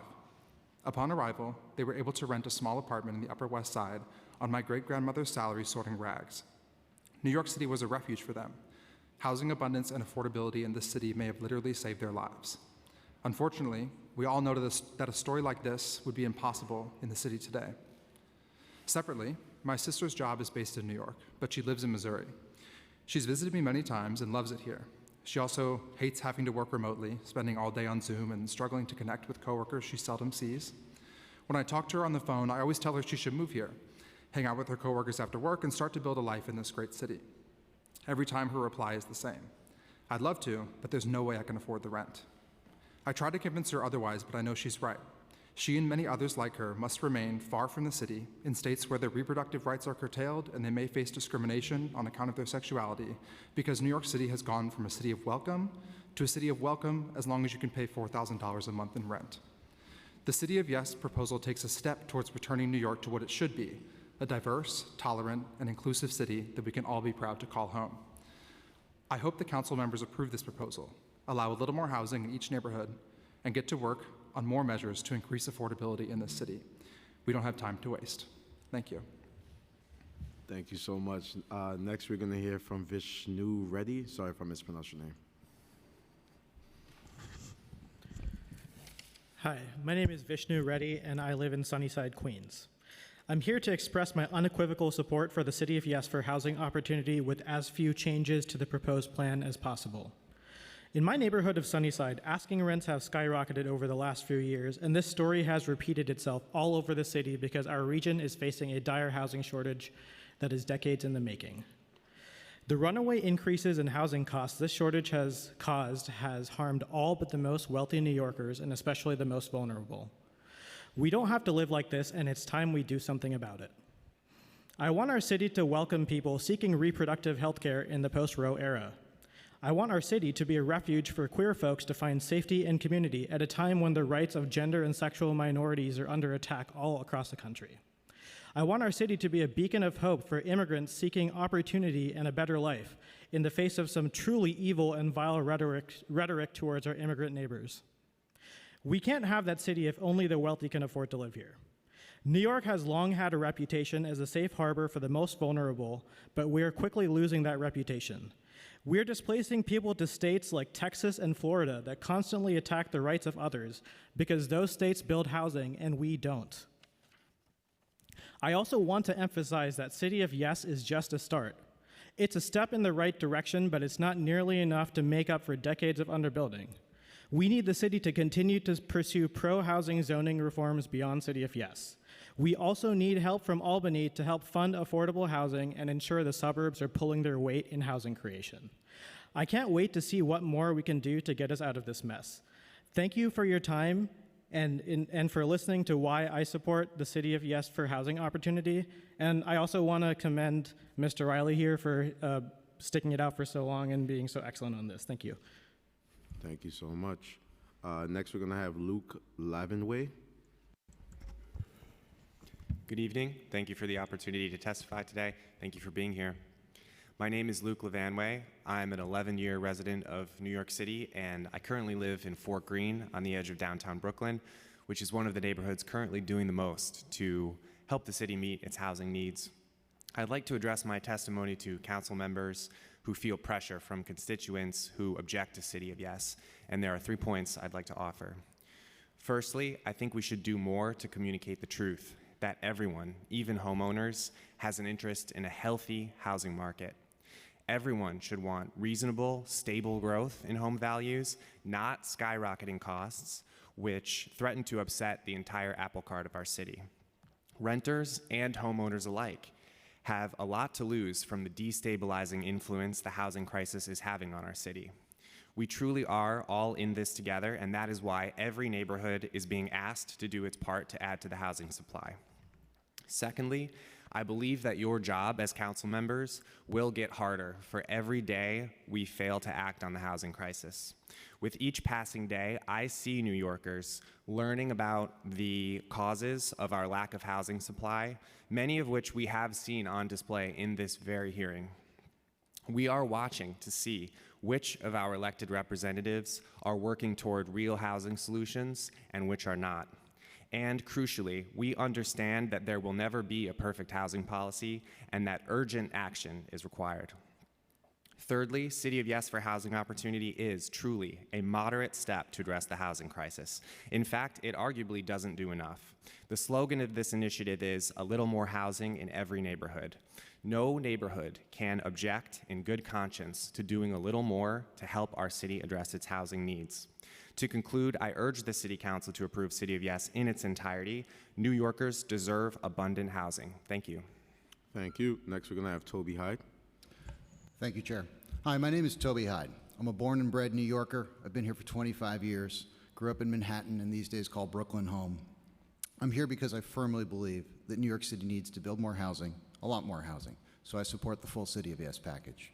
I'm sick of seeing my friends leave New York City for New Jersey or other suburbs or other states because of the scary cost of raising a family in New York City. This is more personal than ever for me today.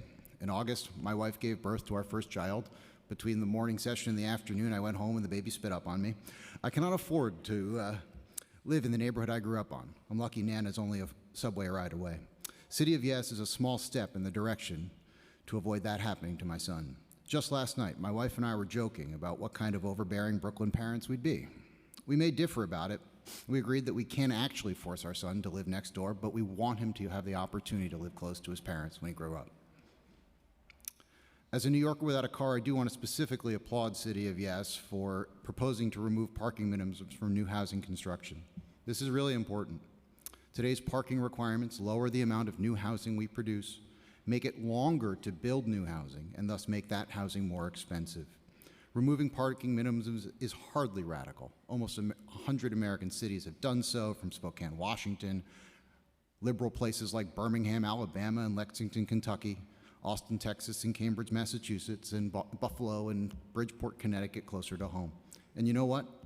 That change is working to make those cities more affordable. In Buffalo and Minneapolis, less parking is being built, and rents are falling. 8 of the 10 cheapest, among year over year.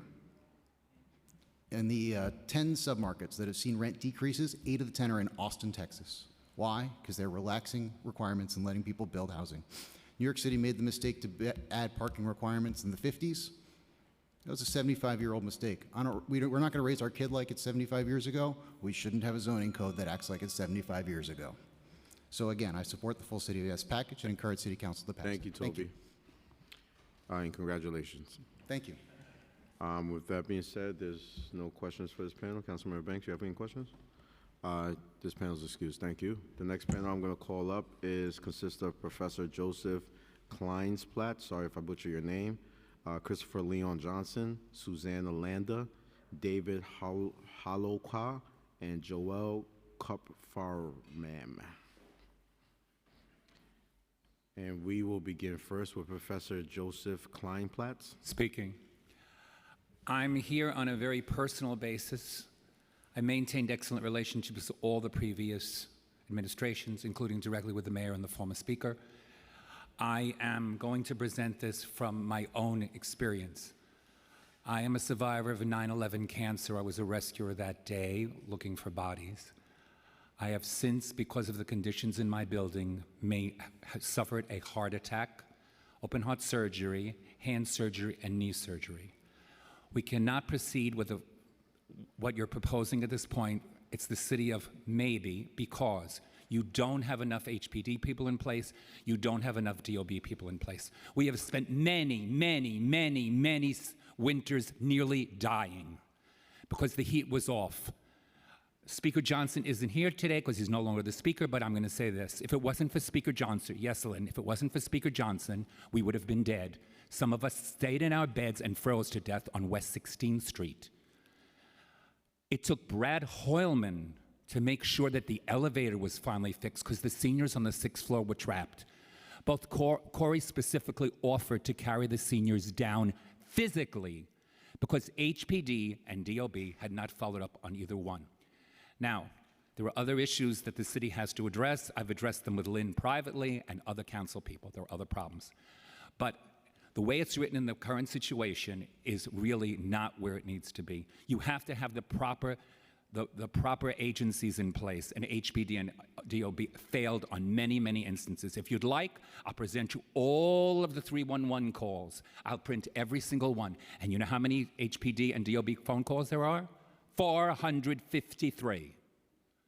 So, if there's an alternative plan where you have these things in place, which I don't think are in place anyway, then it should be tabled, completely tabled, and there should be enough accountability, enough people to come forward, and all of you involve more engagement. There are people that are very smart in this city. You have to also include them. Thank you. Thank you, Professor. Appreciate it. Next, we're going to have Christopher Leon Johnson. Hello. My name is Christopher Leon Johnson. I am a 33-year-old resident of Crown Heights, Brooklyn, lived there all my life. I am a former 32J member, as a shop steward for MTA Eastside Access. I oppose the City of Yes, and I'll explain why. Because, look, let me keep this real, right? I know we have back here Anne-Marie Gray. She's paid off by the developers to recruit all these guys and gals here to speak on behalf of the City of Yes. These guys and gals here are getting paid off by Anne-Marie Gray to speak on behalf of the City of Yes. All these people that are here to speak on behalf of Yembe, Koi, are all getting paid to be here. I'm not getting paid to be here. The unions, too. 33J, my former union, Manny Pastorak. I respect the guy, but he's getting paid off too by the developers to recruit all the members, including HEC and DC 37, to speak on behalf of Koi. Koi is nothing but a paid-off plan by developers to get rid of all the undesirables and bring all the Yembe friends in. Yeah, there's a housing crisis in New York City, but you cannot solve the housing crisis by making the minimum rent in Crown Heights $5,000 a month, and that's what they want. That's what Anne-Marie Gray wants. All the units in Crown Heights to be $5,000 a month minimum, where the AMI has to be, you have to make between 80%, 90%, and 100% AMI to live in those units. This is all it's about. The people that is speaking, especially the black ones like Austin Celestin, who, I can go about Austin Celestin. He know what's going on. And the sad thing about it, you got your own people like Austin Celestin, black guy, selling out his own people for Anne-Marie Gray and Rachel Fee. And this is disgusting. We say no to the City of Yes. The City of Yes is a scam. This is nothing but quid pro quo by the unions and all these organizations like Open Door for All, Open Plans, Transalt, and the New York Housing Conference to push this, to get all these people here to speak on behalf of COI. The people that's against COI are not getting paid. The people that's for COI, they're all getting paid here. And I'm gonna say this one now before I go. If you council members vote for this bill, we won't forget. I know this is going through, but we won't forget all the council members that vote yes for this bill, and we make sure that none of you guys gonna get voted out. So thank you. Thank you, Chris. Thank you. Next, can we have Susanna Landa? Chris, you can sit down, please. Chris, you can sit down right there. Oh, bye. Thanks. Next, we're going to have Susanna Landa. Susanna Landa, are you still here? Okay. Next, we're going to have David Holoka. I'm sorry, can you help me pronounce your name? Holoka, thank you. You can press the button, David. I am David Holoka, a Chelsea resident, community board member, and architect. I first heard the term tear down years ago in reference to Fairfield County ranch houses that were being bought for replacement with mansions. The practice increases bulk and housing costs without adding housing. City of Yes will do just that for New York to the extent that it makes existing apartment buildings more profitable to tear down. We'll get less housing, not more, as older apartments built for ordinary people are bulldozed to make way for much larger apartments for the rich, aimed at international secondary home and investor markets. That's already happening in neighborhoods like the Upper East Side, which has been losing housing units even as new apartment buildings are added. The poster child for this effect may be 220 West 57th Street, the Billionaires Row near Super Tall that replaced a mere 20-story building that had about the same number of apartments, a third of them rent stabilized. In the absence of vacant lots, developers will profitably vacate buildings with buyouts. City of Yes will throw gasoline on an ongoing bonfire of affordable housing. In most of Manhattan and much of Brooklyn, market rate means luxury. That's why even City of Yes's optional affordability preference is a losing proposition. A new building that's 80% luxury and only 20% affordable, and affordable as dubiously defined by AMI at that, would have a far higher median apartment cost than almost any building it would replace. That doesn't even factor in the cost in light, air, climate impact, and quality of life. The self-defeating and dangerously naive parts of City of Yes that put a target on the back of existing affordable housing deserve a thumbs down. Thank you. Thank you so much. Are there any questions for this panel? There's no questions. I do have a statement, though. This proposal is a proposal from the administration. It's not a proposal from the council. We are deliberating. We are hearing it. We're trying to make modifications. We're trying to get feedback. But I do want to make a notion that this sentiment that this proposal will promote undesirables within our community, I want to stray away from that. This should only present an opportunity for houseless individuals who are looking for somewhere to call home. So that terminology, undesirable, I just respectfully ask those who come up after this panel if we could please refrain from using that and use houseless individuals if that's possible. With that said, thank you so much to this panel. Appreciate it. No problem. The next panel I'm going to call up consists of Olivia Killingsworth, Gabrielle Daughtry, Alex Armlovich, Dan Kent, Punit Laff, and Bill Sire. We are trying to accommodate everyone in here in person before we go back to online because it's getting really late. So we're going to try to accommodate as much in-person testimony as possible. The following panel that we're going to call after this panel I just called will consist of Karen Romeo, Mary Aruen, and Rochelle Thompson. And thank you to everyone who took the time out. A lot of you came here at 9 and still are here to testify. And I truly, truly appreciate you. Thank you. We'll begin first with Olivia Killingsworth. Hi. Good evening.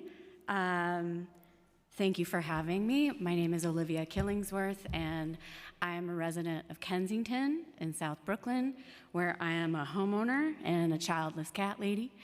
And I want to say I don't often agree with Eric Adams, but this is a broken clock situation.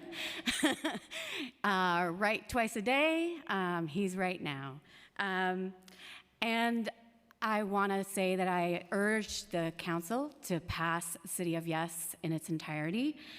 Specifically in South Brooklyn, we really need transit-oriented development, town center zoning.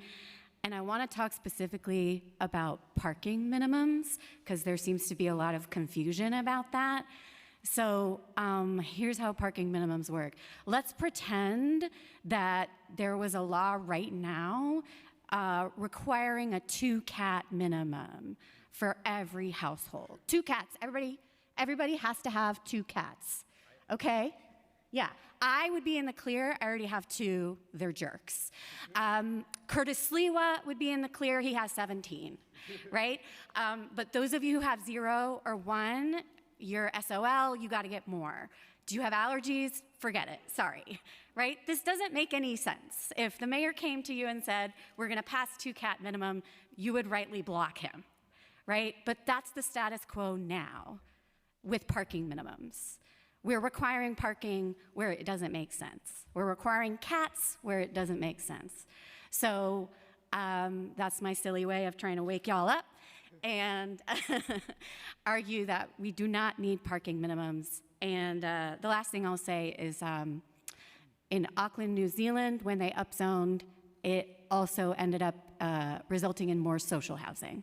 So when we do this, we can build more social housing. Thanks. Thank you, Olivia. Next we have Gabriel Daughtry. Hi, my name is Gabriel Doherty, and I live in Williamsburg, Brooklyn. Today, I will be speaking in favor of City of Yes for housing opportunity, specifically the provision to relax the dwelling unit factor. That's more commonly known as like the provision that enables single room occupancy units, but I'll refer to it here as like the dwelling unit factor thing. This change to the zoning text would allow for more flexible housing, such as units where you pay for the room but have shared kitchen and bathrooms.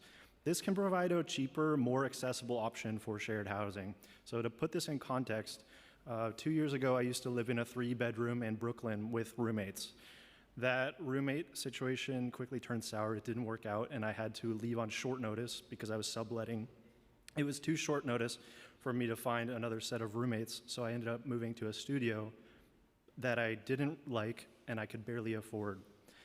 I've since left that studio for a 2-bedroom with a roommate, but it leaves me thinking, had this proposed solution been implemented, this proposed relaxation of the dwelling factor would have helped me out. First, it would have allowed me to find similar housing on short notice with a shared kitchen and bathroom, just like I had with the strangers in my 3-bedroom. Second, this flexible kind of housing likely would have been a better option for me in the first place than shacking up with 2 other roommates, like I said, that I met on the internet and didn't really know, and this is a common situation nowadays.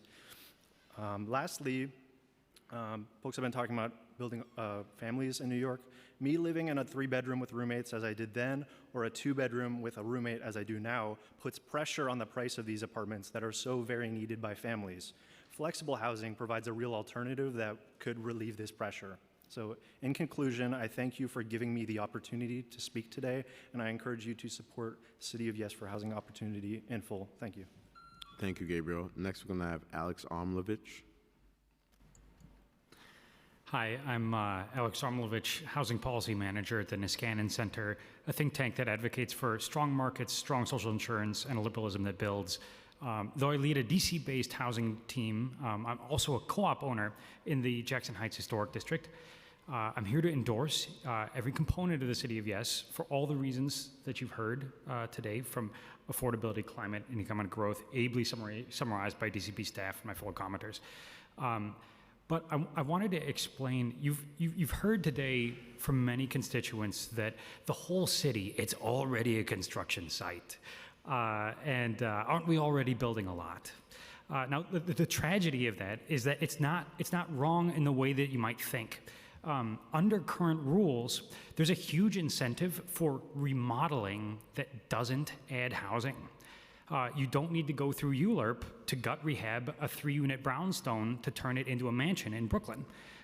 You don't need ULURP to buy and merge your neighbor's unit to enlarge your co-op. You can just do that all by right. And so we have contractors swinging hammers everywhere, fooling many people into believing that there's construction everywhere, even that we're building a lot. But in many cases, it's for gut rehabs that don't add housing. So I don't want to say that your other constituents' lived experience is wrong about what they're hearing. It's just that they're not counting the permitting stats for the construction that they see. They see the scaffolding, they see the equipment, but they don't realize that these are gut rehabs that don't add housing. You can ask city planning for stats on how many blocks in your districts have actually lost units since 1961 downzoning. So it's an unfortunate misunderstanding. Now, zoning is not a silver bullet, I agree with that, but zoning is the gun, if you will. It's the tool that you need to do everything else. So if you want to do vouchers, if you want to do LIHTC, you got to have the zoning. So not a silver bullet, but it is the tool on which you build everything else. Thank you. Thank you. Dan Kent? Good evening. My name is Dan Kent. I'm the CEO of Lantern Organization. We're a nonprofit affordable housing and supportive housing developer with the mission to end homelessness in New York City. And that is why I am here in strong support of the City of Yes for Housing. Now, the reason that New York City has the highest rate of homelessness in the country, 5 times higher than other cities like Austin, Texas, is because we don't build enough market rate housing. We do not produce enough housing, especially in the low-density districts in New York City. In our low-density districts, even after City of Yes is approved, hoping it comes through, even after it's approved, they will still barely produce more housing than Detroit. They will still produce housing at a rate that is 1/3 of Los Angeles. And I don't know about you, but I hate when New York loses to Los Angeles. So the plan is actually quite modest. We're only talking about 100,000 additional units across the city over 15 years. There are 120,000 city blocks in New York City. That works out to 1 unit of housing per block across the city. That's not going to overwhelm our sewers. That is not going to cause a parking crisis or a traffic crisis. What it will do is help end the homelessness crisis. It will increase tax revenue so that we can make infrastructure investments in things like our sewers and in our traffic infrastructure. And it will help bring down rents for everyone in this city. So I urge you, help end homelessness, help improve our infrastructure, help make rents more affordable, approve the City of Yes. Thank you. Thank you. Next, we're going to hear from Punith Laf. Hello. My name is Puneet. I'm here to testify in favor of City of Yes. I live in Lower Manhattan in the Bowery, right between Chinatown and the Lower East Side, 2 important, unique, historic neighborhoods in New York City. I'm here because I'm worried about the continued rising cost of housing in the neighborhoods around where I live and in the city as a whole. Neighborhoods like mine continue to feel the crunch of rising costs and gentrification. I live very close to 2 homeless shelters, and I frequently walk through Sarah D. Roosevelt Park. Every day I see many people who are suffering due to the effects of high housing costs. I understand that there are many considerations in how we go about creating new housing, but to a large degree, it seems to me like this is a problem of clear supply and demand issue, where the reason for such unaffordable rent costs is because the demand for apartments is so high compared to the supply. Even though some neighborhoods build a lot of housing, most do not, which can be seen in the citywide vacancy rate being below 2%, which is the lowest it's been since the 1960s. This is why I'm very excited about the City of Yes proposal. What I'm most excited about is that it will cause more housing to be built in more neighborhoods rather than just a few of them, which will help spread the housing burden across the city and benefit all neighborhoods by decreasing rent prices and making New York City more livable. I hope the City Council members will approve it in its strongest form. Thank you. Thank you. And the last person in this panel is Bill Sire. Hi, thank you for the opportunity to speak. My name is Bill Cryer, and I strongly support the City of Yes for housing opportunity. I live in Inwood with my wife and 2 young children. We just spent months looking for an apartment for my growing family, so we don't all have to sleep in the same room. Vacancy rates are at an historic low right now, which means landlords have the upper hand to neglect tenants and to raise market rents. Many families have left our neighborhood due to the cost and condition of housing, things like mold and lack of heat. Families with children under 6 are twice as likely to leave New York City as families without children. So to help fix this, I support shared housing. Families are often outbid for family-sized apartments by single adults living as roommates. Shared housing can serve as an alternative for single adults, which will free up family-sized apartments. New housing can reduce competition for existing housing. My art teacher in high school lived in shared housing, and it was the only way he could afford to live near his job in the neighborhood where he wanted to live. Shared housing is small, but it's more affordable than studios and obviously better than homelessness. I also support ADUs so intergenerational families can live together. My mother often cares for my children, and my father needs more and more care himself. ADUs allow intergenerational families to stay close. Finally, I support lifting parking mandates. Cities around the country with far worse transit are lifting parking mandates. A housing development in my neighborhood is being forced to build expensive parking around the corner from the subway and multiple bus stops. These mandates increase car ownership and traffic. If you want to fix parking, we should look at reforming street parking. City of Yes for Housing Opportunity only addresses a fraction of the housing shortage. I urge the council to vote yes and continue to do more. Thank you. Thank you so much. There being no questions for this panel is excused. We've been joined by Councilmember Abreu, who is going to take over as chair while I take a break. The next panel that we're going to call up consists of Karen Romeo, Mary Ruan, and Rochelle Thompson. If you're here, please come to the dais. The panel after that will consist of Kevin Kiprowski, Daniel Arnold, Jeffrey Thomas, Daniel Guller, George Romero, and Cassandra O'Hearn.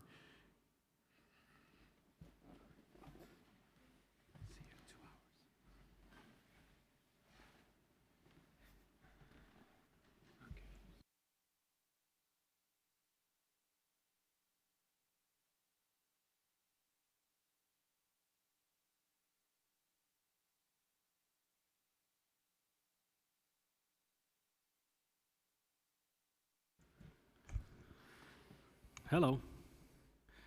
Can you please state your name? Hi, my name is Rochelle Thompson, and I'm known as the First Lady of Jazz in Harlem, USA, the continent that I love. And I'm here today to testify to say I feel this is the city of no. And I heard all of the testimonies before, particularly of the senior citizen who was about to be evicted. So my issue is with the court. We are going to court forever. We are paying our rent by certified mail, return receipt requested. The landlords are not in court. The judges are ignoring our evidence, and there is not a cap on how many times that you can go to court. I've won 2 Supreme Court cases, one I wrote on my own. I've done 18 HP actions. I've lived in my building for 40 years, and I'm wondering why we, as tax-paying citizens, are going through all of that. That is my main issue. And I hope that we can look into that, and I hope that the mayor's office and the new first deputy will look into this and change this, because it is wearing us out as people. We just want to live in our homes. I did a children's jazz festival on my block. I did a children's newsletter sent to the White House. I worked on Obama's campaign, and I'm working on Kamala Harris's campaign. I don't want to be in court. I want to have a life. Thank you very much. Thank you so much for your testimony. As part of this panel, we have Mary Ruane or Karen Romeo. Another opportunity to come if you're here. All right, seeing that you are not here, I'm going to move to the next panel. This next panel includes Kevin Kiprowski, Daniel Arnold, Jeffrey Thomas, Daniel Gallagher, George Romero, and Cassandra O'Hearn.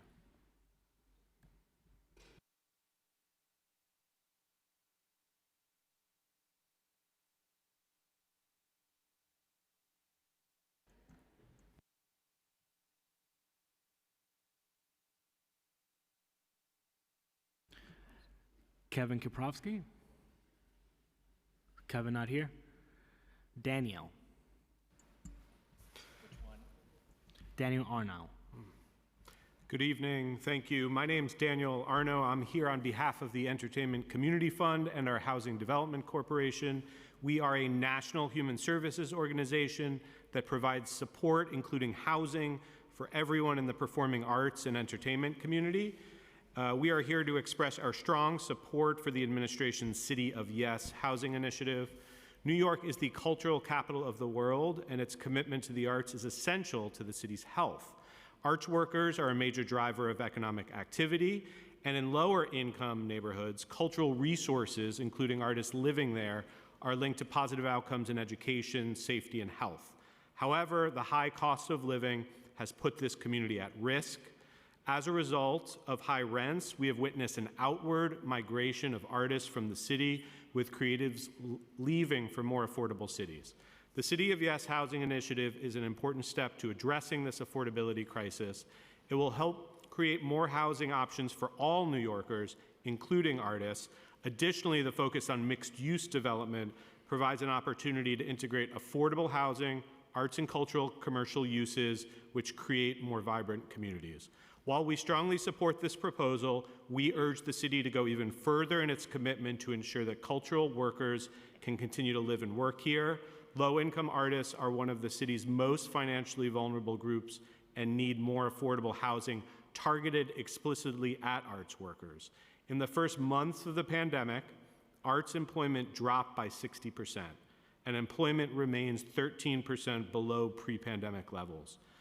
To ensure that New York remains the global arts hub, we need to expand affordable artist housing and ensure that artists have affordable workspaces that allow them to thrive in this city.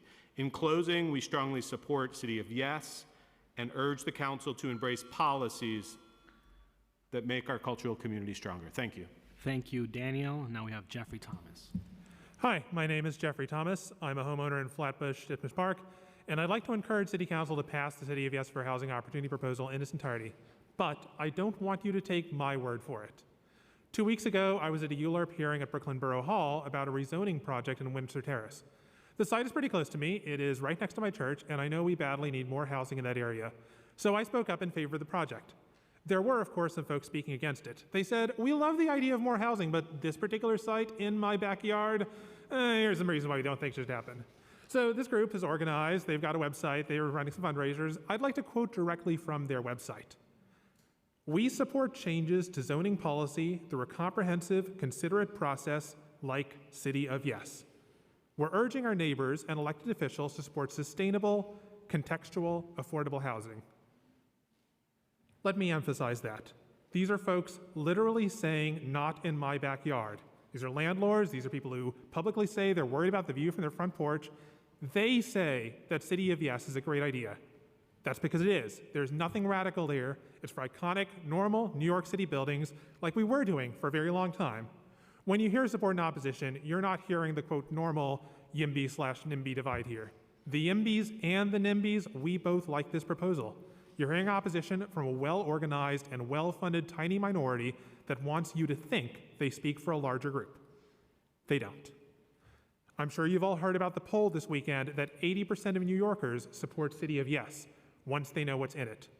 Ordinary working New Yorkers, many of whom who can't take a day off of work to sit here all day and take a day off their family responsibilities and still be here, ordinary people who don't know what the word ULURP even means, they want you to pass this proposal. They elected you to do what's right for their community. They entrusted you with that. It's a common sense policy, and the city badly needs it, so I urge you to vote yes. Thank you, Jeffrey. We now have Daniel Gallagher. Hello, my name is Daniel Gollier. By day, I teach classes on New York City government, but today I'm here to speak as a happy advocate of the city's future. I'm also an adopted New Yorker, what E.B. White once called the third New York. I originally grew up on a farm in Indiana, and I'm one of millions who come here to live life on their own terms, seek opportunity, and contribute to the greatest city in the world. Members of the council, thank you for having me. And Councilmember Hanif, who isn't here at the moment, thank you for your earlier remarks welcoming people to this city regardless of their point of origin. New York City has a housing crisis fundamentally driven by lack of supply. To meet current demand, the city needs hundreds of thousands of new units of all kinds. To achieve this, the council should pass City of Yes in its entirety as the first of many actions. I'm quite hopeful it's changing, but if the prevailing political attitudes of the modern era were projected into the past, we never would have gotten the original subways, the Brooklyn Bridge, or almost any of the great public improvements for which the city is now known, that it often funded unilaterally, and upon which it relies today. As you can imagine in the case of the subway, digging trenches up and down Manhattan along major thoroughfares wasn't popular with abutting landowners, several of whom launched lawsuits to stop the subway construction. And yet, we have subways. And so, can't we have housing today? Many council members have concerns about the impact of this text amendment on infrastructure, especially sewers, concerns that many people at the dawn of the 20th century had about subway construction, which required a reconstruction of sewers, steam pipes, pipe galleries generally, and other critical infrastructure. Whatever reservations you feel today about allowing the city to build needed housing, your counterparts in the past have felt similarly, and they chose to move forward at many crucial junctures to our great benefit today. The city government of the past met fear and complication with action, bold action that birthed the subway between 1900 and 1940, and bold action that accommodated population growth from 3.5 million in 1900 to 7 million by 1930. They did all this with far less wealth, technology, and benefit of hindsight than we have today. My hope for this council is that it will meet the ambition and energy of the government's past, the one that largely built the city, the past inherited. Thank you, present George. inherited. We have to move on. My apologies. Thank you. Cassandra O'Hearn. Thank you, Council, for hearing our testimony today. I am speaking as an advocate of City of Yes for housing opportunity in a resident of Fort Greene, Brooklyn. Having completed a master's degree from New York University in urban planning, I strongly support this proposal. As the valley is aware, we are facing a 1.4 vacancy rate, which is the lowest in 56 years. New York City proudly defines itself as a city of immigrants built on a strong working class and the ability of new generations to bring new ideas and skill sets from all over the country and the world. These same residents are being pushed out of neighborhoods and are unable to build that generational wealth. Now, City of Yes will enable our city to continue to grow and be welcoming to future generations of New Yorkers who will continue to bring innovation and creativity. Additionally, by taking a citywide approach, the plan works towards equitable development across neighborhoods as opposed to overburdening a few neighborhoods in excessive development. This will enable protection of unique identities while ensuring future generations continue to enjoy them. I urge the City Council to vote yes. Thank you. Now we have Jorge Romero. Hi, how's it going? I'm on this panel, so obviously I support City of Yes. I'm not getting paid, as people got accused earlier. I gave up a day of work. I gave a day to being next to my daughter, my newborn daughter, to be here today to speak up for the City of Yes. And I think everybody in this that spoke so far on both sides are here because they care a lot about this great city. I don't question that. The reason I'm here today is because I think some of us are loving the city so much that we're stumping its growth.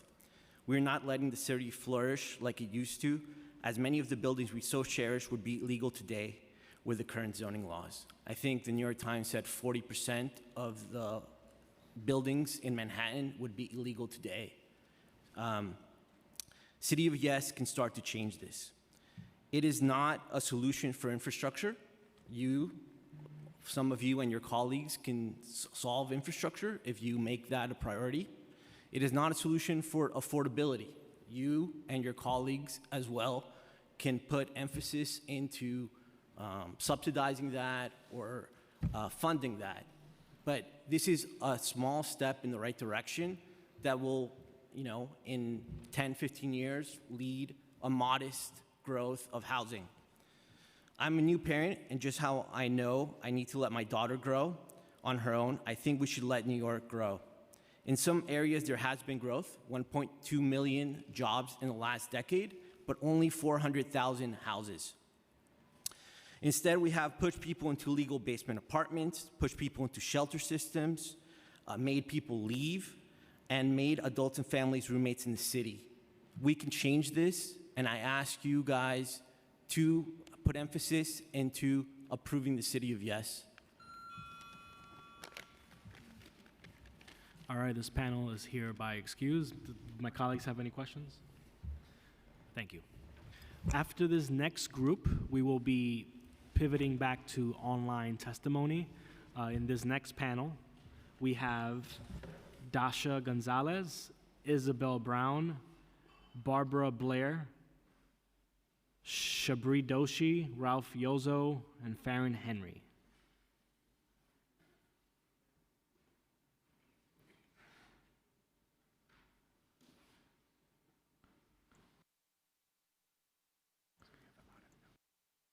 Can you please identify your first name before you speak? Thank you.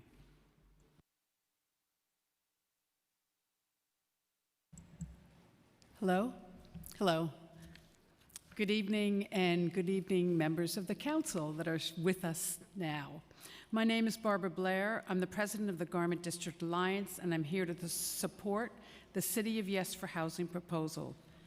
New York City is in desperate need of additional housing. Allowing more commercial to residential conversions is an obvious and important step towards addressing our crucial shortage of housing.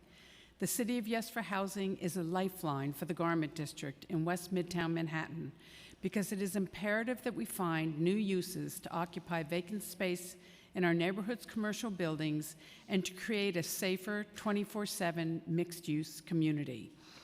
Many property owners in the Garment District are seeing 20 to 25% vacancies. With post-pandemic changes in work models, including working from home and reduced days in the central business district, many tenants are not renewing leases or have plans to downsize their spaces. Others have even left the district mid-lease due to dire social conditions on our streets, including drug dealing, drug use, and mentally ill individuals in need of services. Without residents, ground floor retail is not viable in many cases because of the limited hours that office tenants keep. These current conditions are untenable. For the Garment District, easing restrictions on commercial to residential conversions will activate our streets and create a safer 24/7 environment, provide new users to absorb vacant space, increase our consumer base to support ground floor retail, expand opportunities for restaurants to operate during dinner time and on weekends, and allow for the adaptive reuse of Class B and C buildings that are threatened by both office tenants downsizing and the flight to quality. For all these reasons, we're fully supportive of this proposal. For the Garment District to fully realize the opportunity this zoning change presents, we recommend that the plan include capital improvements. Thank you very much for your testimony. Before we move to the next panel online, just want to make sure that folks who are part of this panel, if you're here, please come up. Dasha Gonzalez, Isabel Brown, Shabri Doshi, Ralph Yozo, Farron Henry. Not seeing you here, the panel is excused. Thank you.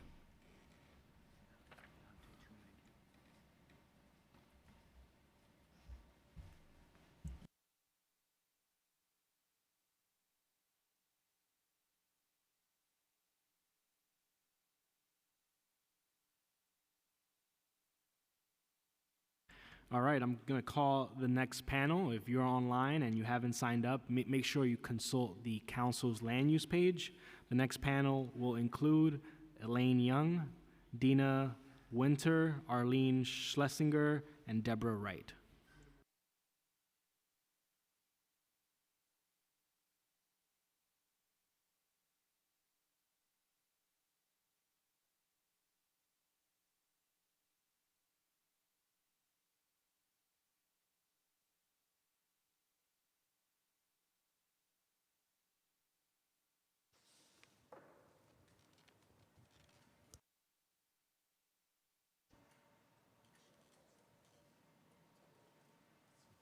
You may begin.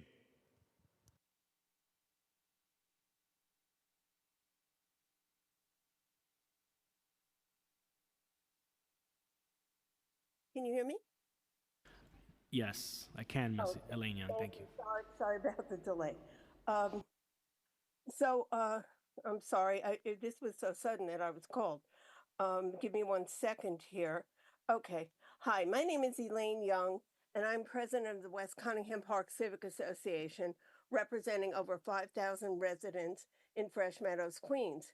We are a low-density community of mainly one-family homes, and we say a resounding no to the city of Yes.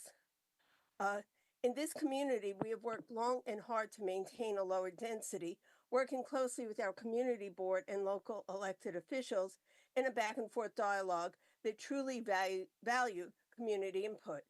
The City of Yes plans to eliminate this community input when it comes to zoning. It removes ULURP from community boards and council members, eliminating any meaningful dialogue with the community. I also have to say, on behalf of the low density communities, in listening to testimonies, it is incredibly insulting to hear speakers vilify low density areas that make up only 50% of New York City, with implying or outright saying that low density areas are responsible for the housing and affordability crisis. In the city's one size fits all plan, our communities are threatened. We choose to live in a low density district, and that is our right. City of Yes is a financial boon to the developers and real estate interests. Very few people I heard brought this up, but in light of the fact that Mayor Adams, who has pushed this plan heavily, is under indictment for bribery and corruption, it begs the question, is the mayor benefiting just as developers and real estate interests are? It's something to think about. In conclusion, the City of Yes must not go forward.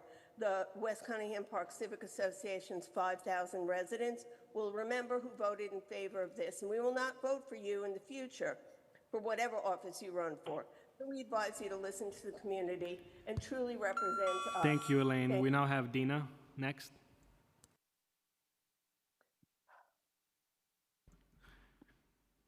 Good evening.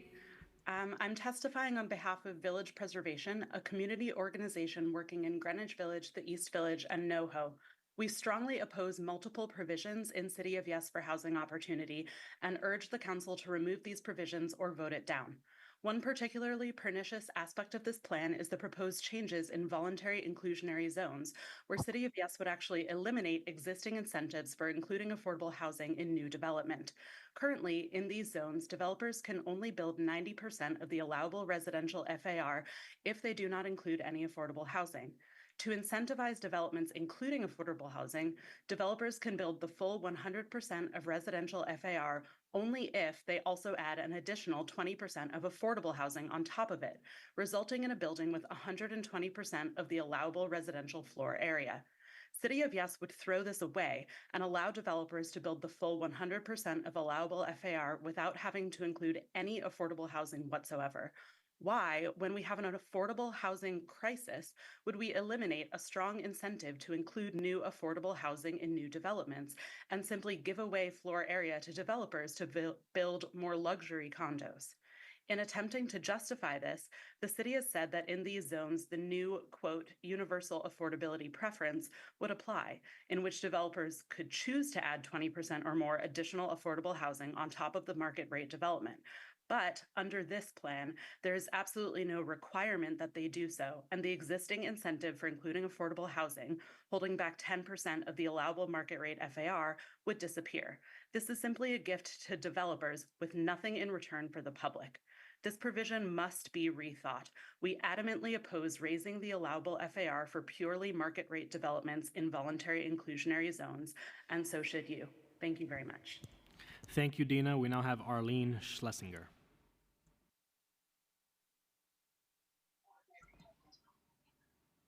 Good evening.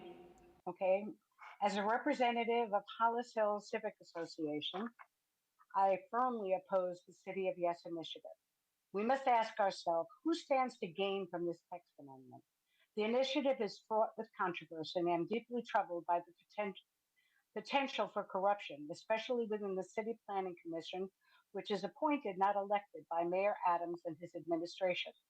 Their apparent objective is to dismantle the ULO process, which currently promotes balanced zoning decisions, instead centralize future zoning authority into their hands.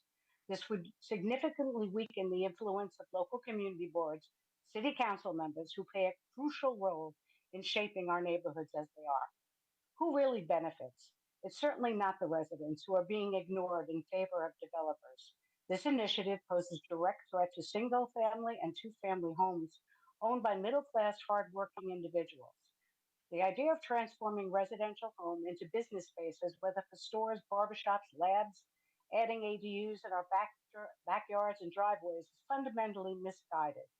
The lack of parking mandates within our proposal only proves how out of tune the City of Yes is for our city. Why should commercial areas be neglected while businesses encroach into our private homes? Who would harm our neighborhood and that would drastically change the character of our communities? Do we really want large-scale buildings popping up on residential streets? Is that the future for Eastern Queens? Additionally, the environmental and infrastructure concerns are glaring. We live in flood-prone zones, and the infrastructure is already under such strain. This initiative seems to ignore these crucial issues. Our environment is in danger, and all you think about is expensive housing, as this has nothing to do with affordable housing. It's for profit, and if you're a developer, not the residents, it feels like those who are backing Thank this you, plan Arlene. are. We now have Deborah Wright next to testify. That wasn't 2 minutes.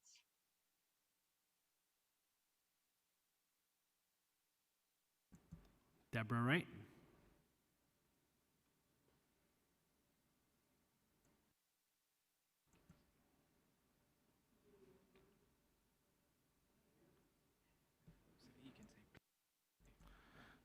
Deborah Wright, if you're on Zoom, please unmute. Going once, going twice.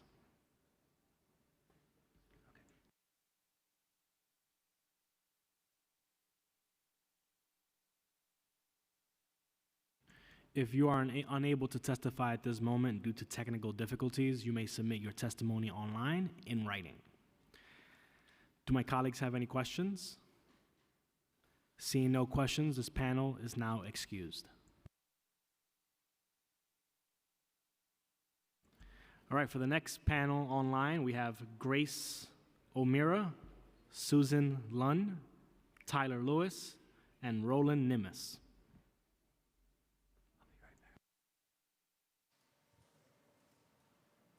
You may begin.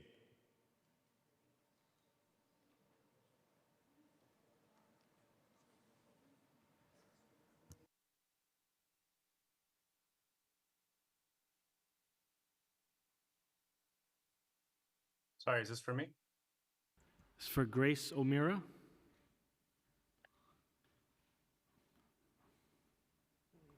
All right, just want to give Grace another opportunity if she's on the panel to speak or to try to unmute yourself to speak. And a reminder, if you're unable to testify due to technical difficulties, you may submit testimony online. Grace, you need to accept your promotion. Hello. All right. Hello? Yes. Okay, sorry. No problem. I got bumped off right there at the last minute. No problem. Okay, well, I'm going to cut through the chase. I am against the City of Yes. I am a community advocate and activist here in the Allerton section of the Bronx.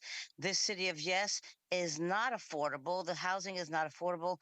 It's going to displace. We are mostly people of color here and low income people here. This is going to push us further into Westchester. We keep getting pushed into Westchester. The housing is not affordable. We don't have a housing crisis like everybody wants to say. It's an affordability crisis is what we have. So unless you're going to fix that portion, this City of Yes is a city killer. And I'm just going to say to the city council members that whoever vote for this project, you will be primaried, guaranteed. You're out. So enjoy your time in city council because you'll be primaried and you'll be voted out. We will make a mission. This will be a mission of ours to all the communities here. We're going to make a mission to make sure each and every one who votes yes gets out. and then we're going to revisit it when we have the right people in there. You're not representing the communities. You guys should be brought up on charges of treason. Whoever votes yes, because you are abdicating your oath of office to protect and the Constitution of the United States. And this is what you're doing. You're going against the people that you are supposed to be representing. So enjoy your time while you can, because if this city of Yes goes through, you guys are out. And then we're going to revisit it again. And the developers, they better think again. And these young people that think it's a great idea, when you live long enough, like I have, I'm a senior citizen, I'm disabled, you'll understand. I've been through many of these things before. They don't care about you. They're getting money in their pocket. The mayor, whoever's pushing this, the developers are going to love this. Thank you, Grace. It's not about how affordable. Thank you, Grace. So enjoy your time. Have a good evening. Next is You too. Susan Lund. Hello, everybody. I live in the wonderful and vibrant neighborhood of Park Slope, a place I'm lucky to call home. There's been a lot of discussion on the preservation of character in the community, and this is why I urge the council to vote yes in favor of City of Yes. I've been lucky to meet and make friends within Park Slope, and many of whom have worked and lived in this neighborhood for 10, 15, 20 years. However, they can no longer afford to live here and have had to make the difficult decision to move far away and make it no longer tenable to commute in and work in this neighborhood.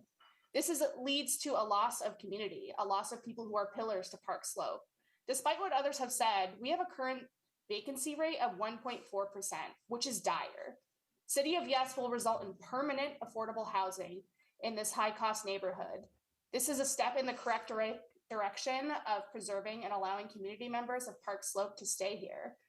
The community of Park Slope is not just wealthy homeowners, but the working class people who are the vibrant members who are serving you coffee, making you fancy drinks, and cutting your delicious meats. They should be allowed and encouraged to stay here in this neighborhood.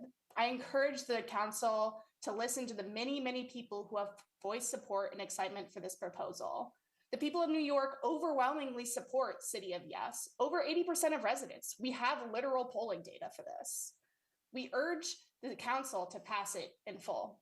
Thank you. Thank you so much, Susan. We now have Tyler Lewis. Please. Hi, can you hear me? Yes, I can.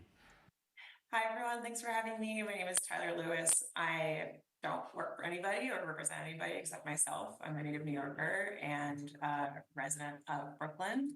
I want to just voice my strong support our City of Yes, and I hope that the council passes it in its strongest measures. I am so excited by many of the propositions within it, and I don't think I could speak more articulately or vehemently than many people who have come before you today, but wanted to add my voice as an excited citizen and a positive voice, and also just express gratitude to all of you for sustaining this process. I also just want to voice support specifically for lifting parking mandates, which are silly and outdated. And I say that as a car owner. Thank you very much. Thank you. Now we have Roland Nimis.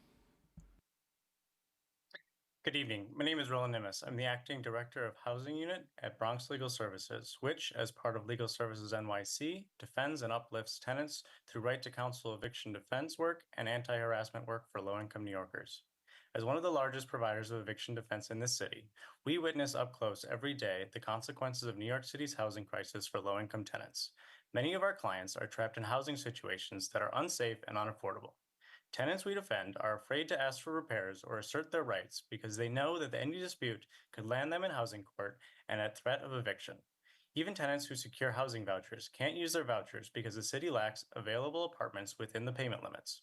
As tenant lawyers, we know that building more affordable housing is essential for low-income New Yorkers. The City of Yes includes necessary zoning changes to create housing that will benefit those we serve. This includes re-legalizing and regulating shared housing and smaller apartments, which can be transformative for low-income tenants, particularly those who rely on vouchers to find housing. Likewise, legalizing and regulating accessory dwelling units is crucial to increase access to safe and affordable housing. Today, many low-income tenants are forced into illegal units in basements and subdivided apartments where they are powerless, with few defenses to evictions if their landlords decide they want them out. Creating a legal pathway for these types of units would bring these tenants into the formal housing market where they are protected from arbitrary evictions. As many before me have said, these proposals and others within the City of Yes package are not sufficient to end our housing crisis. Nevertheless, our clients are in desperate need of more affordable housing. Together with stronger, fully funded and enforced tenant protections and legal services aimed at preserving existing tenancies, increasing the amount of variety of affordable housing stock is crucial to low-income communities and our clients. Thank you. Thank you for your testimony and your right to counsel work. Do my colleagues have any questions? Seeing none, this panel is now excused. We're now moving to the next panel, which includes Sally Ann Sinisgali, Latonia Harris, Ed Goidas, Cliff Bruckenstein, and Paul Graziano. Starting with Sally.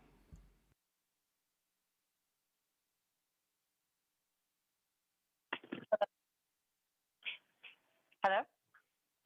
I can hear you. Okay. Good evening, and thank you for giving me the opportunity to speak to all of you today. My name is Sally Ann Sinisgali. I'm a lifelong resident of Howard Beach. I grew up here, went to school here, and have raised my kids here. I speak before you today to discuss the City of Yes housing proposal. I want to cite multiple grievances that I have with this plan, including an overgeneralized plan, lack of community discourse, and the overcrowding of schools in other municipalities. Starting with the problem of the overgeneralized plan, the City of Yes housing proposal makes the wrongful assumption that since every neighborhood is within New York City, they will be equally affected, and one general plan will work for the whole city. I can assure you this assumption is not only incorrect, but is absurd. Each borough has a specific layout and makeup, and this plan will have greater adverse effects on Queens and my neighborhood, Howard Beach. If this plan passes, the streets will become packed with cars, and we don't have adequate public transportation in Queens. And the whole reason why many like me live in Queens or Staten Island and not one of the more urban boroughs like Manhattan or Brooklyn is because I don't want to live in a neighborhood full of multiple family homes. I've chosen to buy a house in Howard Beach, Queens because I want to stay in the city that I love without living in a building. In my neighborhood, like so many others, we enjoy the luxuries of easy parking, lower density, and single family houses. This is why I bought a home here. Pass this plan and implement the City of Yes is to upend the ruin the dreams of many families like mine. The second problem I want to address is the lack of community discourse while creating this plan. Mayor Adams and his tyrannical administration have decided they know what's best for us, instead of hearing the voices of the communities and the people. The Adams administration had gone ahead and created this plan that just moves to further an agenda that I, along many others, do not get behind. As someone who is elected to be representative, Adams and his plan does not represent the interests of so many New Yorkers. I ask that this committee starts to consider our community's complaints before they let this plan go forward as it stands today. Final problem that I want to address is, and possibly the most important, is the effect of this plan will have on our schools and municipalities. This plan will be detrimental to our public Sally, services. thank I you went to very public much school for your in Howard Beach. testimony. We're now moving to Latonia Harris. Okay.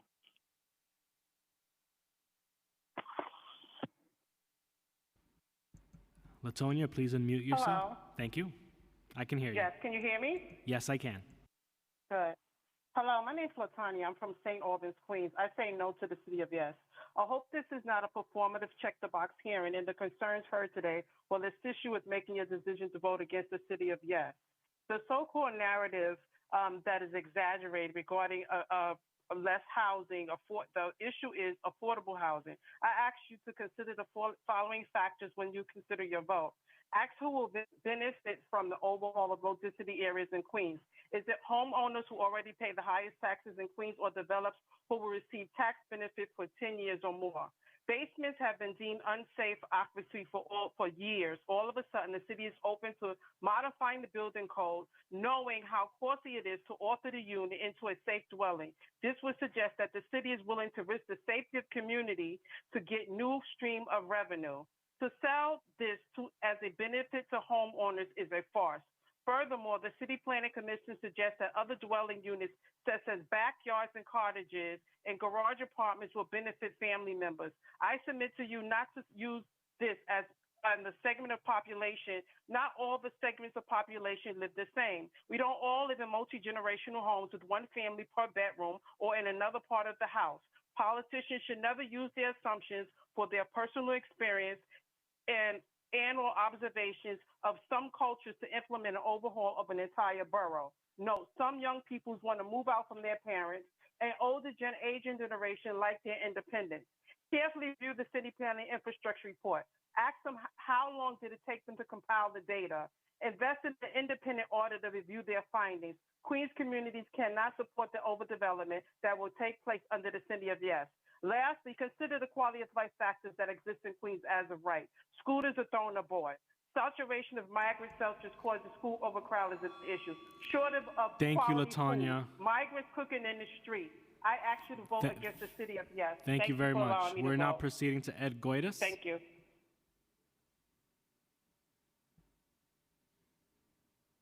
Ed Goitis, please unmute yourself.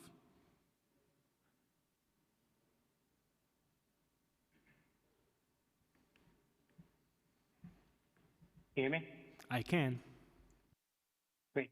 Should the City of Yes one-size-fits-all package of proposals become law, the resulting development free-for-all will cannibalize all of our communities, lowering our quality of life and affecting property values, and exacerbating the strain on neighborhoods without any increase in infrastructure or agency staffing. It will not create more affordable housing. Instead, it will replace homeownership, owner-occupied housing, and what's left of the middle class in New York with market rate rental units, exponentially increasing the unaffordability of our housing stock. The City of Yes housing opportunity proposal would throw all of that away in order to, one, create massive and unsustainable increases in density across the board in every lower density neighborhood.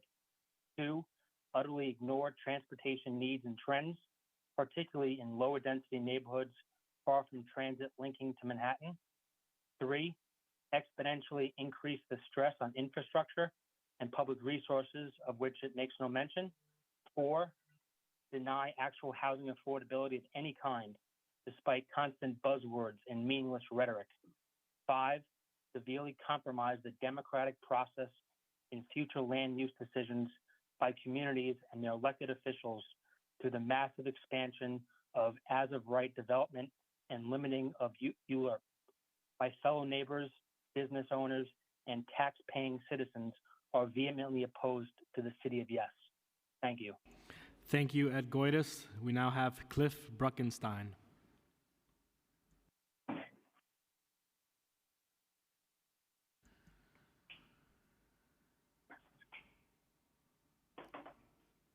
Cliff, if you're here, please unmute.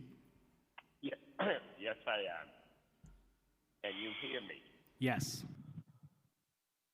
Okay, I'm a long-time, actually lifelong resident of Sheepshead Bay, Brooklyn, third generation. I have fought zoning issues for many, many years on many different projects. I'm on the zoning board of the community board.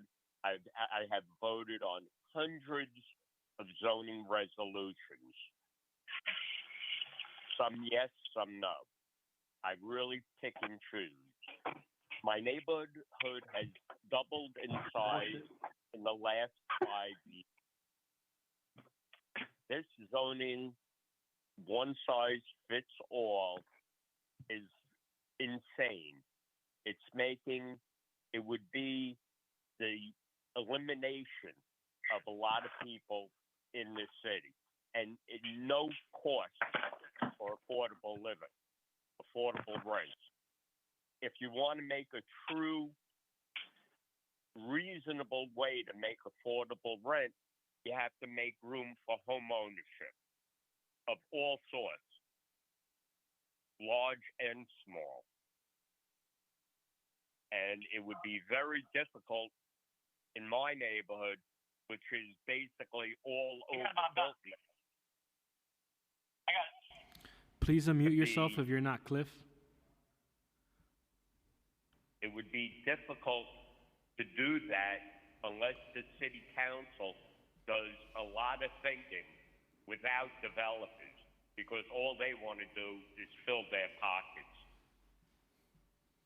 Thank you. Thank you, Cliff. We now have Paul Graziano.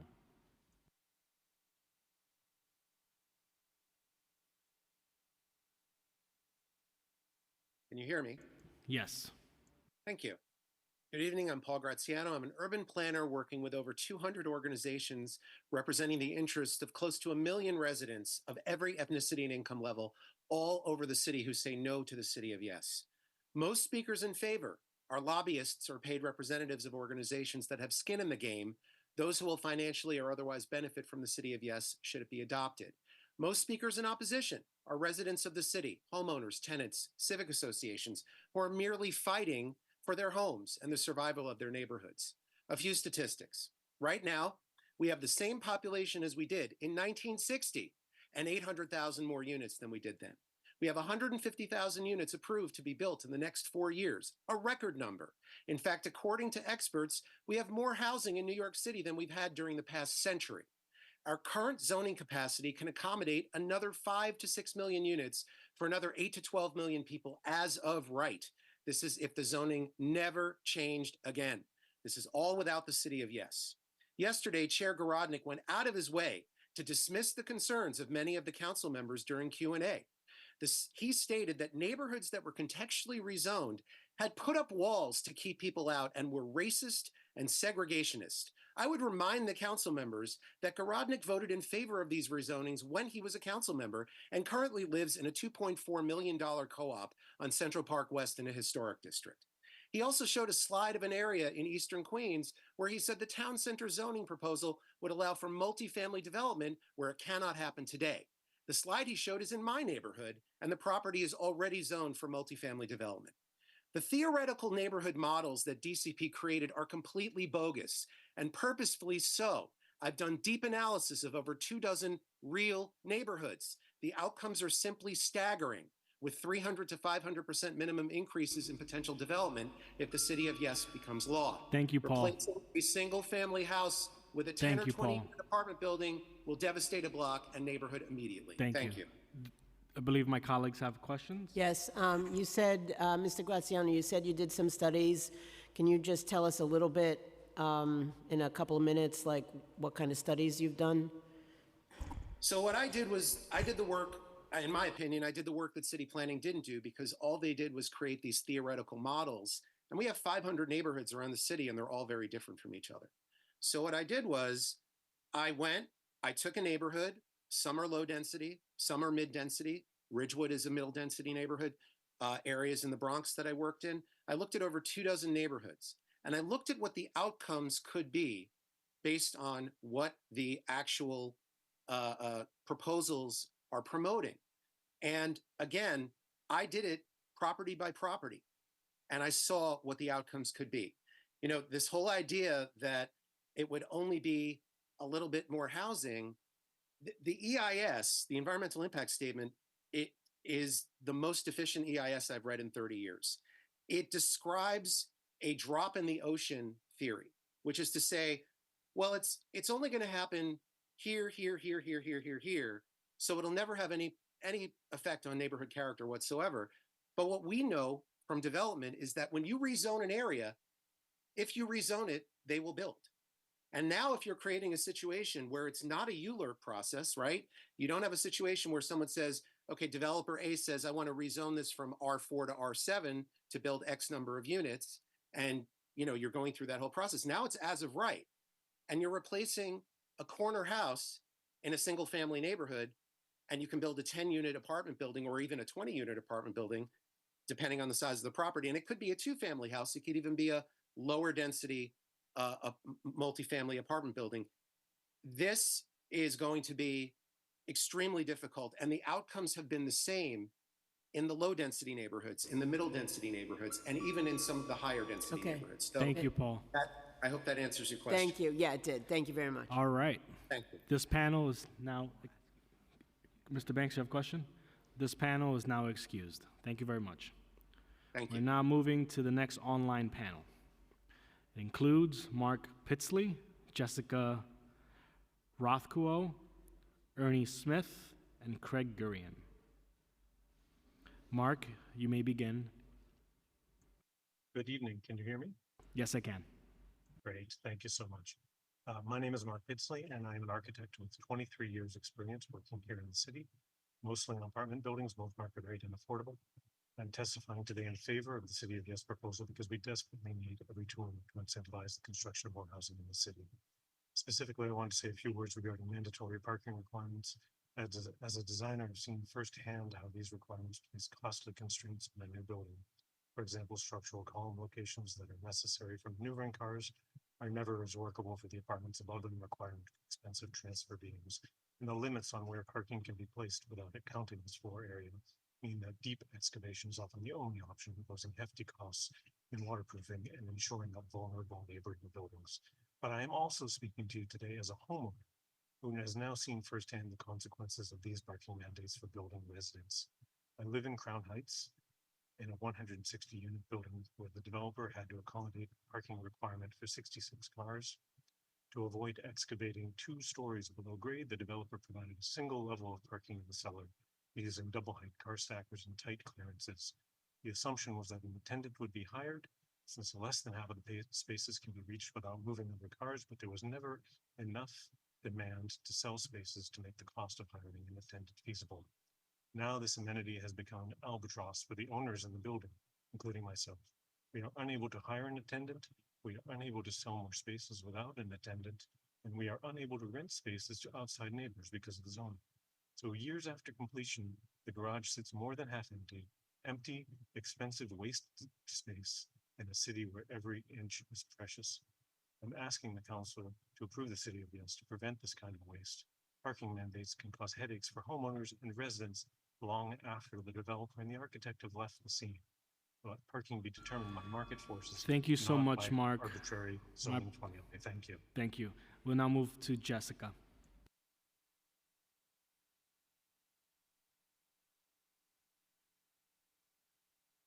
Please unmute Jessica if you're online.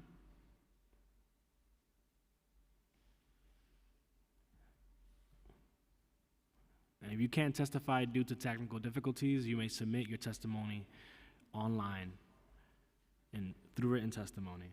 Hello. Hi. Sorry, I'm No- here. Oh, Good no evening. problem. Go ahead. Good evening, Council and fellow New Yorkers, and thank you for this opportunity. My name is Jessica Rothko. This is my wife, Hannah, and we're Queens homeowners. We want to urge you to support the entire City of Yes proposal and especially the accessory dwelling unit provisions. We own a single-family bungalow in the Arverne neighborhood of Far Rockaway in Council District 31. We love this neighborhood for its economic and housing diversity.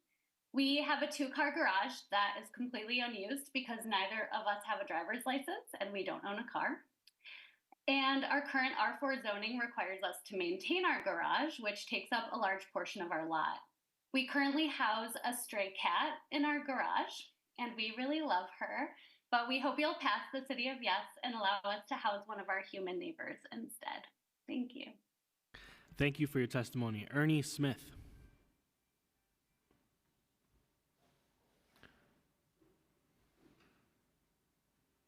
Good evening. My name is Ernie Smith, and I work for a small embroidery company in the Garment District. 25 years ago, we were forced out of Manhattan by the dot-com craze, and 2 years ago, we were forced out of Long Island City by changes to zoning. It became mixed use, and within moments of being determined as mixed use, 31 hotels moved into our manufacturing district. While I very much would like to see mixed use in the Garment District for residential and small businesses in the lower floors of the same building, I have learned through the meetings that I've had in Long Island City 10 years ago. The treasurer of the city had a business meeting that I attended, and he said that they were working on affordable housing. When asked what affordable housing was, he said it's 120,000 and up. We asked, what about those people who don't make 120,000? He said, well, that's workforce housing, and we don't consider that important right now. When I hear the word affordable housing from a city agency, I'm suspect. I don't believe it is servicing those people who are today making 50,000. It is a sham, and I am unhappy about that and would like to see it be more specific in what that word means. Thank you very much for letting me share. Thank you, Ernie. We'll now move to Craig Gurian. Good evening, Councilmember Abreu. My name is Craig Gurian. I'm the Executive Director of the Anti-Discrimination Center. I've been a civil rights attorney for more than 35 years. Some of you may even be familiar with a couple of my cases. I have a message for opponents of City of Yes. The longer version of this is in a piece that's just been published in Vital City today. Opponents, be careful what you wish for. City of Yes made the usual but understandable mistake of compromising in advance. It is, compared to what is needed to solve our twin crises of housing affordability and housing segregation, a modest measure. New York City, one of the most segregated major cities in the country, is already vulnerable to a perpetuation of segregation lawsuit under the Federal Fair Housing Act and our local human rights law because of its zoning and other pro-segregation conduct. If City of Yes were to be rejected or watered down, that vulnerability will be heightened. And when a lawsuit is resolved and a remedy determined, it's not a matter of a little housing everywhere. Addressing decades of disparities would mean focusing on building mixed income housing, especially where it has been resisted. I'll leave you with Borough President Reynoso's advice to city planning. Do not back down, do not scale back, do not shy away. If you're going to do anything, do more. Nothing is more important than ensuring every New Yorker and every family has a place to call home for generations to come. Thank you. Thank you, Craig. Do my colleagues have any questions? This panel is now excused. I'm now moving to the next online panel, which includes Gui Marks, James Dill, Saif Alam, Sharita Paulson. We'll begin with Gui Marks.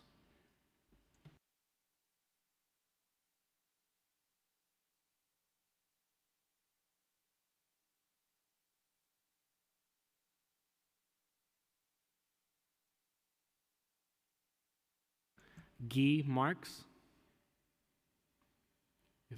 Now's your moment to unmute if you're online.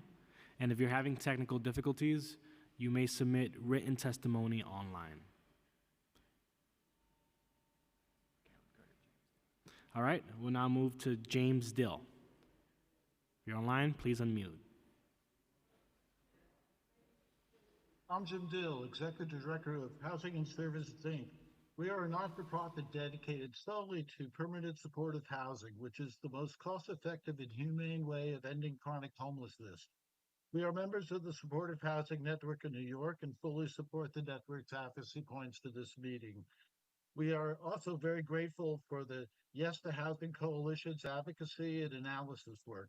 We fully support City of Yes as a means to easing the affordable and homeless housing crisis in our city. The proposed universal affordability preference will give supportive housing providers the critical mass to provide the enhanced security and maintenance necessary to keep our projects clean and safe. We thank the Council for its support for the reallocation of NYC 1515 resources from scatter site model to the creation and preservation of congregate supportive housing. We operate a 100-unit scatter site program, which we believe is a crucial component in the continuum of care to end homelessness. However, the less than 2% vacancy rate in housing units make the scatter site model unfeasible, and we have no plans to attempt to use a 1515 scatter site program.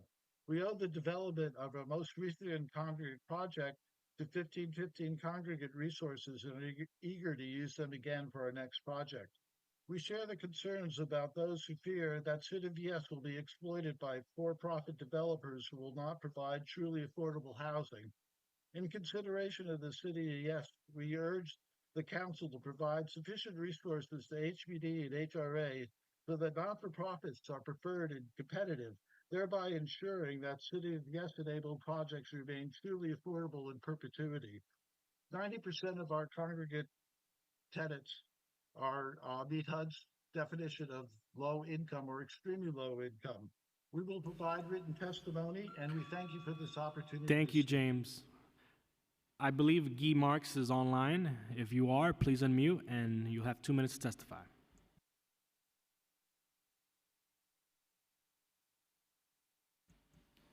Hello, can you hear me? Yes, I can. All right. Thank you so much. Sorry, I didn't get a chance to unmute fast enough.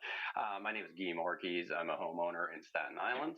I wanted to echo what a lot of folks have said.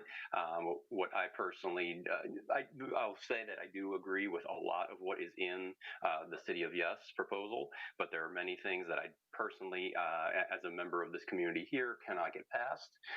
And that is, I'm echoing the sentiment from this community that we feel we are not being brought to the table in this discussion, that too much power is being ceded to developers, and that the sentiment in this community, which I also feel, is that there won't be just a little bit of development in our R1, R2 areas, because there's no safeguard against developers coming in and building willy-nilly in every single garage in the area, garage, basement, attic, and so forth. Already now in our area, and I'm sure it happens in Queens and in the Bronx and in these R1, R2 areas, anytime a home goes on the market, developers are swarming with cash offers to outbid families. So I don't see anything in City of Yes that's going to stop that from even getting worse, and driving up prices in these areas just for the development property. So again, I echo that. Absent something like that to prevent the escalation of costs due to developer overbidding, safeguards against every single garage in R1 and R2 areas becoming an apartment and doubling the housing capacity of this neighborhood. And again, doubling housing capacity sounds good, but this neighborhood cannot support doubling the density. It just won't happen. This is not an area served by transit. So again, I urge the council to potentially revisit some of these ADU, these R1 and R2 impacts in order to, as they say, Thank you very much, small Guy. incremental amount. Thank you, everybody. You got it. Saif Alam is next. Yes, good afternoon, good evening, Councilmember Brew and everyone else. My name is Saif Alam, and I'm a resident in Jamaica Hills, Queens. So I'm part of multiple organizations, but I'm testifying on behalf as just only a resident today. I lived in the neighborhood for 22 years. Our neighborhood is mostly residential and is peaceful. Our community leaders for years advocated to keep it residential. As an example, in 2004, our community and civic leaders advocated for the zoning law to prevent residents from converting it to R2 or R4 to prevent people from building buildings. This plan prevented overcrowding neighborhoods in Jamaica Hills, Queens. In 2024, as of this year, our city government wants to implement the City of Yes, which enables homeowners to build buildings in residential neighborhoods, including Jamaica Hills.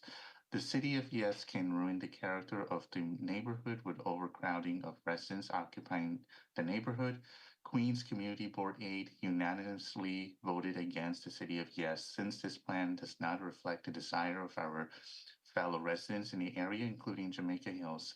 So I asked the City Council to vote against the City of Yes, since this proposal needs a revision. The City of Yes being reconsidered for approval. And one of my suggestions I will suggest is once, for the City Council to consider creating a task force of City of Yes with community board members, civic leaders, nonprofit organizations, community leaders, elected leaders, and possibly very active residents. Create a task force where will be input from various stakeholders and put this into play. Then that can be voted again in the future. That'll make more sense. Thank you for your testimony, Saif. We will now move to Sharita Paulson.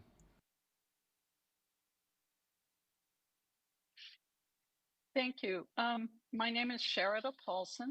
I'm the senior principal of PKSB Architects. We're based in Midtown, and I'm chair of the Riverdale Nature Preservancy and former chair of the New York City Landmarks Preservation Commission.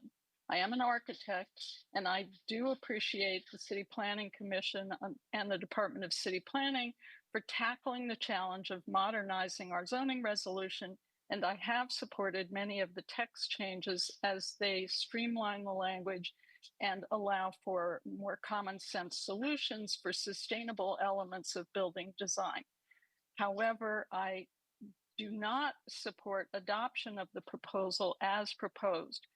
The text changes do nothing to increase affordability, as they do not tackle any of the policy issues, as Speaker Adams has rightly pointed out, that create the opportunity for affordable housing. More than that, the main components of the building changes, increasing the footprints by reducing yard sizes, overriding special district regulations in many contexts, opening up historic districts to potentially inappropriate development, and introducing increased density in neighborhoods that truly lack the infrastructure to support that density. All of those specifics drive negative developments, and increasing density requires water management, transit connections, schools, and open space for recreation and light and air. It is important to note that our community board, Board 8 in the Bronx, did vote this down on many of these same issues. But the biggest issue is we need to look to the past sometimes. And if you look at Frederick Law Olmsted's report to the commissioners in 1876, he said that this area, our specific area, should never be a place for multifamily development simply because it would be too expensive to build. So it is very important to maintain community input into these zoning decisions and city council decisions. Thank you very much for your testimony, Ms. Paulson. Thank you very much. Do my colleagues have any questions? Seeing none, this panel is excused. We're now moving to the next panel, online panel. Judine Johnson-Harriet, Shams DeBaron, Emilia DeCauden, Elizabeth Adams, and Carolyn Lotus. Beginning with Judine, please.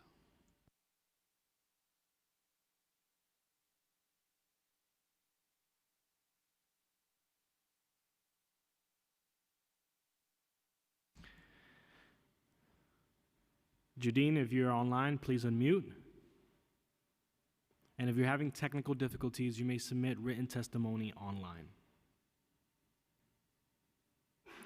All right. Is Judine on? All right.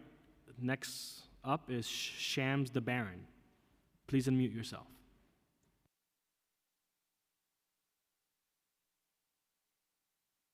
So I say today that we're at a crossroads with the most significant housing initiative in nearly 50 years, the City of Yes for Housing Opportunity Proposal. As someone who has experienced housing insecurity and homelessness throughout my life, I know firsthand what's at stake. I know what it's like to be homeless as a child, homeless as a single parent, and homeless as a single adult. I know what it's like to have to sleep on the subways, on park benches, in the streets, and on people's couches because I had no place to call home. I believe that without this proposal going through, the future for a lot of people, but in particular Black and brown people in this New York City, is bleak. The reality is, in my humble opinion, that our zoning laws are rooted in racist policies. Today, you have an opportunity to reverse these racist zoning laws. You know that they have codified, in my opinion, the oppression of Black and brown people by restricting access to decent housing. And if you don't seize this moment, I fear that we who are Black and brown will have to flee the city because, quite frankly, the rent is too damn high. and a shelter is not the best alternative to permanent housing. While it is easy to build shelters, housing takes years due to the long ULURP process, financing challenges, and those racist zoning laws. The shelter industrial complex thrives, making millions, while housing development is held back. So the choice is yours, housing or shelters. Some Thank you, argue that the Shams. city- Appreciate your work, Housing Hero. Next up, we have Amelia DeCauden.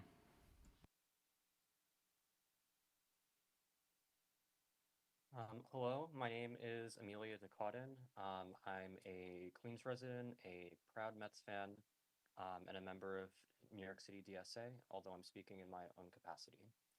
I think that we've heard a lot of talk about what needs to happen alongside City of Yes, but I'm going to flip this around a little bit. Yes, we need social housing. Yes, we need more tenant protections. Yes, we need more money for vouchers, for city FEPs, etc. But while we're here now, we need to build as much housing as we can so that 10 years from now, we don't find ourselves in the same boat that we are today. It's only because of decades and decades of downzoning, failure to build enough housing, and policies that prefer and promote landlords over tenants that we have a housing crisis today with our vacancy rate so low. My rent is high enough and I live in quote unquote affordable housing. And it's still a significant portion of my rent. And I'm probably one of the lucky ones. I have friends who can't afford their rent and they're going to have to move out of the city, or they can't afford to come here. And as a trans person, that's very personal to me because being able to live in New York City is in some cases a matter of life and death. When you think about the anti-trans policies that are taking hold in so many states across the country. So I really urge the city council to pass City of Yes. You don't have to finish the work, but you're required to start it. Thank you, Amelia. I'm going to go back now to Judine Johnson Harriet. I believe you're online. If you are, please unmute yourself.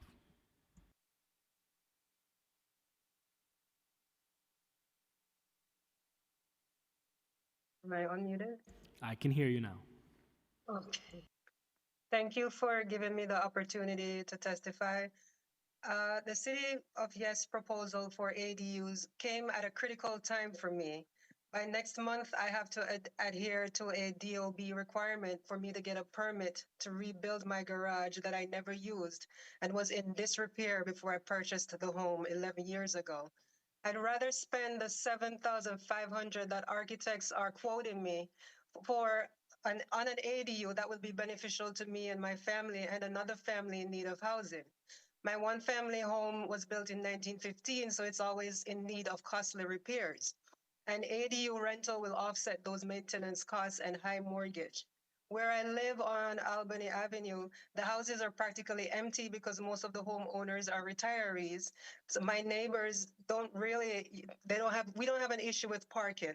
So I urge the city, the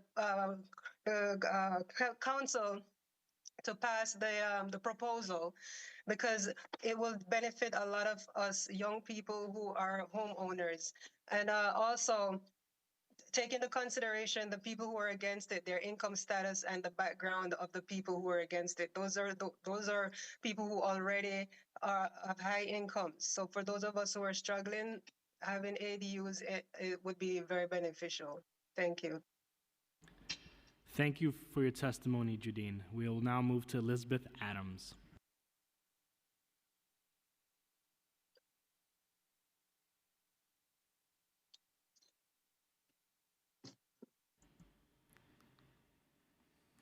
Elizabeth Adams, if you're online, please unmute.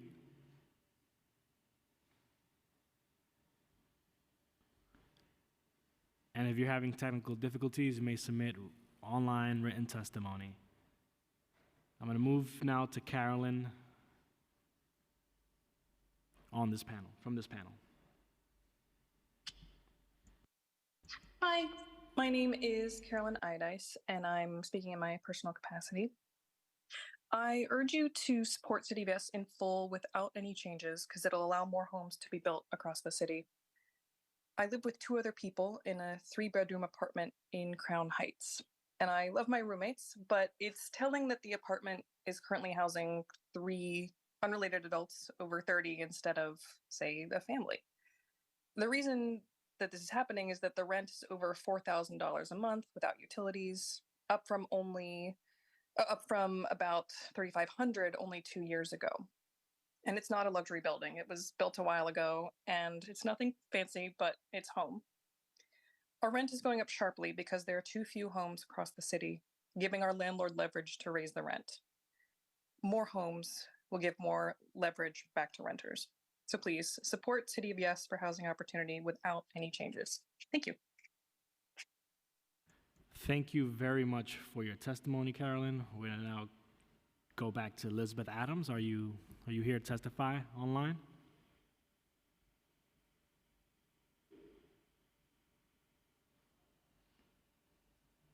Going once, going twice.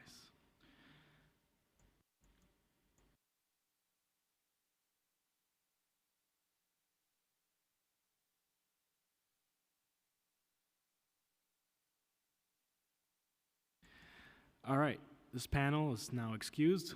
We're now moving to the next panel. Jane Buchanan, Carlene Thorbs, Andrew Berman, Maria Dynacentes, my apologies if I'm butchering your name, and Joseph McAllister. After this panel, we will go back to 1 to 2 in-person panels. Beginning with Jane, you may go first. Hello, can you hear me? Yes, I can. Hi.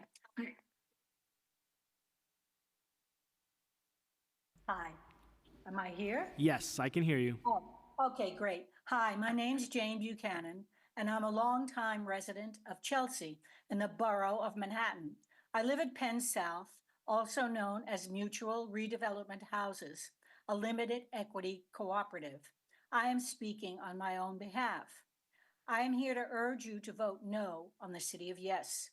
I have concerns for my own housing complex, for my neighborhood as a whole, and not the least for neighborhoods all over the city.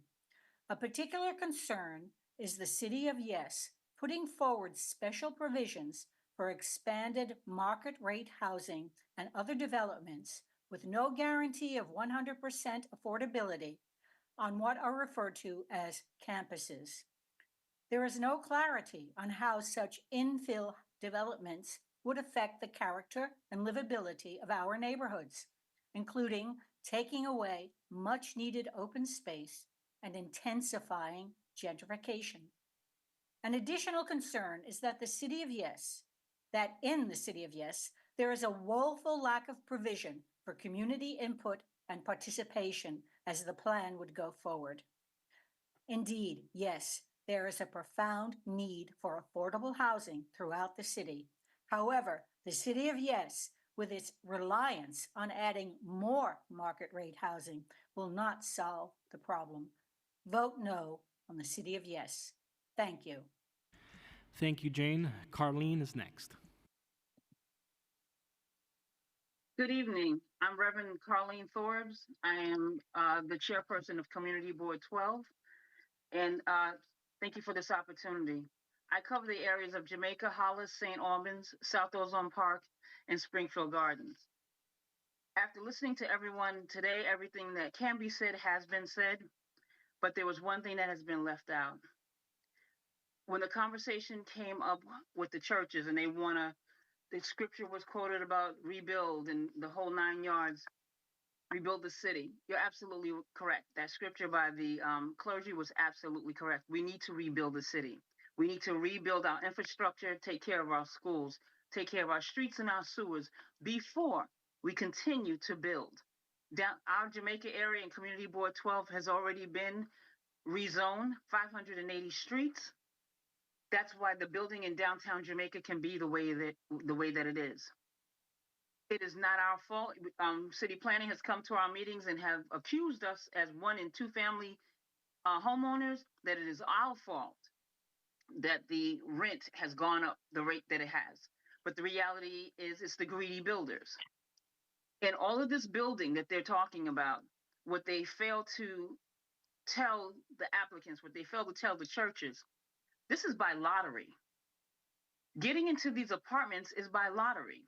So you tear up your community and then someone else moves in. You help gentrify your own community.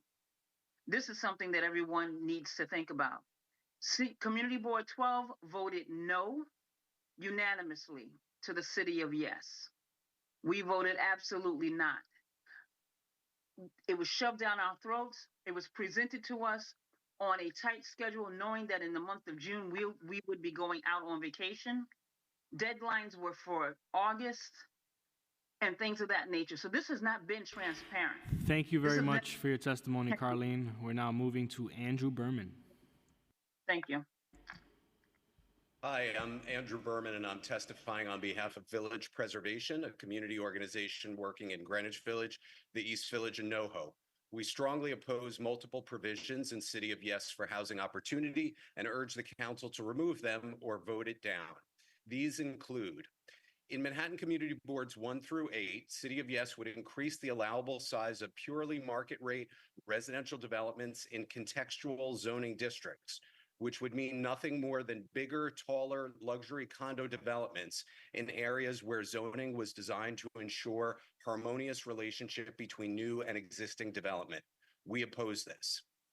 City of Yes would also allow transfers of air rights from individual landmarks over much broader geographic areas with little or no public oversight or input. This would result in nothing other than larger luxury condo, commercial office, and hotel development in our neighborhoods. It's being billed as helping to maintain individual landmarks, but would take an overly broad route to doing so while removing oversight to ensure such benefits are accrued. In neighborhoods like ours with scores of individual landmarks, this would have incredibly far-reaching impacts. City of Yes would allow increased encroachments on rear yards and other precious open space in high-density districts like ours, where it is extremely limited and essential to quality of life. Worse, the encroachments would be allowed for purely market rate luxury condo developments. And finally, City of Yes would increase allowances for construction on open spaces in what it calls campuses, which includes religious institutions, university superblock developments, and potentially NYCHA complexes. The city has refused to provide more information on the impact of these allowances, but in many cases, sandwiching more large buildings into these spaces, particularly just for luxury condo development, would not justify erasing these precious open spaces, which were often required as for the large towers around them. Thank you. You got it. We'll now move to Maria Dinancentis.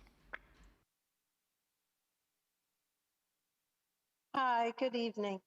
My name is Maria Dana Centes, president of the Utopia Estates Civic Association in Fresh Meadows, Queens, and Area 6 chair for Community Board 8, where I represent over 18,000 residents who live in private homes, garden apartments, co-ops, and condos in the 23rd and 24 council districts.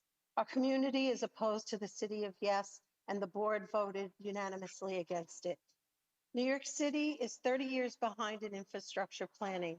There is no plan for infrastructure in this proposal, and parts of our area flood regularly. CHO takes ULURP processes away from our elected council members and community boards and hands our rights over to developers. This one-size-fits-all sledgehammer solution destroys residential contextual zoning communities by allowing ADUs, slither construction, transit-oriented construction, but not affordable housing. We have an affordability crisis in New York City, not a housing crisis. The City of Yes, market rate, and luxury rentals are not the answer. New York City has lost about 800,000 residents in 6 years. Working families can't afford rent. How does a family making under 100,000 a year before taxes pay 4,000 or more a month for an apartment? The media reports the mayor is under scrutiny. Voters know that his dictates have sold us out to corporate interests and his own gain. This proposal was created by the mayor to enrich developers. You need to look at his motives. Destroying residential Queens neighborhoods is not the right answer. Many pro speakers are developers or organizations that get funding from the city. We who vote for you and who pay taxes are telling you this is not the way. The City of Yes proposal can't be fixed. It needs to be voted down. Please focus on finding affordable housing, such as the Mitchell-Lama housing, where families pay income-based rent. This vision is needed to focus on Thank you, rezoning Maria. communities. Really appreciate your testimony tonight. Just saying, vote no for the City of Yes. We're now moving to Joseph McAllister. Okay, How did he get good me evening. over? Sorry. Good evening. My name is Joseph McAllister, President of South Beach Civic Association, representing the South Beach community and working with all of Staten Island. I am also the president with Staten Island Civics United. We oppose the City of Yes Housing Opportunity Plan with all of its entire content. We know this plan would totally disseminate our communities and living conditions. Before you execute any zoning changes, our infrastructure needs to be addressed first before you start this disastrous plan. Number one, we need adequate roadways to accommodate the tremendous amount of traffic we have here already. Number two, we need more hospitals, doctors, nurses to help alleviate inrush of people here already. People are in hallways on a bed for 2 days. We need more police in the areas of enforcement. Number four, we need traffic agents to manage all the intersections. One-lane roadways are bumper to bumper due to too many vehicles.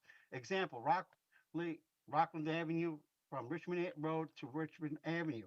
Number five, we need more New York City services, DOB, DOT, DOH, DEP, DEC. 6, we need services to repair the damages already existing and caused by the cost-cutting services from this administration and past administrations. Number 7, we need more schools. Our school classrooms are oversized. How are our children supposed to learn with so many other students in an oversized packed classroom? And finally, number 8, city planning must sit down with the homeowners and residents to discuss these issues before any type of zoning changes are executed. The current infrastructure is not handling the current situation with overdevelopment and is not able to add any other type of additional ADUs or a new development. City planning only met with Staten Island Economic Development Corp. And Staten Island Chambers of Commerce. These two entities are for businesses, not for homeowners or for the residents. We, the people who work and live here each day, we know what we want and need. By having an education. Thank you for your testimony, and Ms. sit-down plan, maybe we can all come together to make New York City the best city of the Thank future. you for your testimony, Joseph McAllister. I also have additional written This testimony to panel submit. is now excused.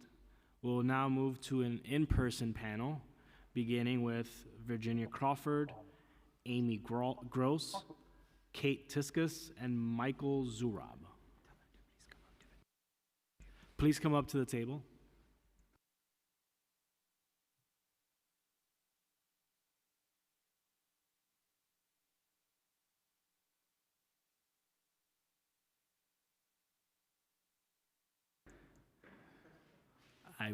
We will begin with Virginia Crawford. Hi there. When you're ready to speak, you may turn on Thanks. the mic. My name is Virginia Crawford. I'm a rent-stabilized tenant in City Council District 3 in the West Village.